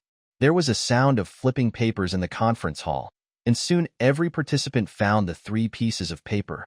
At the same time, the 3 graphics were displayed on the screen. They were really very simple, and each graphic was just some black dots that seemed to be randomly distributed. People noticed that in each picture there was a black that was larger and more eye-catching, and there was a small arrow to indicate it. "What is this?" asked the American representative, and like the other participants, he looked at the pictures one by one. "Wallfacer Luo Ji, according to the basic principles of the Wallfacer project, you don't have to answer this question," said the chairman. "This is a spell," Luo Ji said. The sounds of flipping papers and whispering in the conference room stopped abruptly, and everyone looked up in one direction. Now Luo Ji knew where the screen displaying the images here was. "What?" the chairman asked, narrowing his eyes. "He said it was a spell." Someone at the big round table said loudly. A curse against whom? Asked the chairman. Luo Ji replied. The planets owned by the star 187J3X1 may, of course, also directly affect the star. What effect will that have? We don't know yet, but one thing is clear. The effect of the spell will definitely be catastrophic. Then, is it possible for life to exist on these planets? I have repeatedly consulted the astronomical community on this point, and based on the existing observational data, the answer is no. When Luo Ji said this, he narrowed his eyes like the chairman and prayed silently in his heart. I hope they are right. How long will it take for the spell to take effect after it is cast? This star is about 50 light-years away from the Sun, so the spell will take effect at the earliest in 50 years, and we will not be able to observe the effect until 100 years later. But this is the earliest time that can be estimated. The actual time it takes to take effect may be much later. After a moment of silence in the conference hall, the American representative took action first, throwing the 3 pieces of paper with black dots printed on them on the table. Great. We finally have a god. A god hiding in the cellar. The British representative echoed, and laughter broke out in the conference hall. More likely a wizard, snorted the Japanese representative. Japan had never been able to join the Security Council, but was immediately absorbed when the Planetary Defense Council was established. Dr. Luo Ji, you have done it in terms of making the plan weird and puzzling, said Russian Representative Galnin, who served as the rotating chairman of the PDC several times during the 5 years that Luo Ji became the Wallfacer. The chairman knocked the gavel to stop the noise in the meeting hall. Wallfacer Luo Ji, I have a question. Since it is a spell, why not target the enemy's world directly? Luo Ji said, this is an experiment to verify my own strategic concept. The real implementation of the strategy will come when the Doomsday War comes. Can't the Trisolaran world be the target of the experimental spell? Luo Ji shook his head decisively. Absolutely not. It's too close to us, and it is very likely to affect us when the spell takes effect. For this reason, I even gave up the stars with planets within 50 light-years. The last question. What are you going to do in this 100 years or more?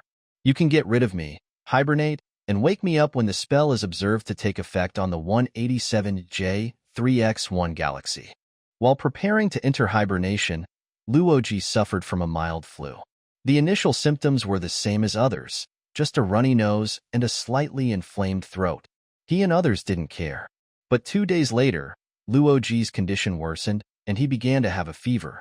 The doctor felt something was wrong, so he took a blood sample back to the city for analysis. That night, Luo Ji fell asleep with a high fever and was haunted by manic dreams. In the dream, the stars in the night sky were dancing chaotically, like sand on a vibrating drum skin. He even realized the gravitational connection between these planets. They were not doing 3-body motion, but the 200 billion body motion of all the stars in the Milky Way. Later, the chaotic sea of stars gradually gathered into a huge vortex. In the crazy rotation, the big vortex turned into a silver snake condensed from all the stars, whistling into his brain. Around 4 o'clock in the morning, Zhang Xiang was awakened by the ringing of the phone. It was the leader of the Planetary Defense Security Department who called in a stern voice, asking him to report Luo Ji's condition immediately and order the base to be in emergency status. A team of experts was on the way. Zhang Xiang had just put down the phone when it rang again. It was the doctor on the 10th floor underground who reported that the patient's condition had deteriorated dramatically and was now in shock. Zhang Xiang immediately took the elevator down, and the panicked nurses and doctors told him that Luo Ji had vomited in the middle of the night, then began to spit blood, and then fell into a coma. Zhang Xiang saw Luo Ji lying on the bed with a pale face and purple lips. There was almost no sign of life on him. The expert group arrived quickly, including experts from the National Emergency Epidemic Response Center, doctors from the People's Liberation Army General Hospital, and all members of a research team from the Academy of Military Medical Sciences. While others were examining the patient, an expert from the Academy of Military Medical Sciences pulled Zhang Xiang and Kanla outside and explained the situation to them. We have been paying attention to this flu for a long time. We feel that its source and characteristics are very abnormal. Now it is clear that this is a genetic weapon or a genetic missile. Genetic missile? It is a genetically modified virus that is highly contagious. But for ordinary people, it only produces mild symptoms such as mild influenza. However, this virus has the ability to recognize genes and can recognize the genetic characteristics of a person. Once the target is infected, the virus will produce deadly toxins in his blood. Now we know who the target is. Zhang Xiang and Kant looked at each other, first in disbelief, and then in despair. Zhang Xiang's face turned pale, and he slowly lowered his head and said, "I take full responsibility." The researcher said, "Director Zhang, that's not the case. It's really hard to guard against. Although we were skeptical at first, we didn't think about it. The concept of genetic weapons appeared in the last century, but who would have believed that someone had actually created it? Although it is still very imperfect, too, it is really scary as an assassination weapon. You only need to spread the virus in the general area where the target is located. You don't even need to know the general area of the target. You can spread it all over the world because the virus is weak or even non-pathogenic to ordinary people. It can spread quickly and widely, and there is a high possibility that it will hit the target in the end. The genetic weapons in the concept are only latently transmitted in non-target populations and do not produce any symptoms. No, I take full responsibility." Zhang Xiang covered his eyes with one hand. If Captain Shi was here, this would not have happened. He put down his hands, tears in his eyes. "The last thing he said to me before he hibernated was what you just said about being unable to guard against. He said, 'Xiao Zhang, in our job, we have to sleep with half an eye open. There is no such thing as being foolproof nowadays. Some things are hard to guard against. Then what should we do next?' Khan asked. "The virus has penetrated deeply into the patient's body. His liver, heart, and lungs have failed. Modern medical treatment is powerless. Let him hibernate as soon as possible." After an unknown amount of time, Luo Ji's subconscious mind, which had completely disappeared, recovered a little. He felt cold, as if the coldness originated from his body, spreading out like light, freezing the entire world. He saw a vast expanse of white. At first, there was nothing but the endless white. Later, a small black dot appeared in the middle of the white. Gradually, he saw a familiar figure. It was Zhuang Yin. She was holding their child and walking with difficulty in the vast snowy field that had lost its three-dimensional sense. She was wearing a red scarf, the same one he had worn when he first saw her in his imagination on that snowy night 7 years ago. The child's face was red from the cold. In her mother's arms, she waved her 2 little hands desperately at him and shouted something, but he could not hear the sound. He wanted to chase after them in the snow, but the young mother and child disappeared, as if they had melted into the white snow. Then he himself disappeared, and the snow-white world shrank into a very thin silver thread. In the endless darkness, this thin thread was all that remained of his consciousness. This is the thread of time. The filament itself is motionless, stretching infinitely in 2 directions. Luo Ji's soul is threaded on the thread, sliding gently towards the unknown future at a constant speed. 2 days later, a beam of high-power radio waves emitted from the Earth shot towards the Sun. The radio waves penetrated the troposphere and reached the energy mirror of the radiation layer. They were amplified hundreds of millions of times in the gain reflection, carrying the spell of the Wallfacer Luo Ji, and flew into the universe at the speed of light. In the 12th year of the Crisis Era, the Trisolaran fleet was at the Hubble 2 Space Telescope Control Center, 4.18 light-years from the Solar System. The brush appeared in space, and the Trisolaran fleet was passing through the second piece of interstellar dust. Since Hubble 2 had been closely monitoring this area, the fleet's tracks were captured as soon as they appeared. At this time, they did not look like brushes at all, but like a clump of grass that had just sprouted in the dark abyss of space. These thousands of grasses grew at a speed that could be perceived by the naked eye every day. Moreover, these tracks looked much clearer than 9 years ago. This was because after 9 years of acceleration, the fleet's speed had increased a lot, and the impact on the interstellar dust was more intense. "General, take a closer look. Can you find anything?" Ling said to Fitzroy, pointing to the enlarged image on the screen. "It seems to be still around 1,000. "No, take a closer look." Fitzroy looked at it for a long time, pointed to a point in the center of the brush and said, "It seems that one, 2, 3, 4. 10 bristles are growing faster than the others, and they are sticking out. Yes, the 10 tracks are very faint, and you can only see them after image enhancement. Fitzroy turned and looked at Ling, showing the same expression when he first discovered the tracks of the three-body fleet 10 years ago. Doctor, does this mean that there are 10 warships speeding towards us? They are all speeding up, but these 10 tracks show a larger acceleration. But those are not 10 warships. The total number of tracks has now increased to 1,010, 10 more. Through the analysis of the morphology of these 10 tracks, the volume of these things is much smaller than the warships behind, only about 100,000th of each of them, that is, the size of a truck, but because of the high speed, the tracks it produces can still be observed. So small. 10 detectors? 10 detectors. This is another shocking discovery of Hubble 2. Humans will have early contact with entities from the three-body world, although there are only 10 small detectors. When will it arrive in the solar system? Fitzroy asked nervously. It's hard to say. It depends on the acceleration in the future, but it will definitely arrive earlier than the fleet. The most conservative estimate is that it will arrive a century and a half earlier. The fleet's acceleration has obviously reached its limit.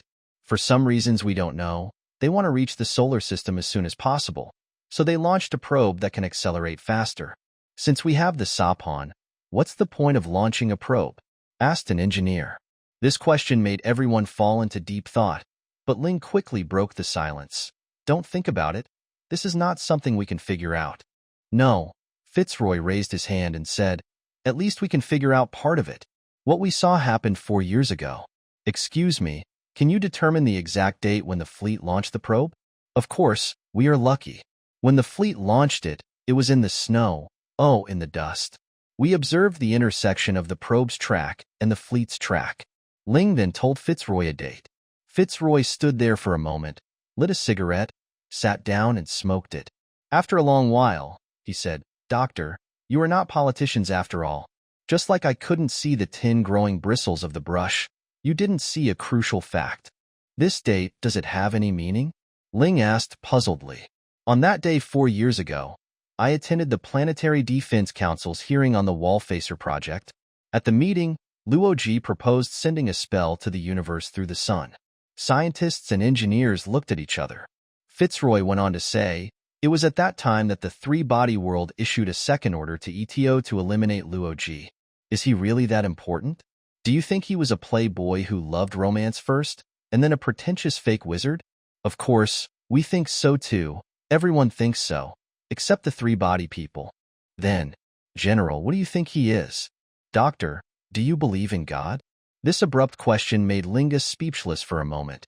As for God, it currently has multiple meanings on multiple levels. I wonder if you... I do believe it, not because I have any evidence, but because it is safer to do so. If God really exists, our belief is correct. If not, we have no loss. The general's words made people laugh. Lingus said, the last sentence you said is not true. There will be losses, at least for science. However, so what if God exists? What does it have to do with what is happening now? If God does exist, he may have a spokesperson in the world. People were stunned for a long time before they understood the meaning of Ding's words. An astronomer said, General, what are you talking about? Will God choose a spokesperson in an atheist country? Fitzroy extinguished his cigarette, spread his hands and said, if all other possibilities are ruled out, the remaining one, no matter how bizarre it is true. Can you think of any other explanation?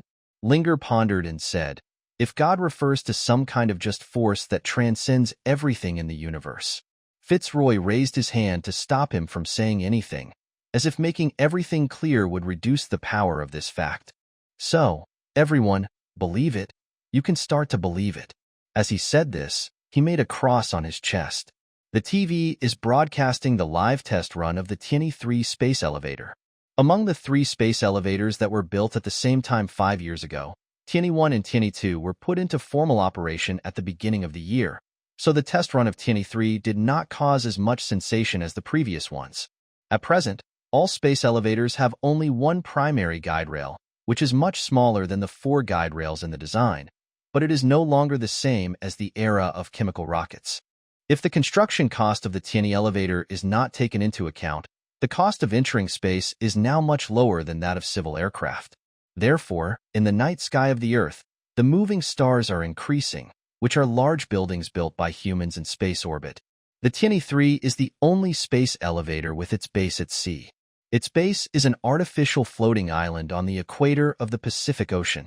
The floating island can sail on the sea with its own nuclear power, so it can change the position of the space elevator along the equator as needed.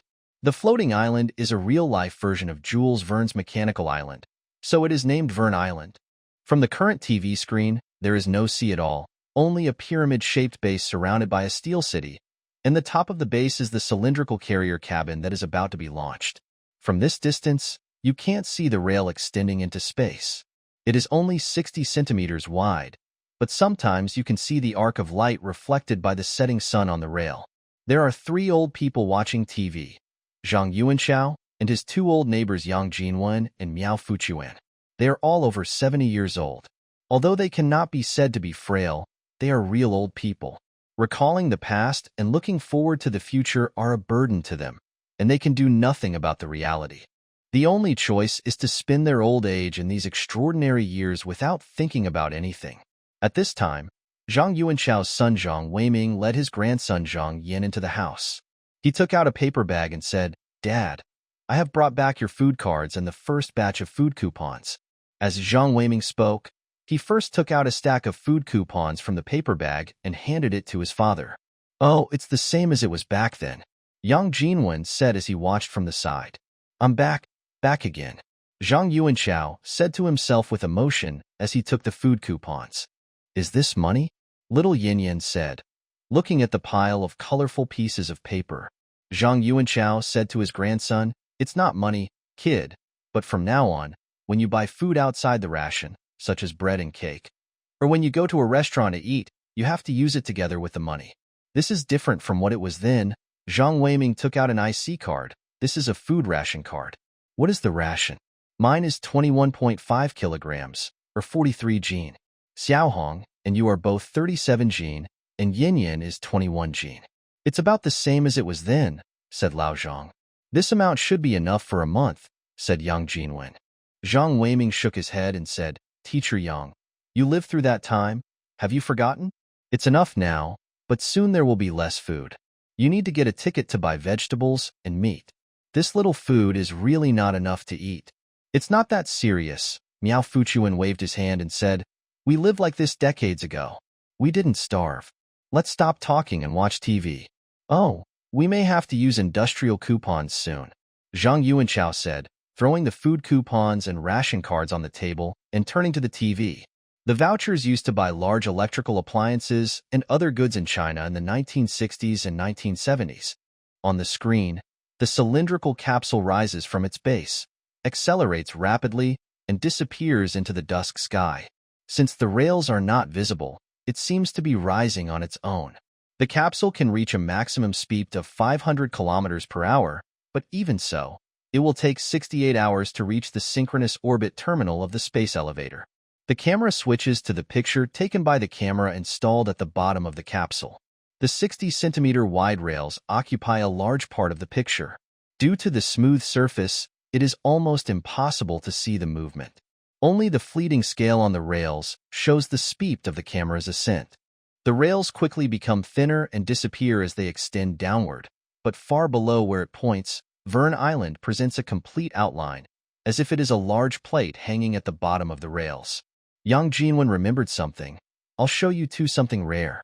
He stood up and walked out with unsteady steps. He might have gone back to his home. He came back soon and put a thin piece of paper the size of a cigarette box on the table. Zhang Yuanxiao picked it up and looked at it. It was gray, translucent, and very light, like a fingernail. "This is the material for building the ladder," said old Yang. "Well, your son actually stole public strategic materials," Miao Fuchuan said, pointing at the slices. "It's just the leftover scraps." According to him, when the ladder was built, thousands of tons of this thing were launched into space, made into guide rails there, and then hung down from the track.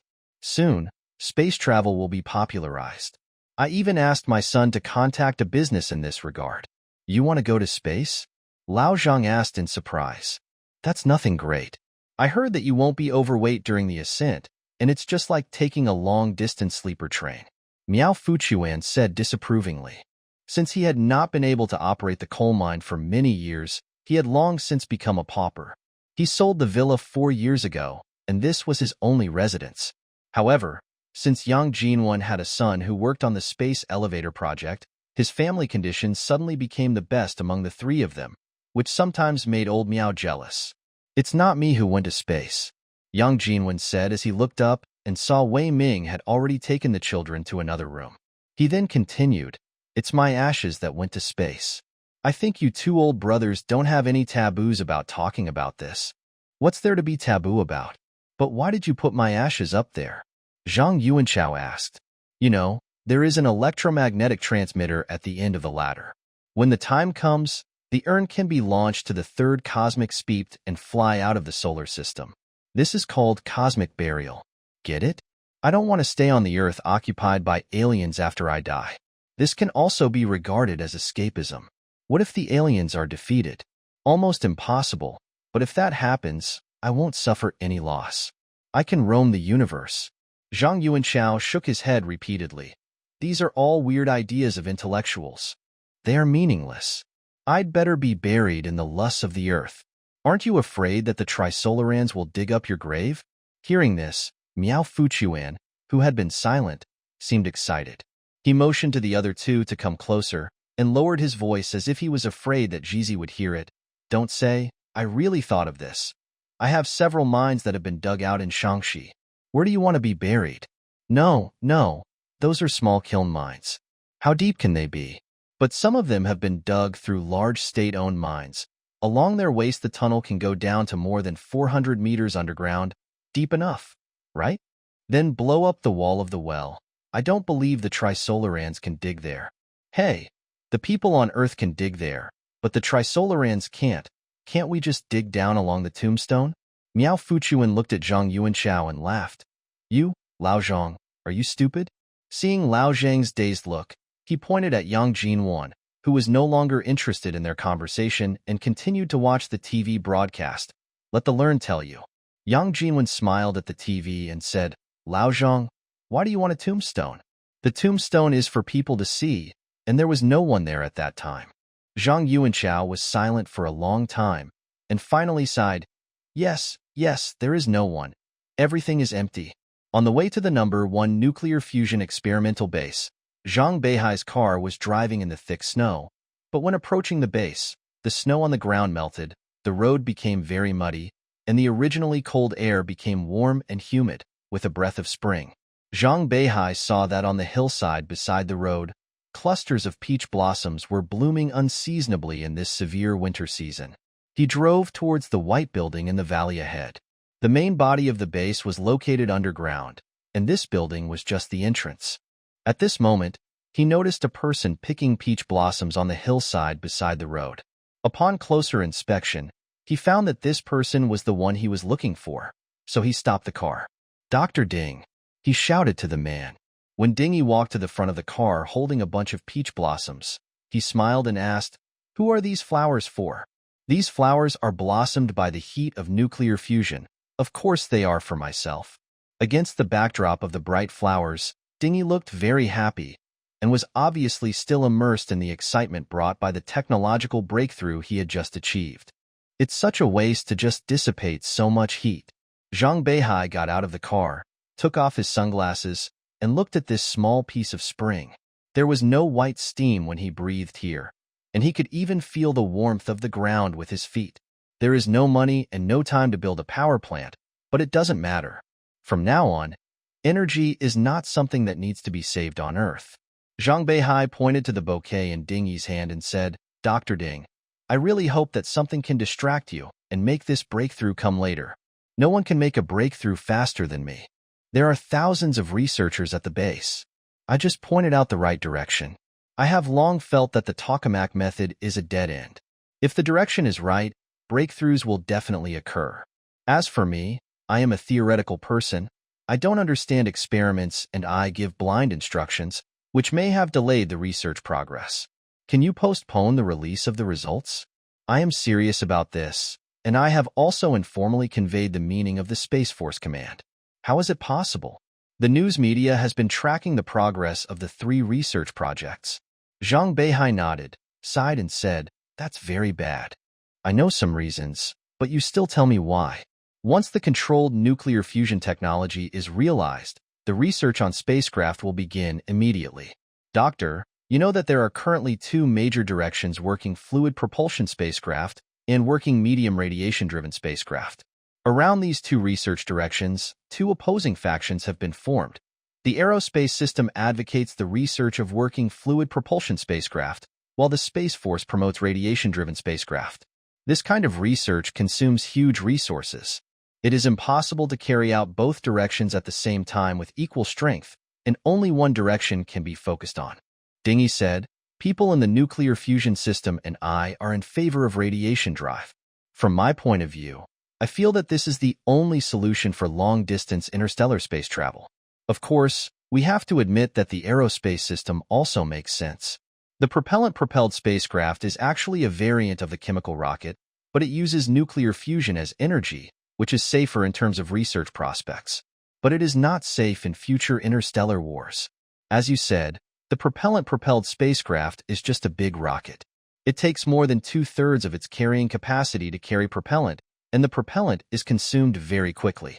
This kind of spacecraft can only rely on planetary bases and navigate within the solar system. To do so is to repeat the tragedy of the Sino-Japanese War of 1894-1895. The solar system is way high Y. This analogy is very profound." Dingy raised the flowers in his hand towards Zhang Beihai. "It is true. The forefront of the Navy should be the enemy's port. We certainly can't do that, but the defense frontier should at least be pushed forward to the Oort cloud. And we must ensure that the fleet has sufficient detour capabilities in the vast space outside the solar system. This is the strategic basis of the Space Force." Dingy said, "In fact, the aerospace system is not monolithic. Those who advocate working fluid spacecraft are the old aerospace people who came from the chemical rocket era, but forces from other disciplines are also entering the aerospace community, such as those in our nuclear fusion system. Most of them advocate radiation spacecraft. These 2 forces are now evenly matched. What breaks the balance are the 3 or 4 people in key positions. Their opinions determine the final planning scheme. Really, there are only 3 or 4 people, but unfortunately they are all old aerospace people. This is the most critical decision in the overall strategy. If this step is wrong, the space fleet will have to build on a wrong foundation, which may waste a century or 2. By then, there will be no chance to change direction. There is nothing you and I can do about this." After having lunch with Ding Yi, Zhang Beihai left the nuclear fusion base. Soon after the car drove out, the wet ground turned into white snow, shining white in the sunlight. The air temperature dropped sharply, and Zhang Beihai's heart quickly calmed down. He absolutely needs a spacecraft capable of long-distance interstellar voyages. If all other routes are blocked, then he must take the remaining one, no matter how dangerous it is. Zhang Beihai walked into the home of a meteorite collector in the Sitai courtyard deep in the alley. He saw that this dimly lit old house looked like a small geological museum. Glass cabinets stood on all 4 walls, and professional lights illuminated the unremarkable stones. The owner was carefully looking at a small stone with a magnifying glass on a workbench and greeted the visitor warmly when he saw him. The man looked to be over 50 years old, with a good complexion and spirit. Zhang Beihai could tell at a glance that he was one of those lucky people who had his own beloved little world, and could immerse himself in it and enjoy himself no matter how the big world changed. In the old atmosphere unique to the old house, Zhang Beihai realized that while he and his comrades were fighting for the survival of mankind, most people were still obsessed with their own inherent lives, which made him feel warm and at ease. The completion of the space elevator and the breakthrough in controlled nuclear fusion technology are 2 great inspirations to the world, and have also alleviated the defeatist sentiment to a great extent. But comm leaders know that all this is just the beginning. If the construction of the space fleet is compared with the construction of the ocean fleet, humans have just arrived at the coast with tools, and even the shipbuilding dock has not been built. In addition to the construction of the spacecraft itself, the research on Star Wars weapons and spacecraft circulation ecosystems and the construction of spaceports. All will face a technological abyss that humans have never faced before. All of this, just to complete the technical preparations, may take a century. In addition to the daunting technological abyss, human society will face another severe test. The construction of the space defense system will consume excessive resources, and this consumption is likely to set back the living standards of mankind by a century. Therefore, the greatest challenge to the human spirit is still in the future. It was under this circumstance that the superiors decided to start implementing the plan for the political cadres of the Space Force to reinforce the future. As the original proposer of the plan, Zhang Beihai was selected as the commander of the first batch of task forces to reinforce the future. After receiving the appointment, he proposed that all officers of the special forces should be allowed to practice and work in space for at least 1 year before entering hibernation. This is necessary preparation for their future work in the Space Force. The superiors don't want us to become fleet political commissars who can't go to sea at that time, he said to Chang Weisi. This request was quickly approved, and a month later, he and 30 comrades of the first task force will enter space. You are a soldier, right? The collector said while serving tea. After receiving an affirmative nod from the other party, he said, today's soldiers don't look like soldiers anymore, but you and I can tell at a glance. You were a soldier, too, Zhang Beihai said. You have a good eye. I have served in the General Staff Mapping Bureau for most of my life. Why are you interested in meteorites? Zhang Beihai asked as he looked at the rich collection with admiration. More than 10 years ago, I followed the expedition team across the Antarctic continent. My mission was to find meteorites under the snow. I became fascinated with them. They come from the distant space outside the Earth, so they are of course very attractive. Every time I get a meteorite, it's like going to a new alien world. Zhang Beihai smiled and shook his head. This is just your feeling. The Earth is formed by the convergence of interstellar matter, so the Earth is a big meteorite.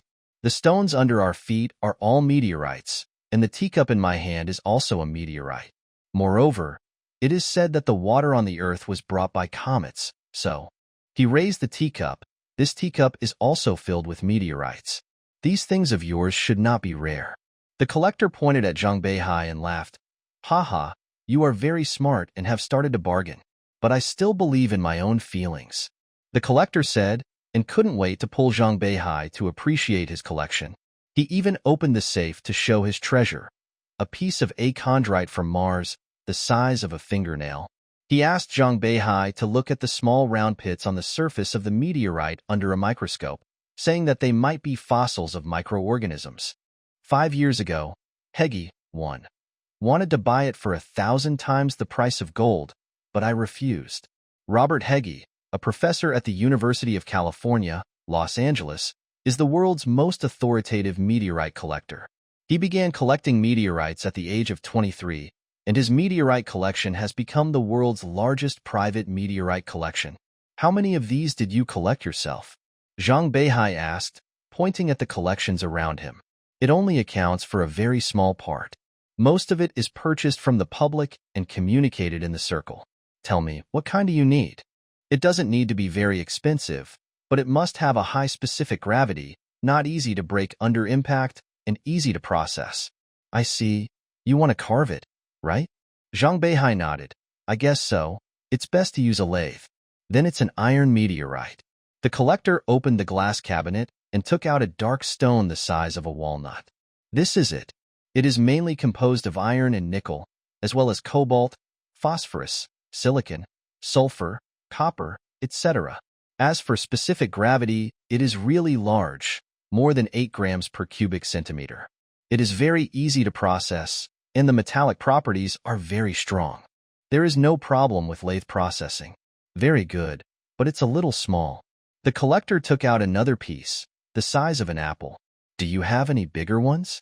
The collector looked at Zhang Beihai and said, this thing is not priced by pound.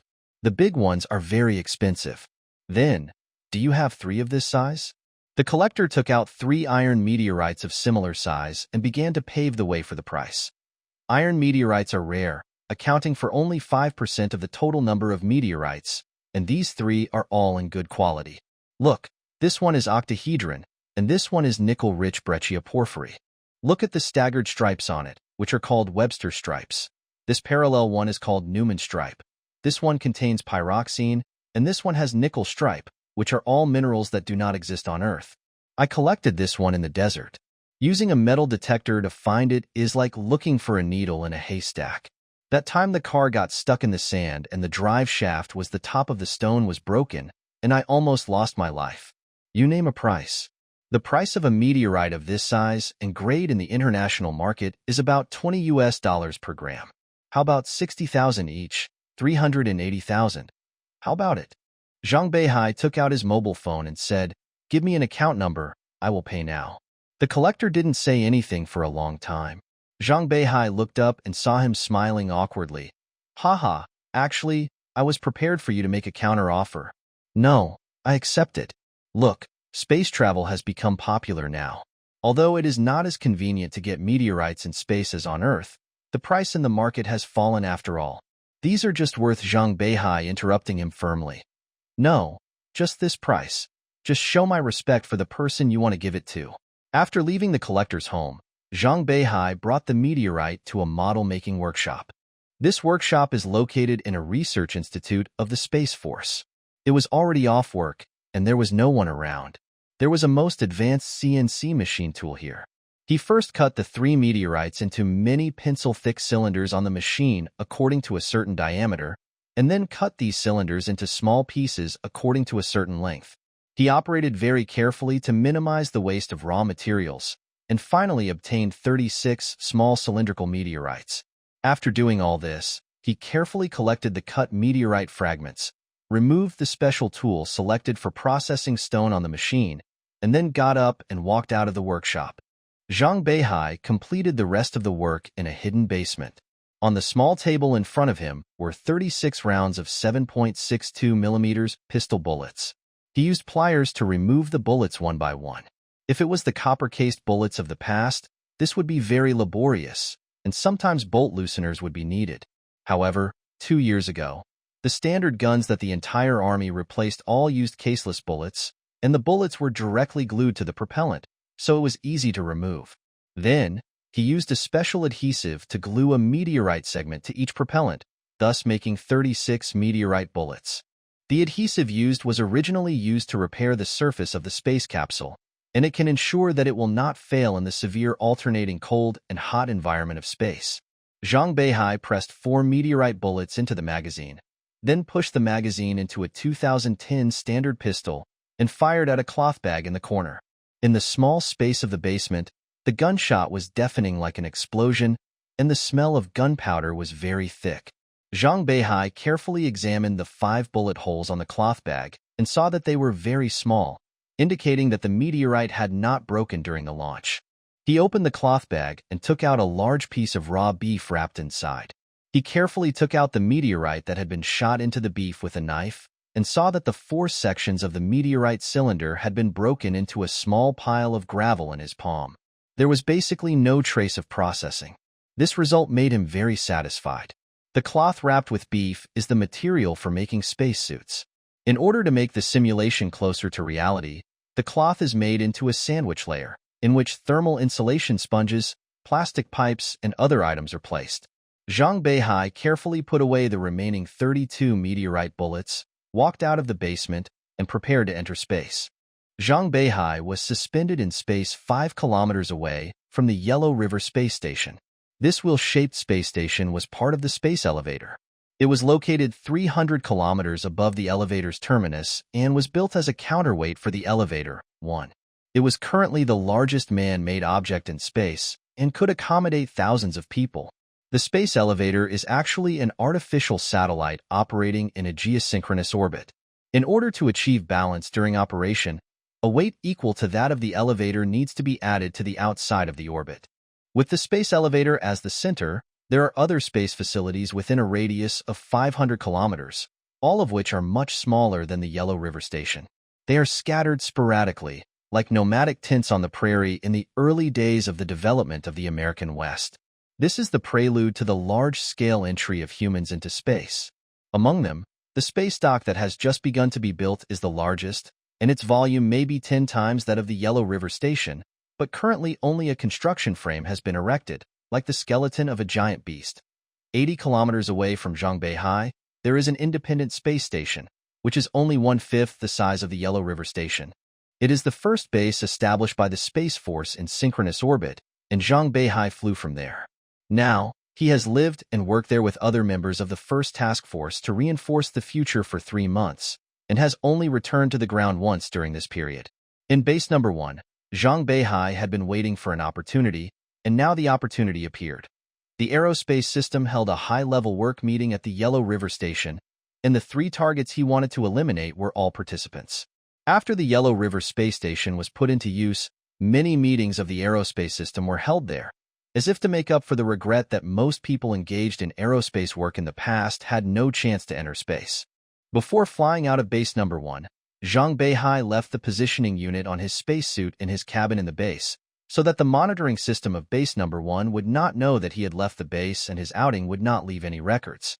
Using the small jet propulsion on the spacesuit, he flew 10 kilometers in space and came to the long-selected position, waiting quietly. Zhang Beihai knew that the meeting was over now, and he was waiting for all the participants to come out for photos. It is a custom that all participants take group photos in space. Generally speaking, photos should be taken against the sun, because this is the only way to clearly capture the space station as the background. When taking photos, each person in the group photo needs to adjust the visor of the space helmet to be transparent so that their face can be exposed from the visor. If the sun is in the sky at this time, the strong sunlight will make it difficult for people to open their eyes, and it will also make the inside of the helmet hot and uncomfortable. Therefore, the best time to take group photos is when the sun rises or sets from the edge of the Earth.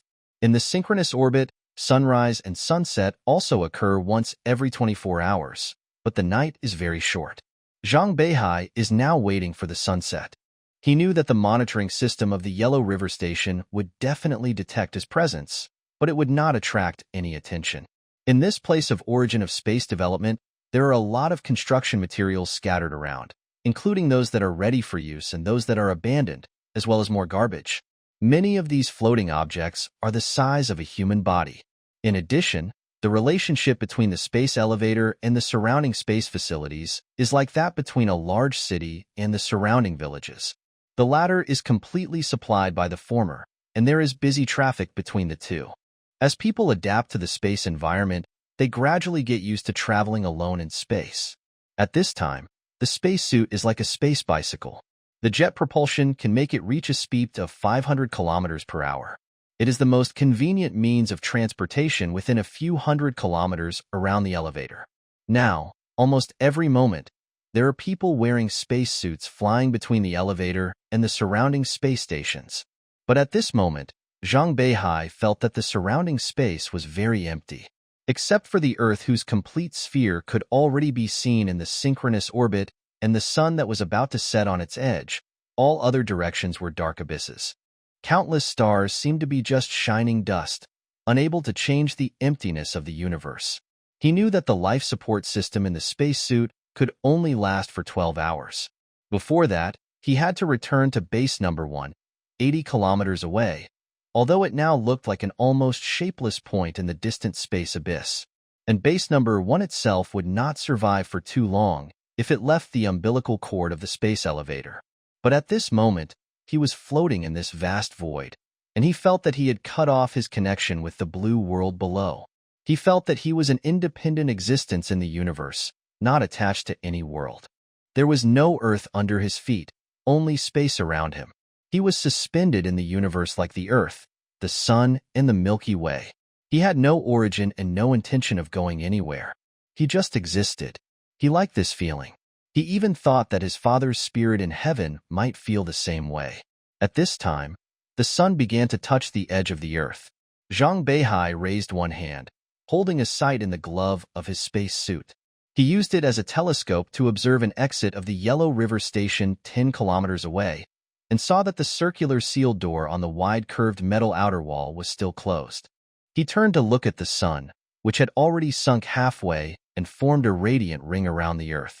Ran looked at the Yellow River Station through the scope, and Zhang Beihai saw the sign light next to the exit change from red to green.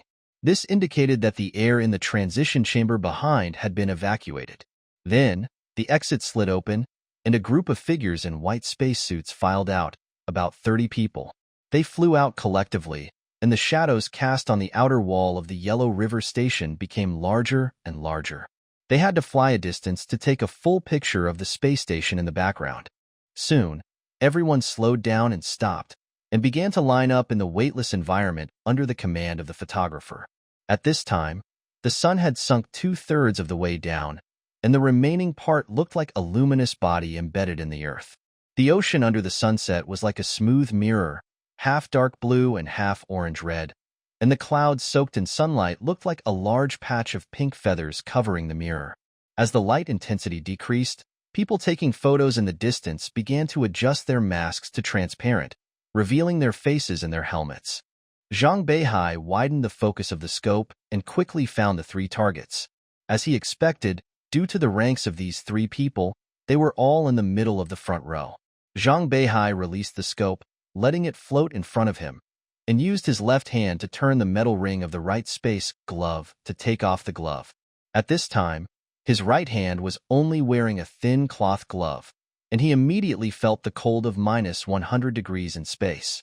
In order to prevent this hand from freezing quickly, he turned his body to an angle to let the already weakening sunlight shine on his hand.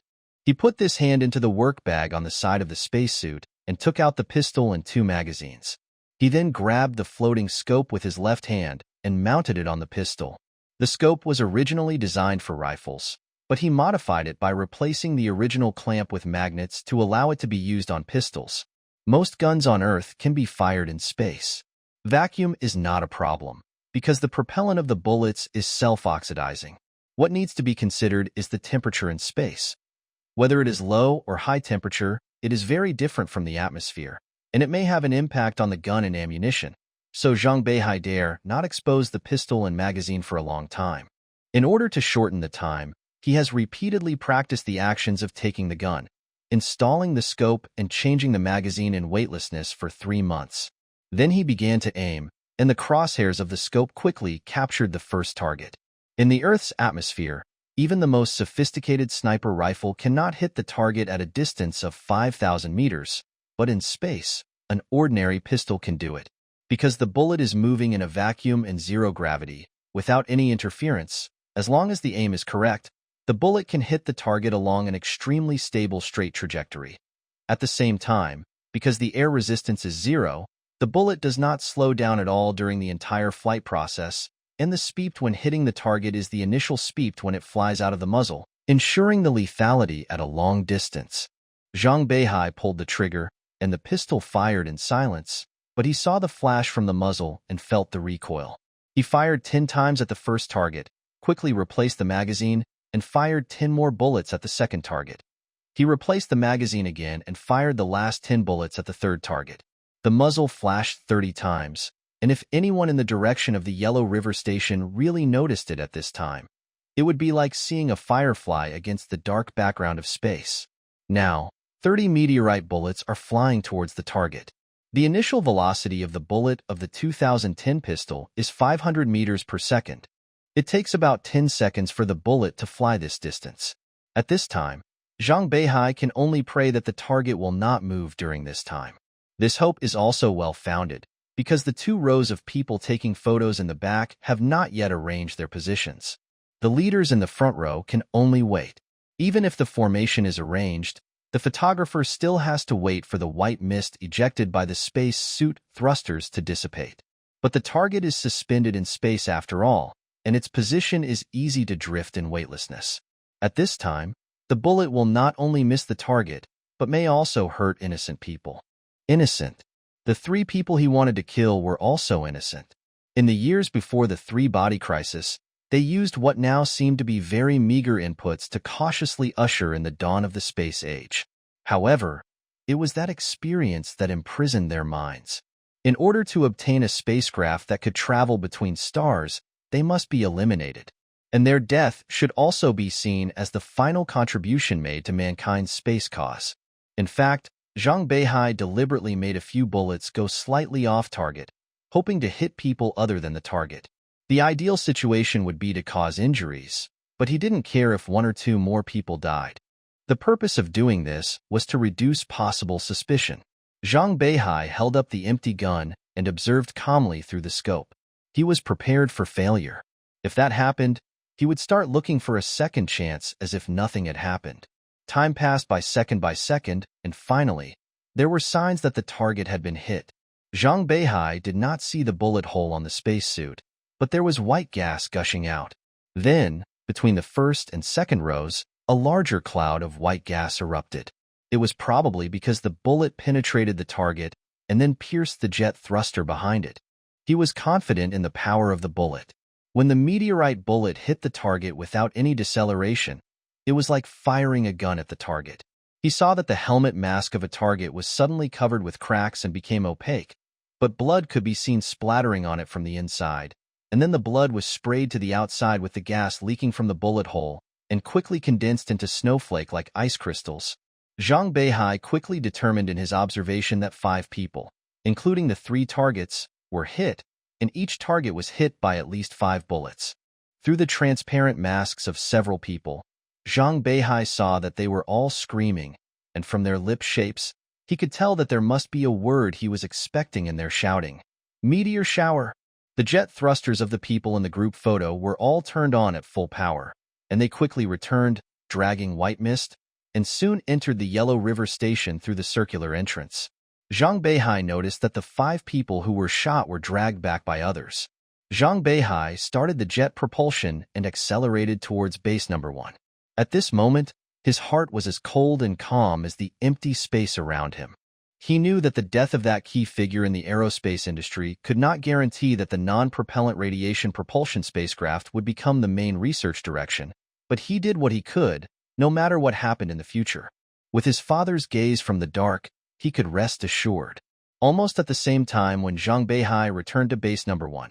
On the internet on Earth, a group of people quickly gathered in the desert of the 3-body virtual world to discuss what had just happened.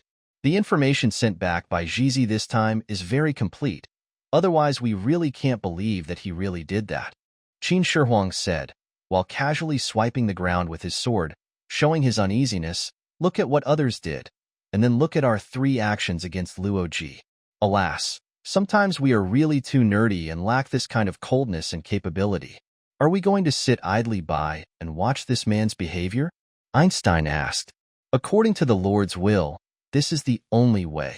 This man is an extremely stubborn resistancist and triumphalist. The Lord tells us not to intervene in this kind of person. Our attention should be focused on the escapists. The Lord even believes that even defeatists are more dangerous than triumphalists, said Newton. If we are to truly take our mission of serving the Lord seriously, we must not completely trust the Lord's strategy, which after all only has the strategies of a child, said Mosey. Taisher Huang tapped the ground with his sword and said, but as far as this matter is concerned, it is right not to intervene. Let them determine the development direction of radiation-driven spacecraft. Under the condition of Sapon-locked physics, this is almost an insurmountable technological peak. It is also a bottomless abyss. Human beings will throw all their time and resources into it, but in the end they will achieve nothing. Everyone basically agrees on this point, but I think the most important thing is this person. This person is too dangerous, said von Neumann. Indeed. Aristotle nodded repeatedly. I used to think he was a pure soldier, but this incident doesn't look like the behavior of a soldier who always follows strict discipline and rules. This man is indeed dangerous. He has firm beliefs, a far-sighted vision, and is ruthless. He acts calmly and decisively. He is usually rigorous and serious, but when necessary, he can go beyond the norm and take extraordinary actions at any time. Confucius sighed. As Ing Zhang said just now, we lack such people. It's not difficult to get rid of him. We just need to report his conspiracy. Newton said, it's not that easy. Qin Shihuang flicked his sleeves at Newton and said, this is all your fault. In the past few years, you have been using the name of Sapon Information to sow discord in the Space Force and the United Nations. Now what has happened? Being reported by you has become an honor and even a symbol of loyalty, and we don't have any real evidence. Mosey said, his planning was very careful. The bullet shattered after entering the human body. If an autopsy is performed, What are taken out of the dead and injured bodies are authentic meteorites. Everyone will believe that those people died in a meteorite shower. The truth of the matter is so bizarre that no one will believe it. Fortunately, he is going to reinforce the future and will not be a trouble to us for quite a long time. Einstein sighed, gone. All gone. Some of us should also set off for the future. Although they were about to say goodbye, everyone knew in their hearts that this was a farewell forever. The political work task force that will reinforce the future will go to the hibernation site. Zhang Beihai and several senior generals of the Space Force went to the airport to see them off. He handed a letter to Zhang Beihai. This is a letter to my future successor. In the letter, I introduced your situation and made a solemn recommendation to the future Space Force Command. The earliest time for you to wake up is 50 years from now, or maybe even longer. At that time, you may face a more severe working environment. First of all, you must adapt to the future, and at the same time maintain the soul of a soldier of our time. You must figure out our current working methods, which ones are outdated, and which ones need to be persisted. All of these may become a huge advantage for you in the future. Zhang Beihai said, Chief, this is the first time I feel a little sorry for atheists. Otherwise, we can hope to meet again at a certain time and place after the death. He was always cold and said such words, which surprised Zhang Beihai. These words also set off waves in everyone's hearts again. But as soldiers, they all hid their inner throbbing deeply. We are very lucky to be able to get together in this life. Please say heko to our future comrades on our behalf, said Zhang Beihai. After the final military salute, the task force began to board the plane. Zhang Beihai's eyes never left Zhang Beihai's back. This determined soldier was gone, and there might not be another one like him. Where did his firm belief come from? This question has always been hidden in Zhang Beihai's heart, and sometimes he even felt a little jealous when he thought about it. A soldier with a belief in victory is lucky. In this ultimate war, there are very few people who can be so lucky. Zhang Beihai's tall figure disappeared in the cabin door, and Zhang Beihai had to admit that in the end, he did not fully understand him. The plane took off, carrying those who had the opportunity to see the final end of mankind, and disappeared behind the pale, thin clouds. It was a bleak winter day. The sun emitted a weak white light behind this layer of gray gauze like thin clouds. The cold wind blew through the empty airport. The cold made the air like a piece of solidified crystal. This scene made people doubt whether spring would really come. Zhang Beihai tightened the collar of his military coat. Today was his 54th birthday. In this bleak winter wind, he saw the end of himself and mankind at the same time. Diaz and Hines were awakened from hibernation at the same time, and were told that the technology they were waiting for had already appeared. So fast? They both exclaimed when they learned that only 8 years had passed. They were then told that due to the unprecedented large-scale investment, the technological progress in recent years has indeed been rapid, but there is nothing to be optimistic about. Humans are just accelerating the sprint in the final distance between them and the Saphan barrier. Only technology has progressed, and cutting-edge physics is stagnant like a pool of stagnant water. The theoretical reserves are being consumed, and human technological progress will slow down until it stops completely, but people are still unclear when the end of technology will appear. Hines dragged his still stiff feet after hibernation and walked into a building that looked like a gymnasium. The interior of the building was shrouded in a misty white fog. Hines felt that it was very dry here and didn't know what kind of fog it was. There was a soft moonlight illuminating the fog, which was gathering above. It was so thick that the dome of the building could not be seen. But in the space that was more than one person tall, the fog was very light. In the fog, he saw a petite figure and immediately recognized it as Keiko Yamasuji. He ran towards her, as if chasing a phantom in the fog, but they finally hugged each other. "I'm sorry, dear. I'm 8 years older," said Keiko Yamasuji. "Even so, you are still 1 year younger than me," Hines said, looking at his wife. Time seemed to have left few traces on her. In the watery moonlight in the white mist, she looked pale and weak. The mist and the moonlight brought Hines back to the bamboo forest night in the Japanese garden. "Didn't we agree that you would hibernate in 2 years? Why have you waited until now?" "Originally, I just wanted to make some preparations for our career after hibernation, but there were too many things to do, so I just kept doing it." Yamasuji Keiko said, gently brushing away a strand of hair on her forehead. Isn't it difficult? It's really difficult. Not long after you hibernated, 6 large-scale research projects on the next-generation supercomputers started at the same time. 3 of them were traditional structures, 1 was non-Von structure, and the other 2 were quantum and biomolecular computer research projects. But 2 years later, the chief scientists of these 6 projects all told me that the computing power we want is simply impossible to achieve. The quantum computer project was the first to be interrupted. The existing physical theories could not provide sufficient support, and the research hit the wall of Gizi. Then the biomolecular computer project was also discontinued. They said it was just a fantasy. The last one to be stopped was the non-Von structure computer. This structure is actually a simulation of the human brain. They said that our egg has not yet been formed, and we don't know how to use it. Maybe there are chickens. In the end, only 3 traditional structure computer projects were still in operation, but there was no progress for a long time. It's like this. I should have stayed with you all the time. It's no use. You would just waste 8 years. Later, there was a period of time. We were really desperate, so we came up with a crazy idea to simulate the human brain in an almost barbaric way. How to do it?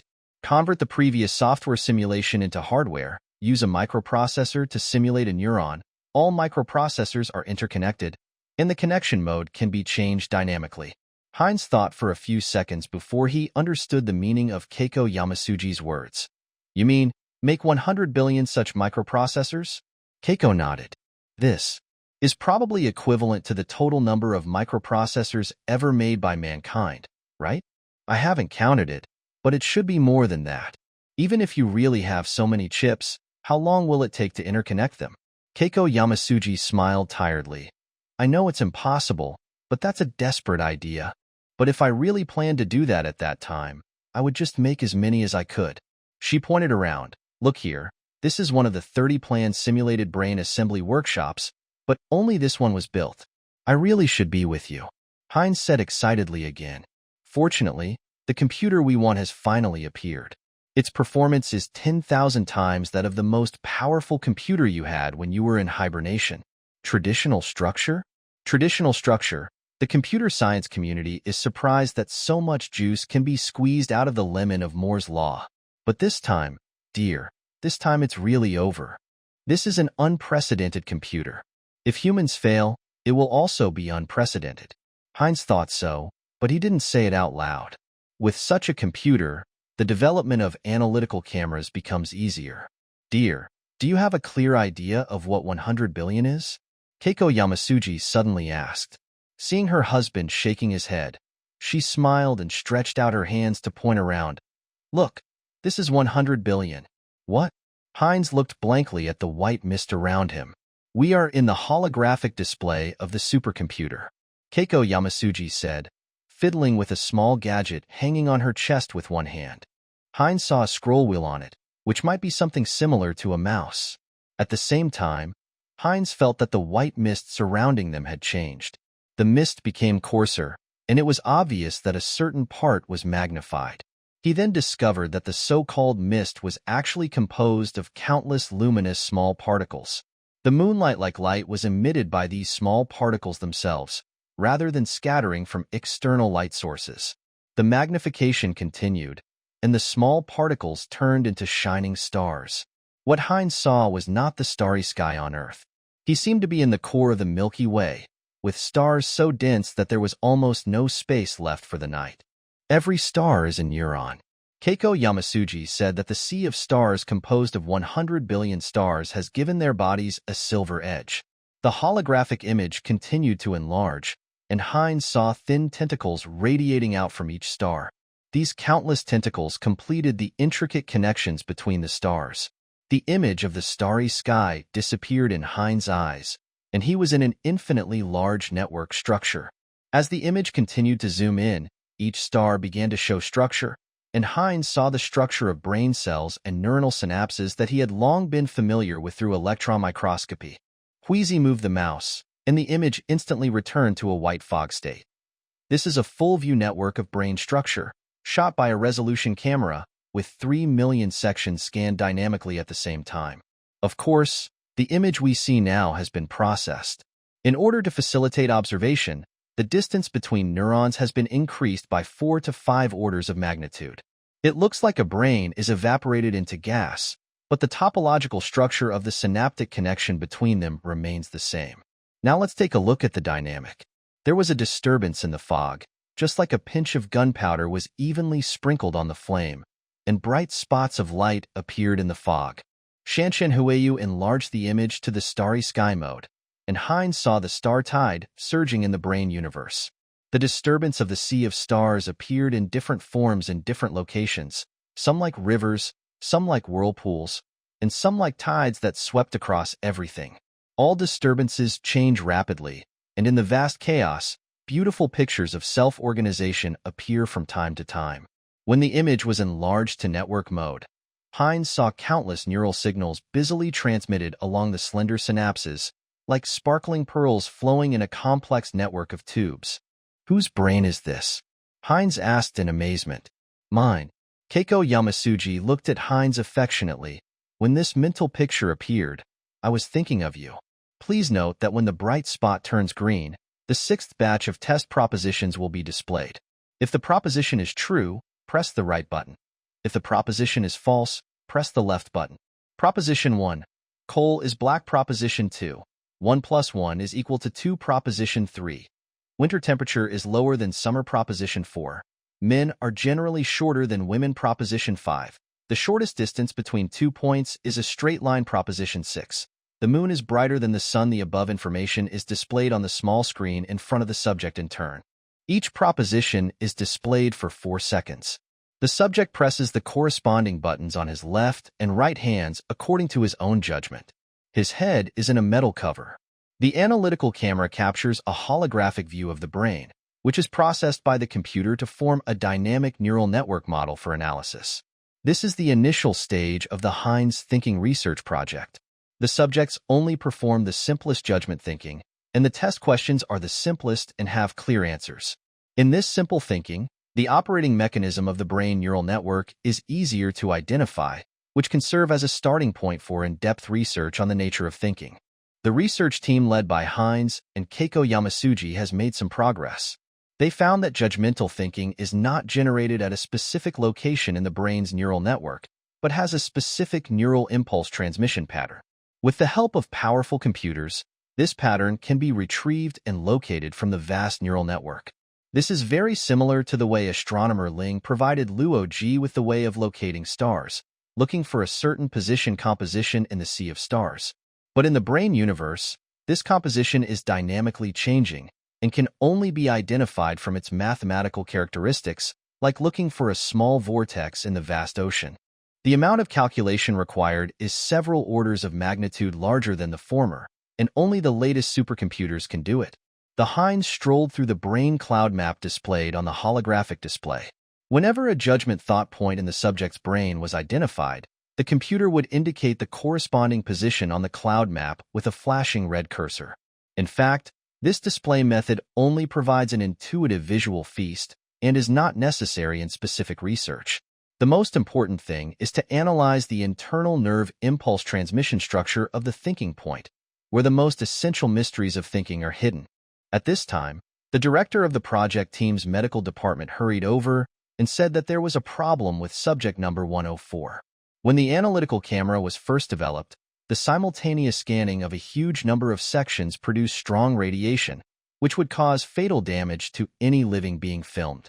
However, after many improvements, the radiation during filming has been reduced to below the safety line. A large number of tests have shown that as long as the prescribed filming time is not exceeded, the analytical camera will not cause any damage to the brain. He seems to be hydrophobic, the head of the medical department said as we hurried to the medical center. Heinz and Keiko Yamasuji both stopped in surprise. Heinz stared at the director of the medical department and said, "As far as I know, hydrophobia is rabies." The director of the medical department raised a hand and tried to sort out his thoughts. "Oh, sorry, I didn't say it accurately. He has no physiological problems, and his brain and other organs are not damaged. But he is afraid of water like a rabies patient. He refuses to drink water and even dares not eat food containing water." This is completely a psychological effect. He thinks water is poisonous. Persecution fantasy?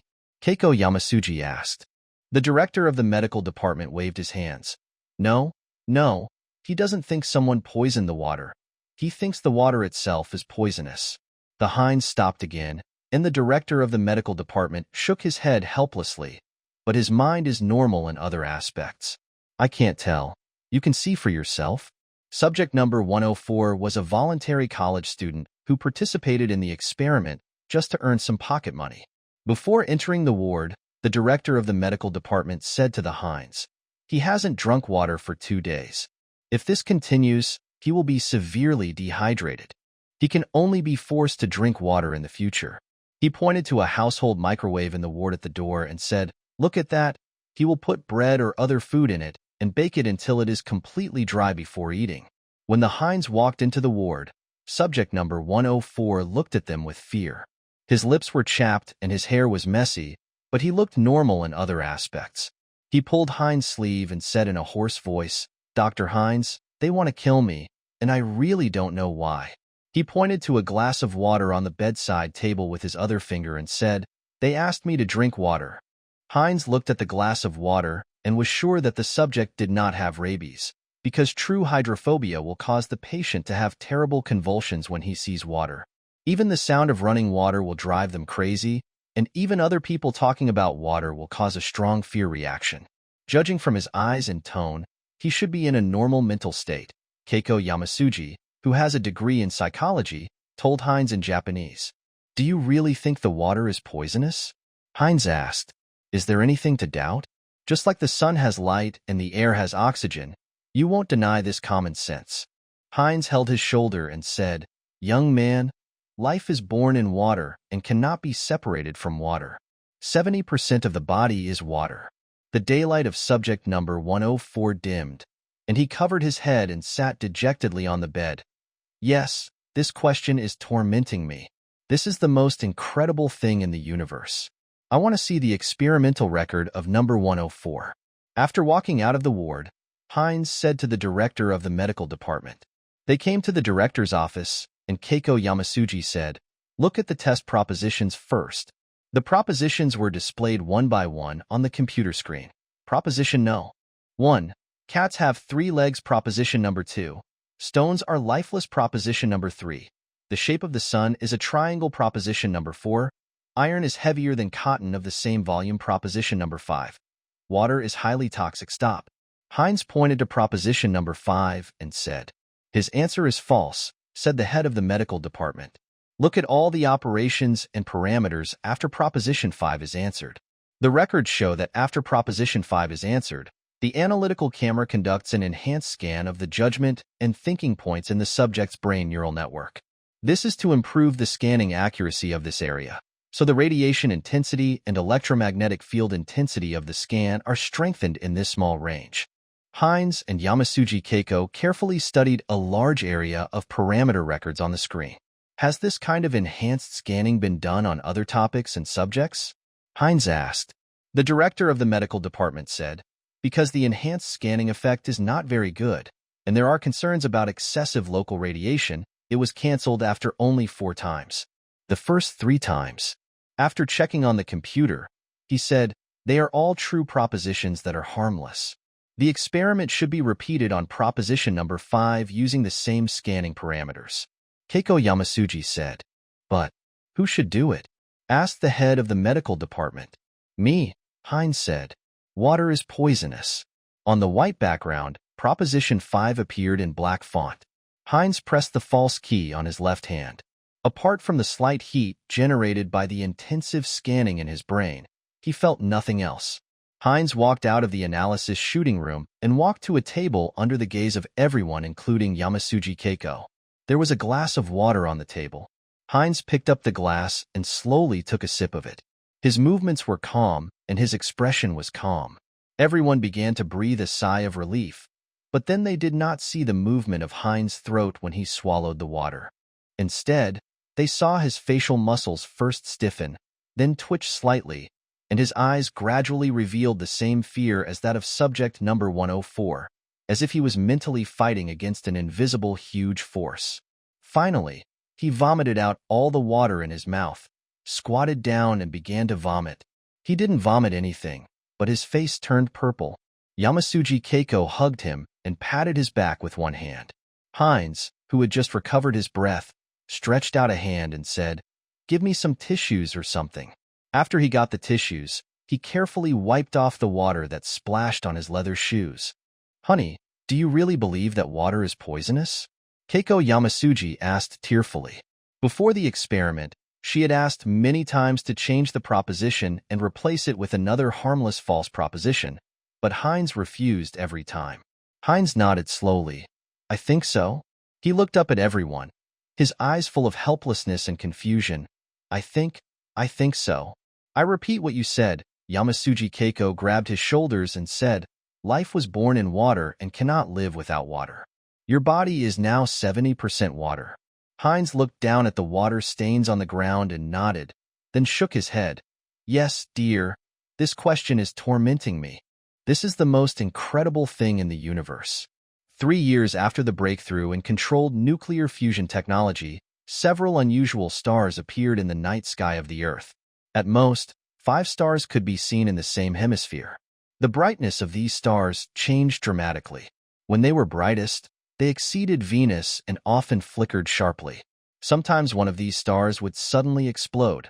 The brightness increased sharply and then extinguished within 2 or 3 seconds. These stars are experimental nuclear fusion reactors located in synchronous orbit. The future development direction of spacecraft was finally determined to be propellant-free radiation propulsion. The high-power reactors required for this propulsion method can only be tested in space. These fusion reactors that emit light at an altitude of 30,000 kilometers are called nuclear stars. Every explosion of a nuclear star marks a tragic failure.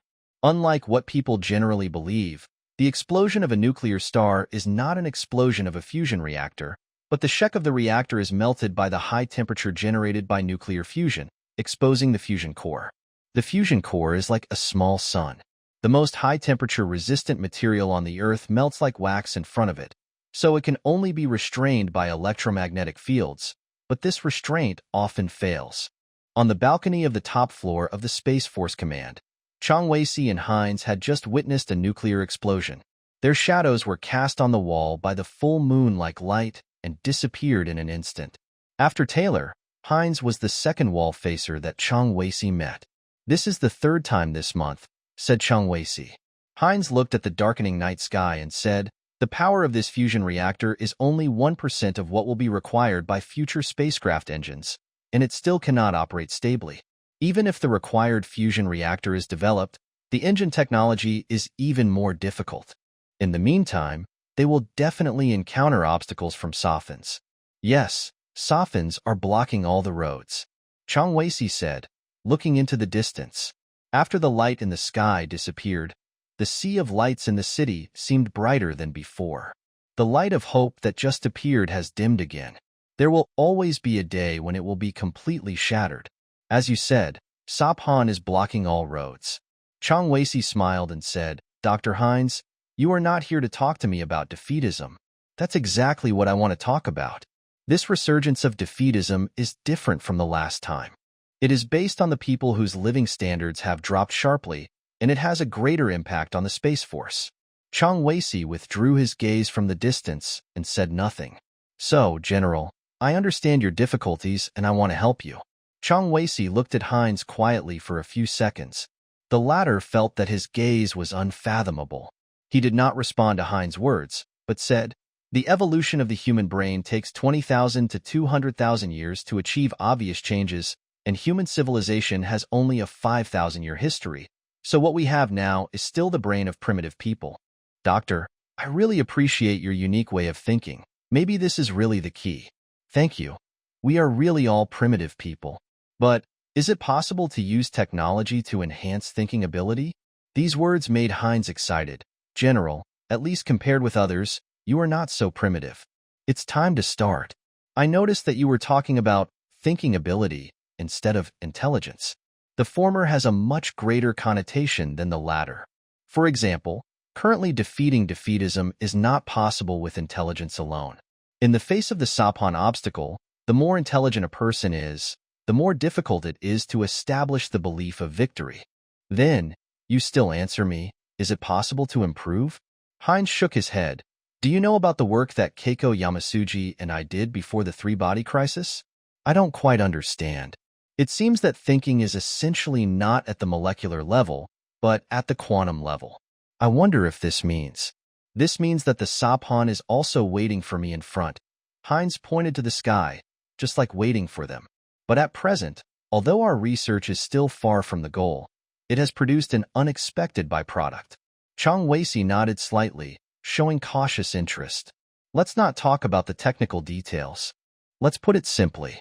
In the brain's neural network, we have discovered the mechanism by which the mind makes judgments, and we can have a decisive influence on it. Let's make an analogy between the process of human thinking making judgments and a computer. Input data from the outside world, calculate, and finally give a result. We can now skip the calculation process and give the result directly. When certain information enters the brain, by influencing a certain part of the neural network, we can make the brain make judgments without thinking and believe that the information is true. Has it been achieved? Chang Weisi asked calmly. Yes, starting with an accidental discovery, we conducted in-depth research and have achieved it. We call this device the thought stamp. What if this judgment or belief does not match reality? Then the belief will eventually be overturned. But this process is quite painful because the judgment generated by the thought stamp in the consciousness is extremely strong. I once firmly believed that water was poisonous because of this. After 2 months of psychological treatment, I was able to drink water without obstacles. That process, it was really unbearable to look back. The poisonous water is an extremely clear false proposition, but other beliefs are not like this. For example, the existence of God, the victory of mankind in this war, etc., there is no clear answer to the judgment.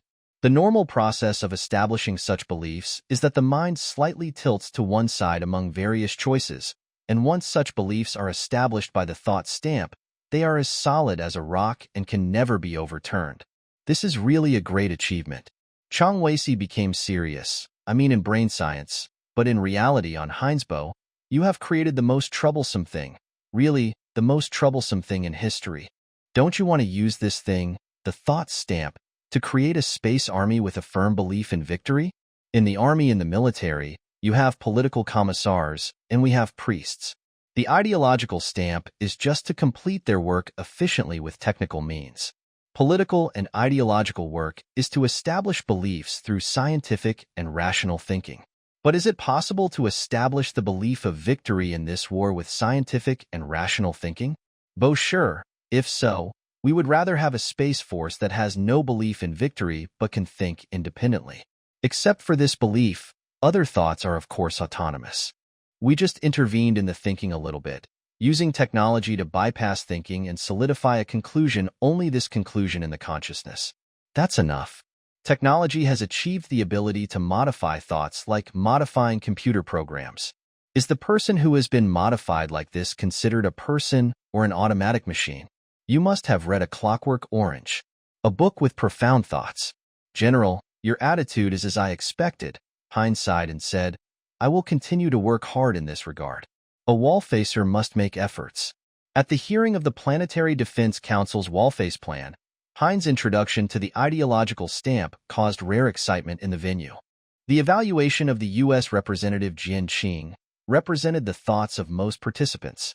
Dr. Hines and Dr. Keiko Yamasuji have opened a door to darkness for mankind with their extraordinary talents. The French representative left his seat excitedly.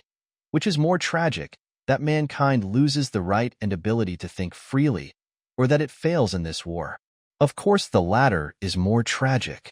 Hines stood up and retorted, because in the former situation, mankind at least has a chance to regain freedom of thought. I doubt if that thing is really used.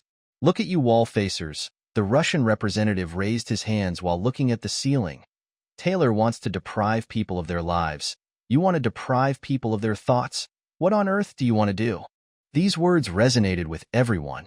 The British representative said, we are only proposing a motion today, but I believe that all governments will unanimously agree to ban this thing. In any case, there is nothing more evil than thought control. Hines said, "Why are you all so sensitive when it comes to thought control? In fact, in modern society, thought control has always been happening, from commercials to Hollywood culture, all of which control thoughts. You, to use a Chinese saying, are just the pot calling the kettle black." The American representative said, "Dr. Hines, you have not only taken 100 steps, you have already reached the threshold of darkness, threatening the foundation of modern society." The meeting hall became noisy again. Hines knew that he had to control the situation at this time. He raised his voice and said, "Learn from that little boy." The noise in the meeting hall really calmed his last words temporarily. "What little boy?" asked the rotating chairman. "I think everyone has heard this story. A little boy was crushed by a fallen tree in a forest. He was alone at the time, and his leg was bleeding. He would have bled to death, but he made a decision that would make all the delegates ashamed. He picked up a saw, sawed off the crushed leg, climbed into the car, and found a hospital, saving his life." Hines was satisfied to see that at least no one in the meeting tried to interrupt him. He continued, "The problem facing mankind now is survival or death, the survival or death of the entire race and civilization as a whole. In this case, how can we not give up something?" There were 2 soft claps, and it was the chairman knocking the gavel, although there was no noise in the meeting. Only then did people notice that this German was one of the few people who remained calm in the meeting. The chairman said in a calm tone, "First of all, I hope you will face the current situation. The construction of the space defense system requires more and more investment. The world economy is in a sharp decline while transforming. The prediction that the living standards of human society will regress by a century is likely to become a reality in the near future. At the same time, scientific research related to space defense is increasingly encountering intellectual obstacles, and technological progress is slowing down. All of this will trigger a new wave of defeatism in the international community, and this time, it may lead to the complete collapse of the solar system defense plan." The chairman's words completely cooled the atmosphere in the meeting room. He let the silence last for nearly half a minute before he said. He continued, "Like all of you, when I learned of the existence of the thought stamp, I felt fear and disgust as if I had seen a poisonous snake. But the most sensible thing for us to do now is to calm down and think carefully. Even if the devil really appears, calmness and rationality are the best options. At this meeting, we are only proposing a motion for a vote." Hines saw a glimmer of hope. "Mr. Chairman, fellow representatives, since the motion I originally proposed cannot be put to a vote at the meeting, can we each take a step back? No matter how much we step back, thought control is absolutely unacceptable," said the French representative, but his tone was not as tough as before. "What if it is not thought control or something between control and freedom? Thought stamping is thought control," said the Japanese representative. "Otherwise, the so-called control must have controllers and controlled persons. If someone voluntarily stamps his or her mind with a thought stamp, can this be called control?" The meeting fell silent again. Hines felt that he was close to success. He continued, "I propose that the thought stamp be open to the public as a kind of public facility. Its proposition is limited to one, that is, the belief in victory in the war.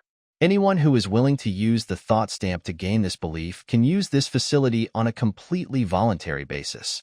Of course, all this should be done under strict supervision." The meeting discussed this. Based on Hines' proposal, many restrictions were put forward on the use of the thought stamp. The most critical one was that the scope of use was limited to the Space Force. After all, the unity of thought in the military is easier for people to accept. The hearing lasted for nearly 8 hours, the longest time. Finally, a motion was formed for the next meeting to be voted on, and the representatives of the permanent members reported to their governments. "Do we need to give this facility a name?" said the U.S. representative. "How about calling it the Faith Relief Center?" said the British representative. This strange name with British humor caused a burst of laughter. "Remove the word relief and just call it the Faith Center," Hines said seriously. In front of the entrance to the Faith Center stands a scaled-down replica of the Statue of Liberty. No one can tell its purpose. Perhaps it is to dilute the color of control with freedom, but what attracts the most attention is the tampered poem on the base of the statue. One, bring me all you desperate people, all you lost people, all you fearful wanderers who long to see the light of victory, all you who are lost in spirit and whose souls are wandering. Beside this golden faith, I will hold up a lamp for them. The original text of Emma Lazar's poem on the base of the statue of Cixi is, give me all you tired people, you poor people, you huddled together longing to breathe the air of freedom / send me all those who are homeless and weathered / beside this golden gate. I will hold up the lamp for them. The golden belief mentioned in the poem is prominently engraved in multiple languages on a black granite tablet called the Belief Tablet next to the statue of the goddess. In the war against the invasion of the three-body world, mankind will win, the enemies invading the solar system will be eliminated, and the Earth's civilization will continue for thousands of generations in the universe. The Faith Center has been open for 3 days, and Heinz and Keiko Yamasuji have been waiting in the solemn lobby. This small building near the United Nations Plaza has become a new tourist attraction. People keep taking pictures in front of the Statue of Liberty and the Faith Monument in front of the door, but no one has come in. People seem to be cautiously keeping a distance from this place. Do you think this place looks like a mom and pop shop that's struggling to make ends meet? Said Keiko Yamasuji. My dear, this place will become a holy place one day, Heinz said solemnly. On the afternoon of the 3rd day, someone finally walked into the Faith Center. He was a bald, middle-aged man with a melancholy face. He walked a little unsteadily, and one could smell alcohol when he approached. I came to acquire a belief, he said inarticulately. The Faith Center is only for members of the space forces of various countries. Please show your ID. Shan Shanhui bowed and said. At this time, in Heinz's eyes, she was like a polite and considerate waitress at the Tokyo Grand Hotel. The man fumbled and took out his ID. I am a member of the Space Force, but I am a civilian staff member. Is that okay? After carefully looking at the ID, Heinz nodded. Mr. Wilson, are you going to proceed now? Of course. The man nodded and took out a neatly folded paper from his chest pocket. That, you call it a belief proposition? Write it here. I want to obtain this belief. Yamasuji Keiko wanted to explain. According to the resolution of the Planetary Defense Council, there is only one proposition that the thought stamp is allowed to operate, which is the content written on the stone tablet in front of the door, which must be word for word, and any other proposition is strictly prohibited. But Heinz gently stopped her. He wanted to see what the proposition submitted by this person was first. He opened the paper and saw that it said, Catherine loves me. She has never had and will never have an affair. Keiko Yamasuji tried her best to hold back her laughter, while Heinz angrily crumpled up the paper and threw it at the drunk's sad face. Get out. After Wilson was driven away, another person crossed the Faith Monument, which was the boundary between ordinary tourists and the Faith Center. The man was wandering behind the monument. Heinz soon noticed him and called Keiko. Look at that man. He should be a soldier. He looks exhausted physically and mentally. Keiko said. But he is a soldier, believe me, Heinz said, and was about to go out to talk to the man. But he saw him walking up the steps in front of the door. This man seemed older than Wilson, with a handsome oriental face, but as Wheezy said, he looked a little melancholy. But this melancholy was different from that of the frustrated man just now. It seemed lighter but deeper, and it seemed to have been with him for many years. My name is Wu Yu, and I'm here to gain faith, the man said, and Heinz noticed that he said faith rather than belief. Keiko Yamasuji bowed and repeated the sentence. The Faith Center can only be used by members of the space forces of various countries. Please show your ID. Wu Yu stood there without moving and just said, 16 years ago, I served in the Space Force for a month, but then retired. Served for a month? Well, if you don't mind, what was the reason for your retirement? Heinz asked. I am a defeatist, and my superiors and I believe that I am no longer suitable for working in the Space Force. Defeatism is a very common thought, and you are obviously just an honest defeatist who speaks out your thoughts frankly. Your colleagues who continue to serve may have more serious defeatist sentiments, and they just hide them, said Hueyu Yamasuji. Maybe, but I've been feeling lost these years. Because I left the army?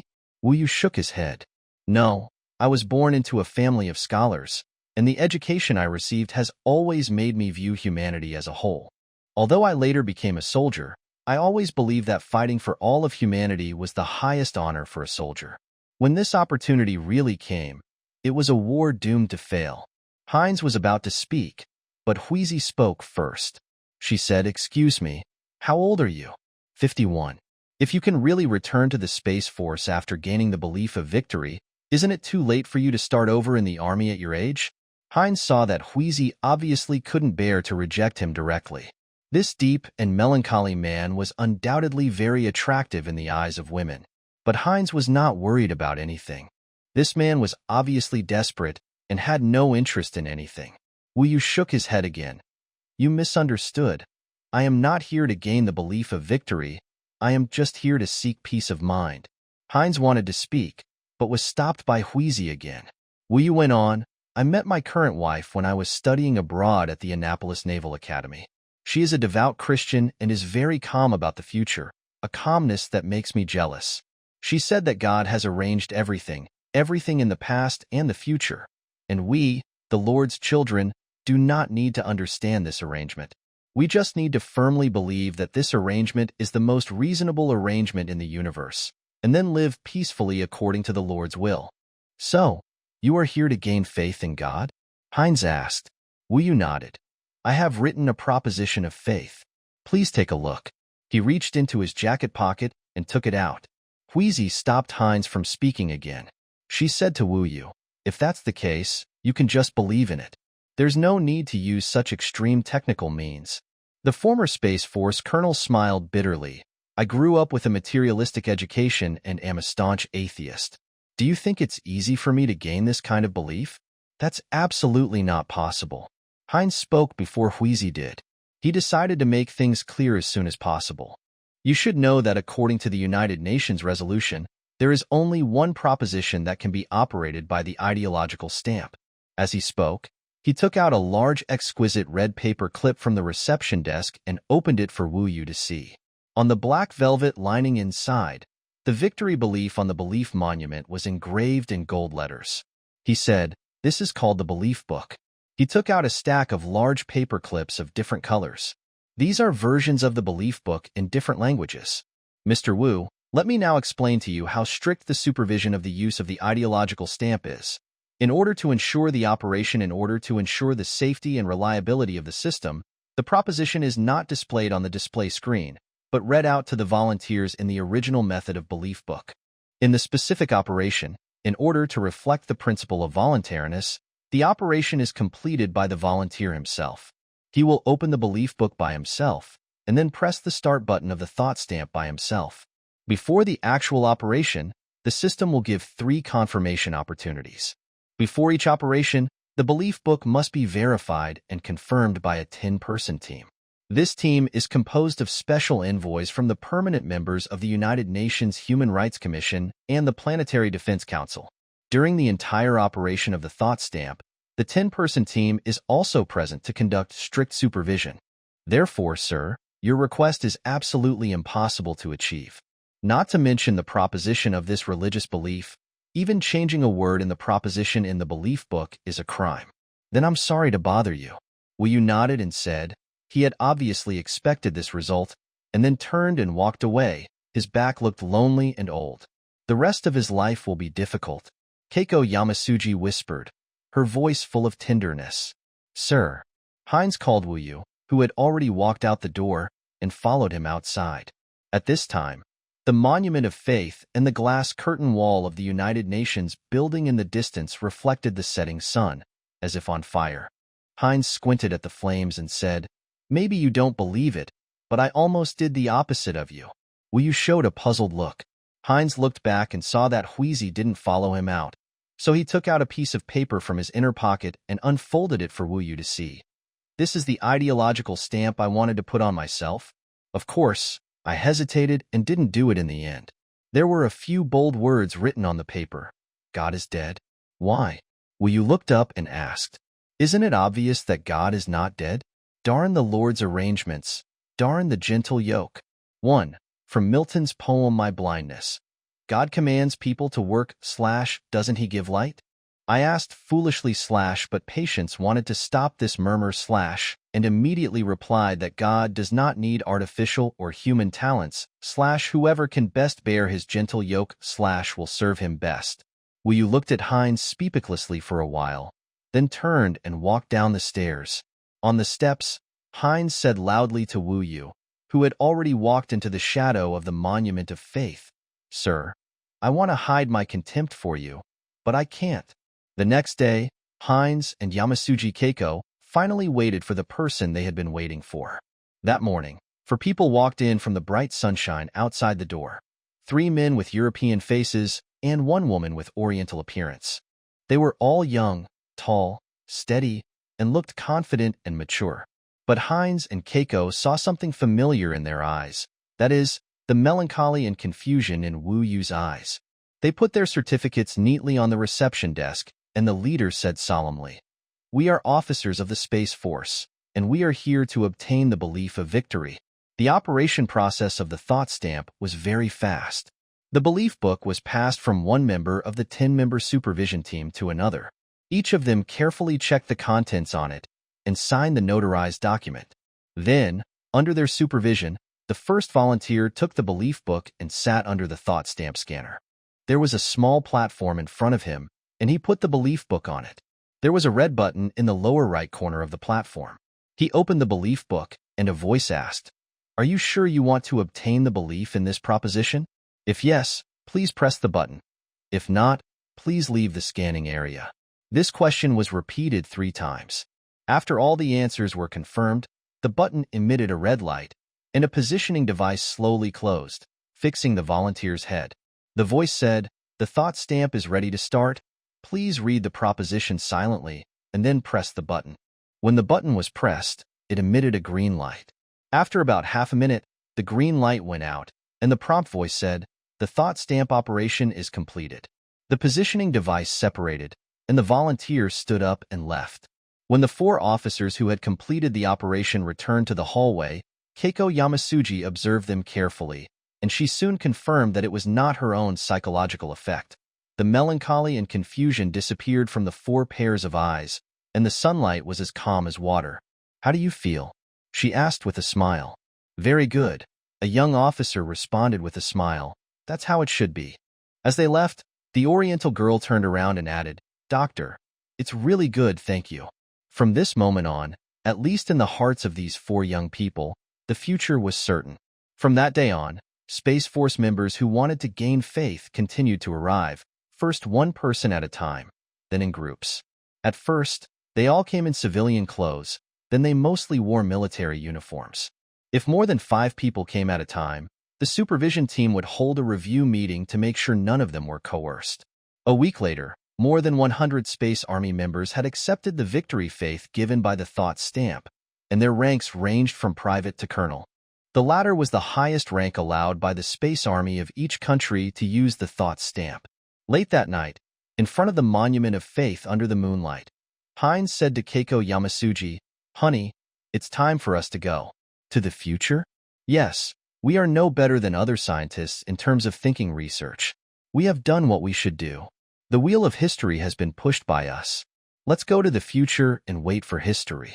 "How far?" "Very far, Keiko, very far. We will go to the era when the 3-body probe arrives in the solar system. Before that, let's go back to that small courtyard in Kyoto and live for a while. After all, this era will be gone forever." "Of course, honey. I miss there too." Half a year later, Keiko Yamasuji, who was about to hibernate, was immersed in the increasingly deep cold, just like the moment when Luo Ji fell into the icy lake more than 10 years ago. The severe cold froze and filtered out the complexity and noise in her consciousness, and the clue that she was concentrating on thinking stood out in the cold darkness. The previously vague thoughts suddenly became unusually clear, like the cold sky in the severe winter. Keiko Yamasuji wanted to call to stop the hibernation process, but it was too late. The ultra-low temperature had already penetrated her body, and she lost the ability to speak. The operator and the doctor saw that the eyes of the woman who was about to enter hibernation suddenly opened a crack, revealing a look of fear and despair. If it weren't for the severe cold freezing her eyelids, her eyes would definitely be wide open. But they all thought that this was a normal nerve reflex during hibernation, which had also occurred in a few hibernators before, so they didn't pay much attention to it. The United Nations Planetary Defense Council's Project Wallface hearing discusses the testing of stellar hydrogen bombs. With the breakthrough of giant computer technology, the nuclear explosion star model that has been perfected in theory in the past decade can be realized on the computer, and the manufacture of super-large equivalent star-type hydrogen bombs began immediately. It is estimated that the explosion equivalent of the first hydrogen bomb is 350 million tons of TNT, which is 17 times the largest hydrogen bomb ever made by humans. Such a super-nuclear bomb cannot be tested in the atmosphere. Underground tests require the excavation of ultra-deep wells. If it is detonated in a test well at the previous depth, the strata will be lifted. If such an explosion is carried out in an ultra-deep well, its powerful shock wave will spread all over the world, which may have unpredictable effects on a wide range of geological structures, and then induce geological disasters including earthquakes and tsunamis. Therefore, the test of star-type hydrogen bombs can only be carried out in space, but it is impossible to test in high orbit. The electromagnetic pulse generated by the hydrogen bomb will have a huge impact on the Earth's communication and power systems at such a distance. The most ideal test location is on the back of the moon, but Ray Diaz has other choices. I decided to do the experiment on Mercury, Diaz said. The proposal surprised the delegates, who questioned the significance of the plan. According to the basic principles of the Wallfacer project, I don't need to explain. Diaz replied coldly, the test should be underground, and we need to dig a super deep well on Mercury. The Russian representative said, testing on the surface of Mercury may be considered, but the investment in underground testing is too large. Digging a super deep well there may cost hundreds of times more than the same project on Earth. Besides, it is meaningless. There is no need to consider the impact of nuclear explosions on the environment on Mercury. Testing on the surface of Mercury is impossible, said the American representative. So far, Diaz is the Wallfacer who consumes the most resources. Now is the time to stop him. This statement was echoed by the British, French, and German representatives. Diaz smiled and said, even if I consume as few resources as Dr. Luo Ji, you are still keen to veto my plan. He turned to the rotating chairman and said, I would like to ask Mr. Chairman and the representatives to pay attention that among all the strategic plans proposed by the Wallfacers, my plan is the closest and most harmonious with the mainstream defense system. It can be regarded as a part of the mainstream defense. The consumption of resources is large in absolute terms, but a considerable part of it overlaps with the mainstream defense. So, the British representative interrupted Diaz's speech. You should explain why you want to conduct underground nuclear tests on Mercury. Apart from finding ways to spend money, we can't find any other explanation. Mr. Chairman, representatives, Diaz counterattacked calmly, you should see that so far, the plan it can be regarded as a part of the mainstream defense. The consumption of resources is large in absolute terms. If all the details of our plans have to be explained, then what is the point of the Wallfacer plan? He stared at the representatives of major countries one by one with a scorching gaze, making them turn their eyes away. Diaz went on to say, despite this, I am still willing to explain the previous question. The purpose of conducting ultra-deep underground nuclear tests on Mercury is to blast a large cave underground on the planet as a future Mercury base. This is obviously the most economical option for such a project. Diaz's words caused a whisper, and a representative asked, Wallfacer Diaz, do you mean to use Mercury as a launch base for stellar hydrogen bombs?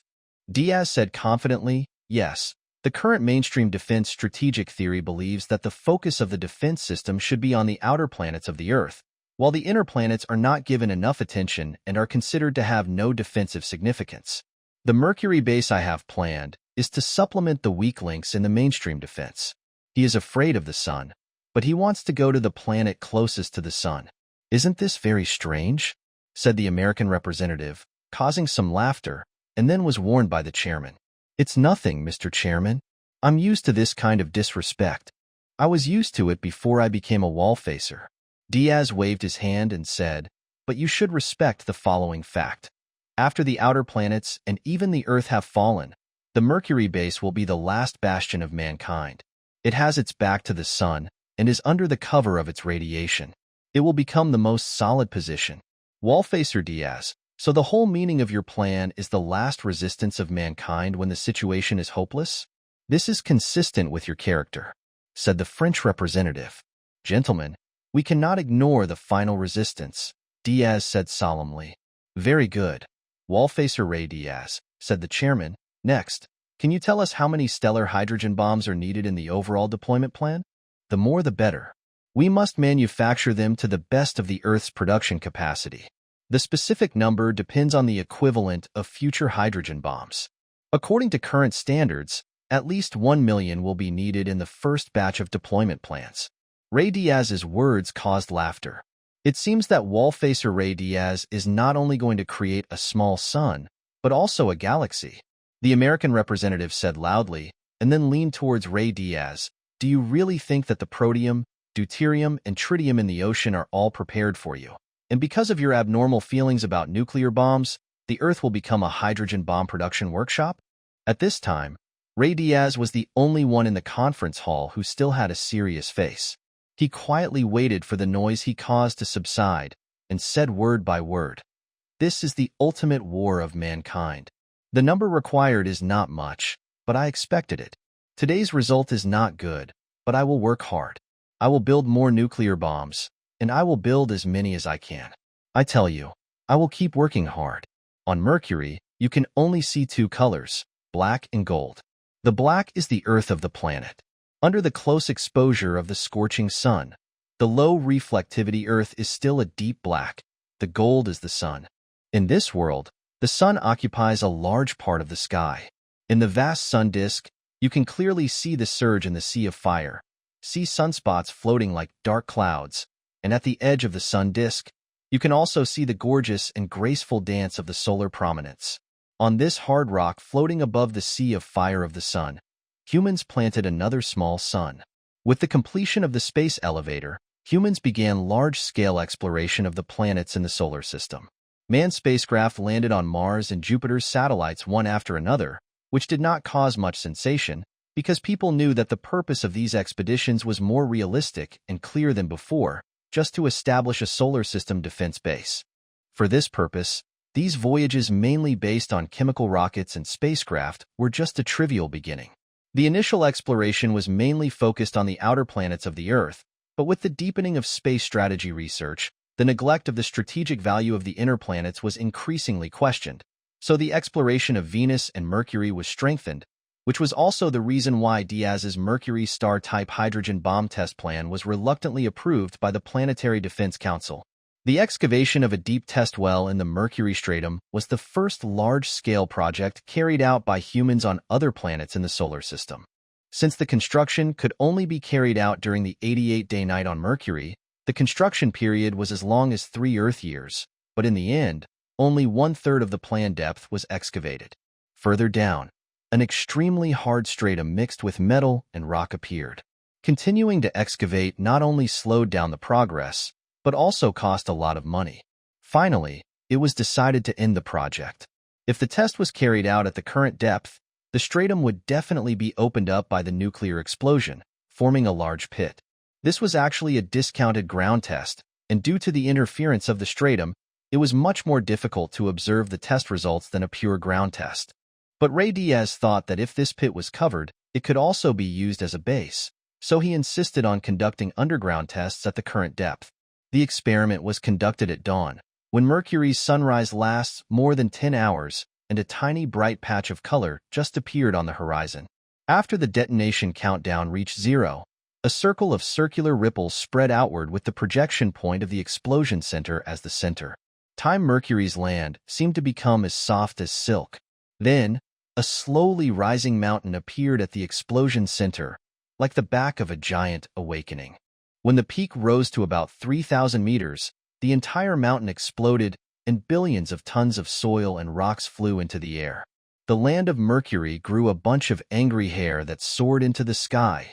As the strata were lifted up, the light of the underground nuclear fireball was exposed, shining on the scattered rocks and soil in the air, forming a magnificent firework in the dark sky of Mercury. The fireball lasted for nearly 5 minutes before it went out. During this period, rocks fell one after another under the illumination of the nuclear light. More than 10 hours after the nuclear explosion, observers discovered a ring around Mercury. This was because a considerable portion of the rocks reached Mercury's first cosmic velocity in the violent explosion, becoming countless satellites of different sizes and spreading out in orbit, making Mercury the first terrestrial planet with rings. The star ring is very thin, shining in the strong sunlight, like a circle around the planet.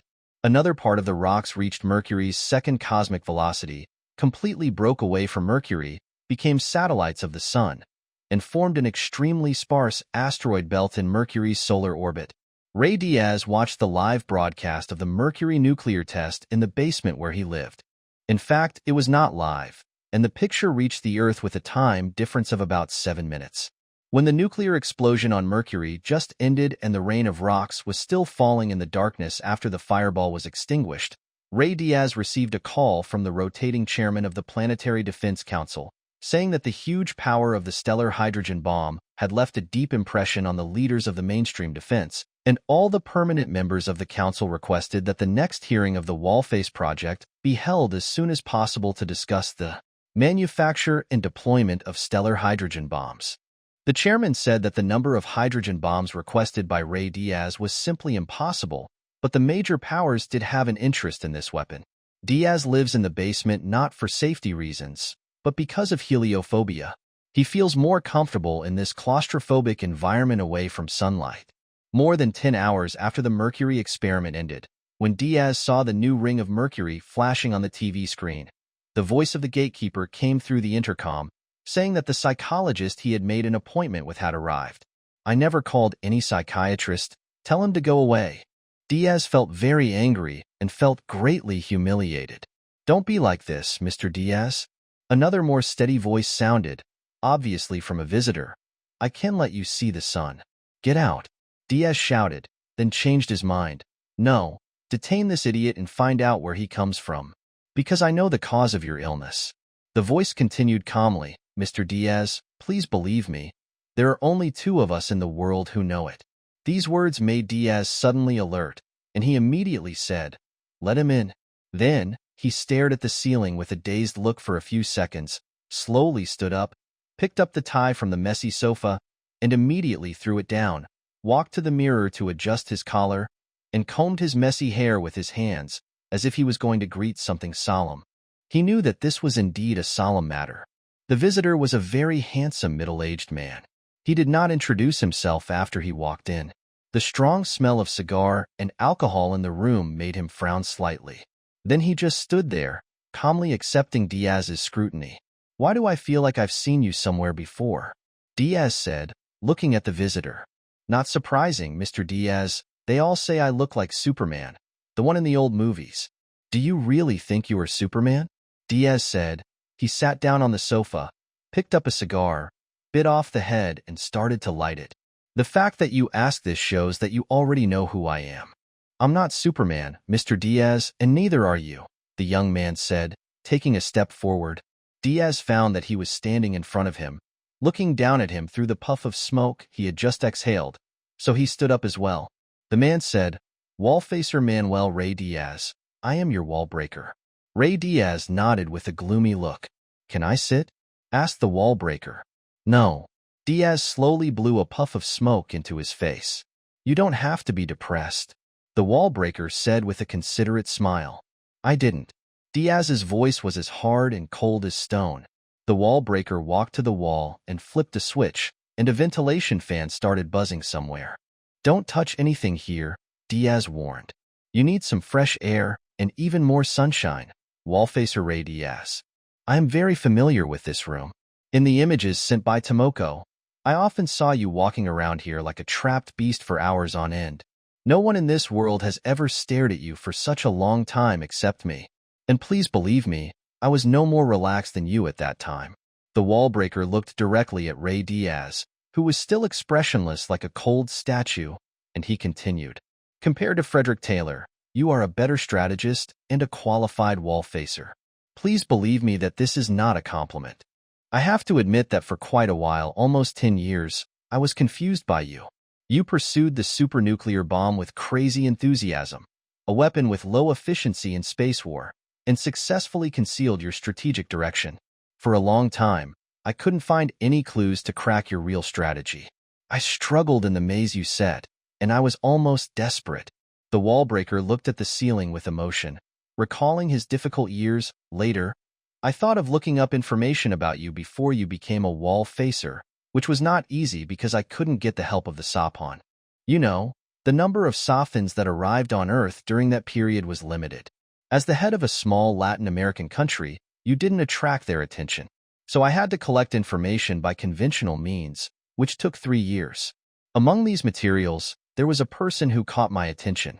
William Cosmo. You met him secretly 2 or 3 times. The content of your conversation was not recorded, and I will never know it. But it is unusual for the head of an underdeveloped small country to meet with a Western astrophysicist 3 times. Now we know that you were preparing to become a Wallfacer at that time. You are undoubtedly interested in Dr. Cosmo's research results.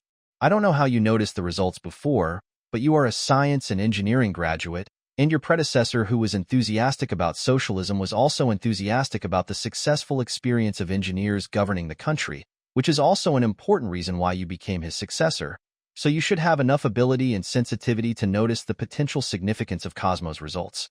After the 3-body crisis, the research team led by Dr. Cosmo has been studying the atmosphere of the 3-body star.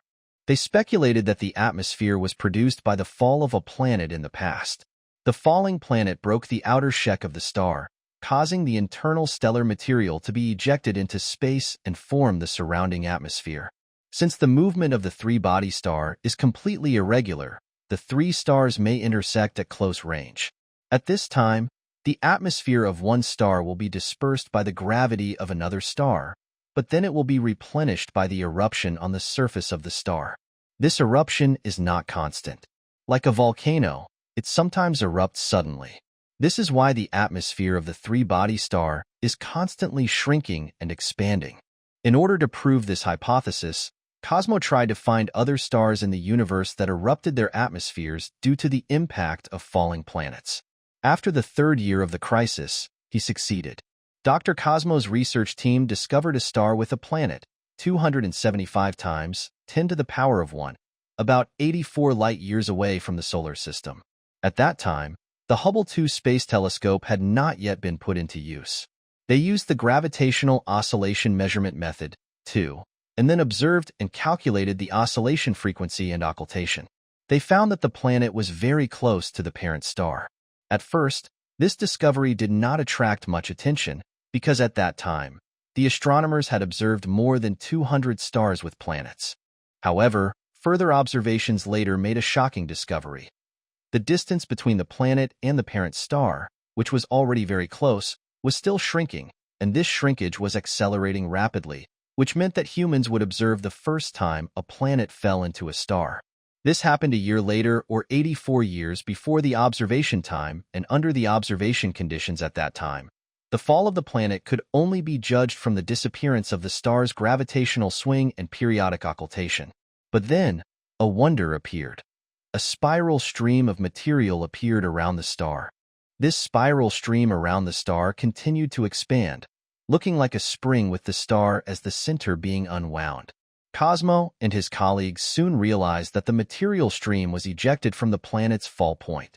The rock broke the outer sheck of the distant sun, causing the stellar material inside to be ejected into space.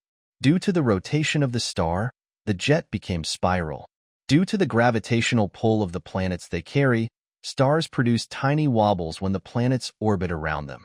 When the telescope's observation capabilities are unable to directly observe extrasolar planets, the existence of planets is often indirectly inferred by observing the periodic wobbles of stars. 2. The tiny periodic changes in a star's brightness that occur when a planet passes between a star and an observer. Mr. Diaz, there are several key data here. The star is a yellow G2 star with an absolute magnitude of 4.3 and a diameter of 1.2 million kilometers, which is very similar to the Sun. The planet is about 0.04 Earth masses, slightly smaller than Mercury, and the radius of the spiral cloud of matter produced by its fall is 3 astronomical units. which exceeds the distance from the Sun to the asteroid belt. It is from this discovery that I found a breakthrough to decipher your true strategic intentions. Below is my understanding of your great strategy as a wallbreaker. Assuming that you finally get those 1 million or even more stellar hydrogen bombs, you will deploy them all on Mercury as you promised to PDC. If these hydrogen bombs are detonated in the Strait of Mercury, they will act like a super engine to slow down the planet, and eventually Mercury will lose the speed to maintain its low orbit and fall into the Sun. Then, what happened to 275 times 10 to the power of 1, 84 light-years away, will be repeated on the Sun. The Sun's tropospheric outer shell will be pierced by Mercury, and a huge amount of stellar matter in the deep radiation layer will be ejected into space at high speed. As the Sun rotates, a spiral atmosphere similar to 215 times 10 to the power of 1 will be formed. Unlike the trisolar star, the Sun is a solitary star and has no possibility of close encounters with other stars, so its atmosphere will grow undisturbed and eventually become much thicker than the trisolar star's atmosphere, which has also been confirmed by observations of 275 times 10 to the power of 1. The spiral of material ejected by the Sun will expand outward rapidly like a loose spring, and its thickness will eventually exceed the orbit of Mars. At this time, a grand chain reaction begins. First, the 3 terrestrial planets, Venus, Earth, and Mars, will all orbit in the spiral atmosphere of the Sun, quickly lose speed due to friction, and eventually become 3 giant meteors falling into the Sun. In fact, long before this, the Earth's atmosphere was stripped away in the fierce friction with the solar material, and the ocean evaporated. The stripped atmosphere and evaporated ocean will turn the Earth into a giant comet, and its comet tail may be so long that it orbits the Sun once. The surface of the Earth will return to the magma and fire state at the beginning of its formation, and no life can survive. The fall of Venus, Earth, and Mars will greatly intensify the ejection of solar material into space, increasing the number of spiral streams from 1 to 4. The combined mass of these 3 planets is 40 times that of Mercury, and because of their high orbits, their impact speed during the fall is much greater than that of Mercury. The intensity of each stream of material ejection is dozens of times, or even more than that of Mercury's fall, causing the already formed spiral atmosphere to expand rapidly, with its top eventually reaching the orbit of Jupiter. Jupiter is massive, and the deceleration caused by friction is very small. The impact on the orbit will not be seen until a long time later, but all of Jupiter's satellites will face the following 2 fates: being stripped away from Jupiter by friction, and then losing speed and falling into the Sun, or losing speed in Jupiter's orbit and falling into liquid Jupiter. The chain reaction is still going on. Although the spiral atmosphere slows down Jupiter very little, the deceleration still exists, and Jupiter's orbit will slowly sink toward the Sun. As this sinking occurs, Jupiter will orbit in an increasingly dense spiral atmosphere. The deceleration caused by friction will increase rapidly, causing the orbit to sink faster. In this way, Jupiter will eventually fall into the Sun. Jupiter's mass is 600 times the total mass of the previous 4 terrestrial planets. Such a huge mass body impacting the Sun will, even according to the most conventional inference, produce a more violent ejection of stellar matter, making the spiral atmosphere denser and exacerbating the epochs of Uranus and Neptune. The cold of the world. But there is a greater possibility. The fall of the giant Jupiter will extend the top of the spiral atmosphere to the orbit of Uranus or even Neptune. Even if the top of the atmosphere is very thin, the deceleration caused by friction will eventually pull the remaining 2 large planets and all their satellites towards the Sun. When this final chain reaction is completed, the Sun will be hit by 4 dense terrestrial planets and 3 huge Jovian planets. No one can predict what state the Sun will become and what the solar system will look like. But one thing is certain: for life and civilization, this will be a heck even harsher than the Trisolaran world. For the Trisolaran world, the solar system is their only hope before their planet is devoured by the 3 stars. There is no other world they can migrate to in time. After humans, the Trisolaran civilization will also be completely destroyed. This is your strategy of mutual destruction. When everything is ready and all the hydrogen bombs are in place on Mercury, you will use this to threaten the Trisolaran world and ultimately enable humanity to win. The above is the result of my years of work as your Wallbreaker. I don't want to ask for your opinion or evaluation because we all know it's true. During the Wallbreaker's narration, Diaz had been listening silently. He had already smoked half of the cigar in his hand. Now he kept turning the cigar, as if admiring the flame from the cigarette butt. The Wallbreaker sat down on the sofa next to Diaz and spoke like a teacher evaluating a student's homework. Mr. Diaz, I said that you are an excellent strategist. At least you have shown many excellences in the formulation and implementation of this strategic plan. First, you have successfully used your background. People now remember the humiliation you and your country suffered in the development of nuclear energy. The whole world saw your gloomy face when the nuclear facilities in Orinoco were forced to be dismantled. You used this perceived paranoia about nuclear weapons to reduce or even eliminate any suspicion that might be aroused. Your talent was demonstrated in every detail of the plan's execution. Here is just one example. During the Mercury test, you wanted to blow up the ground, but you insisted on digging an ultra-deep well. This was a very far-sighted and high-handed tactic. You understood the patience of the PDC permanent members for this costly project, and your precision in handling it was admirable. No matter how large the equivalent of a hydrogen bomb is, its radiation has little effect on decelerating Mercury. The truly effective deceleration is to blast a huge amount of stratum material to Mercury's second cosmic velocity to generate a recoil force. According to the principle of conservation of momentum, even if the stratum material reaches Mercury's first cosmic velocity and becomes its satellite, it will not have any deceleration effect. Therefore, for Ray Diaz's plan, the most meaningful are the rocks that break away from Mercury in the explosion and become solar asteroids. But you still have a major omission. Why did the first nuclear test have to be conducted on Mercury? There will be plenty of time later. Perhaps you were too impatient to see the effect of a stellar hydrogen bomb exploding on Mercury. You saw that a large amount of stratum material was blown up to escape velocity, which probably exceeded your expectations.